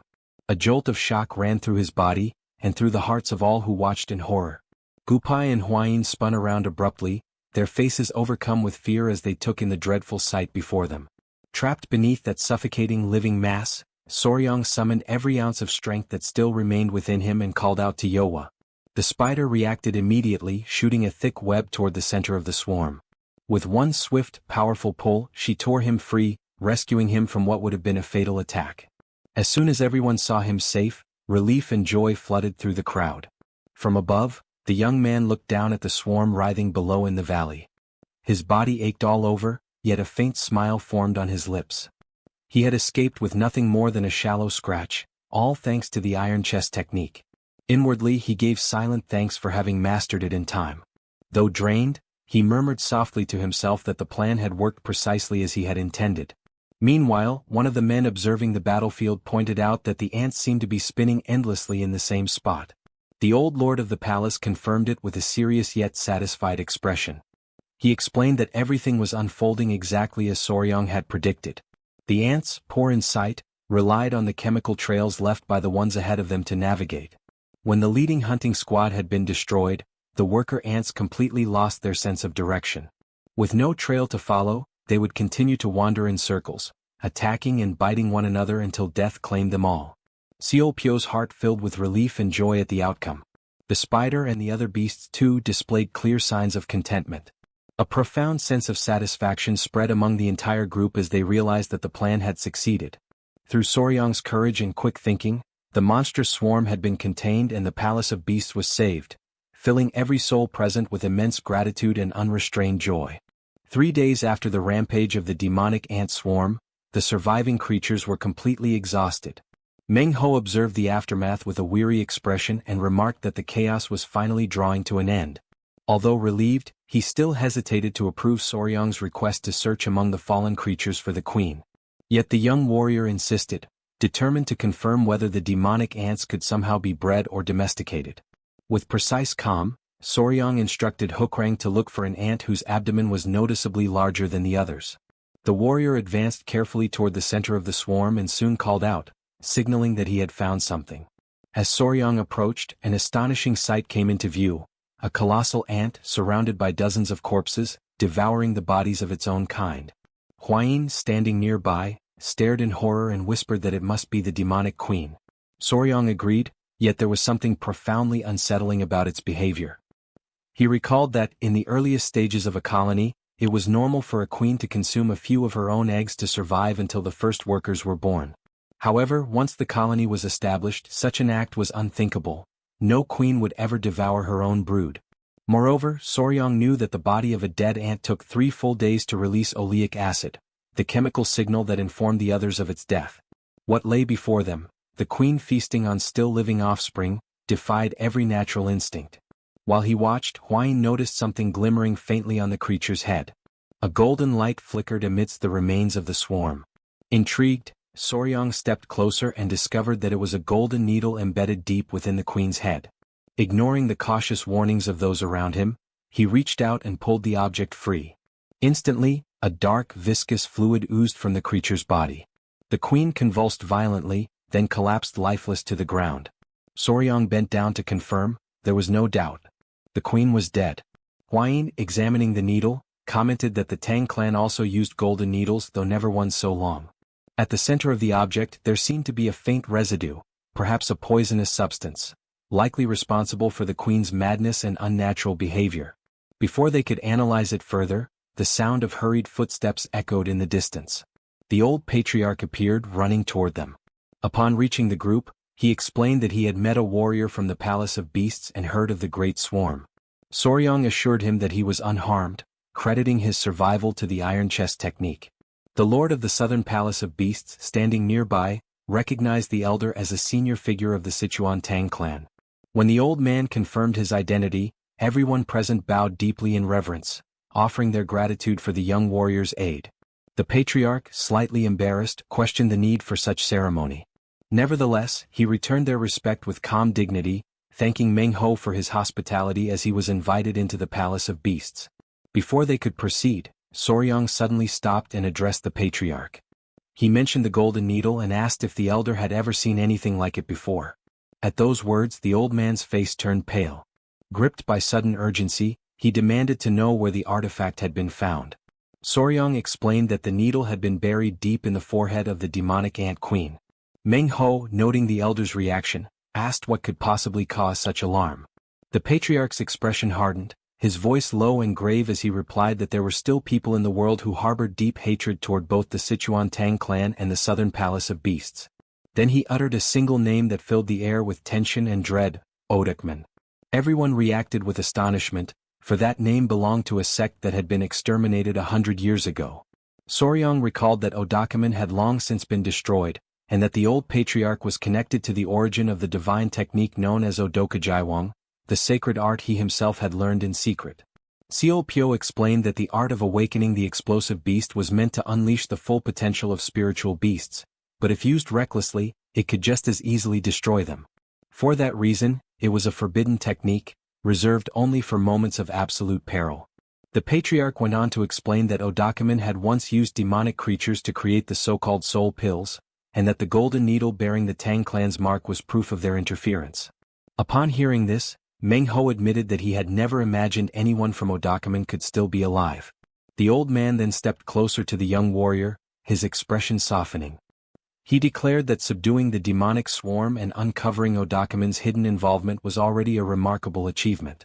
Then, with solemn authority, he stated that if Odakumen had not been completely destroyed, the ancient pact of 100 years still remained in effect. In the name of the Sichuan Tang Clan, he swore to assist the Palace of Beasts, and the palace in turn, pledged its full support to the Tang Clan. Acknowledging the bravery and wisdom Soryang had demonstrated, Meng Ho emphasized that he would grant the group any reward they desired. At that moment, the old patriarch leaned toward Soryang and whispered softly, urging him to ask about the divine skill Odokajaiwang. Following the elder's guidance, Soryang turned respectfully toward the master of the palace and explained that, unlike the members of the Tang clan, he had learned a martial art left behind by the ancients of Odakumen, a technique that allowed him to command centipedes through the power of his own heart. The lord of the Palace of Beasts grew thoughtful. He remembered that the divine skill Odokajaiwang contained the hidden principles of the art of the beast's heart. Yet, as he recalled, 100 years ago, when the Tang clan and Odakumen had still exchanged martial knowledge, such an art had not existed. Intrigued, Soryang asked whether this technique, which enabled control over centipedes, might also be applicable to other kinds of beasts. A heavy silence followed, filled with both curiosity and unease. Seo Pyo then explained that the art of the beast's heart was the most sacred secret of the palace, a technique that allowed its masters to share their heart and life force with the beasts they tamed. It was passed down only through the direct line of succession. Even so, Seo Pyo pondered aloud how a son-in-law of the Tang clan could have learned a variant of this divine art, one known as the art of the heart of the tool. Alarmed, the lord of the palace turned sharply toward Soryang and asked about the young man's origins and his ties to his biological family. The question caught Soryang off guard, but he quickly responded that he had no family at all. Meng Ho was stunned by the confession and asked in disbelief if that meant the boy was an orphan. Soryang, confused, could not understand why being an orphan suddenly seemed like a good thing. Smiling gently, the lord of the palace said that the heart of one who raised and understood venomous creatures was purer than that of any other warrior in the Palace of Beasts. The hall fell silent, filled with astonishment. Then Meng Ho stepped forward, his expression solemn yet warm, and made an announcement no one had expected. He wished for Soryang to become his son. Overcome by surprise, the young man questioned the elder's intentions. The old man confirmed that he truly intended to make him his adopted son, a new member of the Palace of Beasts. He went on to explain that, upon being accepted into the family, Soryang would be allowed to keep his own martial arts and would also learn the techniques unique to the palace. Faced with the re-emergence of the Five Poisons sect, Meng Ho declared that it was necessary to strengthen the bonds with the Tang family and turned to the patriarch for his opinion. The patriarch considered the matter carefully, stating that although Soryang's position as son-in-law would remain unchanged, what truly mattered was the young man's own will. The lord of the palace then asked Soryang if he would agree to become his adopted son, explaining that doing so would grant him the title, the inheritance of the palace, and the privilege of living among the other beasts. Within himself, the young man hesitated. After all, gaining a father and a sister was not something one could decide so easily. At that moment, Suk looked to the lord of the Palace of Beasts and asked whether that alone would be enough to win his heart. The old man replied by asking if there was perhaps something else missing to convince him. Trying to help, the young woman reminded her father of the existence of the flying serpent, a legendary creature that might pique Soryang's interest. Curious, Soryang turned to his grandfather and asked what exactly a flying serpent was. The old patriarch explained that it referred to the divine flying serpent of heaven, one of the 24 most powerful venoms in existence. It ranked just below the 10 great poisons, possessed 2 horns upon its head, and had the ability to soar through the skies. Astonished, the young warrior found it difficult to believe such a creature truly existed. Suk, delighted by his enthusiasm, promised that if he accepted becoming her younger brother, she would personally help him capture the flying serpent. Upon hearing this, the young warrior brought his hands together in a gesture of respect and reverence, bowing to greet his new father and elder sister. The lord of the palace, overwhelmed with joy, celebrated the young man's decision. And so, Soryang officially became the adopted son of the Palace of Beasts. After the formal rites and the adoption ceremony, he was at last recognized as a true member of that family. Later, as he rested after the event, he reflected silently on the irony of life. In his previous existence he had adopted countless animals, yet never imagined that one day he himself would be the one adopted. Even so, he found no fault in it. The members of the Palace of Beasts seemed as genuinely kind and pure-hearted as those of the Tang clan. It was then that the door to his room suddenly opened. Startled, Soryang looked up to see Suk and Lady Huayin entering. Suk explained that now that they were family, she wished to talk and sleep beside him. She confessed that she had always been alone and wanted to share simple moments with a younger brother. The young man turned to Huayin, curious, and she nervously explained that, in the Palace of Beasts, engaged couples shared the same bed. The revelation left him alarmed. He found the practice entirely improper and could not understand how a man and a woman could spend the night together in such a manner. Now lying down, Suk tried to distract him by suggesting they talk about the venomous creatures he raised. The situation was deeply awkward. Flustered, the young man raised his hand, asking them to wait for a moment. When morning came, he still had not managed to close his eyes for even a single moment. The lord of the Palace of Beasts announced that he would finally explain to the young man the matter that most stirred his curiosity: the gongs. Before doing so, however, he needed to assess the youth's internal energy technique. He asked Soryang to sit down so that he could begin the examination by tracing the major circulation pathways. Soon, the elder approached and gently placed his hand upon the young man's head. The atmosphere grew heavy with a mystical aura as Meng Ho, focused and composed, carefully analyzed Soryang's internal energy. It did not take long for him to realize why he had failed to sense the boy's presence earlier. Soryang had been concealing his spiritual essence. Meng Ho remarked that the young man was imitating the beast heart technique, yet his version was a crude and incomplete imitation of the true method. Suk then intervened, explaining that the beast heart technique was an internal art that created a profound bond between the cultivator and their beasts, allowing them to grow together, the creature becoming a reflection of its master's emotions and intentions. To demonstrate the concept more vividly, she decided to show the true power of that art in action. She called forth several of her personal beasts. Moments later, a great pack of wolves appeared before them, responding instantly to her presence. Soryang was struck with awe at the sheer number and majesty of the creatures standing before him. With calm authority, Suk informed her beasts that Soryang was now part of their family. Then she raised her voice, commanding the wolves' attention, and with a clear, commanding tone, ordered them to assume the fierce formation, directing their movements toward the lord of the Palace of Beasts. The creatures obeyed without hesitation, advancing in unison, their movements perfectly synchronized as though they shared a single consciousness. The young man watched in astonishment as each wolf's motion aligned flawlessly with the others, realizing the depth of the spiritual bond that united Suk and her beasts. The lord of the palace explained that such harmony was the result of the beast heart technique, which united the cultivator and the creatures as one. Through it, a master could see through the beast's eyes and strike with their fangs as if they were extensions of their own body. Overcome with emotion, the young warrior knelt down and earnestly begged the lord of the palace and Suk to teach him the true beast heart technique.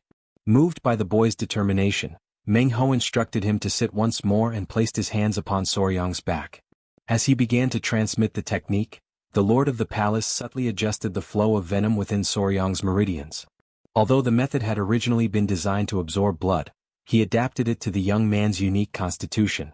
He explained that only a single drop of blood, or even saliva, was enough to establish a lasting link between cultivator and creature. When the process was complete, Meng Ho solemnly declared that the transmission had ended. From that moment onward, Soryang would be spiritually connected to the Ogong through the beast heart technique. Curious and eager to feel this new bond, Soryang held one of his spiritual centipedes, named Shou. Instantly he could sense the creature's emotions flowing into his own heart, its fear, its loyalty, its gentle pulse of life. Overwhelmed by surprise and deep affection, he embraced the centipede, feeling the connection between them throb with vivid, living energy. Then Meng Ho instructed him to bring forth his other two centipedes, Yang and Bin, so that the connection could be completed. Holding the creatures in his hands, the elder continued the ritual of spiritual bonding. He told Soryang to lie down and keep his mouth open. Turning to the centipedes, the old master spoke with reverence, asking them to release a single drop of saliva upon their master. Soryang watched, astonished, as the centipedes slowly crawled closer, their tiny mouths glistening as they prepared to comply. The sight sent a chill down his spine. Though he knew it was part of the ritual, a strange shiver of foreboding ran through him, as if something far greater and more mysterious were about to be revealed. During a training session in the garden of the main hall of the Palace of Beasts, Soryang stood alongside his three centipedes, all of them focused intently on a single target before them. At his command, the creatures surged forward in formation, striking the target with force and remarkable synchronization, exactly as he had instructed them to do. From a short distance away, Huayin and Suk watched the scene unfold, their eyes filled with admiration and delight at the display of discipline and coordination. Soryang, however, could not share their enthusiasm. Deep inside, frustration welled within him. As he reflected on what he had learned so far, he realized that his attempts to merge his martial techniques with the behavior of the centipedes still felt awkward, almost comical in execution. Deciding to change his approach, he called off the exercise and gently commanded his centipedes to attempt a more graceful, chained attack sequence. The creatures obeyed but appeared disheartened by the request. Soryang quickly moved to comfort them, stroking their bodies affectionately while reminding himself that, with patience and persistence, they would grow stronger together. Holding them in his arms, he asked softly if they wished to continue the training. 15 days had passed since the young warrior first began applying the wild beast heart technique to his centipedes. The foundation of this technique resembled that of the divine return of the 5 poisons, a method that greatly accelerated the strengthening of both his creatures and the bond they shared with him. During one of the training sessions, Soryang turned to Suk and asked if there had been any new information about the flying serpent. She explained that the area being investigated by the warriors lay 3 days away and that news should arrive soon. Before they could continue their conversation, Gyupi appeared, rushing toward them in visible haste. He announced that the great patriarch was calling for Soryang. Startled, Soryang immediately asked the reason for the summons. Gyupi replied that the patriarch had found a flying serpent. Without hesitation, Soryang decided to go at once to the guest hall of the Palace of Beasts. He ran through the corridors until he reached his grandfather. The patriarch greeted him warmly and inquired about his progress with the divine return of the 5 poisons technique. The young man replied that he had been practicing with full dedication. Almost at once, he mentioned that he had heard of the discovery of the flying serpent. The old man, busy preparing a special Helgar mixture, explained that he was currently adding secret clan ingredients to the concoction. Although the creature had been located, it could not yet be captured. Despite being weaker than the 10 great venomous beasts, the flying serpent was still dangerously powerful. With a faint smile, the patriarch reached for a jar nearby and held it up for his grandson to see, saying he believed the young man would find it interesting. Curious, Soryang stepped closer and peered inside the container. There he found a peculiar spider. He quickly identified it as the money trap spider, so named because the pattern on its back resembled that of an ancient coin. In the West, it was known as the sinister hourglass spider, its scientific name being Cyclocosmia ricketi. The young man reflected that, in his previous life in Korea, it would have been nearly impossible to encounter such a rare creature. He thanked his grandfather sincerely for giving him the chance to see it with his own eyes. As the group gathered around, the great patriarch looked at them thoughtfully and commented that they would need an appropriate location to confront the flying serpent. Soryang recalled that serpents were capable of slipping through even the tiniest cracks and that they were usually kept in reinforced sacks to prevent escape.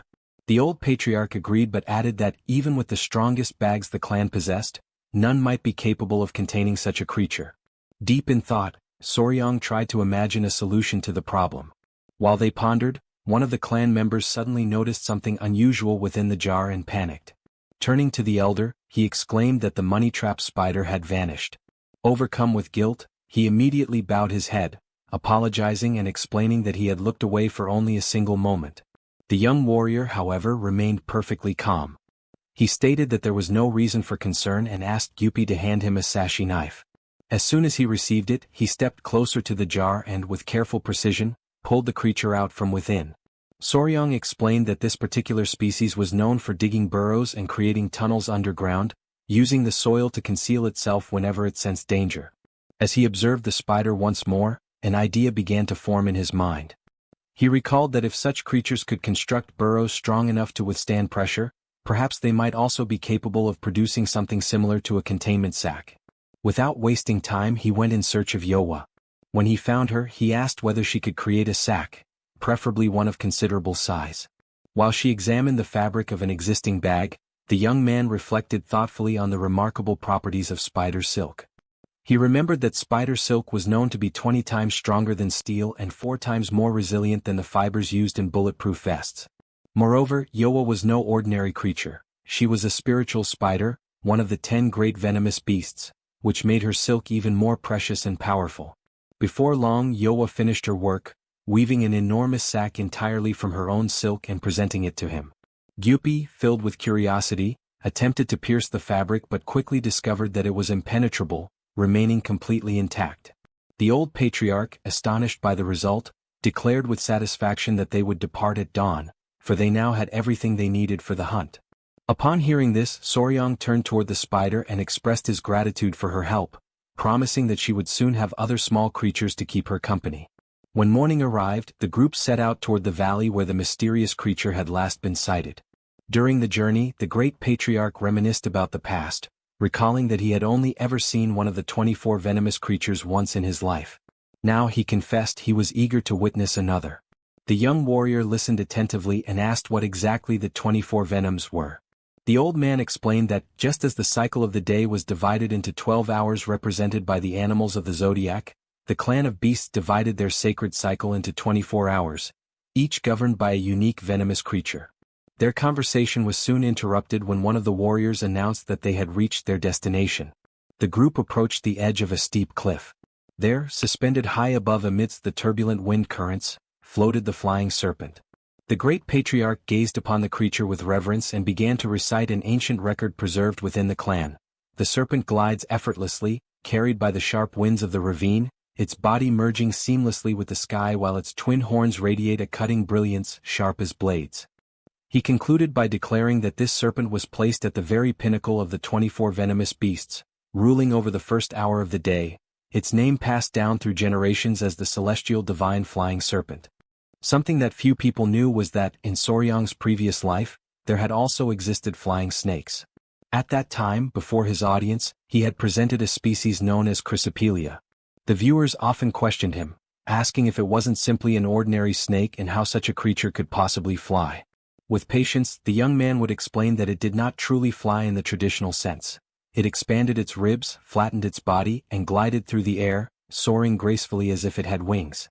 Even so, many remained skeptical, accusing him of deceiving his followers and selling illusions.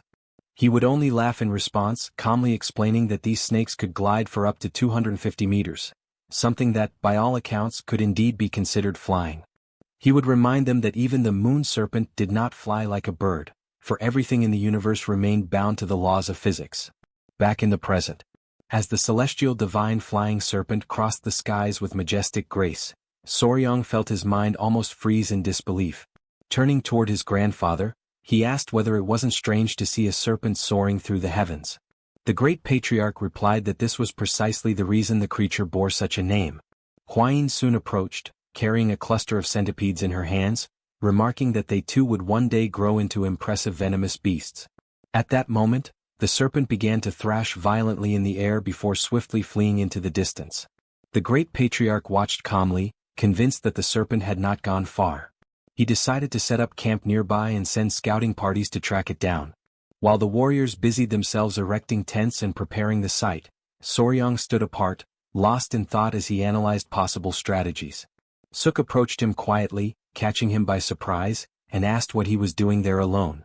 The young warrior turned to her and explained that he was trying to figure out how to lure the serpent back to the ground in order to capture it. The warrior woman looked at him with a faint trace of irony and asked whether he truly didn't know even the basics. She went on to explain that, despite its ability to fly, the creature was still a living being. It needed to eat and rest, and eventually, it would return to the ground. That, she said, would be the perfect moment to capture it. In silence, Soryang reflected that, in his past life, monsters were always at their most vulnerable while feeding. A small smile crossed his face as he realized how he had overlooked something so simple. He thanked Suk sincerely, and she met his gaze with quiet confidence, assuring him that she would place the flying serpent in his hands. But the calm did not last long. After a short while, the warriors began to fall one after another. When Soryang lifted his gaze, he finally understood the true reason why this creature stood at the very top among the 24 venomous beasts. Before them, the serpent observed the group intently, its sharp eyes glimmering. Hwayin turned quickly toward Soryang, checking to see if he was unharmed. For 3 days, the group had camped in the area, gathering every possible detail about the serpent's behavior. They discovered that it fed on a fire carp every 3 days and could remain in flight for no longer than 2 continuous hours. Using this information, they had devised a plan to strike secretly at night, during the exact moment it descended to feed. However, the serpent's body stood nearly 6 meters tall, and its scales possessed an unnatural resilience. Each time it struck the ground, the force of impact sent stones and shards of rock scattering in every direction, making any approach nearly impossible. Though its venom was not as potent as that of the 10 great venomous creatures, its sheer power ranked among the highest of the 24. With so many warriors injured, the old patriarch finally gave the order to retreat. Amidst the chaos, everyone fell back, carrying the wounded away from the battlefield and returning to camp. Thus, their first attempt to capture the flying serpent ended in complete failure. At the camp set up near the Valley of the Venomous Creatures, the discouragement was obvious. Hwayin bandaged her own arm, and Soryang approached to check on her condition. She assured him it was only a scratch and asked him not to worry. Meanwhile, the great patriarch immobilized the arm of a wounded warrior with an improvised splint. Suk appeared and admitted that they had underestimated the creature's strength, a point the old man agreed with. They had been careless and should have prepared better. Then he turned to Soryang and asked what their next move would be. The young man reflected and realized that his existing knowledge did not apply to that creature. A frontal assault would be far too risky for the group. He concluded that everything would be easier if they could fly. Hearing this, the great patriarch suspected that the serpent used some form of energy to stay aloft. He perceived an intense flow around it, which suggested its flight depended on controlling that force rather than on mere physical motion. Intrigued, Soryang sought clarification from Hwayin, who explained that the elevation was an advanced form of Qigong, lifting the body purely by internal energy, something impossible without tremendous inner power. Soryang then understood that the venomous serpent possessed colossal internal energy, making it all the more fearsome. But the old man interrupted to correct him. It was not merely internal energy, it had an inner core. He affirmed that the creature possessed a core which surprised everyone present. Soryang associated this with the blue-spotted centipedes, whose cores concentrated energy and enhanced martial abilities. The existence of a core changed their strategy immediately. Gyupi and Suk wanted to secure it at any cost, while the patriarch weighed the moral and practical risk of killing the creature. He recalled how Hwayin had progressed after consuming the core of an inferior beast, and he explained that the core of the celestial divine flying serpent would instantly amplify martial skills. The son-in-law assessed the problem calmly and declared that the capture must happen. Crucially, it had to be a capture without injuring the creature. He took responsibility and promised a plan that would preserve the animal's life. Others questioned whether such a promise was feasible. Suk warned about the nature of the core and the real cost of killing a creature for the power inside it.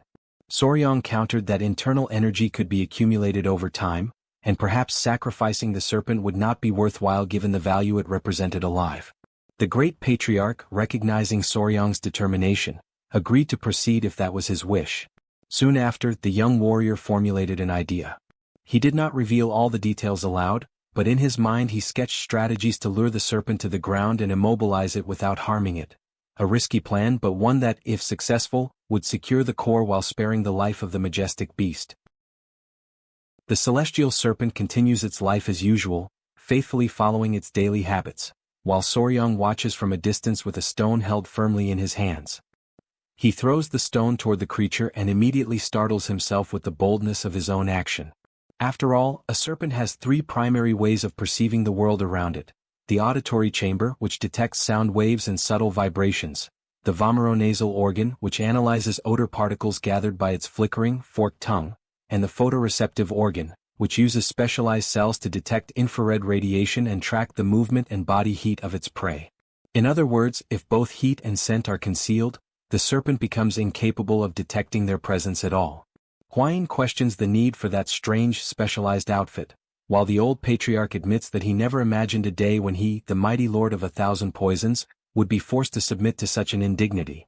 Soryang, however, insists that for this particular operation, the garment woven from the spider's special silk is absolutely essential. The patriarch shows that he understands, yet he wishes to know exactly how this method will allow them to capture the serpent without hurting it. Soryang recalls an old teaching from Suk, that every living creature must eat and sleep. He explains to the group that from that moment on, they will follow the serpent for several days, and whenever it attempts to eat or rest, they will disturb it by throwing stones. Since the serpent cannot see them, it will be unable to attack or defend itself. Without food or rest, it will gradually exhaust itself until it collapses. Soryang acknowledges that the entire group will also suffer throughout the process, and he trusts in their endurance. 6 days pass. The serpent continues to resist, and when one of the men notices it attempting to drink water, the group immediately launches more stones. Despite its exhaustion, the creature tries to escape again and again, but eventually hunger and fatigue overwhelm it, and it finally loses consciousness. In this way they succeed in capturing a celestial serpent without inflicting a single scratch on it and without harming any of the warriors. The mission, which Soryang decides to name the Pursuit of the Celestial Net, becomes a resounding success. The group gathers around the spot where the serpent lies tightly wrapped in the spider's silk. The old patriarch observes the defeated creature with a heavy heart and laments the suffering it endured. Soryang asks whether its inner core has already been examined, and the patriarch confirms that it has. Though small, the core contains condensed energy equivalent to about 120 years of internal cultivation.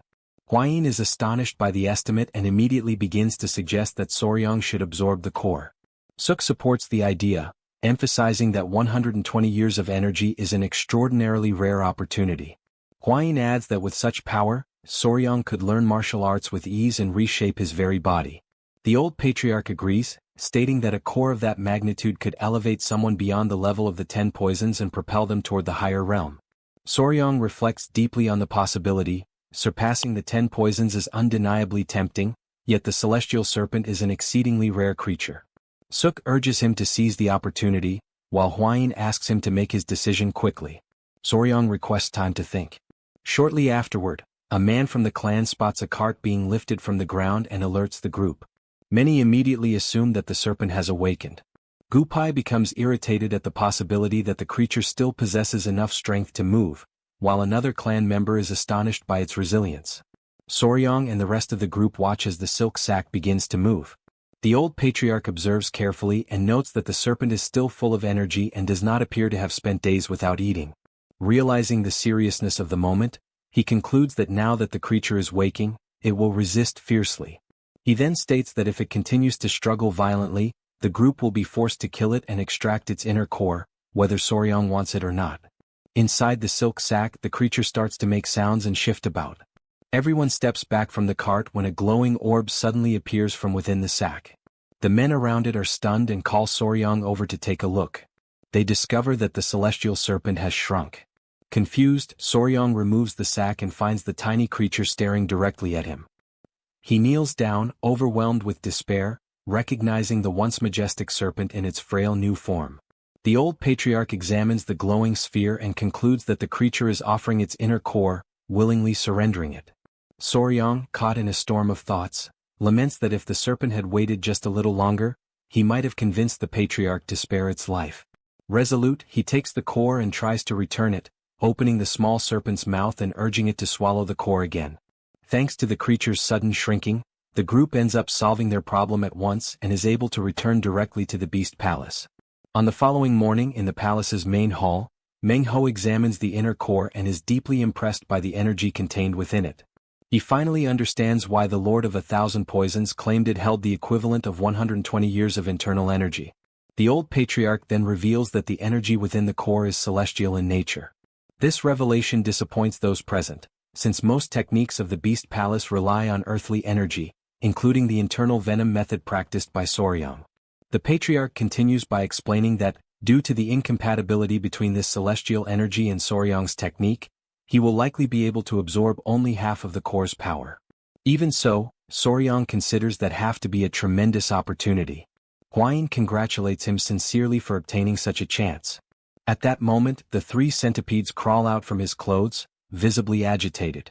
Their sudden restlessness alerts him that something is wrong, but before he can react, they lunge toward the core, knocking it to the ground.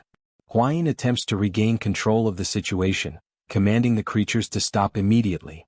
However, the centipedes display unusual fury and a strange hostility toward one another. Soryong holds 2 of them and questions their aggressive behavior, trying to understand the reason behind such a sudden change. Huayin watches and notes that conflict is common when raising creatures, yet he cannot comprehend why beings so close to each other would show such violent animosity. Suddenly, something catches Soryong's attention. The 3rd centipede, the one that remained on the floor, begins to shine intensely. He hears the unmistakable sound of swallowing and is startled by the possibility that it may have consumed the core. The light bursting from the centipede becomes so intense that everyone in the hall instinctively shields their eyes. Huayin watches the scene unfold and concludes that Cho, the centipede, has indeed swallowed the inner core. Soryong, stunned, realizes that everything is happening exactly as it did in the dream he once had. As he struggles to make sense of the situation, he feels something strange occurring inside his head. Huayin notices the change in his expression and tries to understand what is happening, but suddenly Soryong collapses to the floor, throwing everyone present into panic. Meng Ho immediately orders Huayin to stay where he is and not touch Soryong's body under any circumstances, since the light radiating from him is identical to the light from the centipede. Meanwhile, Soryong feels as though his head is about to explode. Something inside him pulses violently, and the pain grows stronger with every passing moment. He wishes he could lose consciousness and begs silently for help. At that moment, he senses someone's presence behind him. A hand rests gently on his head, offering a soft, calming touch, and Soryong realizes that the pain begins to subside little by little. When he turns around, he sees a young woman he has never seen before. Surprised, he tries to understand who she is. The girl places her hand on his face and presses a gentle kiss to his forehead. The instant her lips touch his skin, a new light envelopes them both, expanding outward in a growing circle of radiance. After some time he awakens, disoriented, unable to recognize where he is. He questions whether everything was nothing more than a dream and tries to recall the mysterious girl with blue hair. But before he can organize his thoughts, he feels something wrapped around his body. At that moment, Huayin and Suk rush into the room, asking if he is all right and what had happened. Soryong, seized by panic upon feeling the massive creature encircling him, desperately calls for help. Both women try to calm him and explain that the creature poses no threat. It is Cho, the centipede. Still in disbelief, Soryong stares at the enormous being before him, unable to comprehend how the tiny centipede could have transformed into such a creature. Huayin then explains that after swallowing the inner core, Cho transformed into a flying centipede, a legendary creature capable of flight, conjuring dense mists and calling forth deadly rains. Soryong remains stunned by the transformation.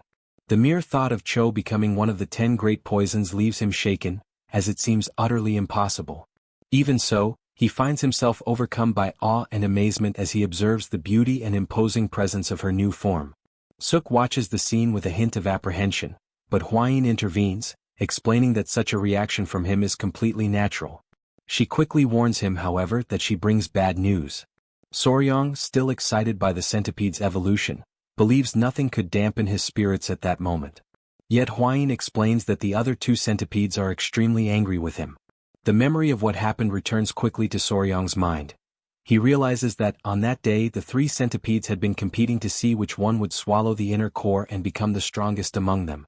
However, by holding 2 of them back, he had unintentionally allowed only the 3rd one to have the opportunity to swallow the core without any competition. The realization that he interfered in their dispute makes Soryong anxious and filled with regret. After several attempts, however, he manages to apologize, and the tension among the centipedes gradually decreases. The next morning, to investigate the effects that the beast heart might have caused in Soryong's body after merging with his poisonous core, both Meng Ho and the old patriarch conduct detailed examinations. The patriarch concludes that Soryong's level of internal poison has increased significantly, likely connected to Cho's newfound strength. Meng Ho then asks whether Soryong saw any illusions or similar phenomena during his collapse, explaining that sometimes a beginner may be overwhelmed by the consciousness of a powerful beast, an even greater risk now that Soryong is linked to one of the 10 great poisons. The young man thinks of the blue-haired woman he saw before passing out, wondering whether that mysterious figure could have been Cho. Meng Ho instructs Soryang to seek him immediately if he senses any strange energy moving through his body. Soon after, the patriarch announces that, with the capture of the celestial serpent concluded, it is time to resume the matters that had been postponed. Suk, curious, asks mentally what matters he is referring to. The elder begins speaking about investigating the 5 poisons and locating their hideout.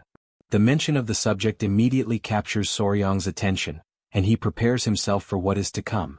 The old man explains that the place where the 5 poisons were exterminated was not far from there, and that if they were to find any trace or remnant of them, they could not simply stand still.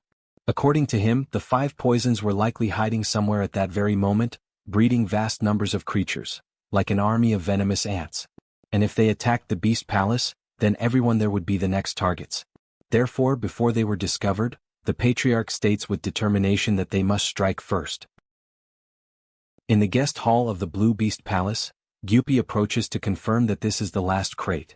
Before the formal investigation of the 5 poisons portal begins, it had been decided that all venomous creatures captured so far would be transported back to the family. Soryang asks Gyupi about the celestial serpent, and Gyupi explains that it is being taken care of separately. He adds that there are many concerns regarding sending it away, since the serpent has not eaten for several days. Realizing how serious the situation is, Soryang reflects on what it must feel like to lose 120 years of internal energy to the centipede. Then he heads out to see the celestial serpent, taking the centipede Chu with him. As soon as he tries to check its condition, the serpent reacts with fierce hostility. Uncomfortable, Soryang attempts to calm it down, recalling that its own overwhelming ferocity had made the current situation inevitable. He reflects that, having shrunk so drastically, the creature now risks becoming prey to other animals. Because of that, he considers that instead of returning to the valley alone, perhaps it would be better for it to follow the group. Knowing it has not eaten in days, he offers it a fire carp and suggests that it think carefully about the proposal to accompany them. The serpent initially refuses the food, shaking its head firmly. In that moment, Centipede Chu fixes its gaze on the serpent, releasing an intense wave of intimidation. Overcome by fear, the serpent ends up swallowing the fish in a rapid motion. Elsewhere in the hall, Huayin walks around with 2 centipedes when Soryang approaches. She asks what happened, and he explains that the celestial serpent has finally begun to eat, so she can rest assured about that matter. Then he turns his attention to the centipedes, promising that he will ask for a bit more of their cores once they recover. Internally, he decides that he will make this request 2 more times for the sake of peace within the family, even if this causes suffering to the creatures. At that moment, the old patriarch appears and calls for Soryang. He announces that the preparations for the investigation of the 5 poisons portal are complete and that he believes it is now possible to begin the search. However, he expresses concern, remembering that only a short time has passed since Soryang awakened. Even so, Soryang declares that he is ready and states that, as the son of the Southern Beast Palace and the son-in-law of the 4 Poisons family, whatever affects the 2 families affects him as well. The old patriarch is satisfied with the determination Soryang demonstrates. He then explains that the following day they will head to Mount Manhwa, the last place where the creatures were seen, with the intention of searching for traces. He concludes that the final breath of those beings certainly still lingers there, and declares that the time has finally come to settle a century-old debt. A few days pass. Soryang flies through the sky mounted on Cho, the centipede.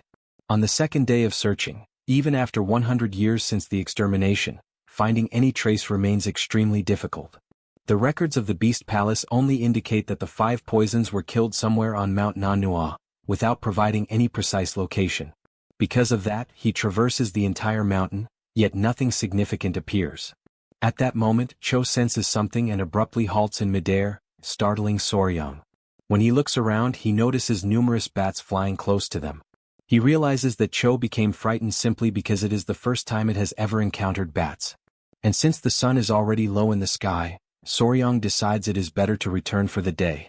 Back on the ground, Meng Ho asks whether he found any clues, and Soryang answers that he did not, except for a flock of bats flying northward.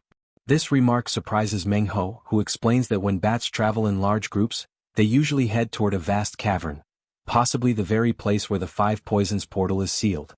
He instructs Soryang to move ahead and guide the group in the direction the bats flew, while he and the warriors follow closely behind. The expedition advances along the northern ridge and after hours of crossing a dense jungle, the group finally halts. Before them rises an entire mountain that connects seamlessly to a gigantic cavern. As they approach, the old patriarch calls Meng Ho after noticing something carved into the stone. Meng Ho reads the inscription. The portal of the 5 poisons is sealed here for all eternity. With that, he confirms that they have finally found the correct place. The old patriarch recognizes in the marking the remnants of the red chain divine palm, an ancestral technique of the main family, perfected to an extraordinary level. Meng Ho examines the entrance, which is blocked by massive rocks, and concludes that moving forward through that point is difficult, suggesting that they look for another passage.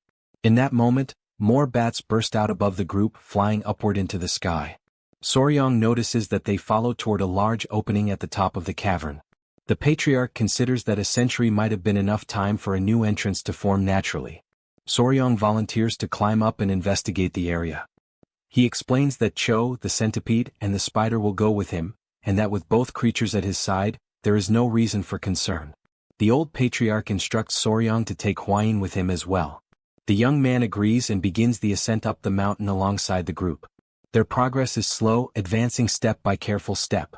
When they finally enter the cavern, they find nothing but droppings, thunderous echoes, and an almost absolute darkness. Fortunately, Soryong learned the dark cat kung fu at the Beast Palace, a technique taught by Sister Suk, which allows him to see clearly even in pitch-black environments. Yet the true obstacle is another: bats. Countless bats are clustered ahead of them. Although Soryong likes all creatures without discrimination, he admits that bats stir in him a deep, instinctive sense of repulsion. He wonders how he will manage to get through. Cho calls his attention and releases a sharp, piercing sound that reverberates throughout the cavern. The effect is immediate. The bats freeze completely, falling dead in total silence. Suk recognizes the phenomenon and recalls that Cho, being one of the 10 great venomous creatures, possesses the ability to release a murderous intent. Soryong watches in awe, steps closer to Cho, and admires its ability, recognizing its strength. He notices that the other 2 centipedes appear eager to demonstrate their own power, as if they too wish to unleash their murderous intent. Meanwhile, Suk notices something above them. She points toward the upper part of the cavern, drawing the group's attention. When Soryong lifts his gaze, he sees a distant glimmer, a small light at the end of the tunnel. As they move closer, he realizes it is a gate. Numerous skulls lie scattered around it, previously hidden by the swarm of bats. He concludes that this must be the site of the final battlefield of the 5 poisons. At the center of the structure, he notices 5 figures fixed around the lock, each recalling the form of a different creature, and he wonders whether they might be the original 5 poisons themselves. The group faces the ancient door in silence. Hwayin studies the structure carefully and wonders inwardly whether this truly is the key connected to the 5 poisons. Suk notices that something is written on the surface and begins to interpret the inscription, which speaks of blades that never cross, of retreating back into the darkness, and of a bloodshed that will surely be repaid. She concludes that the Yadakuman never forgets a grudge and never lets resentment fade. Soryong examines the area and deduces that this must have been the base of the Yadakuman from 100 years ago. Hwayin considers that, if this is indeed the case, then some traces or records may still have been left behind. Suk wonders how the door is supposed to be opened, but decides that it would be wiser to wait for the great patriarch and Meng Ho to arrive, imagining that a specific mechanism might be necessary. The 3 sit before the door and wait in quiet anticipation for some time. Suk finds the atmosphere uncomfortable and tries to ease the tension with a light comment, mentioning that doors with embedded spheres often hide internal mechanisms. He suggests that perhaps pressing the sphere might open the passage. The girls try this method, but nothing happens.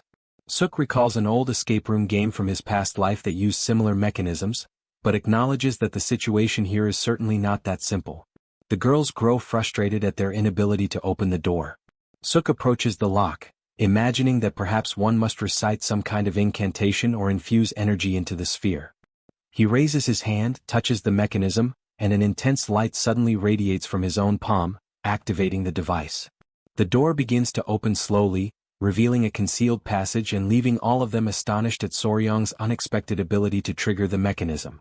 Ali studies the event carefully, finding it remarkable that Soryong truly managed to discover how to open the door, even though moments earlier he had seemed to be merely joking around. Suk mentally comments on the strong wind that blows from within the passage and observes how long the trail ahead appears. Ali considers proceeding further, finding the mechanism fascinating and remembering that the Tang clan places great value on this type of construction, which further motivates her to explore. The group decides to move forward, but before entering, Suk leaves a message for the Great Patriarch and for Mengru, informing them that they have entered the passage. Feeling a rising excitement, almost as if they were about to begin a genuine treasure hunt, they pass through the door while holding their lanterns. As soon as they enter, the door closes automatically behind them. They are startled but conclude that this is nothing more than a security mechanism. Soryong reassures himself by remembering that they left a note outside, ensuring that someone will know exactly where they started their exploration. He imagines that some members of the Odakumin must have used this very path to escape long ago. The group continues walking until they encounter walls filled with small openings, resembling the mouths of caves. Suk examines the wide chamber, and Soryong is impressed by the sheer number of small caverns carved into the sides. Noticing something etched on the wall, Suk asks for Hwain's lantern. Hwain shines the light on the area, and the group realizes that the inscription is a chant related to the divine technique of Odoka Jiaivon. Upon understanding the content, Soryong becomes shocked and saddened, as the text describes cruel practices involving creatures created by the clan itself. He finds it revolting and decides to erase the words completely, burning the inscription until nothing remains. He states that they must inspect every inch of the place for similar writings, promising to explore each of the small caverns thoroughly. A few hours later, after examining every small cave, each resembling a tiny room, they discover only one passage that leads deeper inside. The group gathers again in the central plaza. Hwain comments that the area she inspected contained some large rooms, but all were destroyed, filled with broken furniture and scorch marks. Suk concludes that everything was most likely burned after the extermination of the Odakumin a century earlier. Hwain then turns her attention to Soryong, watching him in quiet anticipation as he contemplates the situation. Soryong recalls a trip from his past life, when he once visited the Siu Chi tunnels in Vietnam as a tourist. He remembers the guide explaining that the clay-like soil mixed with limestone allowed tunnels to be carved easily, yet once the earth dried, it became extremely hard, an ideal composition for constructing long underground passages. He reflects that the tunnel before them might be much longer than it initially appears and that continuing forward could be dangerous. Even so, he keeps his focus on the path, carefully calculating the possibilities while the rest of the group waits silently for his decision. Soryong studies the seemingly endless tunnel and concludes that since the group has come this far, they must press onward. They continue walking, yet the cavern stretches out before them without any sign of an end, as though the passage itself refuses to offer a destination. Siakwa breaks the silence, remarking that the ancient ancestors were right when they said the members of the Yadakumin were utterly insane. Feeling the exhaustion settling into her body, Hwanhee wonders how much farther they will need to walk. Siakwa tries to estimate how long the group has been wandering inside and concludes that they must have been trapped there for nearly 2 days. Hwanhee agrees, believing the same amount of time has passed. Seeing the collective fatigue, Soryong suggests that the group rest before continuing. Hwanhee admits she is hungry, while Siakwa expresses her fear that they may not be able to leave anymore. Hwanhee tries to comfort her, imagining the future moment when they all manage to escape that suffocating place and finally enjoy a delicious meal together. Suddenly, a strong aroma drifts through the tunnel, and Siakwa tenses immediately, detecting it with precision. Soryong notices the scent as well and recognizes that it is the smell of something savory coming from deep within the passage. Siakwa identifies the odor as roasted rabbit.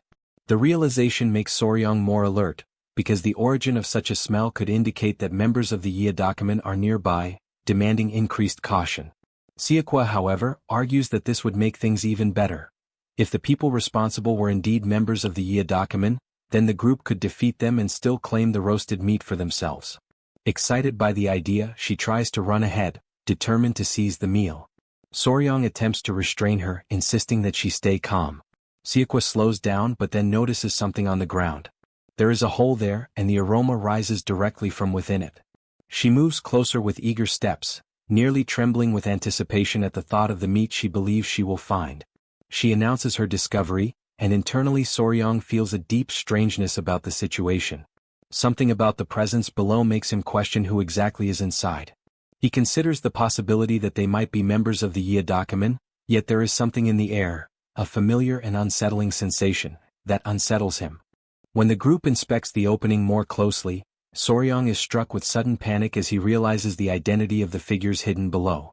Before he manages to voice his thoughts, Hanol interrupts him, trying to understand the reason for his abrupt reaction. Inside the hole, illuminated by the glow of an improvised fire, there are people gathered together, eating casually. One of them bites into a piece of roasted meat with complete ease, entirely unaware of the group's approach.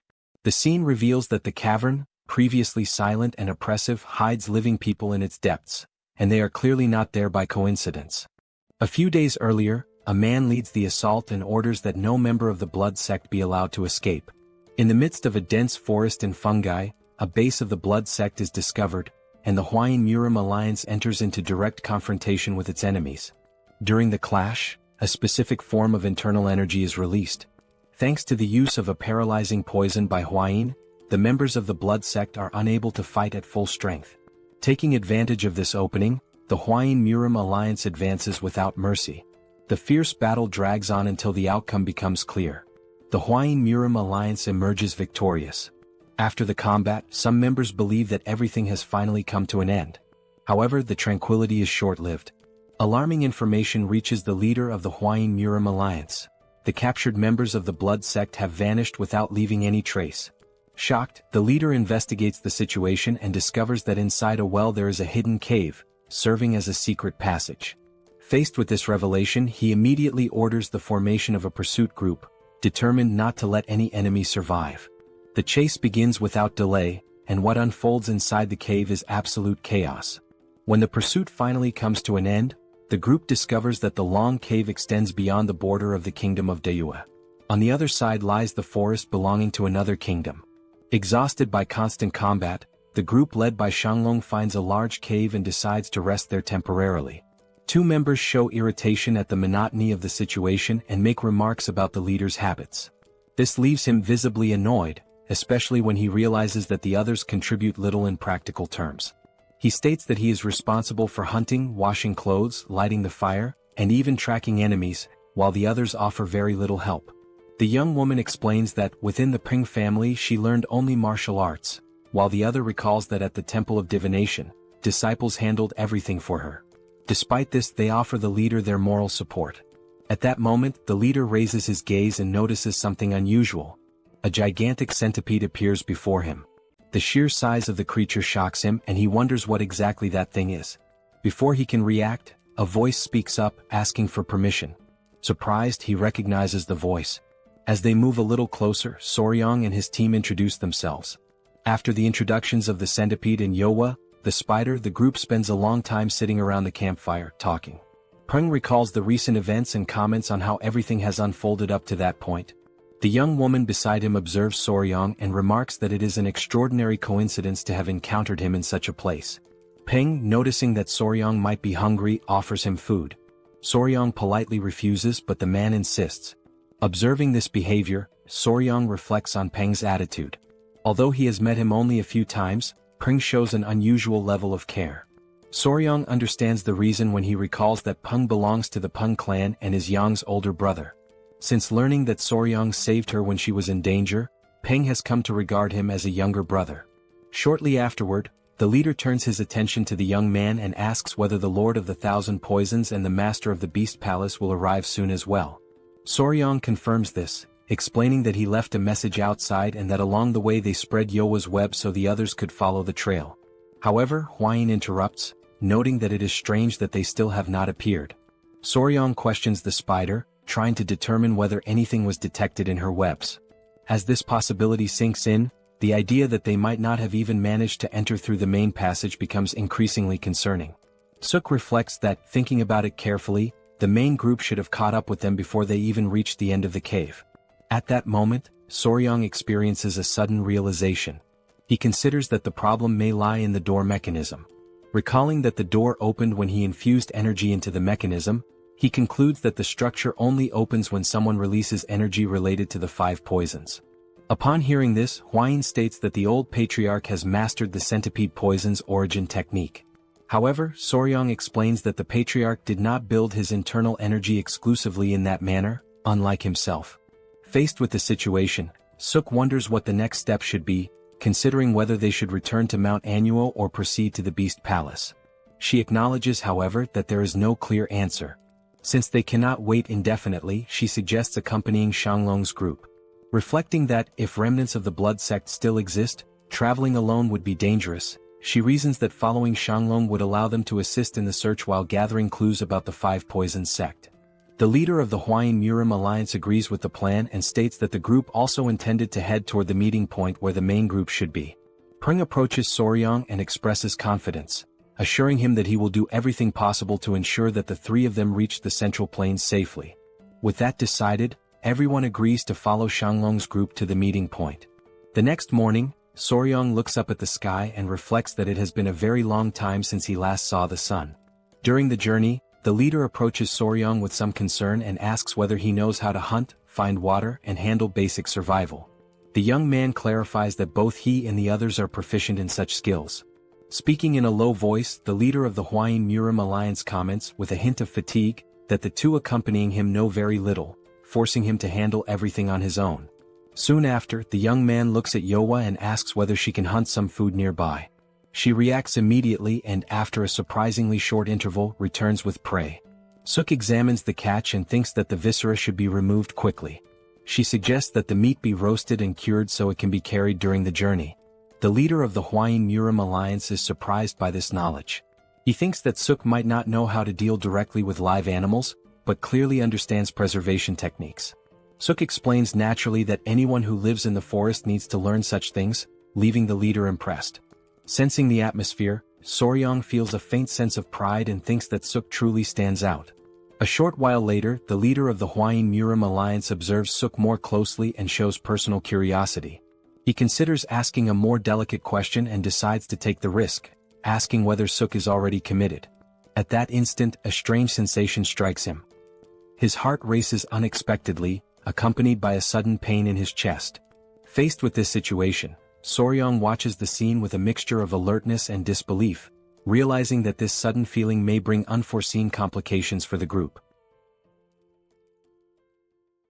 After that, the group walked for some time until they reached the meeting point. Suk began to emit a sound and Soryong quickly asked what it was. She explained that she was trying to summon creatures through sound. Upon hearing this, the leader, the spear dragon, is completely surprised as he witnesses such an unusual ability. The woman accompanying the group, the sword phoenix, observes the scene with mild sarcasm and reflects on the inconsistency of men, remarking that until recently the leader spoke of nothing but dueling for the honor of the poisonous flower. Soryong listens to the conversation attentively and reacts with irony. Internally, he finds the situation amusing as he never imagined that the spear dragon could fall in love with Suk. Driven by curiosity, Soryong approaches Suki and comments on the spear dragon's apparent interest, wanting to know what she thinks of him. Suki responds firmly, making it clear that she detests that type of man. She then shares her true impression. In her view, the one who truly shows feelings for the spear dragon is the sword phoenix. Huayin agrees with this perception and emphasizes that she also believes the sword phoenix likes the spear dragon. Suki then shows indignation at the spear dragon's attitude. After so much time together, she cannot understand how he can be so insensitive. Hearing the conversation, Soryong is genuinely surprised as he had no idea about that silent relationship. Suki comments that if she had to choose, she would prefer men like Guseong with a robust physique but a delicate face, comparing him to a panda bear and finding it adorable. Huayin is surprised by the revelation and remarks that it was truly unexpected that as they continue their journey through the dense forest of Yunnan, a pinkish wind suddenly begins to blow. They keep walking until Guseong announces that they are close to their destination, pointing to the abandoned cave on the hill ahead, which serves as the meeting point of the Murim alliance. Soryong observes the place and finds the absence of presences around it strange, but it is soon explained that this is part of the strategy to avoid detection by the blood cult. Concerned, Suki calls Soryong and asks him to warn Nova not to descend until further notice. She explains that although the location is considered safe, there may have been an information leak to the blood cult, and this is merely a precaution. Soryong suggests that everyone stay together, believing that Nova's presence could intimidate enemies. Suki, however, reinforces the Murim rule of concealing part of their strength. Soryong instructs Yowa to protect Suki and Huayin in case of danger, while entrusting Nova to protect himself. An unexpected presence approaches, calling out to the spear dragon, putting the group on alert when they realize it is the vice leader. The spear dragon acknowledges how much time has passed since their last meeting. In direct response, the vice leader remarks that he does not recognize the group accompanying him. Soryong studies the man before him and perceives a contradiction. Despite his age, he emanates an aura of speed and agility. Huayin then explains his identity. He is nicknamed the Swift Traveler because his Qinggong is extremely agile, allowing him to move at an unusual speed, even by Murim standards. The vice leader states that if the youths of the Beast Palace and the Tang Clan are already gathered, the group should move forward.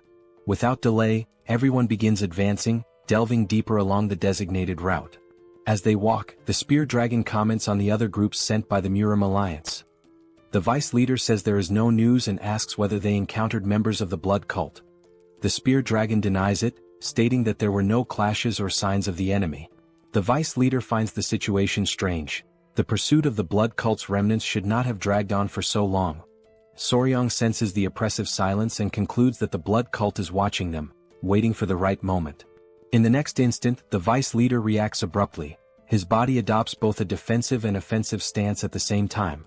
Suki notices the change, but the Swift Traveler keeps his gaze fixed in the distance, alert to the threat. He announces that the attack has begun. The blood cult reveals itself, and the group is surrounded. Soryong is incredulous at having sensed no hostile presences, but the vice leader explains that the attack began upon their arrival, revealing the enemy's preparation. Without wasting time, the vice leader hands the Sword Phoenix a map of the blood cult's bases. Surprised and tense, she questions why he is entrusting her with such a crucial responsibility. The vice leader decides to fight to buy time, stating that the young are the future of Murim. With the blood cult about to attack, the Spear Dragon supports the decision, orders an immediate retreat, and assures them that they will reunite at the Murim Alliance headquarters. The vice leader prepares to fight, ready to shed blood, while the others take their positions. Juxiang leads the retreat, ordering an immediate withdrawal to the south, keeping the group together, and everyone follows him despite their apprehension. The strategy was to advance south, defying the enemy's expectations. However, a figure appears, blocking their path. The north was merely a distraction. The shock is immediate. The man reveals that the north was nothing more than a decoy. It is Grandmaster Jiufeng Shao, leader of the Blood Demon unit. Jiufeng Shao shows satisfaction, stating that the wait in the south was worth it. He sweeps the group with a cruel gaze and declares that no one will come to save them, as the other Murim Alliance groups must already be dying in the blood cult's prisons. Upon hearing this, terror spreads through the group. Without wasting time, the leader of the Blood Demon unit orders his subordinates to kill all the men and capture the women. The order is received and everyone advances immediately, ready to massacre anything in their path. At the moment when the tension reaches its breaking point, someone asks the group to wait. Soryong steps forward and declares that he will handle the situation on his own. The group tries to stop him, urging him not to move forward recklessly, but he ignores all warnings. For Soryong, there is no reason for hesitation, remembering that he has Nova, his centipede, at his side. That as soon as the call is made, the creature's presence manifests in an overwhelming manner. The men of the Blood Demon unit are left completely stunned. Suki, recognizing what is happening, feels a chill run through her body. She realizes that Soryong is activating the Wild Beast Heart technique, a dangerous method that directly connects the cultivator's essence to that of his bonded creature. Soryong maintains a firm stance and calls out to Nova once more. Without showing the slightest doubt, he delivers his order with absolute clarity: kill all those motherfuckers. Without hesitation, he reinforces his order, demanding that Nova finish everyone off. The members of the blood cult panic in the face of the creature's overwhelming presence. The leader of the Blood Demon unit tries to remain calm, claiming it is nothing more than a giant centipede, but his conviction falters the moment he truly faces it. Before he can react, the sky above suddenly changes, and rain begins to fall. It is not ordinary water, but a substance that descends like a liquid mist. Within moments, screams spread, followed by chaotic collapses. Bodies give way, dissolving rapidly upon contact with the substance. Huayin watches the scene with restrained horror and wonders whether it can truly be called poisonous rain. The answer becomes unmistakably clear to everyone. In a matter of moments, everything ends. The Sword Phoenix surveys the silent battlefield and confirms that all enemies have been annihilated at once. The Spear Dragon acknowledges the terrifying power he has just witnessed. Soryong watches in silence, witnessing for the first time a poison of such a level. The ground corrodes, the bodies vanish, and only clothes and weapons remain. He recalls his grandfather's words, yet in the face of such power, a faint sense of fear arises within him. Without wasting time, Juxiang warns that the opportunity cannot be squandered, as other troops may arrive, and the group departs immediately. 1 hour later, new figures arrive at the battlefield and realize that even Grand Master Jiufeng Shao has been defeated, all signs pointing to the use of an extremely powerful poison. Upon hearing this conclusion, the man realizes that the situation has completely spiraled out of control and decides that this time he must act personally. His name is Maichagui, known as the Flying Serpent of the Bloodstained Wind. Maichagui reflects on the gravity of the loss. Jiufeng Shao, one of the 5 strongest among the 8 great masters of the blood cult, was easily defeated while attempting to capture youths of the Murim alliance that he wonders whether those who were supposed to arrive as reinforcements broke their promise. Before he can reach another conclusion, a presence appears behind him, causing Maichagui to startle. She states that there is no reason for such concern and assures him that her promises are always fulfilled. The two face each other. The woman is the same one who confronted the blood cult at the border of Dai Viet. Once declared enemies, they eventually formed an alliance upon recognizing their shared hatred for the Central Plains. She is known as the Lady of the 5 Poisons, someone who claims to be a descendant of the 5 Poisons cult. Without beating around the bush, she remarks that she almost gave up on answering the call, but that the current situation changes things. She then hands Maichagui the antidote he had previously requested. That he receives it carefully and questions whether the preparation was truly that fast.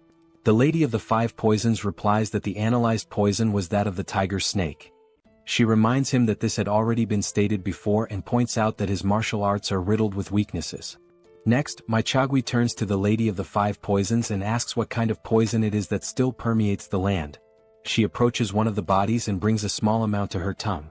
At that very instant, her eyes widen. The shock is immediate. She recognizes without a doubt the poison of the first poisonous lord. Despite the perpetrator being very young, there is no mistake. Regaining her composure, she asks how long ago the group departed. He replies that it was recent and that they cannot be far. A faint smile appears on the face of the Lady of the 5 Poisons. To her, it is a sign from the heavens. She summons her squad of toads and decides to pursue Soryang's group, determined not to let them disappear.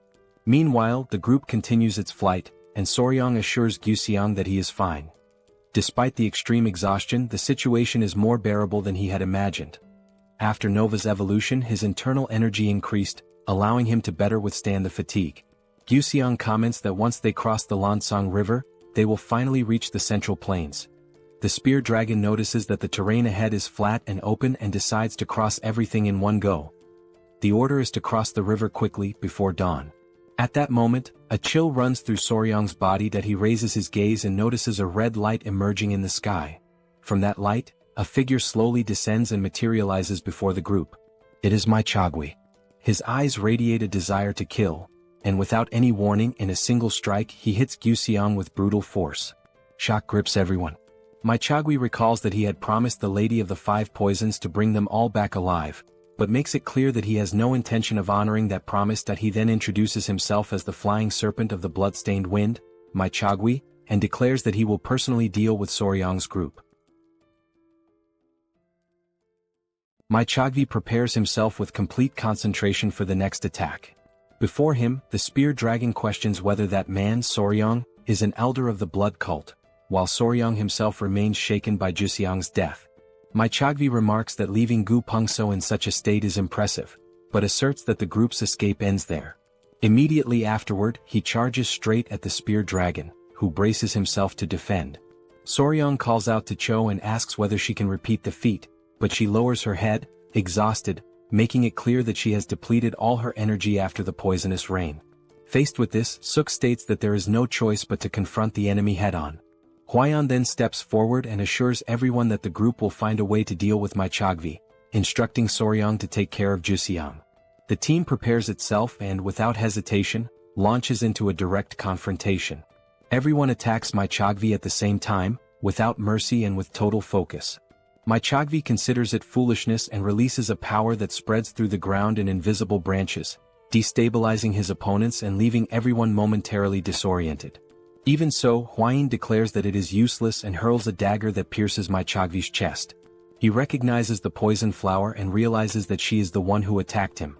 Huayin states that the poison will soon block his internal energy while the dagger remains embedded in his body. Maichagui reacts with fury, tearing the dagger from his own chest without showing any sign of pain. He mocks the idea of being defeated by poison, claiming that he already drank the antidote and that, to him now, that miserable poison is no more than water. Huayin is startled upon hearing about the antidote, and Soryang also questions it silently. Mai Chogvi then vows to inflict pain so intense that his enemies will beg for death. However, when he opens his eyes, something strange occurs. Mai Chogvi feels that his blood is no longer circulating properly, as his internal energy fails to respond. Confused, he wonders if this is poison, but quickly dismisses the thought, certain that he took the antidote. At that moment, Soryang stands up. He observes the situation and remarks that it is unfortunate, as Mai Chogvi must have become emotionally distracted while preparing the antidote. Bewildered, Mai Chogvi demands an explanation. Soryang clarifies that this was not the venom of the quicksand sand serpent of the lakeshore. He recalls hours earlier when the spear dragon was holding a vial and saying it was not bad, and Soryang had questioned what was wrong with it. The spear dragon explained that all the venom had been used since the beginning of the mission to subdue the blood cult. Reflecting on this, Soryang states that even if it was not that poison, they could still create something similar. Huayin recalls that the poison used against the blood cult was prepared entirely by Soryang, which surprises the spear dragon. Soryang explains that the Martial Alliance kept this information under absolute secrecy, but confirms that if poison is needed, he can produce it. He then calls for the spider and asks whether she brought what was requested. The spear dragon watches in confusion, unable to understand what is happening. Soryang holds what the spider brought on his arm. It moves rapidly and then falls to the ground. He asks everyone to remain calm and reveals that it is a dew-wasp nest. The atmosphere changes instantly, and the group shows visible unease. Soryang laughs, explaining that it is a wasp known as the yellow bee, tiger-headed bee, or RUB. He reveals that he trapped a nest in a tree and left it under the group's care. They needed poison and so he decided to use that. He explains that wasp venom is a hemotoxin that damages tissues, blood vessels and red blood cells. He compares this effect to that of the quicksand sand serpent of the lakeshore, whose venom contains similar enzymes. Soryang admits that it will not be as powerful as the original venom, but states that it is sufficient to disrupt Mai Chogvi's internal energy flow. Even weakened, Mai Chogvi reacts with hatred, swearing that he will still kill them. The threat echoes through the air, causing both the sword phoenix and the spear dragon to tighten their grips on their swords, eliminating any remaining chance for Mai Chogvi to react. They strike him down, throwing him to the ground and bringing the battle to an end. The sword phoenix approaches and embraces the spear dragon, overcome with relief. The spear dragon immediately turns to Juxiang and asks about his condition, and Soryang responds that his internal organs do not appear to be affected. He explains that he contained the bleeding with acupuncture, but warns that they must act quickly before the wound worsens. At that moment, the centipede Cho emits a strange sound upon sensing that something is approaching. Soryang lifts his gaze to the sky. Above them, the Lady of the Five Poisons appears, mounted atop a massive bee. She looks down at Mai Chogvi's body with disdain, stating that he has become a miserable corpse, something only natural for one who practiced inferior martial arts. Soryang and Huayin try to identify who the woman is. Meanwhile, the Lady of the Five Poisons slowly approaches the group, assessing the situation and considering a possible alliance with the blood cult. Without delay, she orders the bee she is riding to capture Soryang's group. The creature obeys immediately, releasing a deafening sound that spreads outward, striking everyone's ears at once. Huayin warns that the giant bee is extremely dangerous and orders everyone to protect their ears with internal energy, or else their qi and blood will collapse, preventing any movement. This is the strange cry of the tiger wasp, one of the 10 deadliest poisons, a rare and extremely lethal sonic attack. Soryang reacts with surprise upon hearing this explanation and questions the existence of a poison ranked among the 10 most deadly. Meanwhile, the centipede Cho stares at the bee as it continues to emit its unsettling noise. From above, the Lady of the Five Poisons watches Soryang with interest, recognizing him as a true master of poison, and asks who he is, only to immediately dismiss the answer. Soryang keeps his gaze fixed on her, attentive to every movement. The woman declares that from that moment on, he belongs to her, for Soryang is the creator of the centipede Cho and the true source behind the poison. The Lady of the Five Poisons slowly descends from the great bee, and everyone watches her in tense silence. Huayin warns Soryang about the danger. Although the woman may not be as strong as his grandfather, she displays power comparable to that of the patriarch. The woman notices the whisper between the two and comments with irony that it fills her with jealousy. She then orders the great Bi Zhang to restrain them. Immediately, Soryang urges Shou to teach that woman a lesson. Shou faces the giant bee and the two collide at once. However, Shou is violently attacked. Soryang sees the bee gripping her and panics. He reflects that, although centipedes are venomous, the true enemy is the giant wasp, far too powerful for Shou to face alone at that moment. Without hesitation, Soryang asks Yowa, the spider, for help. She advances immediately and casts her web toward the bee's wings, immobilizing it and forcing it to release Shou. The Lady of the Five Poisons recognizes the creature, both impressed and disturbed to realize that Soryang has even managed to domesticate a spider with a human face. The spear dragon then orders the three to flee, stating that he and the sword phoenix will intervene. Both advance together against the Lady of the Five Poisons. She treats them as mere nuisances, remarking that they should remain quiet. In the next instant, she vanishes from before them and reappears behind the spear dragon, catching him by surprise. As she prepares to strike, she is interrupted by the sword phoenix, who, in desperation, throws herself in front of her companion. The blow meant for the spear dragon strikes the sword phoenix instead. The spear dragon is left in shock as he watches her collapse to the ground, gravely wounded. Overcome by desperation, he tries to react, but the Lady of the Five Poisons attacks him from behind, sternly warning him never to take his eyes off his opponent. Soryang watches in horror as both lie fallen on the ground. The Lady of the Five Poisons then demands that he stop this useless resistance and go with her. Frightened, Soryang hesitates. At that moment, Huayin steps forward, and Suki advances alongside her, declaring that she will never hand over her own brother. Irritated by their resistance, the Lady of the Five Poisons attacks from a distance with a powerful strike, hitting Huayin and Suk and hurling them to the ground. Soryang sees them fall and feels his despair deepen.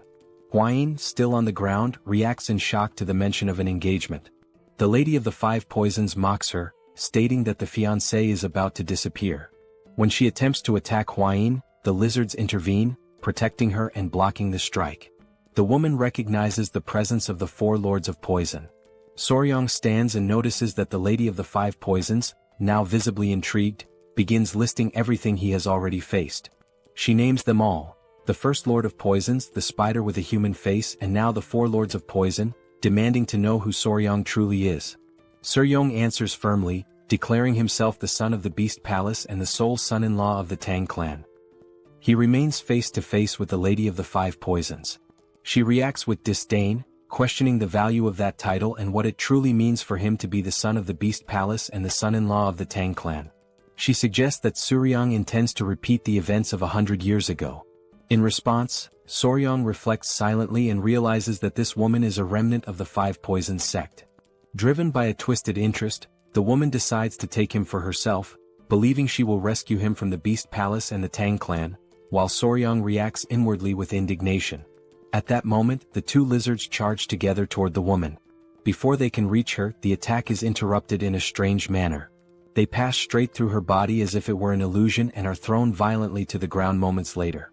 Soryang recognizes the technique and recalls his grandfather's manual, identifying the movement as the illusory lizard step, an art of the Five Poisons. The Lady of the Five Poisons shows brief satisfaction with the situation but decides to end the game. Suddenly she strikes Huayin, who is flung to the ground and dragged violently. Then the woman turns directly toward Soryang and grabs him by the arm, pleased that they are finally face to face without interference. She believes that all the surrounding pests have been eliminated and tries to force him to go with her. Soryang reacts immediately, sending the two centipedes into attack. The Lady of the Five Poisons notices the movement and quickly assesses the situation, concluding that she will not be able to capture him so easily.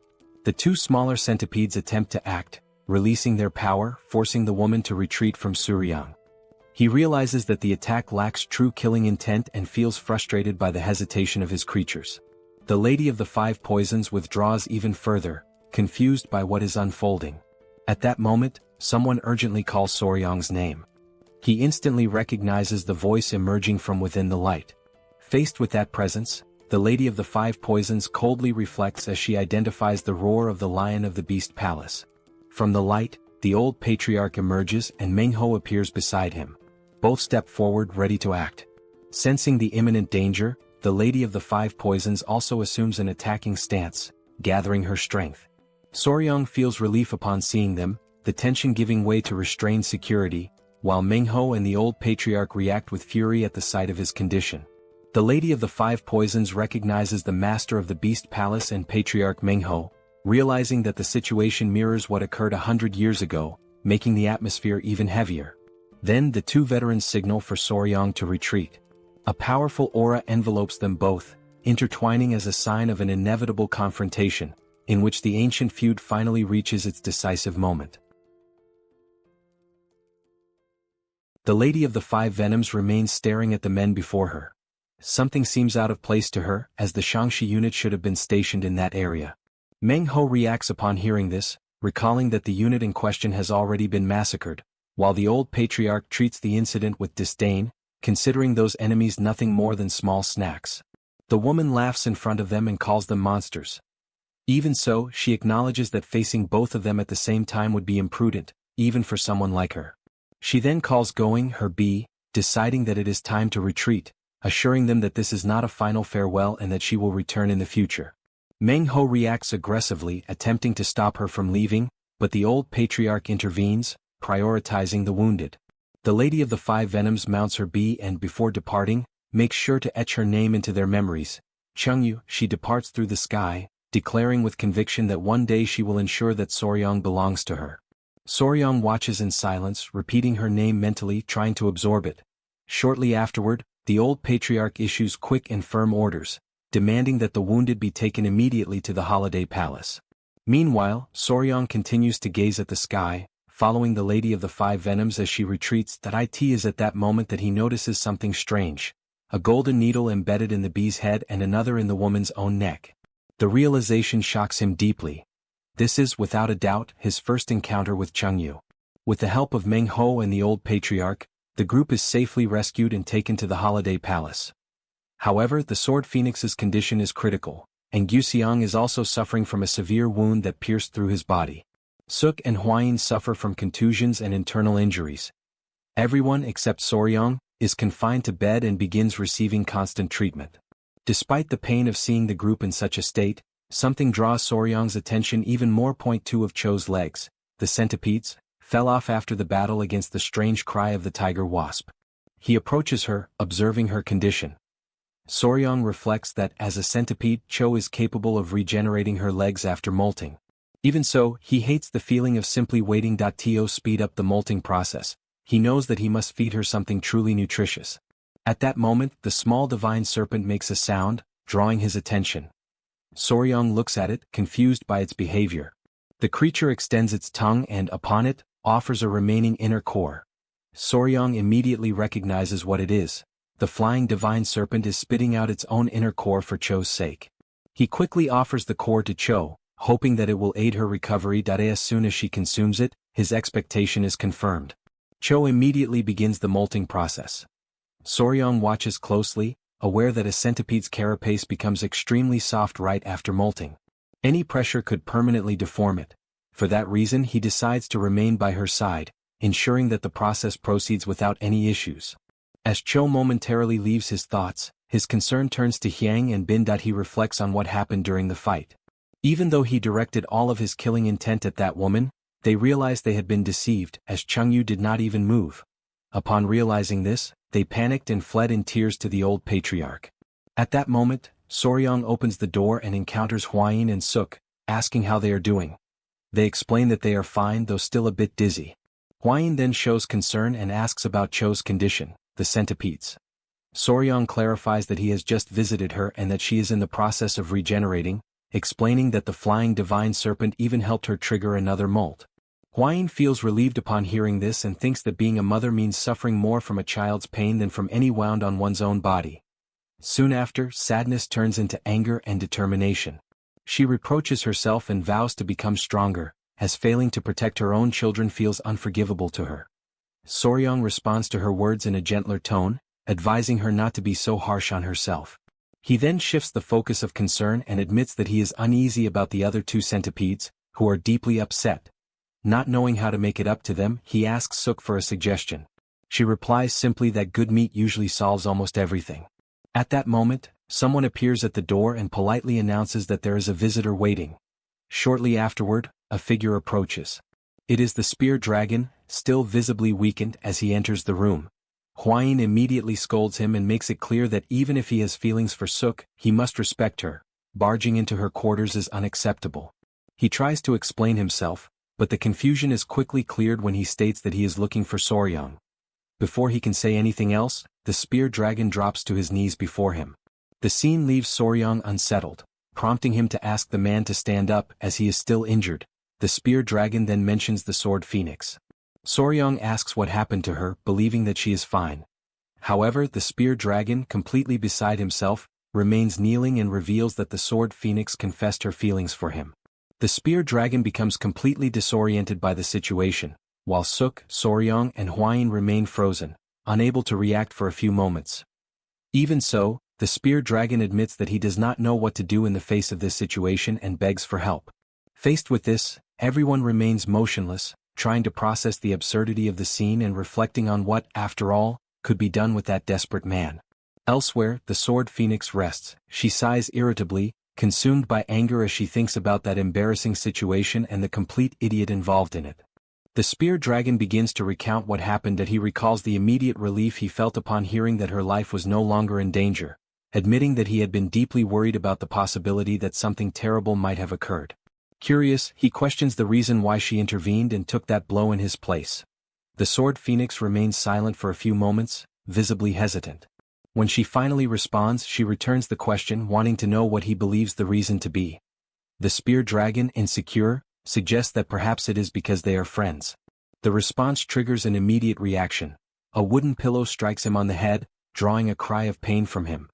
Confused, he questions why she is throwing that at him. Her irritation overflows as she grits her teeth, and overtaken by anger she explodes, stating that she could not bear to watch the person she loves die before her eyes. The declaration leaves him completely stunned, and he questions whether she truly loves him. Her fury only intensifies. Regretting that she exposed herself, she says that she should have let him die, calls him an idiot and throws him out of the room. Upon hearing this account, Soryang is momentarily left without a reaction. Still incredulous, he comments that the spear dragon was truly thrown out in such a manner. Huayin reacts with coldness and irony, stating that a strike with a poison dagger would have been better. Suk agrees, adding that poison would have been more effective. Soryang sighs and asks how exactly the spear dragon expects him to help, since the confession of feelings has already happened and there does not seem to be much more that can be done. The spear dragon explains that this was the first time a woman has ever confessed to him and that he does not know how to react, especially because it is the sword phoenix. Soryang thinks for a few moments until an idea comes to him that he asks the spear dragon to simply follow him for now. He then opens a door and the two enter another room where Yova, the spider, is present. Soryang calls her and asks for her help. Even while acknowledging that she may not like the idea, he asks whether she is able to absorb a bit of that man's yang energy. Although irritated, she does so, while Soryang continues, explaining that by absorbing this energy, she will be able to transform into the woman the man considers the most beautiful. As soon as Yova absorbs the spear dragon's yang energy, her form begins to change. Within moments she assumes the exact appearance of the sword phoenix. The sight leaves the spear dragon completely shocked, while Soryang watches the scene attentively and confirms his hypothesis. To him, this proves that the spear dragon also harbors feelings for the sword phoenix. Grateful, the spear dragon runs out of the room, calling out for the sword phoenix.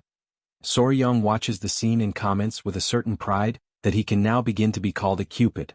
Afterward, Soryang approaches Cho, notices that the molting process has been completed without any issues, and decides to go retrieve the other two centipedes at the old patriarch's residence. At that moment, something catches his attention that he notices a large shed skin left behind by Cho after the molt. Observing it more closely, he realizes how large it is, reflecting that this is because her body has grown significantly. A memory surfaces in his mind, accompanied by Suk's voice commenting on how happy he feels when eating delicious meat. Soryang smiles as he understands a solution. He picks up the skin left behind by Cho, satisfied. The external shell left behind by centipedes after molting may appear to be nothing more than an empty husk, but inside it is still rich in nutrients such as proteins, calcium, and minerals. Normally, centipedes consume their own shell after molting, but since Cho was induced by a highly nutritious core, she does not need to do so. This means that the two small centipedes were also unable to absorb those nutrients on their own. Soryong then asks for the skin to be cut into small pieces. Meanwhile, at the old patriarch's residence, the two small centipedes are causing complete chaos, breaking everything around them. The stressed old patriarch tries to scold them, threatening to send them back to Soryong's house if they do not behave. Soryong observes the scene and reflects that the old patriarch is suffering more than he lets on. He approaches and announces his arrival. The old patriarch asks him to take the two away immediately, stating that he is exhausted. Soryong laughs, but then notices that the small centipedes refuse to go with him. They hide behind the old patriarch's legs, clinging to him. Upon noticing this, Soryong understands that they are still upset and mentions that he brought a snack similar to the inner core he had previously promised. Upon hearing this, the centipedes show curiosity and slowly approach. Soryong offers the small pieces, and they begin eating immediately, becoming visibly happy. Their expressions clearly show how delicious they find it. He watches with satisfaction and mentions that there is still more waiting in his room, inviting them to come along. The centipedes move closer to him completely, now fully convinced. Before leaving, Soryong informs the old patriarch that he is heading out and thanks him for taking care of them. As he walks with the two small centipedes, he observes how well they eat, far better than he expected. He considers the possibility that, by gradually absorbing the energy of the inner core, both of them may even begin to evolve soon. At that moment, he sees the spear dragon approaching, accompanied by the sword phoenix. The two walk side by side, appearing well and in a way happy. They explain that they were waiting for him. The phoenix speaks up once more, making it clear that she came to thank him for finally opening that idiot's eyes, referring to the spear dragon. The spear dragon himself steps forward and declares that he will never forget this debt. Soryong downplays the matter, stating that he merely helped him confirm feelings that already existed within him. He then draws the attention of the small centipedes, informing them that there is plenty of snack waiting for them. The spear dragon watches this with curiosity and asks what it is. Soryong explains that it is the skin left behind by Cho and that he believes it may still contain energy from the inner core, which is why he decided to bring it for the children. Soryong asks the two small centipedes to wait a moment while he cuts the skin into smaller pieces. Upon hearing this, one of them becomes extremely excited, while the other grows quieter and does not show the same enthusiasm. Suddenly, Soryong senses something strange and looks back. His gaze locks onto Bin, realizing that something is wrong. Bin appears to be surrounded by an intense red aura, while Yang watches without understanding what is happening. Soryong calls out to Bin in alarm, but the small centipede begins to cry desperately.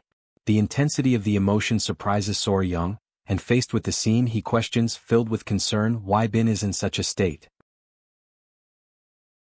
Soryong remains unsure of what to do, while the sword phoenix and the spear dragon are also taken aback by the small centipede Bim's unexpected reaction. The spear dragon wonders why Bim is behaving so abruptly and realizes only that she seems irritated. The sword phoenix watches the scene in silence for a moment, thoughtfully considering everything unfolding before them. She then shows a certain disapproval of Soryong's lack of sensitivity, making it clear that he fails to see the situation from a child's perspective.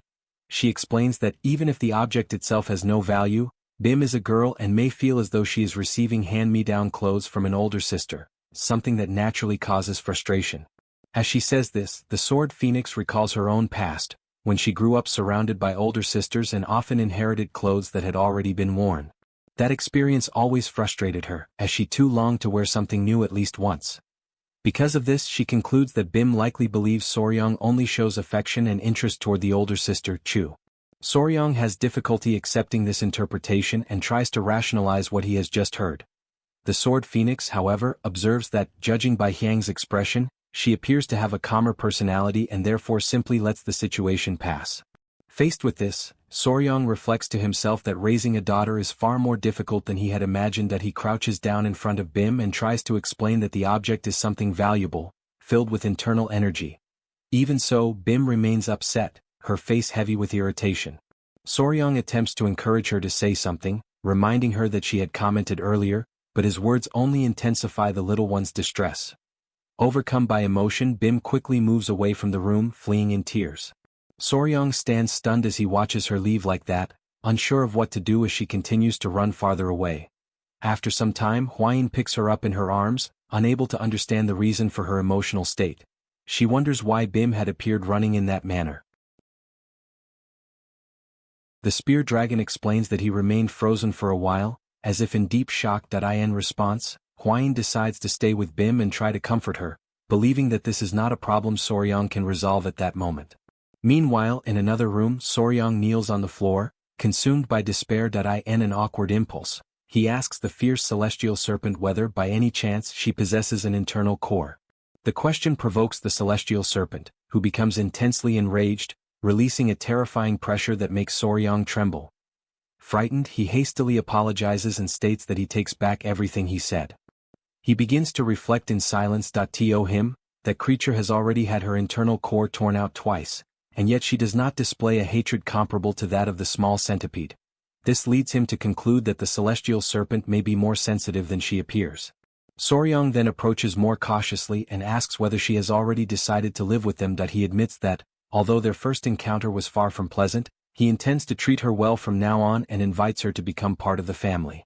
The celestial serpent stares at him for a few moments, takes a deep breath, and finally nods her head.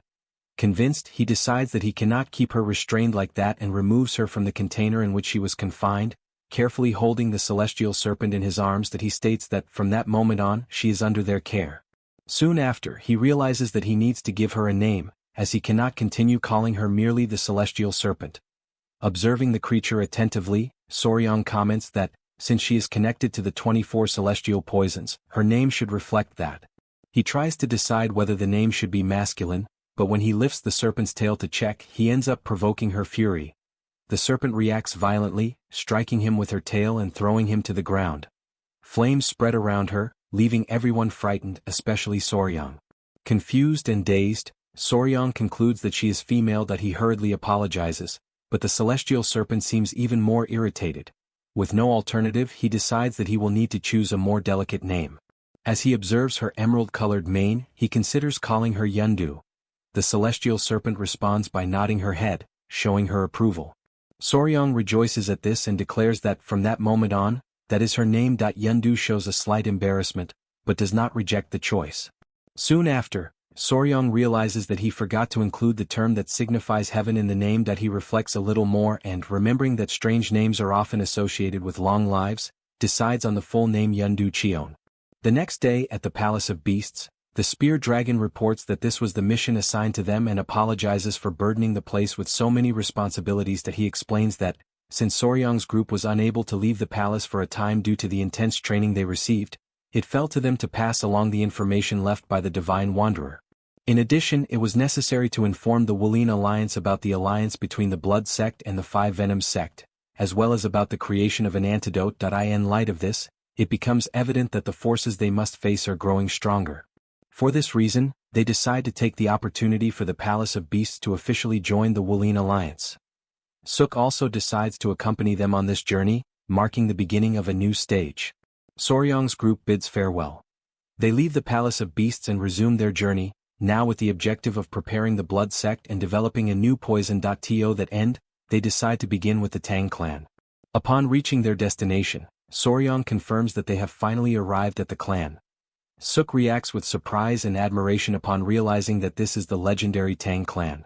Soryang reflects in silence that, coming from the interior of Yunnan, Suk behaves like someone visiting a large city for the first time, enchanted by everything around her. However, the tranquil atmosphere is suddenly shattered when Huayin comes to a halt, seized by a sudden shock. When questioned, Huayin reveals that Bim, the centipede, has disappeared. She insists that Bim was there just an instant earlier and cannot understand how she could have vanished so suddenly. Confusion spreads through the group as Huayin wonders where she could have gone. Soryang is immediately alarmed, completely beside himself at the news. His heart races, and an unsettling thought forces its way into his mind: the possibility that Bim has run away from home. 4 hours pass since Bim's escape, and everyone plunges into a relentless search. Even so, no trace of her is found. Amid the turmoil, Soryang wonders whether Bim might already be entering adolescence, whether her thoughts and desires are quietly changing beyond his understanding. Suk remarks that there is a limit to searching without direction and suggests that he try to reach her through the heart of beasts. In response, Soryang concentrates and closes his eyes, activating his spiritual energy. An aura begins to envelop his body as, in his thoughts, he calls out to Bin, warning her that the world outside is dangerous. Suddenly, a sharp snap runs through his mind, as if something has pierced the distance between them. He grows desperate while Huayin asks what has happened. According to him, Bin declared that she will not return home until she grows up and becomes more beautiful than her sister Cho. The revelation strikes everyone like thunder, leaving Huayin in shock, unable to react. Even Cho, accompanied by the other spiritual centipede, feels the weight of those words. Meanwhile, near the summit of the Tang clan's mountain, Bin survives on her own, handling her loneliness with remarkable shrewdness. At a certain moment she looks back and memories surge with force. Memories of Soryang and Huayin by her side, bringing tears streaming down her face. Distracted by those memories, she loses focus and tries to cling to the rock, but fails. Her body plunges downward, and a cry of fear echoes across the mountain. The fall ends in an isolated area inhabited by numerous serpents. Bin continues to cry, trembling, while the snakes stare at her. However, one by one, the serpents begin to retreat and hide, as though they fear her presence. At that moment, something captures Bin's attention. Before her, a strange and dark manifestation begins to form, twisting and intertwining in the air. She attempts to speak, but the words die in her throat. The purple mass slowly begins to move toward her, approaching as if intending to envelop her. The following morning, after an entire night scouring the Tang clan's mountain without success, everyone returns to the estate without any clue about Bin. Suk tries to console Soryang, reminding him that despite her youth, Bin possesses superior strength and endurance. At that moment, something unusual catches Suk's attention. He looks up at the sky and questions what is happening with the small golden bees. His distress deepens as he recognizes the presence of the golden-haired queen bee, wondering why she would be there. One of the bees flies directly toward Soryang's face as if embracing him. Startled, he instinctively pushes it away, questioning the sudden intimacy. He reflects that it may be an attempt at trophallaxis, a phenomenon common among social insects, in which they share food mouth to mouth not only for nourishment but also to communicate trust and strengthen bonds. He concludes that the queen may be trying to feed him honey after sensing his exhaustion. The bee approaches again. At that instant, the other centipede is lifted and placed between them, interrupting the contact. The moment grows awkward, and Soryang realizes that he cannot continue refusing the trophallaxis, as doing so might cause the colony to lose trust in him. He reflects that he would like to bind the queen to his heart of beasts, but he is already connected to 3 spiritual creatures and knows he cannot risk forming another bond. His train of thought is interrupted as they turn upon hearing hurried footsteps behind them. The old patriarch approaches at a run, visibly agitated, demanding to know what happened and why Bin ran away. He considers the situation far too serious to have been concealed, stating that he should have been informed immediately, even if it had been in the middle of the night. He declares that the search must resume at once and orders the Poison Blood Squad to scour every inch of Tang Mountain. The Poison Blood Squad spreads across the mountain with relentless discipline. With the assistance of the golden-haired queen bee, who flies over the mountain and sends her workers into hard-to-reach places, nearly the entire mountain is turned upside down. 3 days pass without any sign of Bin, yet Soryang continues trying to sense her through the heart of beasts. Suk observes his persistence and asks whether there is any response, and he admits that he receives no reaction at all. Suk finds the situation strange and explains that when there is a bond through the heart of beasts, there should always be some form of response. Soryang begins to fear that some creature of the mountain may have attacked Bin. Suk explains that if something serious had happened, whoever is bound would feel a strong mental shock at the very moment it occurred. He adds that the only time there is no response is when the creature is asleep. Soryang tries to cling to that possibility and reflects that Bin has always been a heavy sleeper. At that moment, the old patriarch returns and asks whether any clues have been found, and Soryang confirms that there are still no results. The patriarch declares that although they have not yet found Bin, they cannot afford to waste any more time there. He acknowledges that Soryang's heart is heavy, but reminds him that he must prepare to go to the Wulin Alliance and in addition, must create a new poison. Soryang then reveals that among the venomous creatures brought from Yunnan, there is an ideal candidate waiting in the poison garden. He explains that the team should be beginning the extraction at that very moment. He states that the yellow wasp's venom is potent but difficult to collect in large quantities. The new creature, however, has greater potential, though it is difficult to control, and he admits that he does not know whether everything is proceeding smoothly. In the poison garden, members of the Tang clan surround a large jar used in the extraction process.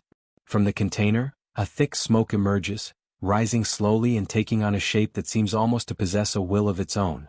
The team members watch with growing caution and astonishment as the substance continues to materialize. Later in the poison garden, the smoke rising from the jar thickens and swirls in an unstable manner. The old patriarch arrives quickly at the scene and demands to know whether that is the specimen that was mentioned. Soryang confirms that it is and explains that the creature was captured in a southern region called Sanjiu. The patriarch repeats the name carefully and studies the vessel with an analytical gaze.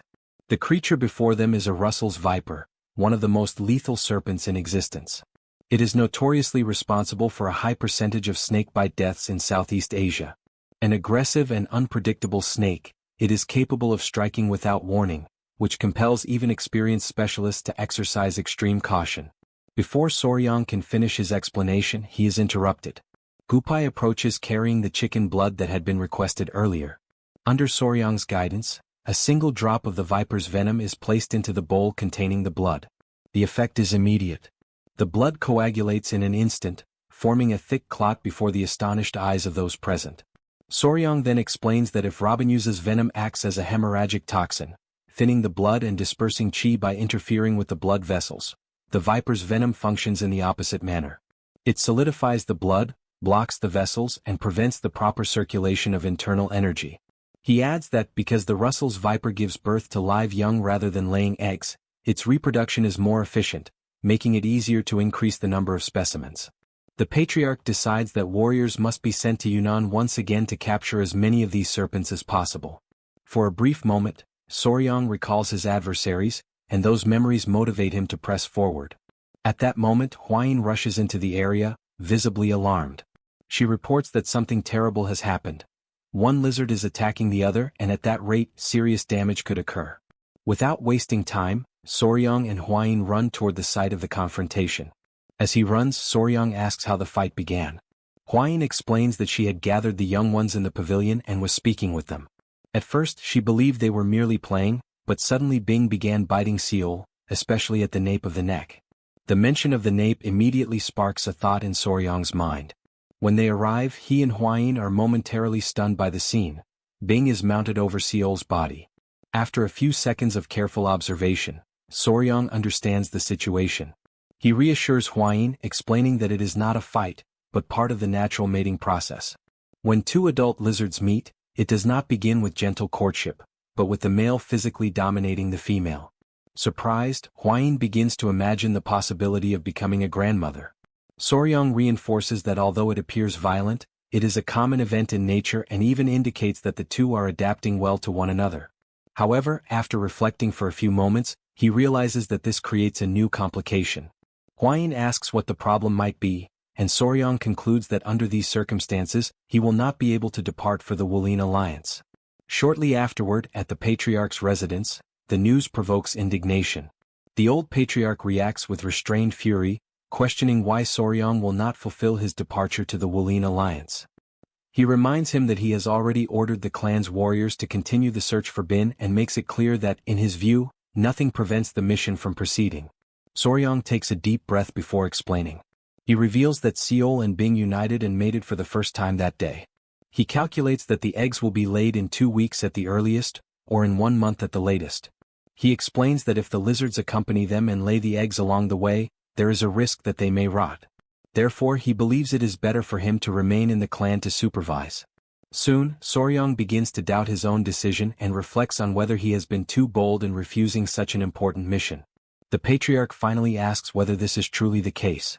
Upon receiving confirmation, his expression changes, satisfied that the poison garden was opened only recently and the clan is already breeding spiritual creatures.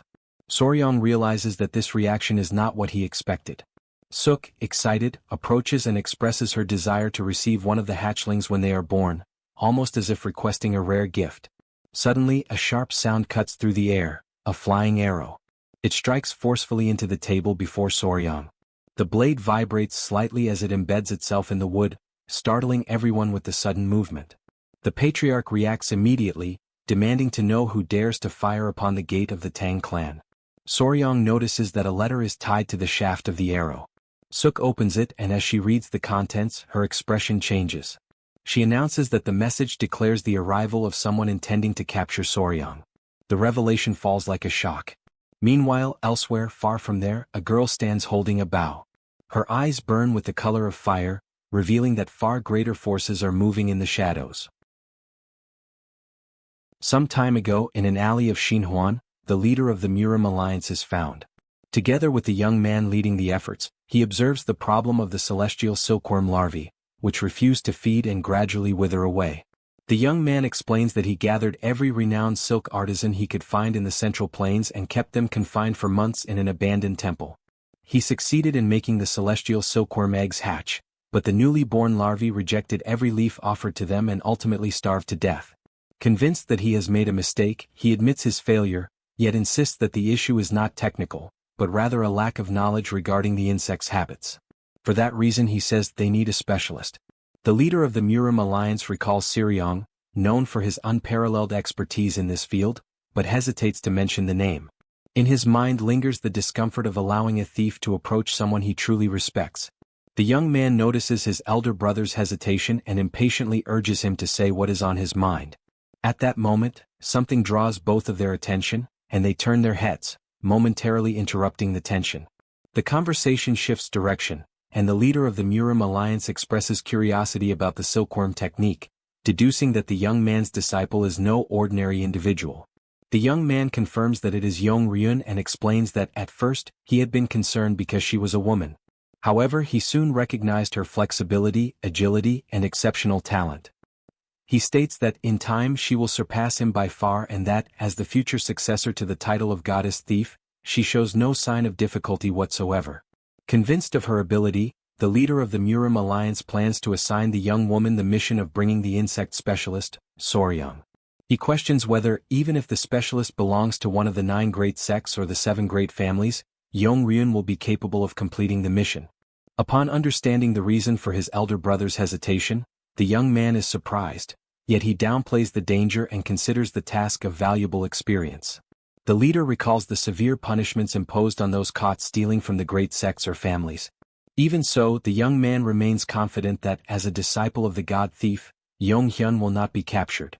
Faced with such unwavering conviction, the leader of the Murim alliance rises to his feet and decides to reveal the identity of the insect specialist. In his thoughts, he foresees what is to come. To him, it will be a grand spectacle, an opportunity to witness the true ability of the new goddess thief. At the patriarch's residence, everyone sits at the table in an atmosphere of restrained tension. On the wooden surface rests a firm hand holding 3 grains. It is Huayin's hand, lifting the grains as she explains that a letter with jujubes tied to an arrow is the sacred symbol of the venerable god thief, Tudi. Soryang is startled upon hearing the name. The title sounds contradictory to him, and he questions whether it does not simply mean an ordinary thief. Huayin reminds Soryang that he has already met the beggar king, one of the 3 greats and 5 emperors. Like the god thief, he lives on the margins, yet is regarded as a chivalrous outlaw. She explains that, in the Central Plains, the jujube symbolizes speed. That is why the venerable god thief uses it as his sacred symbol. Soryang does not understand why someone so important would kidnap him, and Huayin explains that the god thief follows a strict principle. Nothing can be received without first being stolen. For that reason, when he desires something from the 9 great sects or the 7 great families, he sends prior notice and promises a reward greater than the item's value, leading many families to leave the object outside. Surprised, Soryang concludes that the Central Plains harbor peculiar individuals, and from the back of the room, the patriarch observes that Soryang himself is not ordinary either. At that moment, Huayin rises and announces that she will raise the guard banner. The patriarch repeats her words in surprise, while the old patriarch observes that she appears to be truly furious. Without understanding, Soryang asks what the guard banner is. The old patriarch explains that the banner-bearing dog symbolizes protection and is raised to declare that they will attempt to prevent the god thief's robbery. If they fail, they are robbed and receive no reward whatsoever. However, if they succeed in stopping or capturing the god thief, he grants 3 wishes, whatever they may be. Soryang is astonished by the promise and internally concludes that the offer is merely the god thief's arrogant way of asserting that he will never be captured. Even so, he questions whether, before such a confident Murim master, it is truly possible to stop him. Huayin states that if Soryang is taken by the god thief, no one knows when he will return, and asks whether he wishes to be stolen. He immediately denies it. Huayin then declares that Soryang belongs to her and cannot simply be handed over. Soryong asks whether anyone has ever stopped the god thief, and the old patriarch replies that if that had happened, he would be nothing more than an ordinary thief. Hua-yin intervenes, attempting to reassure Soryong, reminding him that they have the children, referring to the creatures they raise. She states that no matter how extraordinary the god thief may be, his techniques work against men, not against venomous creatures waiting for him. The old patriarch agrees, certain that the god thief does not anticipate such creatures, and considers the dispute worthy of being attempted. The elder recalls that he once lost to the god thief and failed to become the poison emperor, declaring that this time he intends to make him sweat. At last the decision is made. The guard banner is raised above the gate of Gujin. The patriarch fixes his gaze ahead and declares that the time has come to capture the god thief. Afterward, near the mountain of the Tang Clan, the guards receive orders to spread out in a rigid formation, searching every corner and allowing no chance for the target to escape. Above them, concealed among the branches of a tall tree, Yong-ryun observes everything in silence. Her attentive eyes follow the movement of the men, surprised by the scene. She had imagined there would be no resistance, for before the reputation of the god thief, few would dare to oppose her. Yet the vigilance is strict. In the distance something draws her attention. Over the gate, fluttering against the wind, she recognizes the guard banner. She understands its meaning.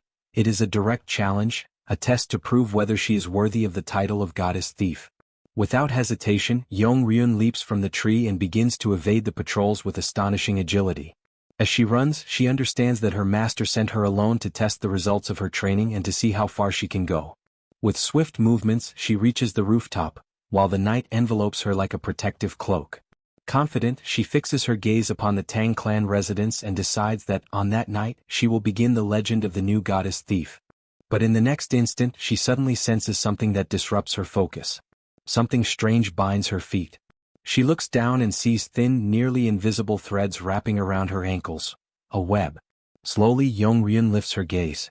Before her, resting with sinister calm, is the centipede show, staring at her as if it had been waiting for her for a long time.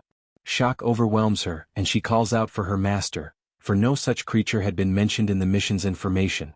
And while she remains trapped in the web, unaware, other presences move within the surrounding shadows. She is not alone.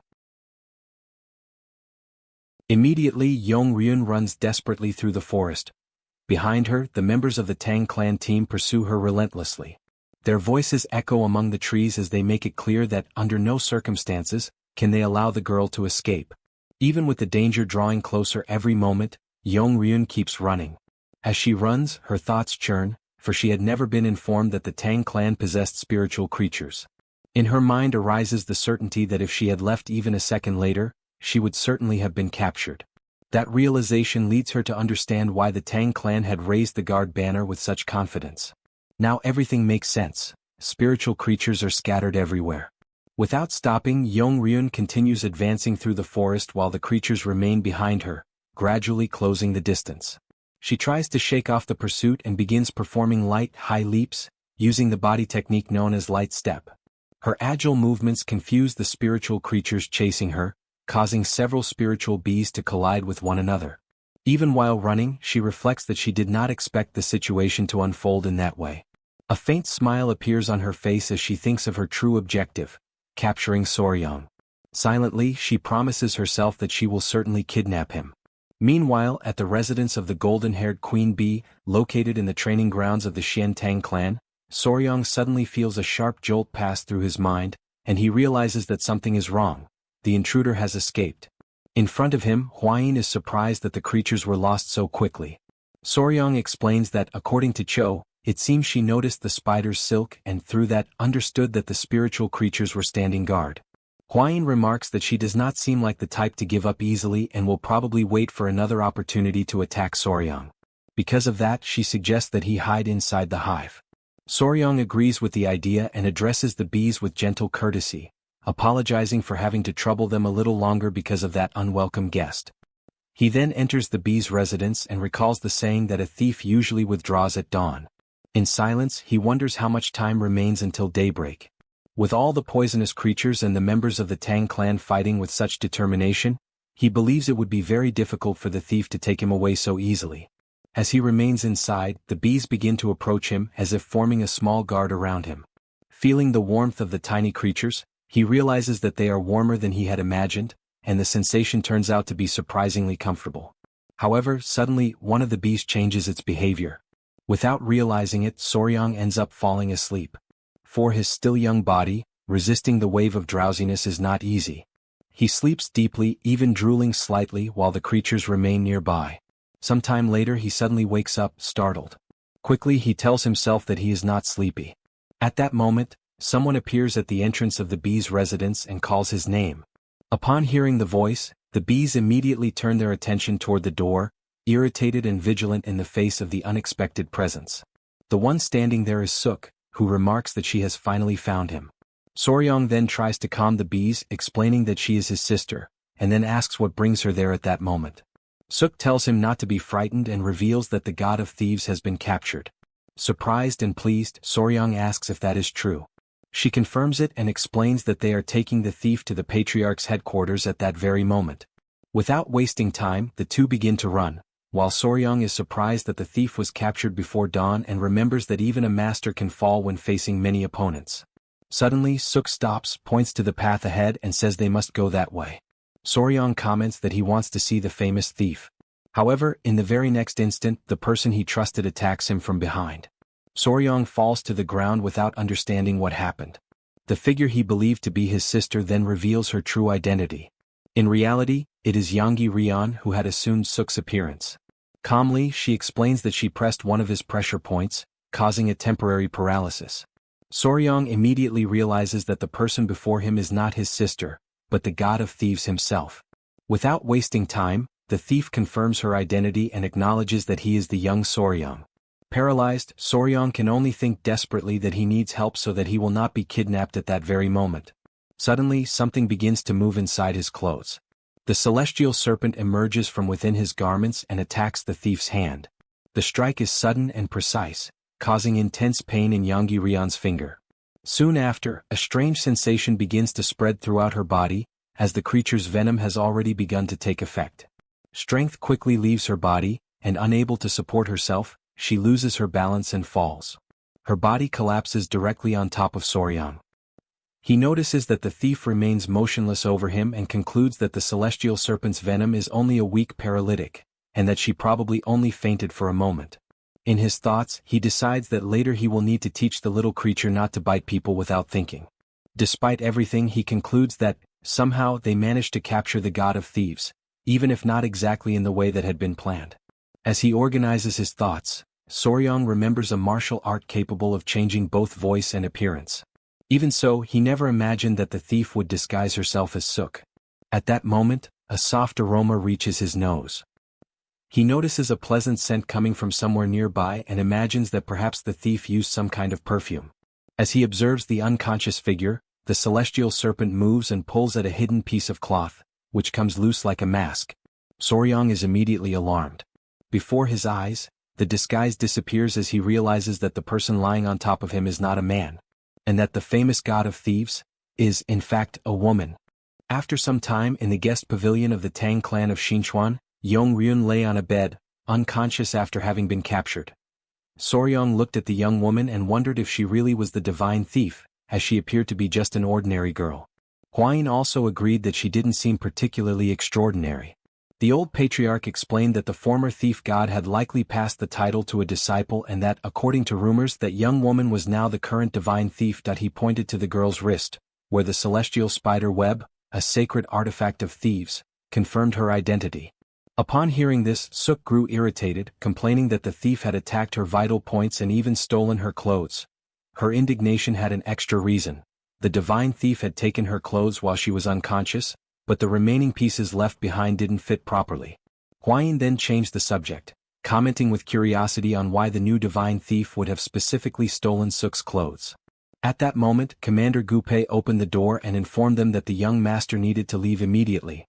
Soryang asked what had happened, and Gupei explained that an unexpected visitor had just arrived. Hearing this, everyone wondered who it could be. Shortly after, in front of the main entrance of the Tang Clan, a figure waited calmly. It was the famous beggar emperor. Soryang and Hwayin quickly ran to the gate to greet him. The beggar emperor spoke amicably, remarking that it had been a long time since they last met and asking if everyone was well. After exchanging greetings, Soryang asked what had brought him there and commented that the outer guard should have shown more respect when receiving him. The beggar emperor said he had come as soon as he learned that the disciple of the thief god had been captured. Then the beggar emperor looked up into the nearby trees and called to someone hiding there, asking how long he intended to remain concealed. Among the branches, a figure moved that it was his younger brother, who finally descended to the ground. The young man explained that it was his first visit to the place and that he had felt a little awkward upon arrival, so he had observed from a distance. Politely he introduced himself as Gao Jihong, the current thief god, and Soryang responded courteously, saying it was a pleasure to meet him. The emperor explained that the young man was his brother and that he had come in his place, bringing a disciple to assist him, but the Tang clan had captured the divine thief instead. That he said that he had already planned to reward Soryang for an old matter and had taken the opportunity to bring 3 useful gifts, which surprised the younger brother, who said he had not known about the reward. The beggar emperor merely commented that, since the divine thief had been captured, there was little else to be done. Curious, Jejihong asked if she had been captured by the old patriarch, the divine sovereign of poison, fearing that she might have been harmed if the elder had attacked her thinking she was him. At that moment, Soryang seemed to have a small realization and replied that it had not been the old patriarch who captured her. Instead of explaining directly, he called all of his creatures. Jejihong was completely astonished by what he saw. Before them were gathered several of Soryang's spiritual creatures, the same ones that had participated in capturing the divine thief. Soryang explained matter-of-factly that they had managed to capture their disciple with the help of these creatures. Hearing this, both Jejihong and the beggar emperor were alarmed. Some time later, attention turned again to the divine thief. Yong-ryun was crying, deeply embarrassed as she apologized to her master for being captured. Jejihong, however, consoled her calmly, noting that, given the number of spiritual creatures present, perhaps even he himself could not have escaped the situation. Soryang asked the beggar emperor if the silkworm was not feeding, and he confirmed, saying he had come because Soryang might be able to help. That he then explained that the silk of the celestial heritage must be passed on to the successor of the thief god, but if the creatures starved, the lineage would be in danger. Jejihong said that, since Soryang had captured Yong-ryun, he considered it a debt and was willing to grant 3 favors, asking only for help with this problem. Soryang thought for a moment, then asked how many eggs remained, to which Jejihong replied that he believed at most 3 remained. Upon hearing this, Soryang asked to see the remaining eggs before anything else and stated that he would do his best to help. However, he presented an unexpected condition. He intended to keep all the celestial spider eggs. The declaration left everyone surprised. Jejihong immediately reacted, questioning what Soryang meant by that and asking if the young man truly expected him to hand over the celestial spider eggs. The beggar emperor began to laugh upon hearing this, commenting that he had heard Soryang was fond of poisonous creatures. But even so, that request was still surprising. Jejihong did not find it amusing and asked if they were mocking him, explaining that without all the eggs he would not be able to produce the silk he needed, something very important to him. Soryang then replied seriously that he was not joking. That he added that perhaps Jejihong did not fully understand the nature of the celestial spider and the silkworms, as an essential fact was being overlooked. He then explained that once the silk is extracted from a silkworm, it inevitably dies. Soryang began to describe the process in detail, explaining that sericulture, also known as silkworm farming, is an extremely ancient practice. And despite the passing of centuries, the basic method has hardly changed. Before transforming, the silkworms release threads through the spinnerets, glands located beneath their mouths, wrapping the thread around their bodies. This thread is silk. However, to extract this thread, the cocoon must be placed in boiling water and then agitated. During this process, it is inevitable that the silkworm will die. Jejihong said he knew this method and understood that without killing the silkworm, it was impossible to extract the thread, asking what Soryang wanted him to do. Soryang pointed out the problem. Only 3 eggs remained, and even if they fed again, it did not guarantee sufficient silk nor the continuity of the lineage. Therefore, he said, the most important thing was not to extract the silk now, but to raise the creatures until they became celestial spiders and laid more eggs. Jejihong acknowledged that this made sense. Soryang then asked if he had ever heard the term specialist. He explained that the word referred to people or families who dedicate their entire lineage to mastering a single field. That he then cited the Tang Clan, specialists in poisons and venomous creatures, stating that no one in the Central Plains was more qualified for this task. Hearing this, Yong-ryun was surprised by his confidence, saying she had never imagined that Soryang would be so self-assured. Jehong then asked directly if he could really accomplish this, to which Soryong responded firmly, asking if there were still any doubts.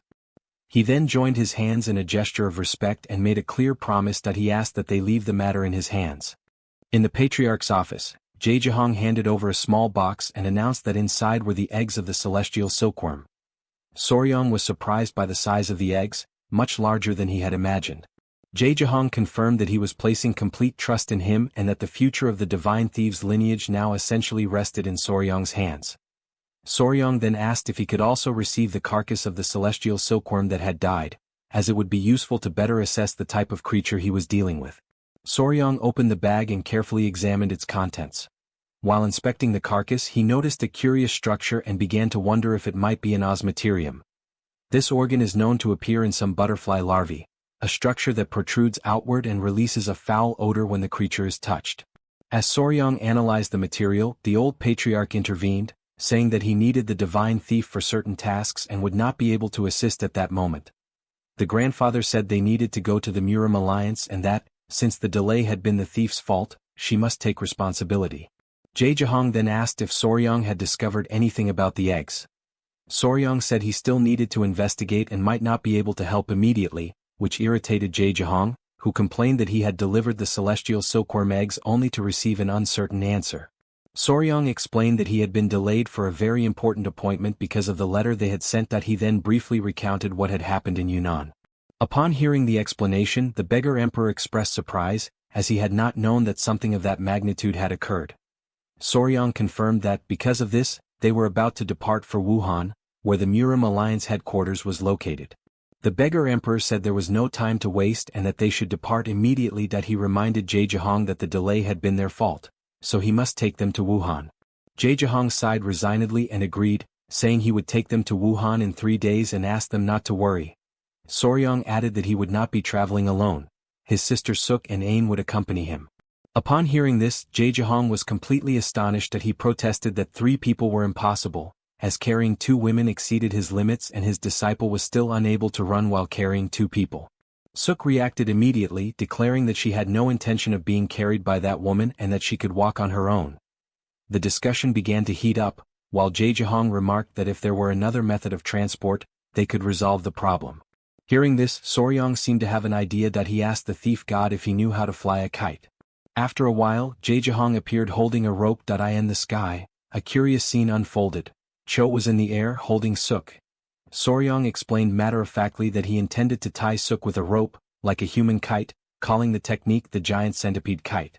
Jehong observed the situation and concluded that somehow the problem had been solved, but Hwayin raised a new concern.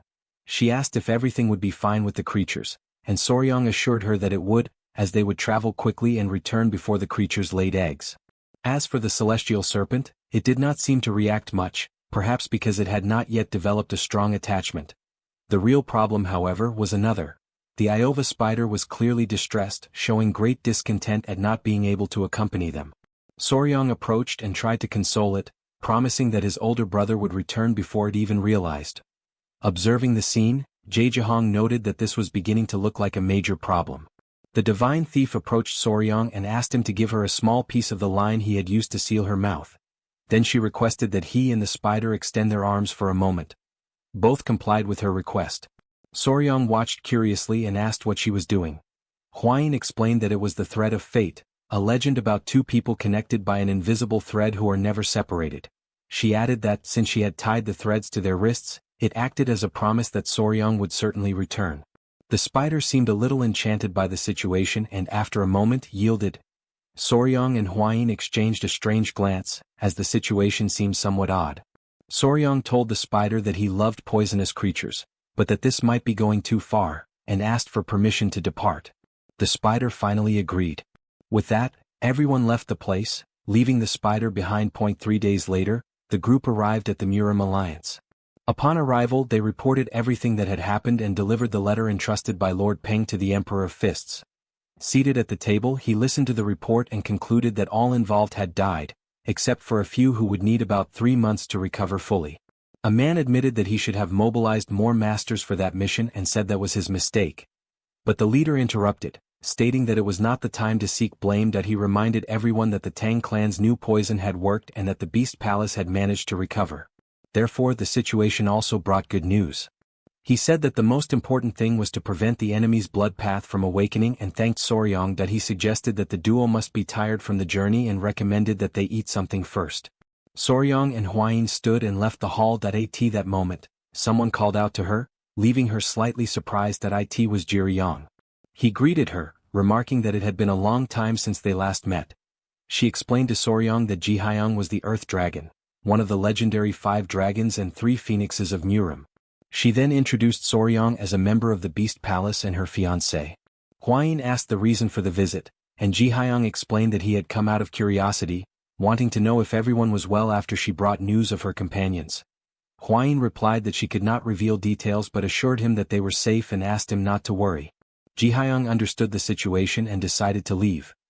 They proceeded, but before departing, Soryang cast a glance back, watching Jihyang walk away, sensing that something in the atmosphere seemed strange. Later, during the meal, Jejahong offered wine and asked Soryang to try it, saying it was a wine aged for 10 years. Suddenly someone interrupted the conversation, urgently calling for Soryang. It was a general, running in completely out of breath, that he begged for immediate help and explained that his nephew, Jihyang, had suddenly collapsed. The news surprised everyone, who immediately asked how it had happened. The general replied that he was not sure but believed that someone had attempted to poison him. In Jigel's room, Jihyang remained in a weakened state, while a young woman beside him held his hand, watching him with visible concern.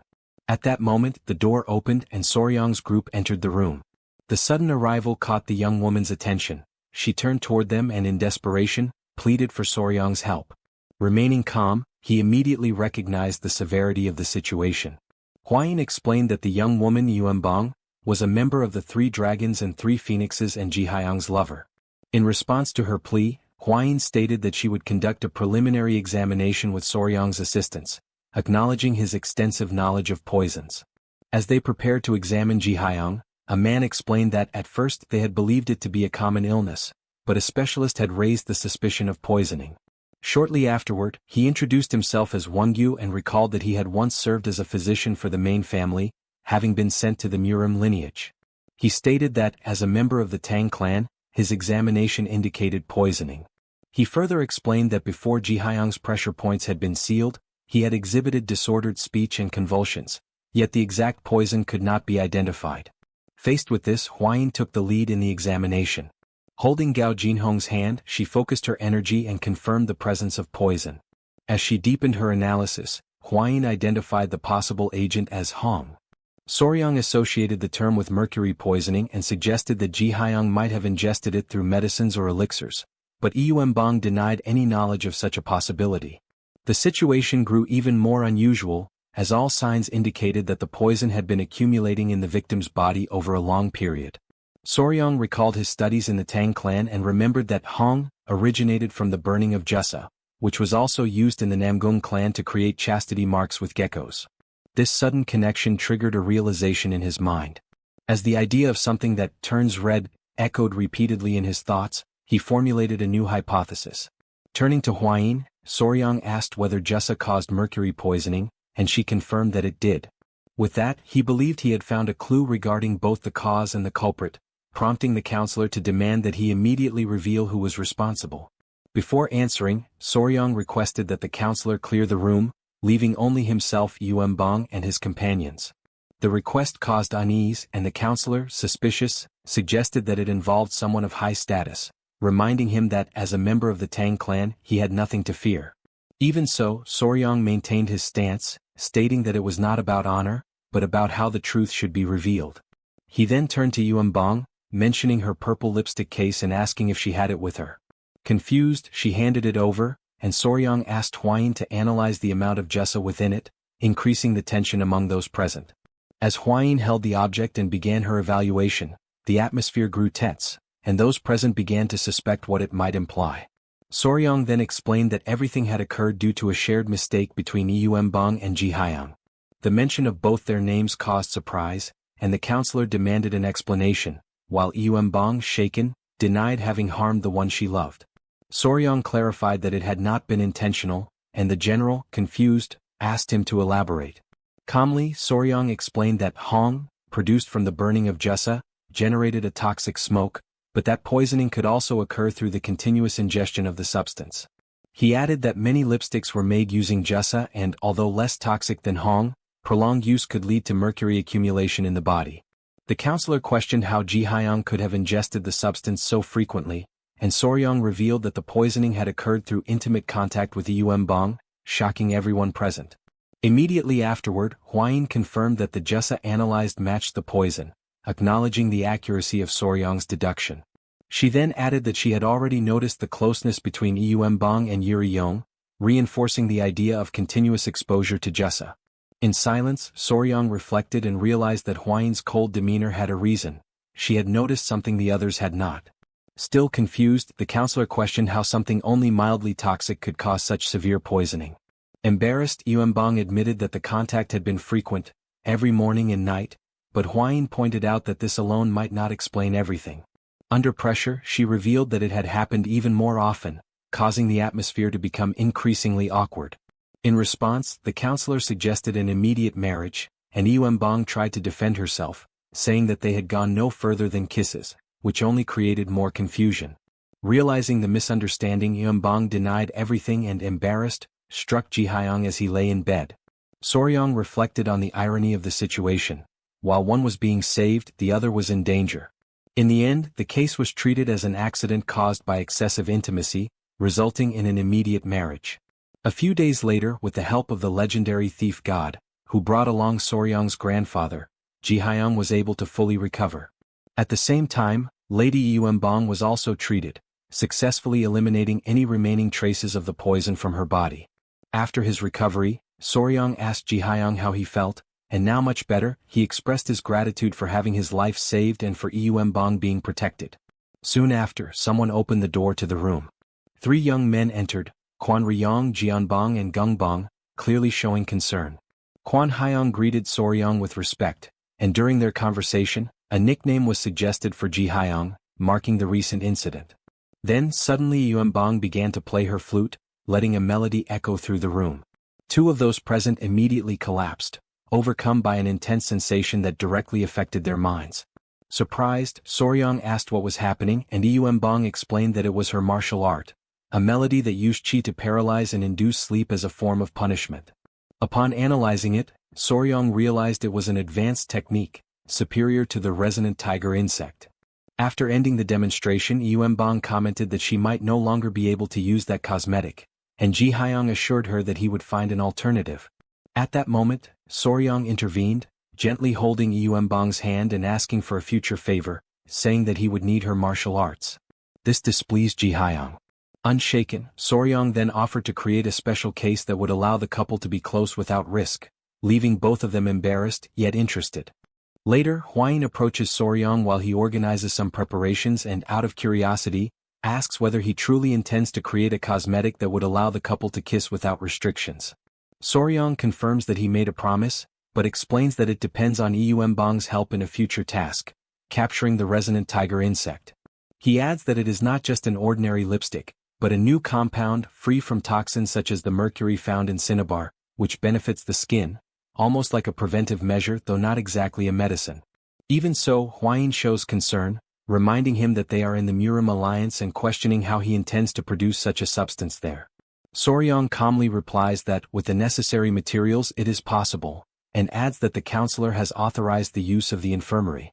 The 2 then head to the location, and upon entering they are greeted by the physician in charge, who asks what brings them there.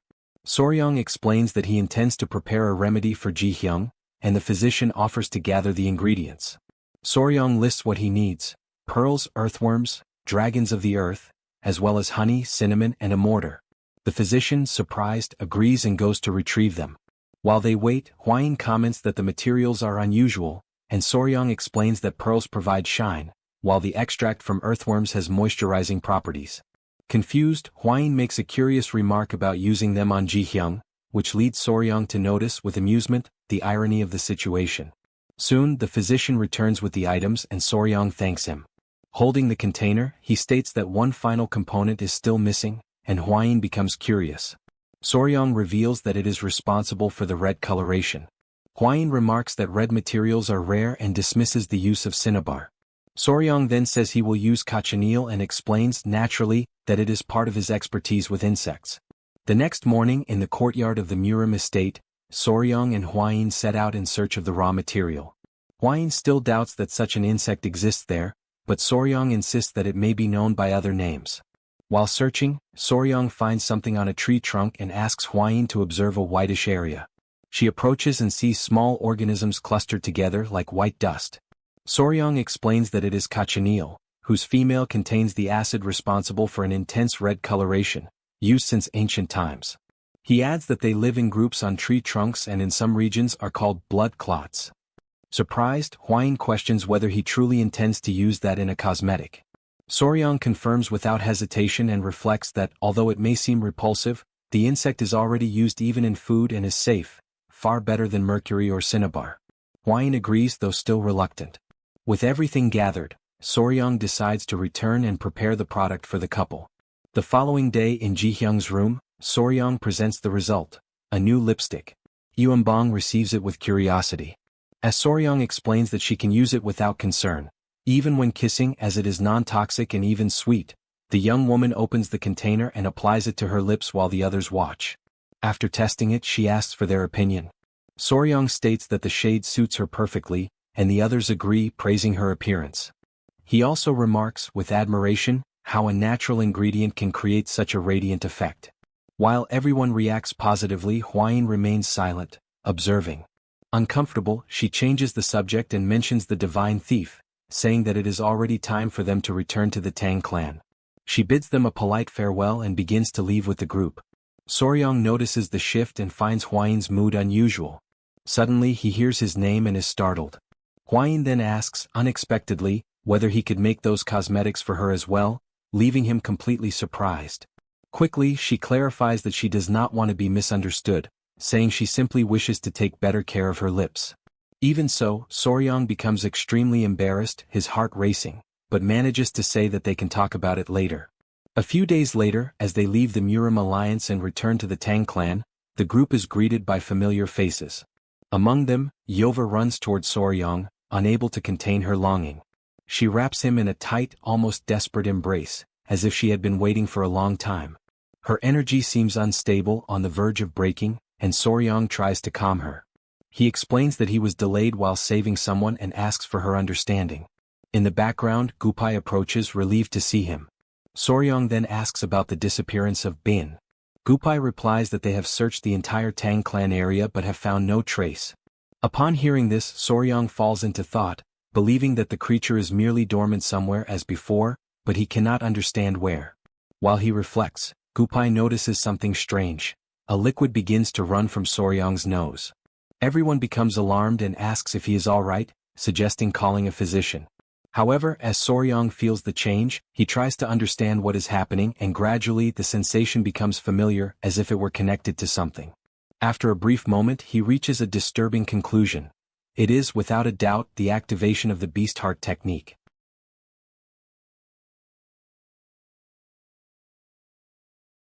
Blood continues to drip onto the ground. As Suk approaches Soryong, clearly worried, she asks what happened so suddenly and insists that they need to take him to the infirmary, as he is bleeding heavily. She then asks him to wait a moment so she can examine him more carefully. Placing her fingers on his pulse, she analyzes his condition and quickly identifies something unusual. It appears to be the beast heart technique. Faced with this doubt, the grandfather recalls the moment when Soryong fainted as Cho transformed into the flying centipede, questioning whether there is a connection. Suddenly, Soryong collapses to the ground, startling everyone. Huayin looks upward, calling out to Cho, and questions whether there is any explanation for the fainting caused by the technique. However, Suk clarifies that this time it does not seem to be Cho's fault. The old patriarch then raises another possibility. Perhaps the cause lies in another connection. He explains that Cho and Hyang are not the only ones Soryong is connected to through the beast heart technique. At that moment, a light begins to envelop Soryong's body, leaving Huayin visibly frightened. Through this connection, Soryong finds himself in a strange space. In front of him he sees Bin. It is she who is causing all of this.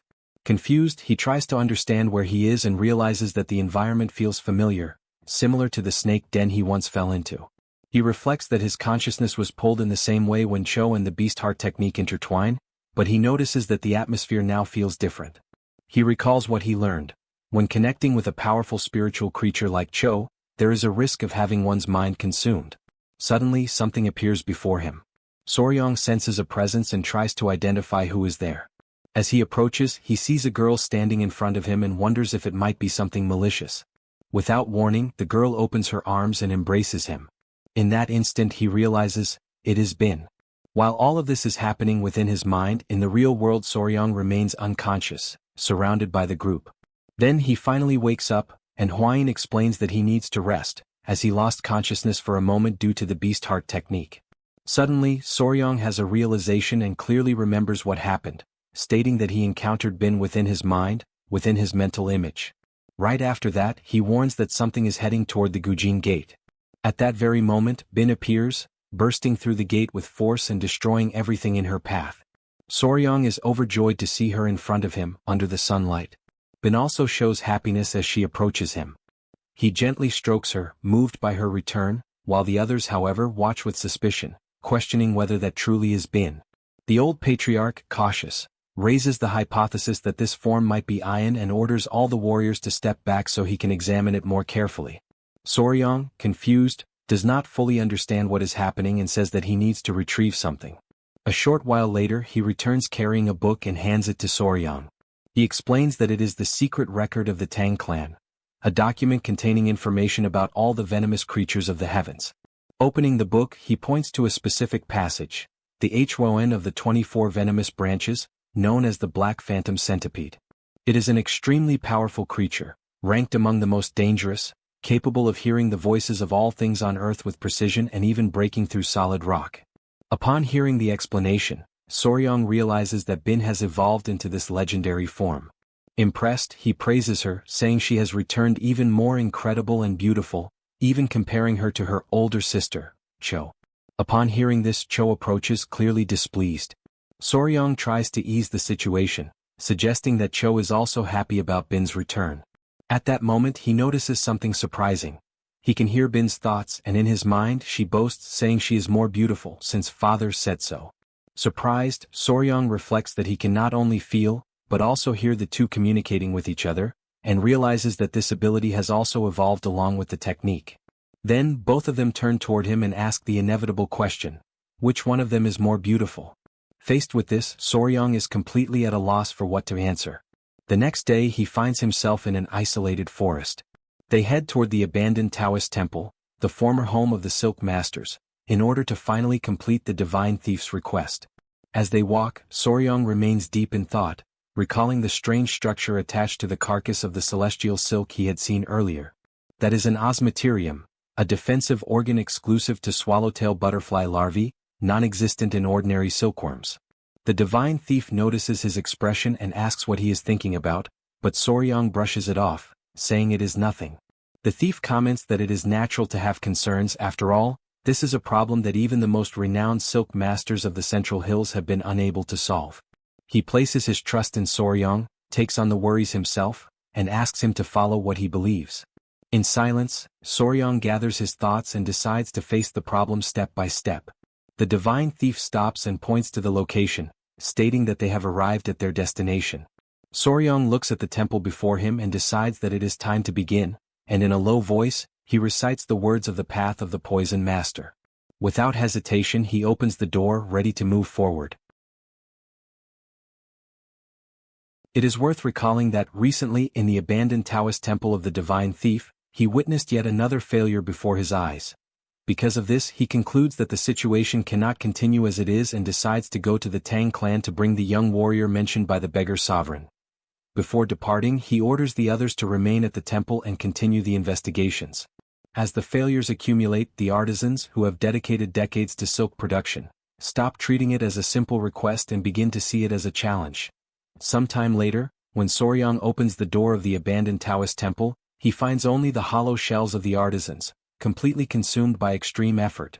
Even so, the artisans receive him with respect and the eldest, Baekjie, introduces himself. Meanwhile, Soryang observes their condition and realizes they do not seem well, concluding that they have likely not slept properly for days. The artisans explain that they have crossed mountains and forests in search of food for the larvae and plead for the help of Soryang, known as the greatest insect specialist of the Central Plains. Surprised, he tells them to stand, promises to investigate, and asks for details about the foods they have tested. The artisans report that they have tested virtually every plant, ranging from mulberry leaves to stems, roots, and species from the central forests, but nothing works and the cause of the failure remains unknown. Upon hearing this, Soryang reflects and identifies a pattern. They are indiscriminately testing all kinds of plant-based food. Based on this observation, he formulates a hypothesis using a method of reverse inference, similar to that used in modern biology. He explains that a true artisan must be able to get straight to the point, identifying not only the food but also the environment in which it is found. That he describes how the celestial silkworm, upon fully developing, spins an extremely durable thread to form its cocoon. This thread, stronger than steel, cannot be cut even by the energy of a sword, indicating that its function goes beyond simple protection against predators. Additionally, the insect's yellow horn manifests as an evident defense mechanism when there is a threat. Thus, Soryang concludes that there is something dangerous near the insect's habitat and that by identifying it, he will also find the larvae's food source. The artisans recognize the logic of his explanation and agree that the place where cocoons are formed usually contains an abundance of food. Soryang then questions the divine thief about the origin of the celestial silkworms. That he explains that he found them in a rocky mountain called the Red Rock Forest. Upon visiting the place personally, Soryang finds only empty cocoons and some eggs, with no signs of adult moths or dangerous creatures. That he concludes that this is the creature's habitat, since eggs and cocoons appear together, and decides to go there to confirm his suspicions. The divine thief immediately agrees and asks about the artisans, but Soryang requests that they be freed, assuring that he will handle the situation on his own. In response, the divine thief offers a reward as a sign of his sincerity and thanks everyone for their efforts, acknowledging the difficult demands he imposes. The artisans, moved, weep for not having been able to help more and express deep gratitude. Observing the scene, Soryang realizes that, contrary to what he had believed, the divine thief does not abduct indiscriminately and treats the artisans with consideration. With that, the divine thief indicates that it is time to depart.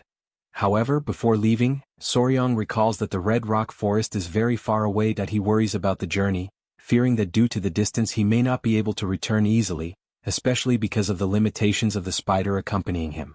The divine thief states that, in that case, it would be best to first contact the Tang clan to obtain permission. At that moment, one of the artisans interrupts and asks them to wait a moment, suggesting that they take a look at Soryang's band.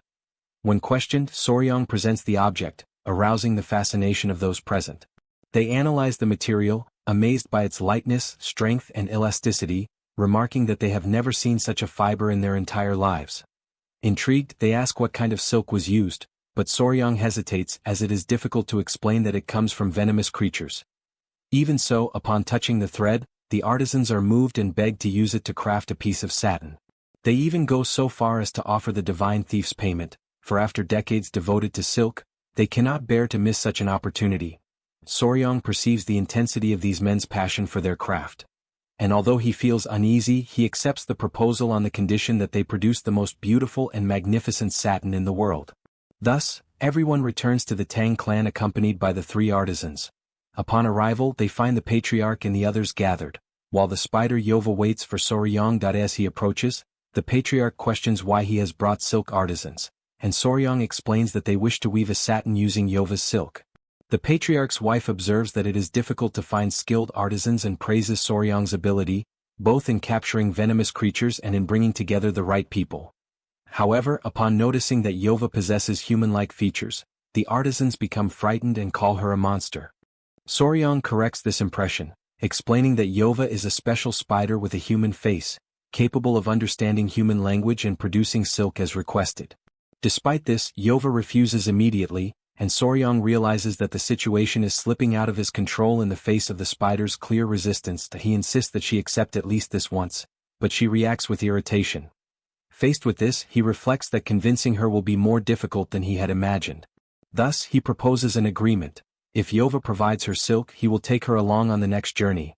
The proposal completely changes the spider's attitude, and she shows enthusiasm and satisfaction. Observing the scene, Huayin realizes that Yova seems eager for everyone to leave, as if she were ready to begin producing the silk immediately. Before they move away, the artisans call out to Soryong once more. One of them observes that the threads wrapped around Yova's wrist are identical to those Soryong uses. The artisan then turns to his companions, reaffirming that his suspicion was correct. Finally, the three artisans show deep respect for Soryong, recognizing his skill and the uniqueness of what they have just witnessed. Soryong is surprised by their reaction, realizing how each person interprets the situation in their own way. Because of this, he hastens to clarify that she is not his companion, but rather a creature under his care. Yova, for her part, feels deeply embarrassed by all the confusion and withdraws in silence. With the agreements established and the objectives aligned, a new movement begins, and a different wind signals changes toward the next destination. After walking for half a day toward the Red Rock Forest, Huayin approaches Soryong and questions whether the decision to bring all the children was the right one, but Soryong replies that there had been no other option. Since Yova's participation in the journey had been decided, everything had changed. The children were no longer moving in an organized manner, and the plan with the divine thief had been completely ruined.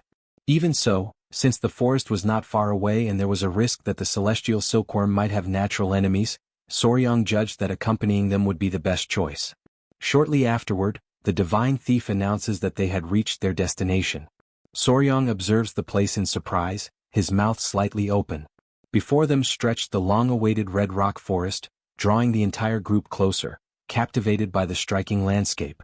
As the name suggested, enormous reddish formations rose everywhere, making it hard to believe that creatures like celestial silkworms could inhabit such a place. The glass thief explains that he had previously found eggs and cocoons scattered across the ground in that area, but in recent days he had not seen anything else. Huayin, feeling uncertain, says that the place did not seem to have the necessary resources for the celestial silkworm, yet Soryong still decides to explore it further. He then asks the children for help, instructing them to search for round eggs or anything resembling poisonous creatures nearby. They all obey, and thus a long search begins. With each discovery, they run to show Soryong, who patiently explains that many of the items found are merely ordinary objects. As hours pass, fatigue sets in, and Huayin apologizes for the lack of results, while the divine thief admits that the search is more difficult than he had imagined. Soryong remains silent, reflecting on the situation as everything indicates that there is truly nothing there. However, his attention is suddenly drawn by one of his creatures. The creature is carrying something in its mouth, and when questioned, it spits it onto the ground, revealing a small living being. This causes Soryong to approach cautiously, intrigued, trying to understand exactly what is before his eyes. He picks up the small creature, still confused, and notices that it appears to be some kind of white insect, yet there are no trees nearby to justify its presence. Intrigued, he turns to his centipede and asks where it had found it. The connection between them allows him to understand the answer. There are many more like it nearby. At that moment, Soryong feels a strange impulse, almost a sudden tenderness, and suspects that the wild beast heart technique is affecting his emotions. Guided by his creature, the group follows in the indicated direction. Upon arriving, he examines the ground more closely and notices the presence of numerous ants, quickly realizing that there is a nest hidden beneath a rock. A sudden thought strikes him. He recalls the so-called cathedral termites, scientifically known as Nesudoterms triodii, a species typical of the desert regions of Australia. These insects receive that name because they build structures that can reach several meters in height, resembling cathedrals. However, something does not make sense. Why would such a species be present in that location? Then a conclusion forms in his mind. Normally, the nests of these termites are tall and imposing.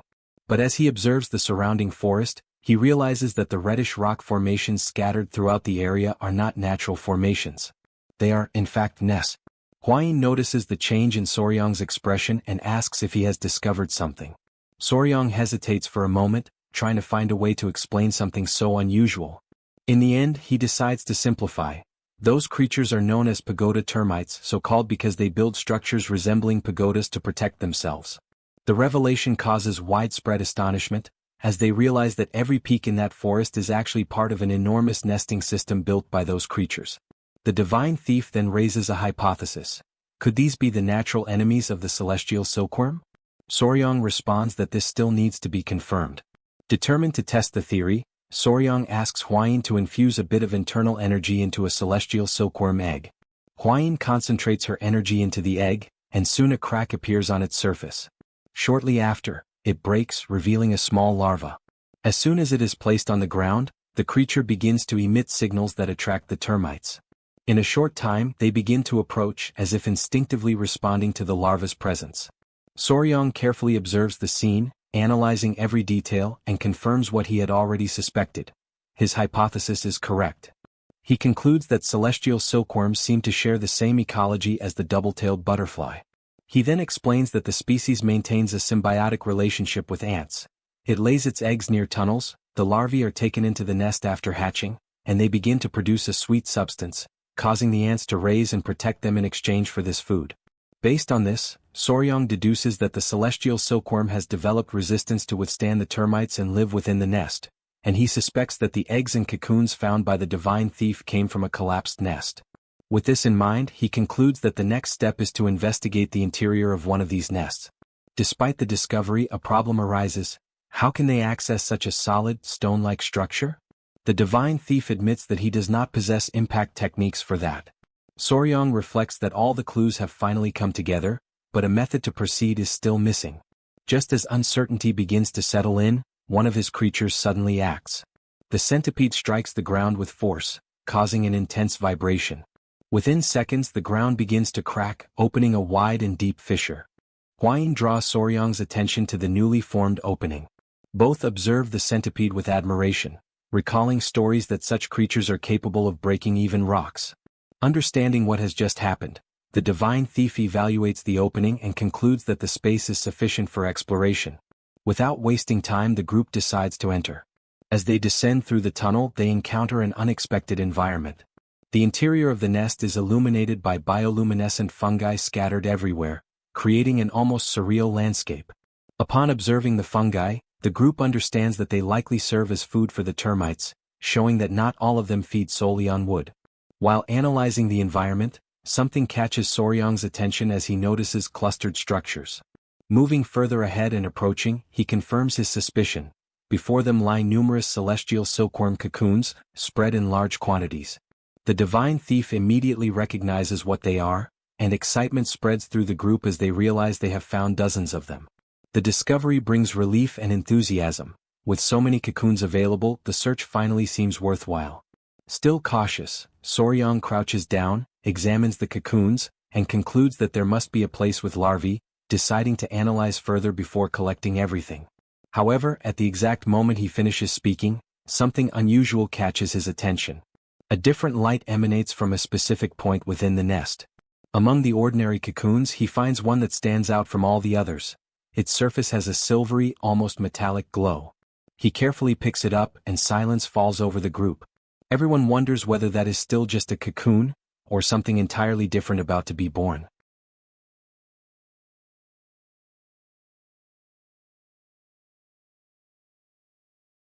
Holding the cocoon, Soryang remains in shock. Before him is a cocoon that is the same size as a celestial cocoon, yet the texture of its silk is completely different. As he observes it, Soryang questions what it could be, considering whether it belongs to a different species. A small hole at the base indicates that an adult insect has already emerged, but even so, the thread displays an unusual resistance, being as hard as wire. Soryang turns to the divine thief and asks if he recognizes that silver glowing cocoon, emphasizing the unusual color and texture of the thread. However, the divine thief admits that he has never seen anything like it and raises the possibility that it could be a celestial cocoon. Suddenly, something happens and draws everyone's attention. Suk shows concern and questions whether the termite mound is about to collapse. At that moment, Soryang notices Bin approaching while carrying a large rock. The others ask what it is, and Soryang decides to examine it more closely. As he observes the rock, Soryang tries to identify what is inside it, and upon closer inspection, he realizes something surprising. It is a red rock, and upon noticing termites peeking through small, it becomes evident that Bin has found the termite queen's egg chamber. The divine thief questions whether that is the place where the queen lays her eggs, while Hwayin praises Bin for his discovery. Soryang then asks Bin to break the rock carefully so that they can observe the inside. Bin concentrates his energy and, despite the stone's resistance, manages to remove a portion of it. As the structure opens, Soryong holds the fragment and observes the interior, where the termite queen is located along with other individuals. Suk notes that the queen looks different from those they have seen before, and Hwain comments that she resembles a larva. Soryong agrees and explains that the queen spends her entire life in the reproductive chamber, laying eggs continuously, which causes her ovaries to develop abnormally. Next, Soryong asks Bin to take the structure outside and requests that the spider Yoa secure it firmly. The divine thief questions this decision, but Soryong explains that termites are beneficial insects and that he also intends to raise the celestial cocoon larvae, planning to care for both. With that, Soryong concludes that they have already secured both the food supply and the termites' reproductive chamber. He then decides to move deeper into the mound in search of the celestial cocoon larvae. Due to the narrowness and the conditions of the place, only Yang, being small and skillful, will accompany him, leaving her surprised to be the only one chosen. However, Soryong explains that the other girl's clothing would make passage difficult and reassures her, stating that Bin has already driven the termites away, ensuring temporary safety. Soryong encourages Yang to follow him quickly, saying that to become the future queen of thieves, she must face challenges like this. Thus, after walking for a long time through the interior of the mound with Yang still uneasy, they arrive at an area that resembles a food storage space, specifically a mushroom cultivation room. Yang notices something ahead and draws Soryong's attention. Upon closer observation, he confirms that they have found what they were looking for. Yang notices that a small creature is feeding on the larvae and questions the situation, but Soryong explains that this is common, as there is an exchange of nutrients. The bite marks on the surrounding mushrooms indicate that after finishing with the larvae, the creature will likely feed on them as well. Faced with this, Soryong identifies a problem. He explains that the initial termite colony will not be able to sustain the newly hatched larva before establishing the necessary mushroom cultivation. After reflecting for a moment, he concludes that they cannot take that creature at this time. Upon returning, Hwain asks about the celestial cocoon larvae. Soryong replies that they found them and then briefly explains the situation to the group. Frustrated, they decide to establish the termite colony first. Thus, they take only the 2 remaining eggs to raise them alongside the colony. Before leaving, Soryong looks back at the mountains and reflects that it would not be a bad idea to return one of the individuals to nature. However, he acknowledges that the 2 remaining eggs must form a pair. Setting aside this frustration, the group returns to their post. A few days later, behind the Tang Clan's mountain, the group gathers once again. The termite colony they brought is buried in an area full of dead trees, and within a few days, a new termite mound begins to take shape. Soryong addresses the group and explains that, to ensure the colony's healthy growth, he asks the members of the poisonous animals team to cultivate mushrooms. He emphasizes that if the termites are well fed, there will be no difficulty in expanding their population. The divine thief acknowledges that their collective effort has yielded several celestial cocoons and that, after being woven by eternal slumber, there will be new threads of celestial silk. Meanwhile, he decides to remain in the Tang Clan alongside Yang, stating that he does not know how to express his gratitude. Next, he mentions the silver cocoon found at the bottom of the mound and asks Soryong what he has discovered about it. Soryong explains that upon arriving at the Tang Clan, he decided to investigate the object, and by submerging the cocoon in water, separating its shell and shaping it, he was able to observe its original form. Even so, the divine thief finds the unusual energy it emitted strange, unlike anything he has ever seen before. At that exact moment, Hwain comes running, visibly shaken and out of breath. Her expression reveals an unusual level of stress, which immediately draws everyone's attention. Still trying to catch her breath, Hwain explains that, while thinking about the silver celestial cocoon, she decided to consult the secret record of poisons in search of information. Without wasting time, she opens the book to a specific page. In the record of rare creatures, within the classification of one of the 10 great poisonous creatures, appears the silver moth.